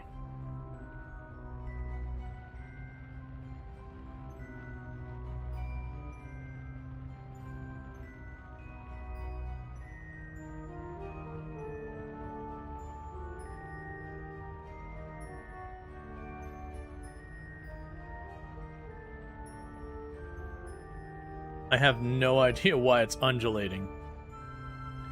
It's challenging, right? Yeah, no, to be fair, I, like, way back in the day, I, like, landed on their equivalent of Pluto and did all that stuff, like, when Kerbal was fairly new, like, when that was kind of, like, the end game content. We didn't have a lot of the cooler stuff and not a lot of the reworks and whatnot.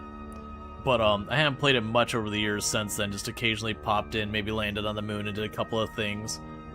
Not from the fact that the game isn't amazing or anything. Just, you know, it can be a real time sink. Yeah, you are just undulating and costing me little tiny bits of efficiency. Luckily, I'm pretty sure we have a very large margin of error here. I've still got almost 6,000 delta V.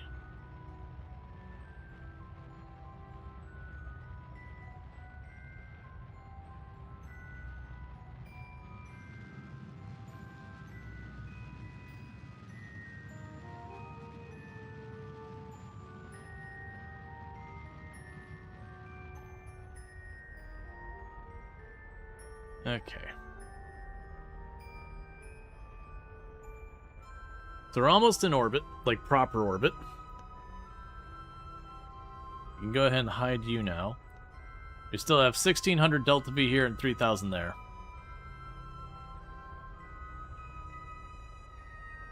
Yeah, no, I mean, but that's kind of things. A lot of games, you hand wave a lot of physics and all that stuff, and you do approximations because that's how you keep your game from running terribly.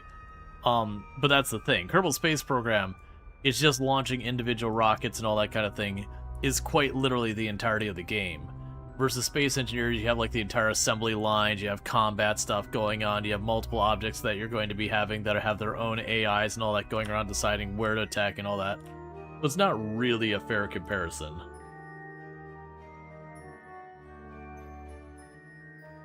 Alright.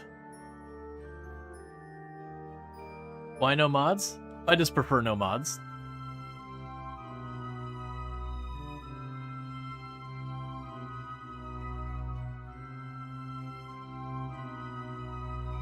Broadly speaking, with mods, I spend more time troubleshooting my game and trying to figure out what mod is breaking what other mod when I get into mods than actually enjoying the game. And then you're figuring out which mods I'm gonna do and all that. That's fine. I'm not being like, hey, how dare you use mods or anything like that.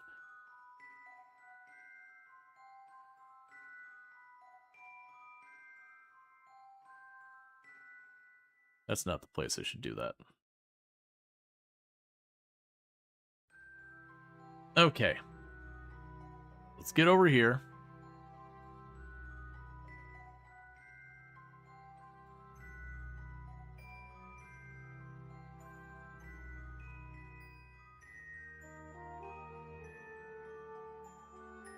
Wow, you were not turning at all.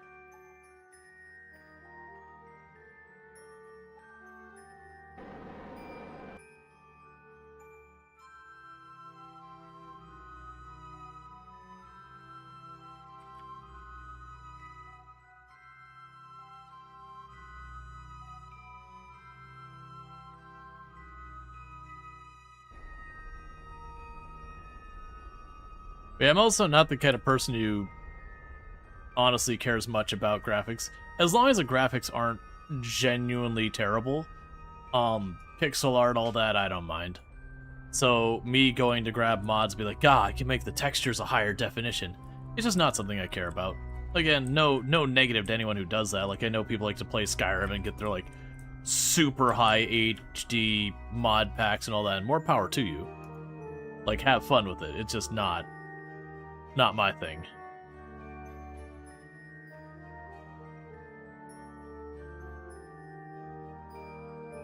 Okay, it's time to burn some serious fuel.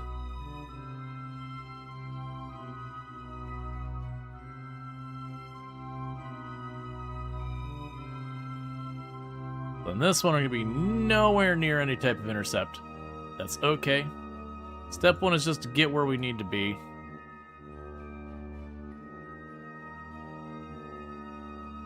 That's fine.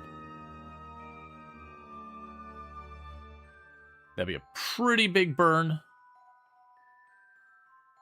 But it also gives you an idea of what's going to take me to get back. If I'm 700 out all the way there, and this one's nowhere near as far, we can probably get a pretty good idea of what it'll take to meet up with it. Okay, so let's go over here real quick. I definitely probably need to put a second reaction wheel on this when I'm using the main fuel tank. Because this thing, turning is a suggestion.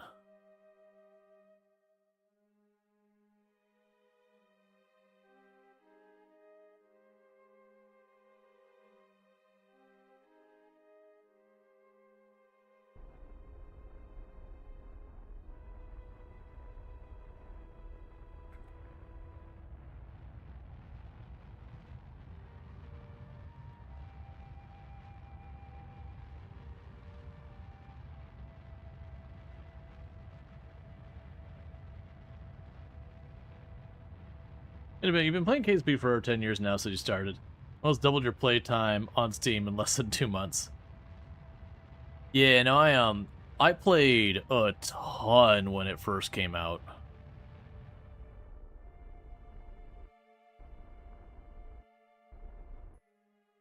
Okay. So this, we want to warp over here.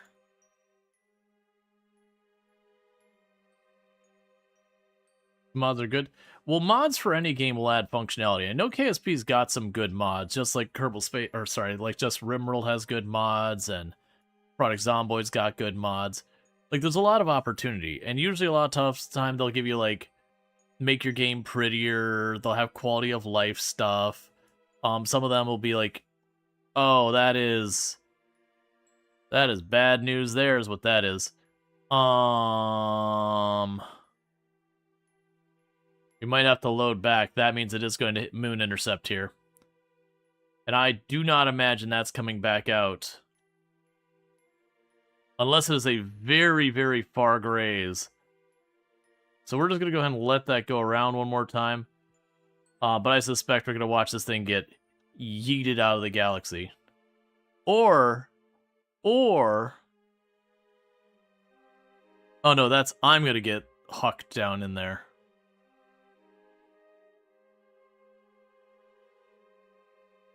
So what's going to happen to you? I suspect you're going to get slung... Oh, no, actually, that's not bad. All things considered, that's not actually that bad.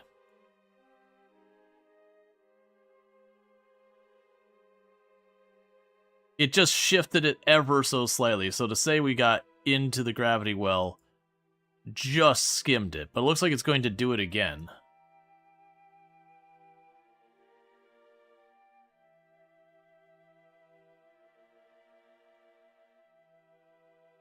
We kind of need to see what happens when it settles in.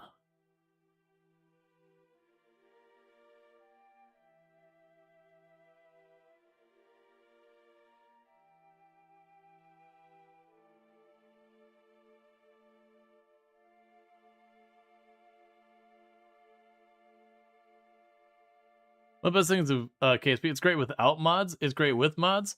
Make a great gameplay to however a player wishes. There's no wrong way. Yep. Absolutely.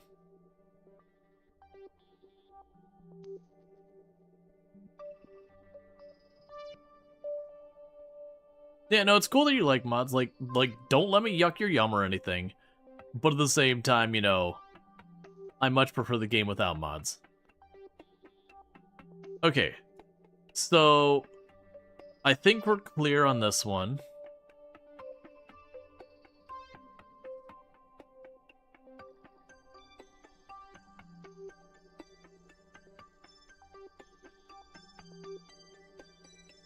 I missed what even that prompt was.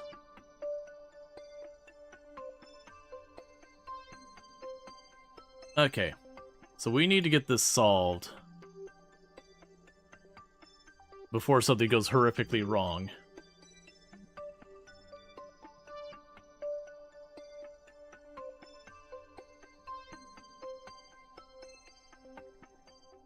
Unfortunately, this has, like, really screwed up a lot of stuff. So let's go here. I'm gonna add a maneuver.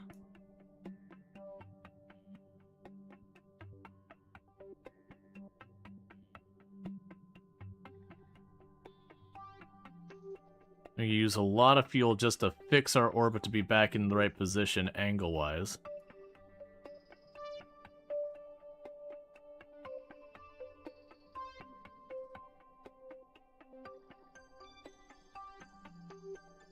Yeah, that moon, like, really jacked up our orbit.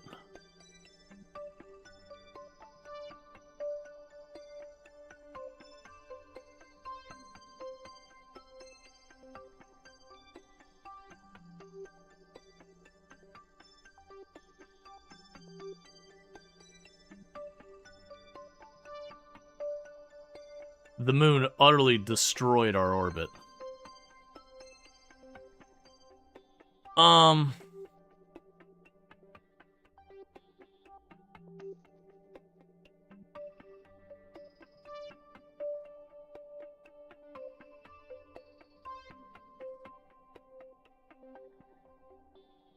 This is not the right answer, but this is the answer I'm going with. We gotta try and get out here and just correct this a little at the time from this end. But yeah, no, the moon basically twisted our orbit again after we already spent like 400 or 500 Delta V getting ourselves on the right plane. And it's gonna cost me another like 800 Delta V to put myself back at the plane I need to be. At which point that's kind of like starting a new go.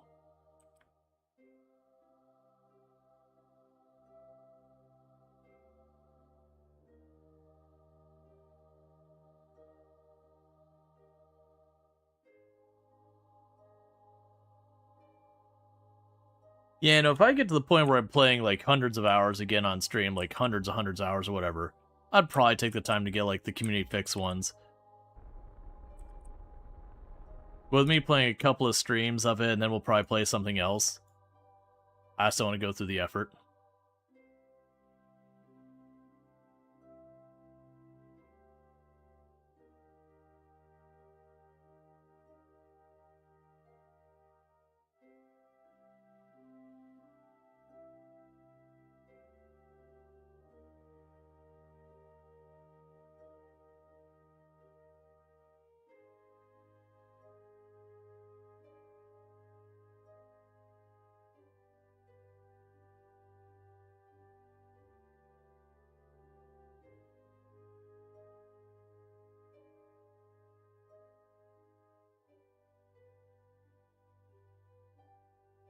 Keep getting interactions with the moon. I knew I should have switched it on the other side.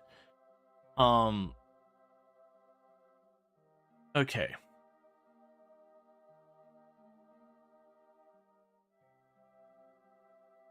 Let's just warp over here for a minute. Yeah, so I keep getting interactions with the moon that are screwing everything up. And I kind of knew that, like, when I went, and I was trying to just be greedy and bring it in. And I really should have gone the other way to make sure I pulled it away from the moon. But I was hoping I wouldn't need the rescue ship. So I didn't save myself a rescue ship or anything. All I did is I caused myself more headache.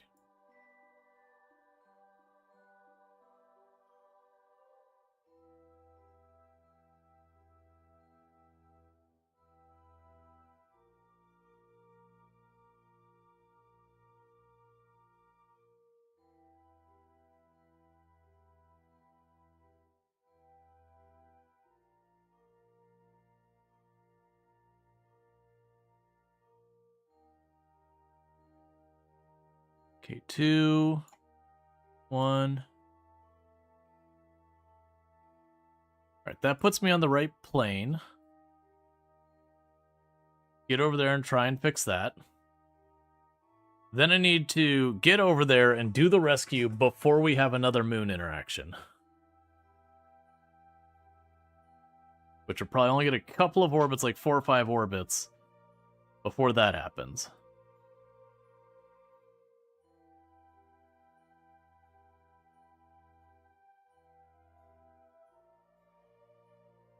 The good news is apparently from this far out, it's much easier to fix the plane. I gotta remember that up close is more effort than way far away.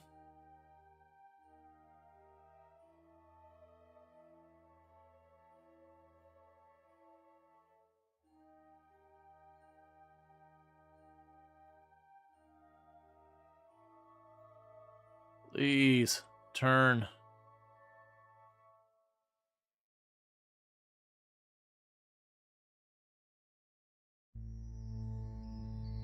You got power.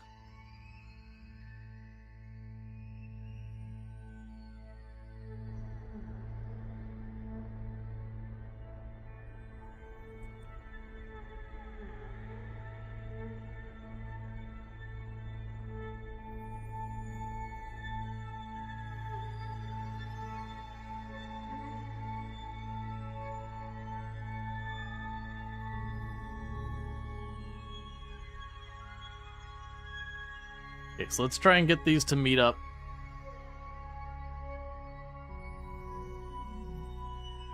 Because we can get the fuel in there. I only need a couple, like maybe 200 to 300 ms of Delta V. And that little will be enough to get what we need.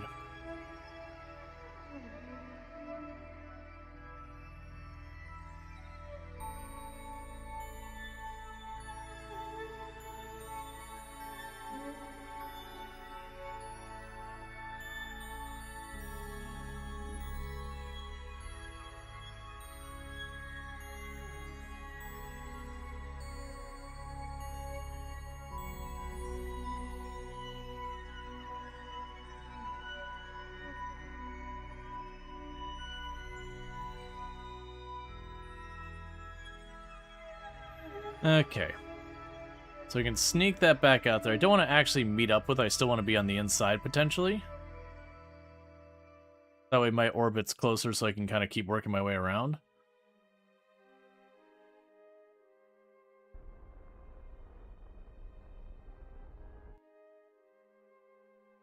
Oh, and now we go all the way out here.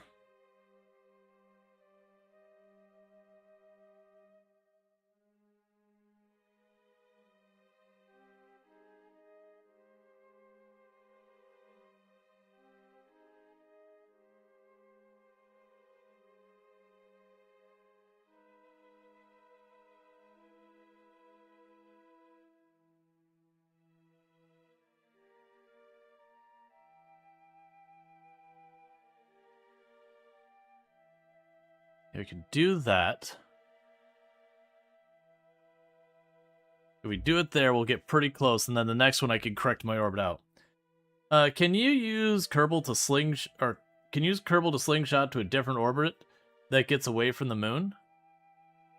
If I had fuel. The problem is my other ship doesn't have fuel. Which is what we're doing. We're doing a rescue right now where we're trying to get to the other ship to give it fuel.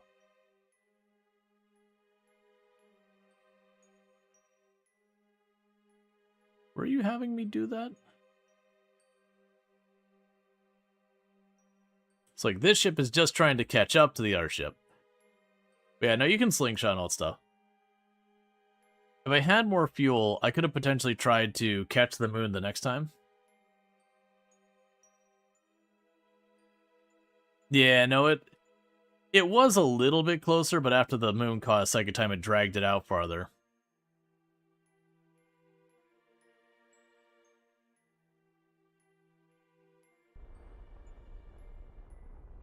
Oh, right, I've got pointed at the target, not orbit. That's the reason my numbers are all weird.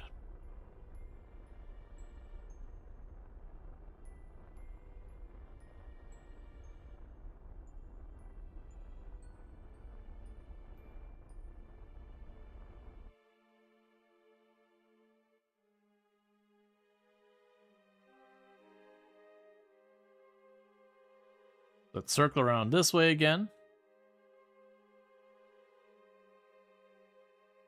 Because we're catching up. And so in just a moment, we'll overtake this intersection point. And once we do that, I want to adjust to try and catch up more. So this is what we do now, is each pass, we're going to go to our target. We're going to SAS to, like, bring it in closer and all that. Because right now it'll be at 1,436. The next time I'm going to massively overtake it. So we go to SAS, Retro.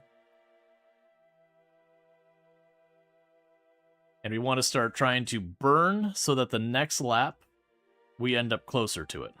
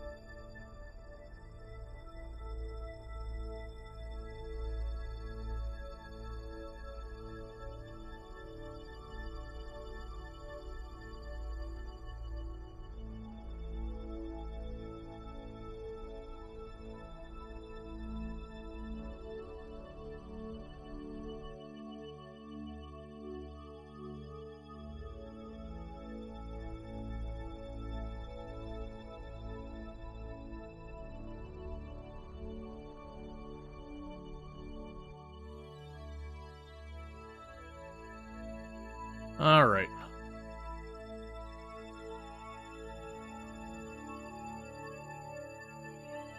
Let's get the whole way around here real quick. As I'm jacking up her orbit trying to get this all sorted.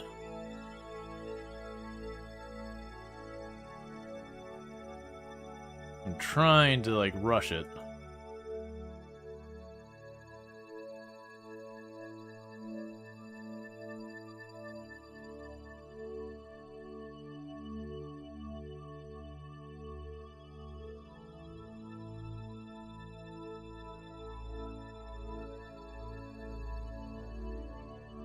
Because right now our orbits are very different because I'm trying to equalize them a little bit.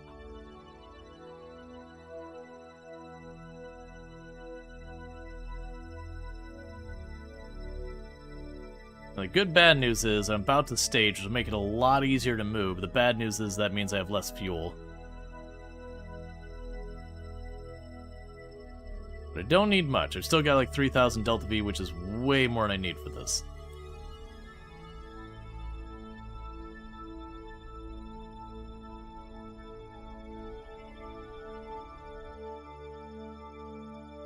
Okay. And stage.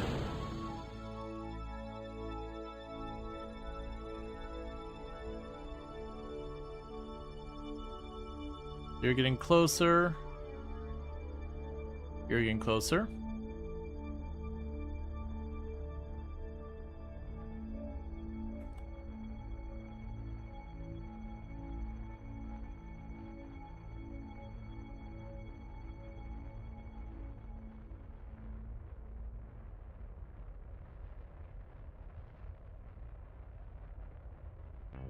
Yeah, because our orbit should start getting similar as I'm doing this. Because basically I waited till we were relatively close to each other, which is very relative. And now we're just trying to equalize our paths. So I pretty much go until we start seeing that these start going up instead of down.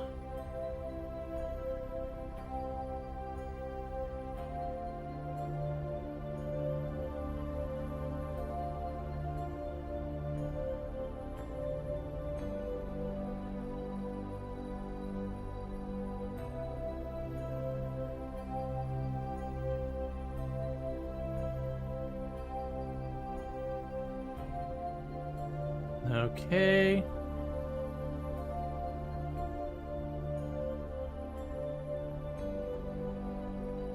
Yeah, so you can see we're slowly getting our orbits to be basically the same. But now the goal is we want to keep doing that.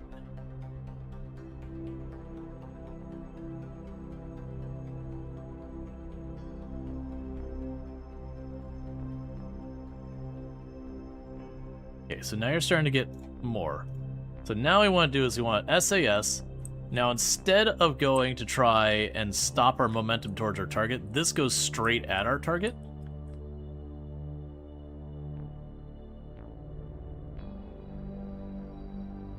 So I'll do a little flare up. So we can bring ourselves practically on top of our target.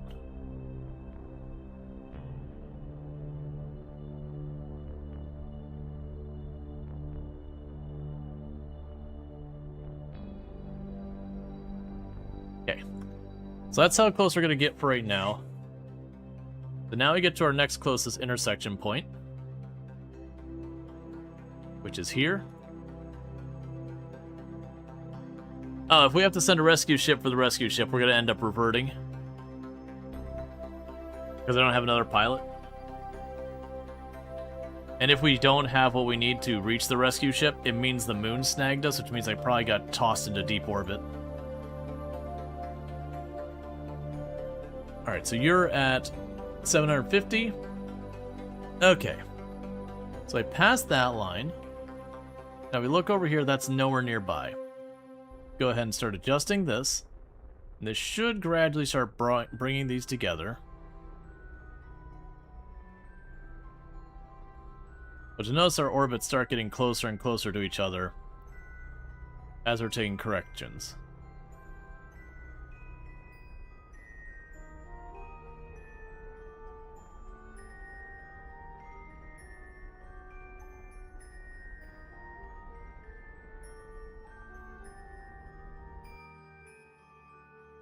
Okay. Now let's again bring it back over, point right for it.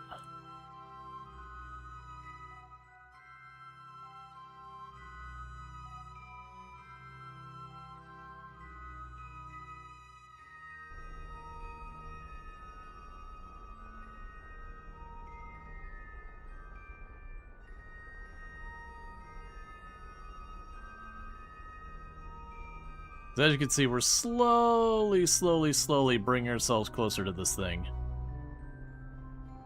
With the goal here being, I want to get it to the point where we're within about a kilometer, because once we're at that level of closeness, we should be able to salvage a lot of this.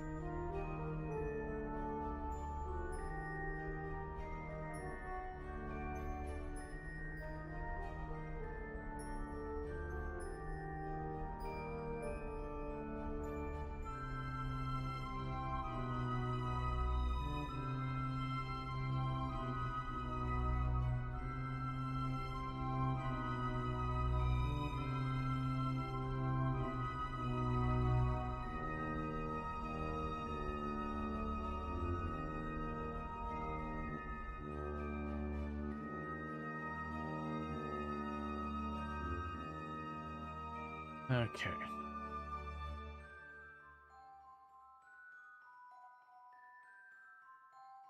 Just need to pass that spot.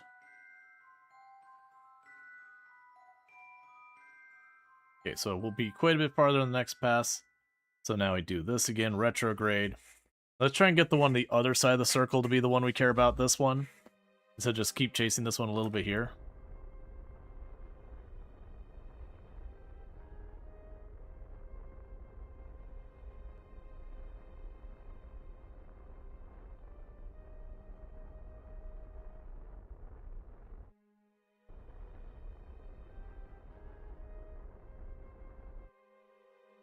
Alright. And we can just warp past there.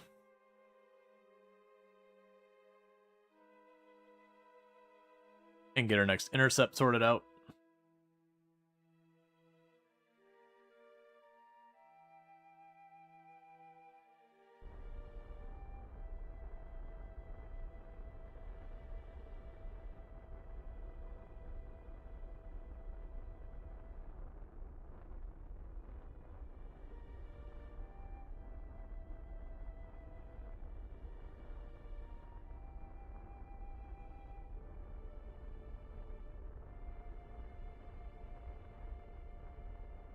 So it should start coming back at some point. There we go.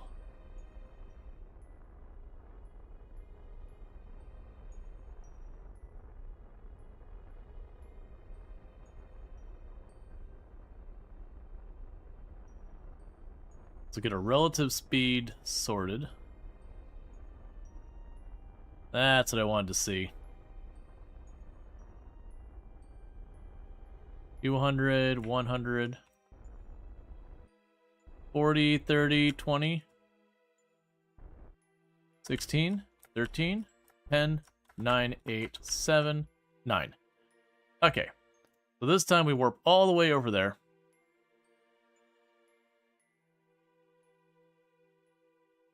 Yes, we got 9 kilometers between us. So we're close. We're really close.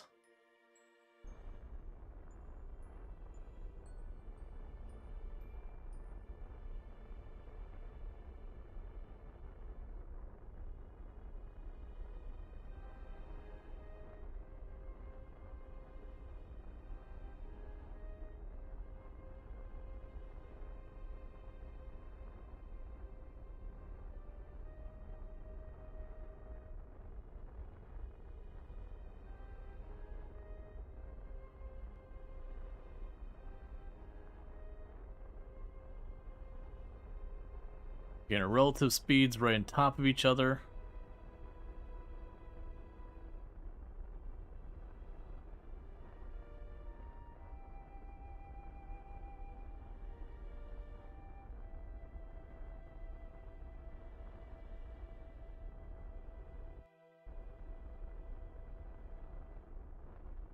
Okay. 7 kilometers, 6 kilometers, 5 kilometers, 4, 3, 2, 1, half a kilometer. Let's get there. Half a kilometer is really getting on the spot. Get a bit closer.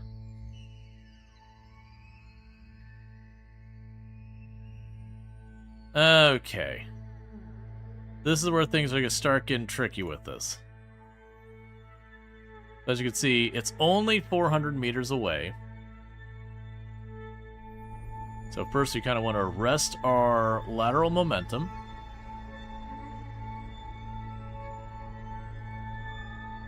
So it's about 0. Okay, then we want to turn straight at it.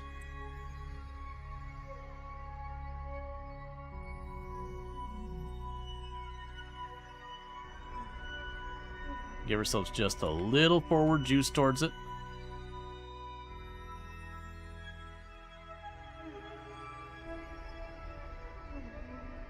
Make it about like that.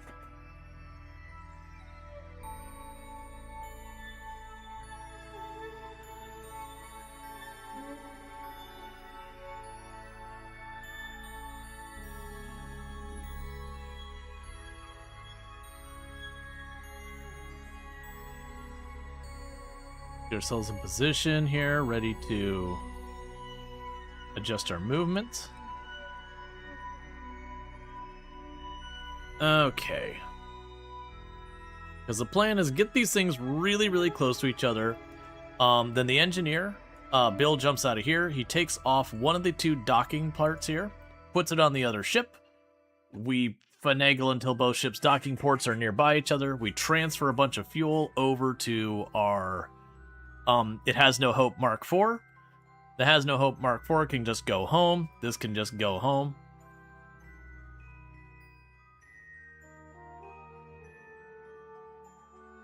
But yeah, so their orbits will basically be the same orbit at this point. Oh, it's eventually going to get... Yeah, it's telling me it's like you're going to hit a separation of 0, which checks out. I am actively moving towards it.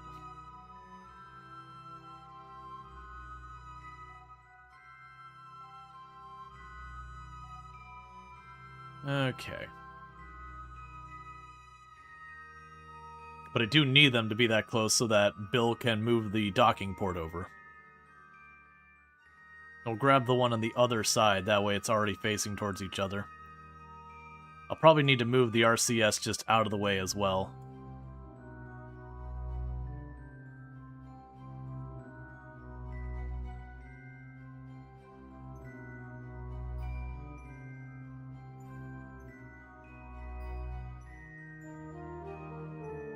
Okay.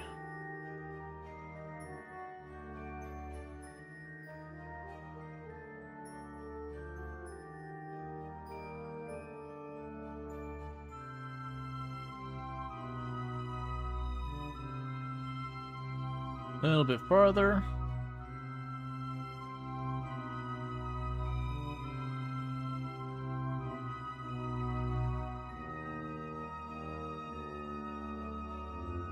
All right.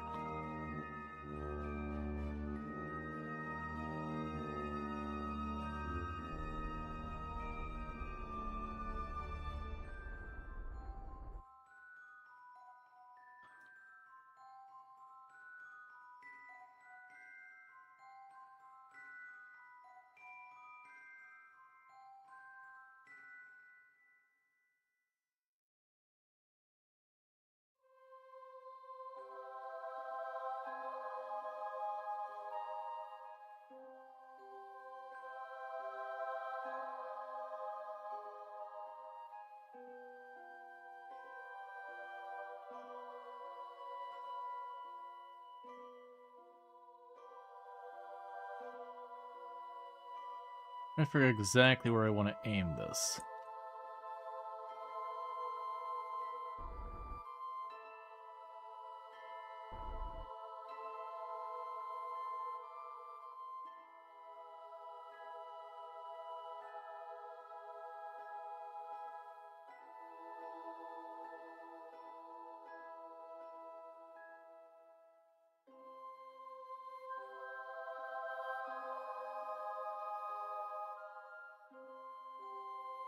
That should scooch me right along the side there.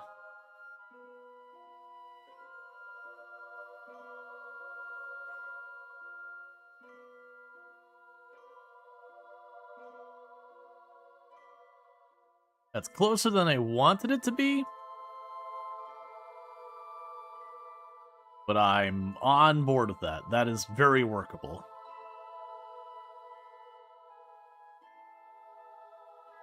Just let's slip on over here real quick.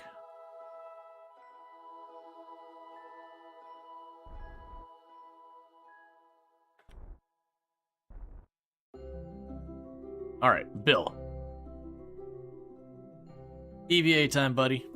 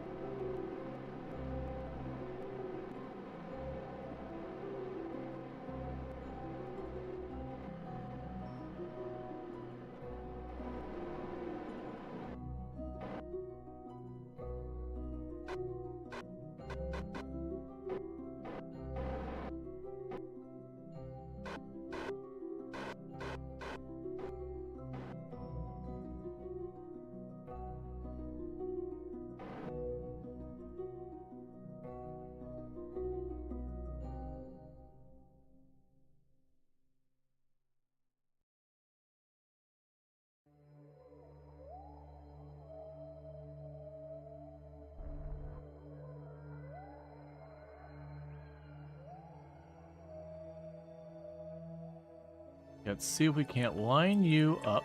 Ah, it's so hard to figure out which way's up and down the ship.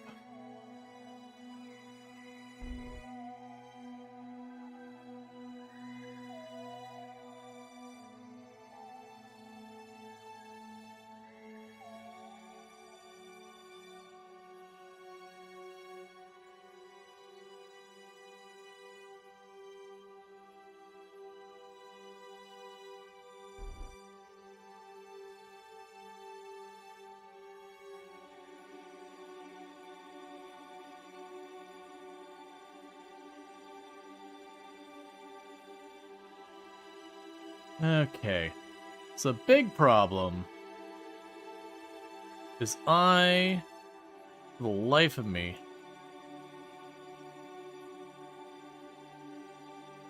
do not remember how to go to the docking controls.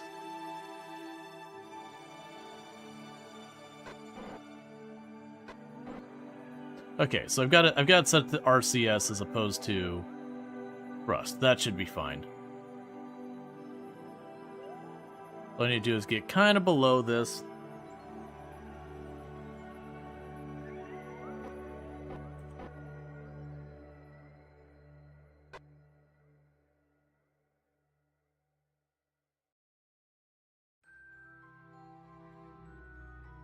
I'm expecting that to do something. Am I out of monopropellant? No.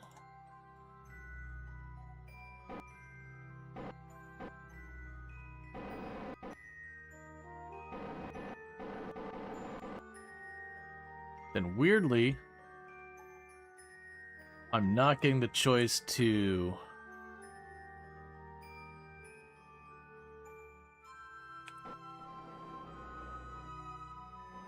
turn the way I want. I want to use my RCS to try and go perfectly sideways.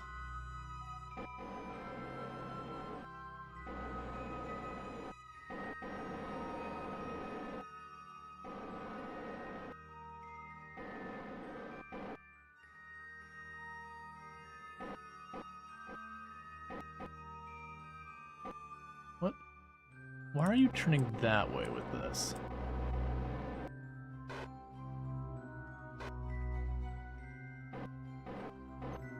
The controls aren't doing what I'm expecting them to do is the problem.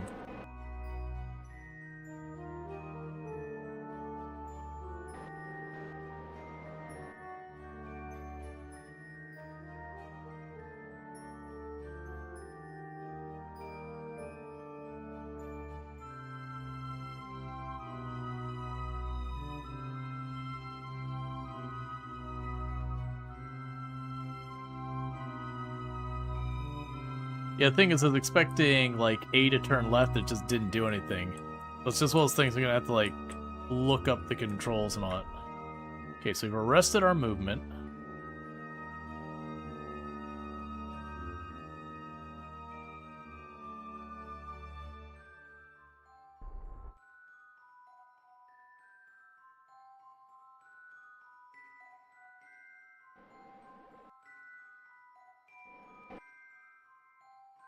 So I'm expecting that to turn me up, but it's turning me left.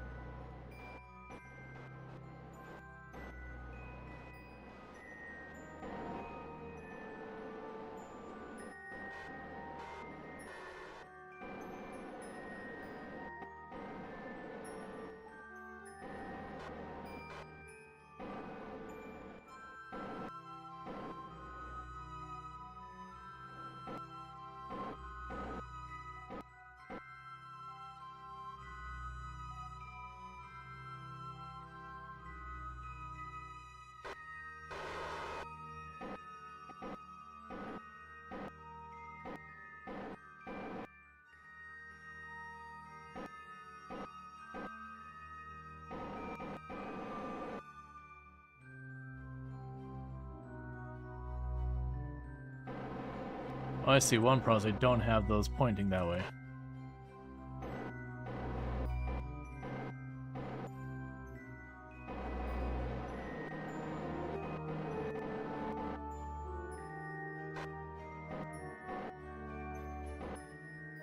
Hey, Blaze, how's it going?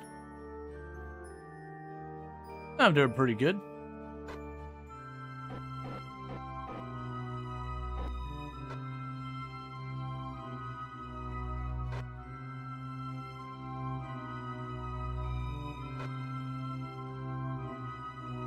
That's looking promising.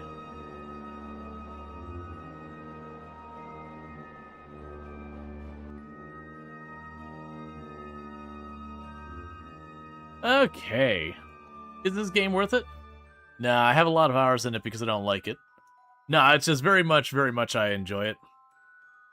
Okay, so let's go here. Let's grab this back tank here. And grab your fuel tank there. And give you your fuel.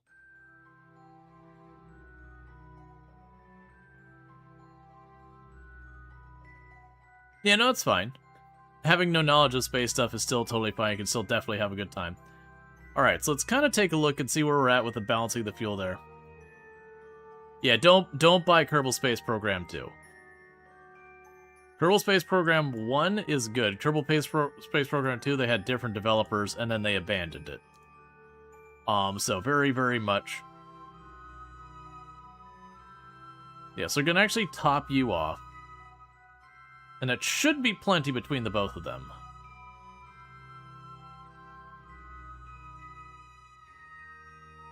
Because, yeah, you got 1,000.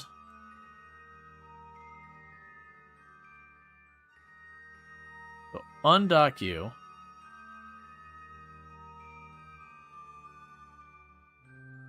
Both ships have exactly... Never mind. It just updated. No, they do actually have exactly the same Delta V.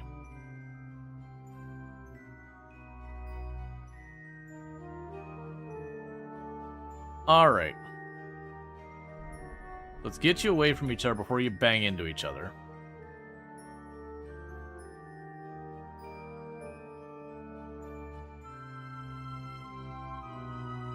Could you fly them home attached like that?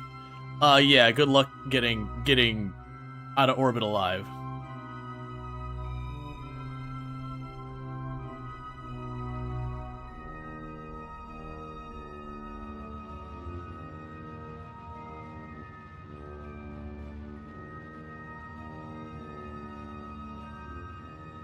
Alright, so I just want to get this thing so it's no longer anywhere near the moon's orbit, so it doesn't get yoinked out. Thing. Oh yeah, no, I'm not running any mods whatsoever. No texture packs, no mods, no nothing. Like, not even quality of life. Literally straight up vanilla.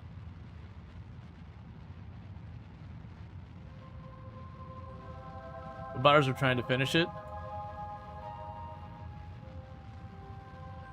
Yeah, that's the reasons why when a bunch of people bring it, it's like, oh yeah, but you can make it so gorgeous. Like, I mean, Kerbal Space Program is not a bad looking game on its own right.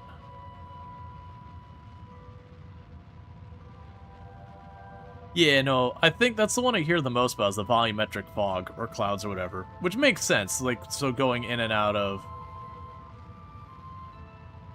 the system, you have that. All right, so we're gonna start with that. I'm not gonna bring you into actually. No, this rocket has people in it, so it's gonna be bringing them home. All right, but what I want to do is we got that one, but before anything can go wrong with the other one,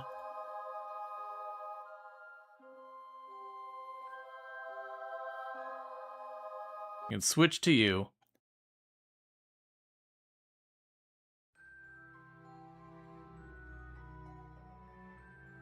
And then here's our space shuttle. It didn't have quite enough fuel to get home, with its complement of 9 tourists.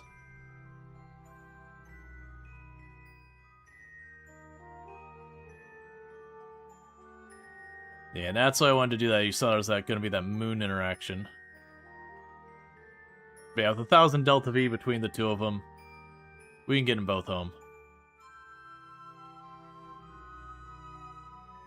Well, I mean, not between the two of them. They both have 1,000 Delta V.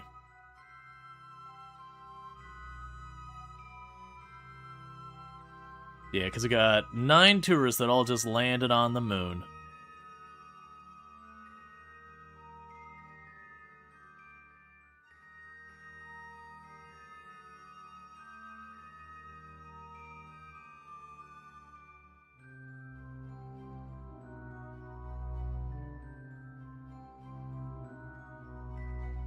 Okay. I'm gonna bring that in. Around 60 kilometers. Enough to smack into the atmosphere, so bring it around.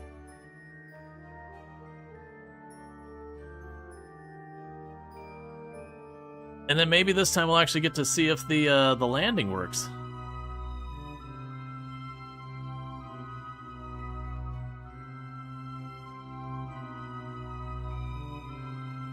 I probably should have taken the docking port off, but I don't think that'll be that significant of a situation. And how's your power? Let's pin that over here.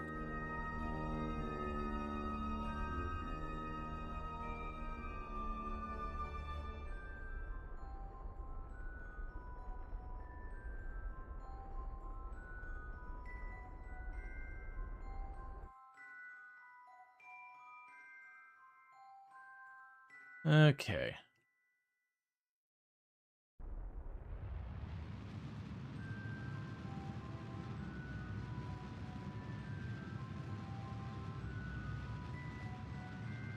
You're just trying to bring that orbit in here.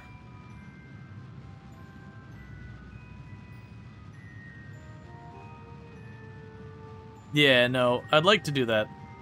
I do want to bring this in as much as we can. Unfortunately, it is looking like we're probably going to burn all the fuel getting in here.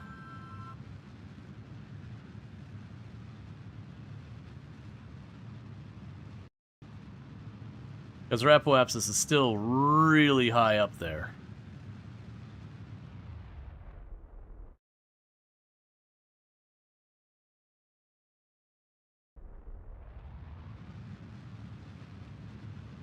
We might have a little fuel left over.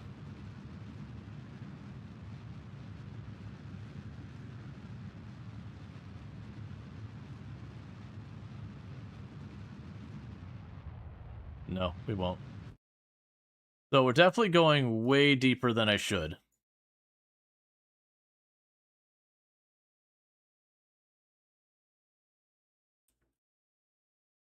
We're about to smack into this atmosphere pretty hard.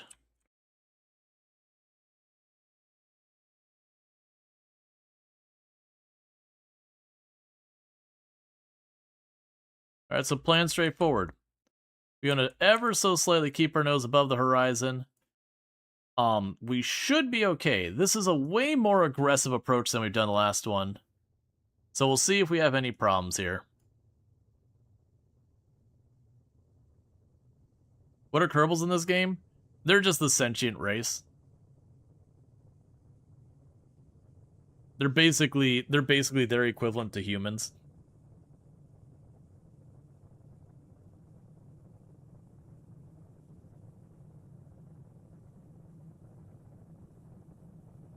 Unofficial lore is their immortal plant life.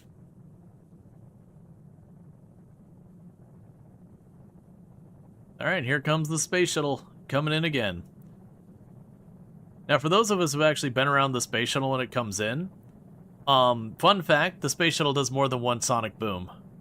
Because you have one sonic boom from this part of it hitting, and then the other sonic boom from the... Like, the wings on the shuttle would be actually farther back, but, like, back where the wings are, it hits the second time.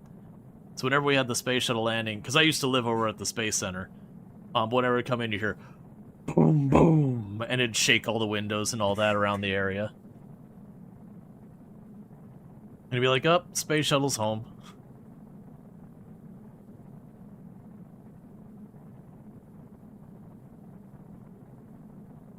Alright, so the camera should twist here because we are coming into,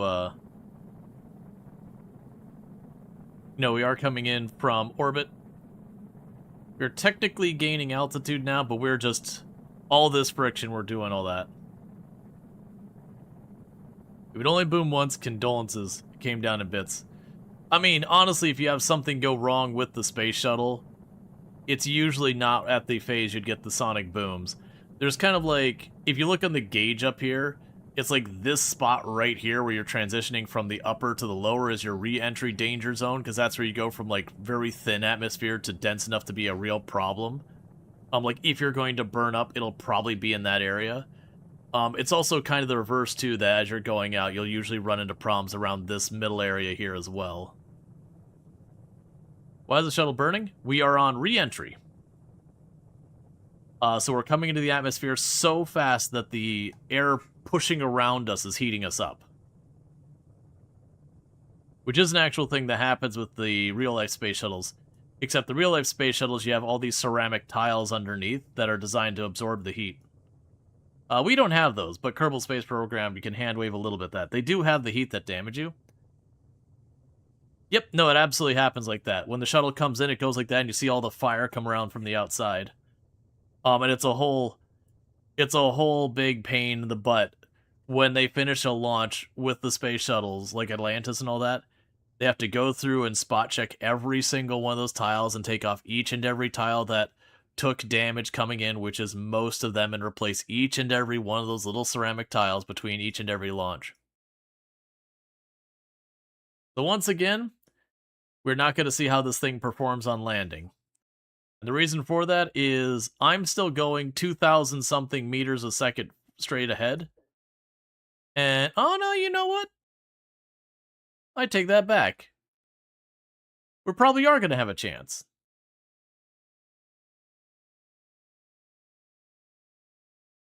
Yeah, no, exactly. Shooting stars are just space debris coming in, usually micrometeors or little bits of stuff coming to the atmosphere and burning up. It's actually one of the things that lets you ignore a number of things coming into the Earth's atmosphere if it's small enough, because it just burns up on the way in. Because again, it's just going so fast that all the air being pushed out of the way by it just heats it up until it catches fire and vaporizes. It's only the really big stuff or stuff with like really exotic materials that take a long time to burn up that actually get down to the surface.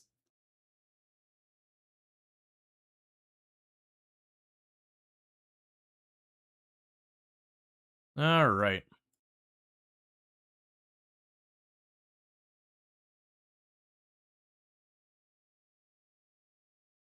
Yeah, the Kerbals seem like plant people. Yep.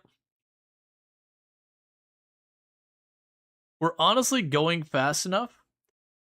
We are just on the cusp.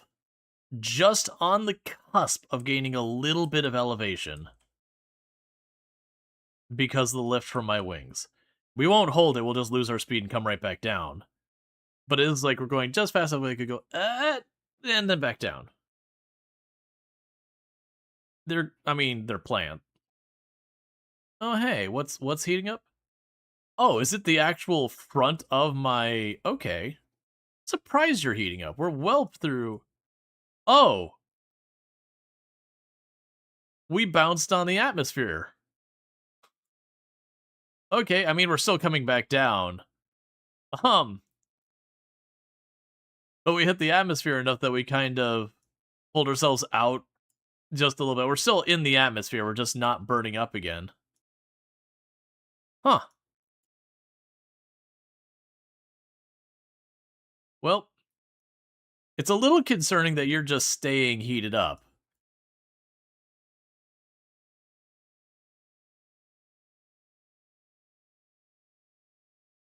Partial skim re-entry like Artemis? Yeah. That wasn't an intention. The intention was just to get the thing in. The other rocket doesn't have nearly as fancy a re-entry. That one's re-entry is like aim for 55 kilometers and just smack the atmosphere.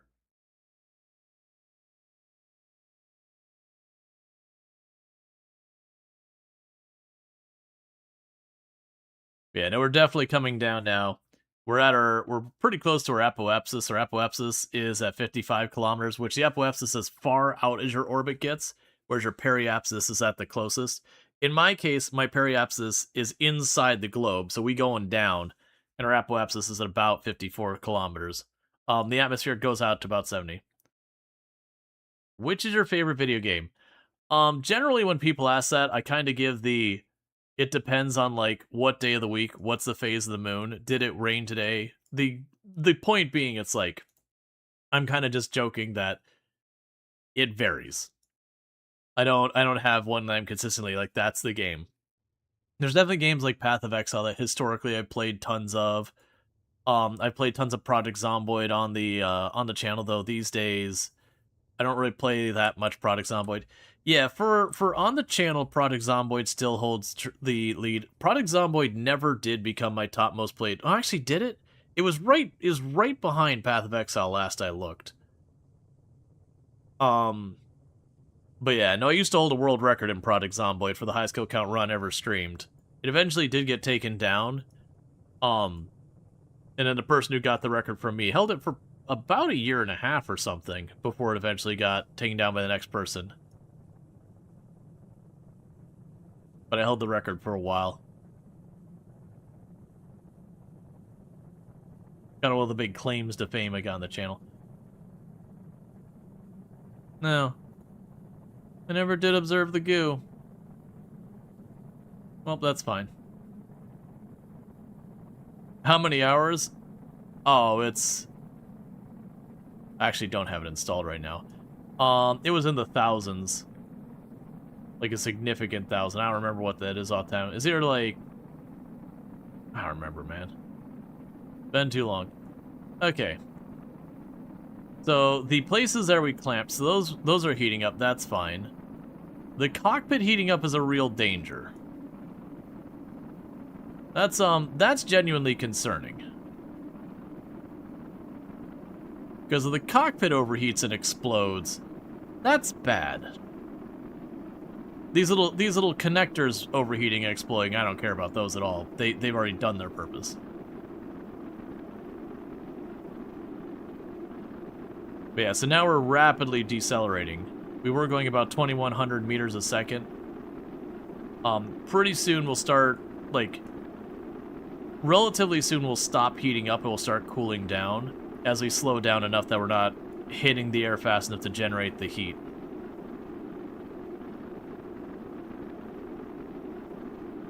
But that cockpit is getting spicy hot in there.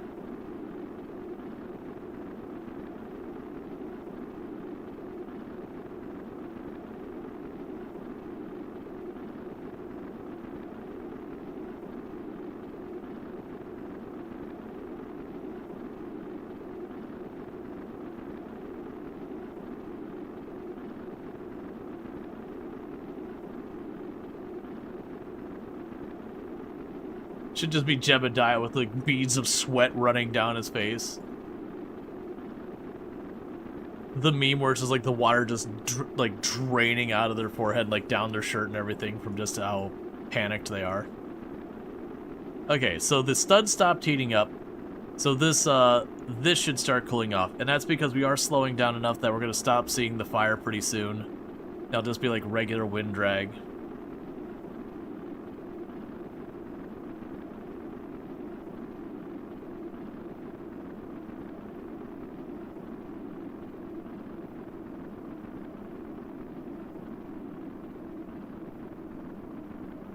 Okay.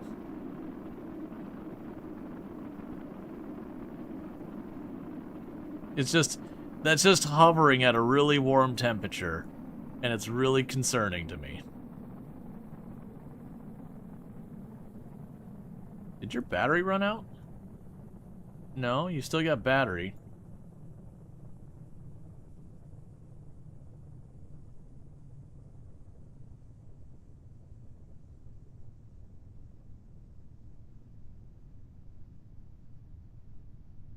Okay. It is just glowing red.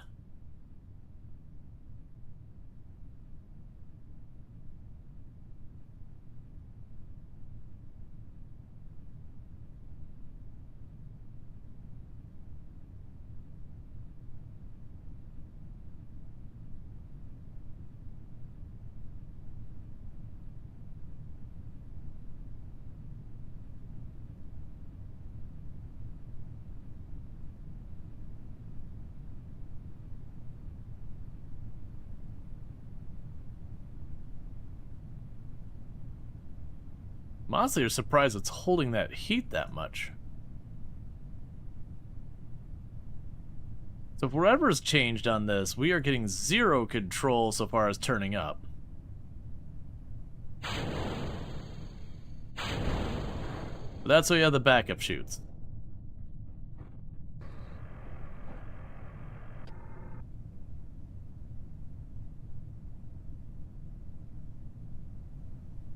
Alright.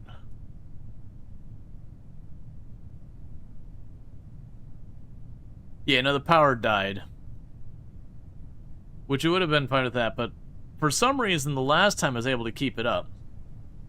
Well, no, that's the thing. I lost the power for the SAS after I was already making the comment about it. We were, like, down to, like, 1 point of power. But yeah, no, it's just the comment I was making, like, it doesn't seem like I was able to pull up at all, versus when we're at the ice sheet that we didn't quite reach, I was able to pull this thing up. Which is interesting, because this part of the ship didn't change. All the stuff we have here, this is the exact same it's been the whole time. Maybe it's the way to tourists? Thought I had a full load the last time, but I could be wrong.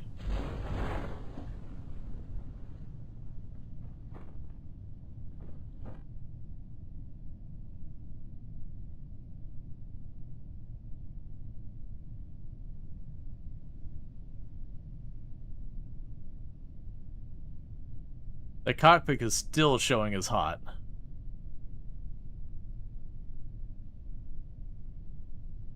And thank you for the follow. Welcome to the stream.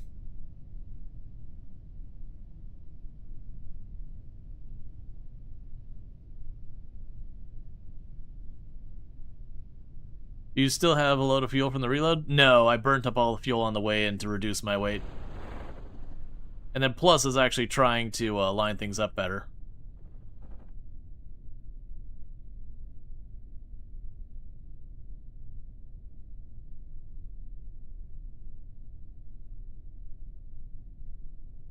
I'm cutting the drag chutes.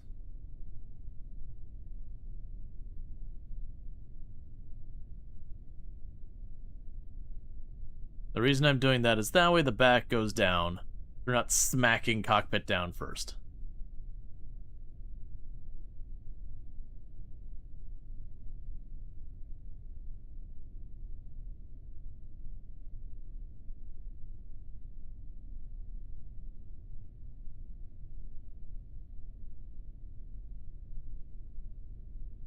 No, we'll probably be wrapping. Like, because I've already gone an hour over when I should be, but still. But if you have enjoyed tonight's content and you're not already following the channel, don't forget to drop that follow. That is kind of how this whole thing works. I normally stream every days but Thursdays and Fridays from 7 p.m. EST till 4 a.m. EST, but I do have a very high tendency to stream on my days off anyways, but usually if I take a day off, those will be the days. But we do play like a whole range of games. You're coming down way faster than I want you to. Okay, we're fine. We're fine. We're good. Please apply the brakes. Okay, any science to be gained here? Yes! We can get science here. Alright, so let's get our science. Crew report. Hop out of here, Jeb. I can go ahead and have you do an EVA report. And take a surface sample. And don't go anywhere yet, Jeb. We got stuff to do.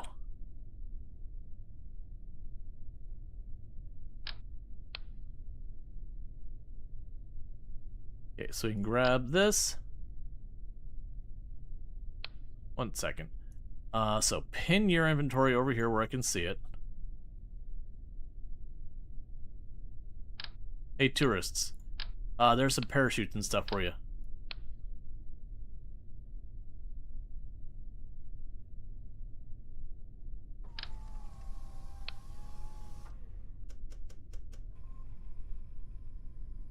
And we're putting down our science stuff.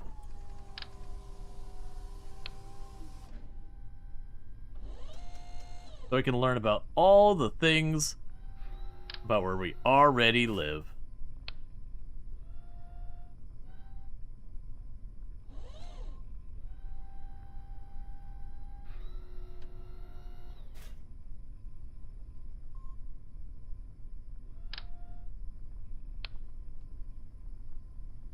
And do I need 2 controllers?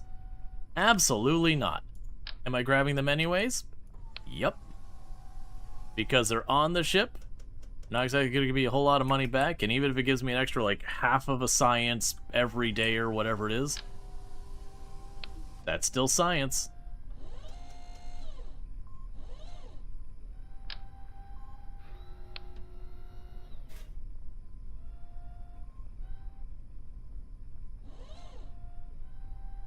And plant flag.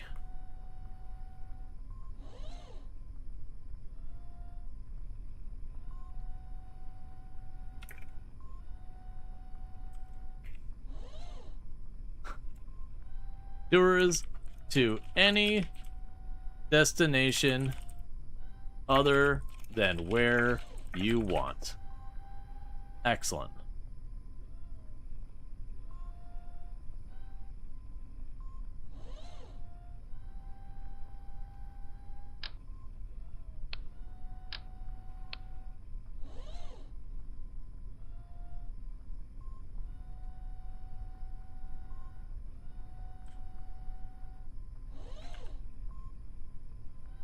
Okay. And climb in. And with that, we have done all the stuff and recovered our ship. And mission successful. We got our 9 tourists all sorted out.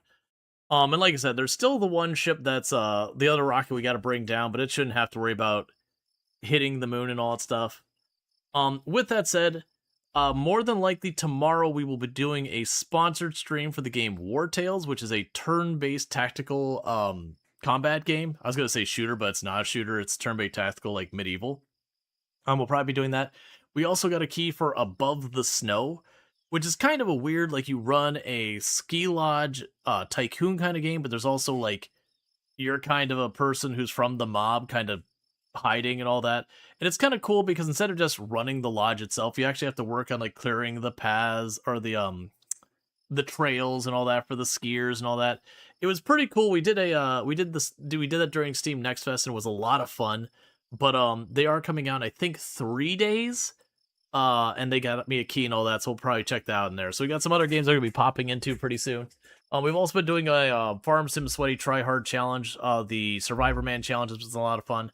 But with all that said, thank you so much for tuning in. Make sure you follow the channel if you have enjoyed tonight's content. If you're watching over on the YouTube side, I am going to go ahead and end the stream over there because I don't have a host ready for over there. But thank you so much for tuning in. And then for everyone over here on the Twitch side, I'm going to go ahead and put up my ending stream screen and see who we can find to drop a raid on.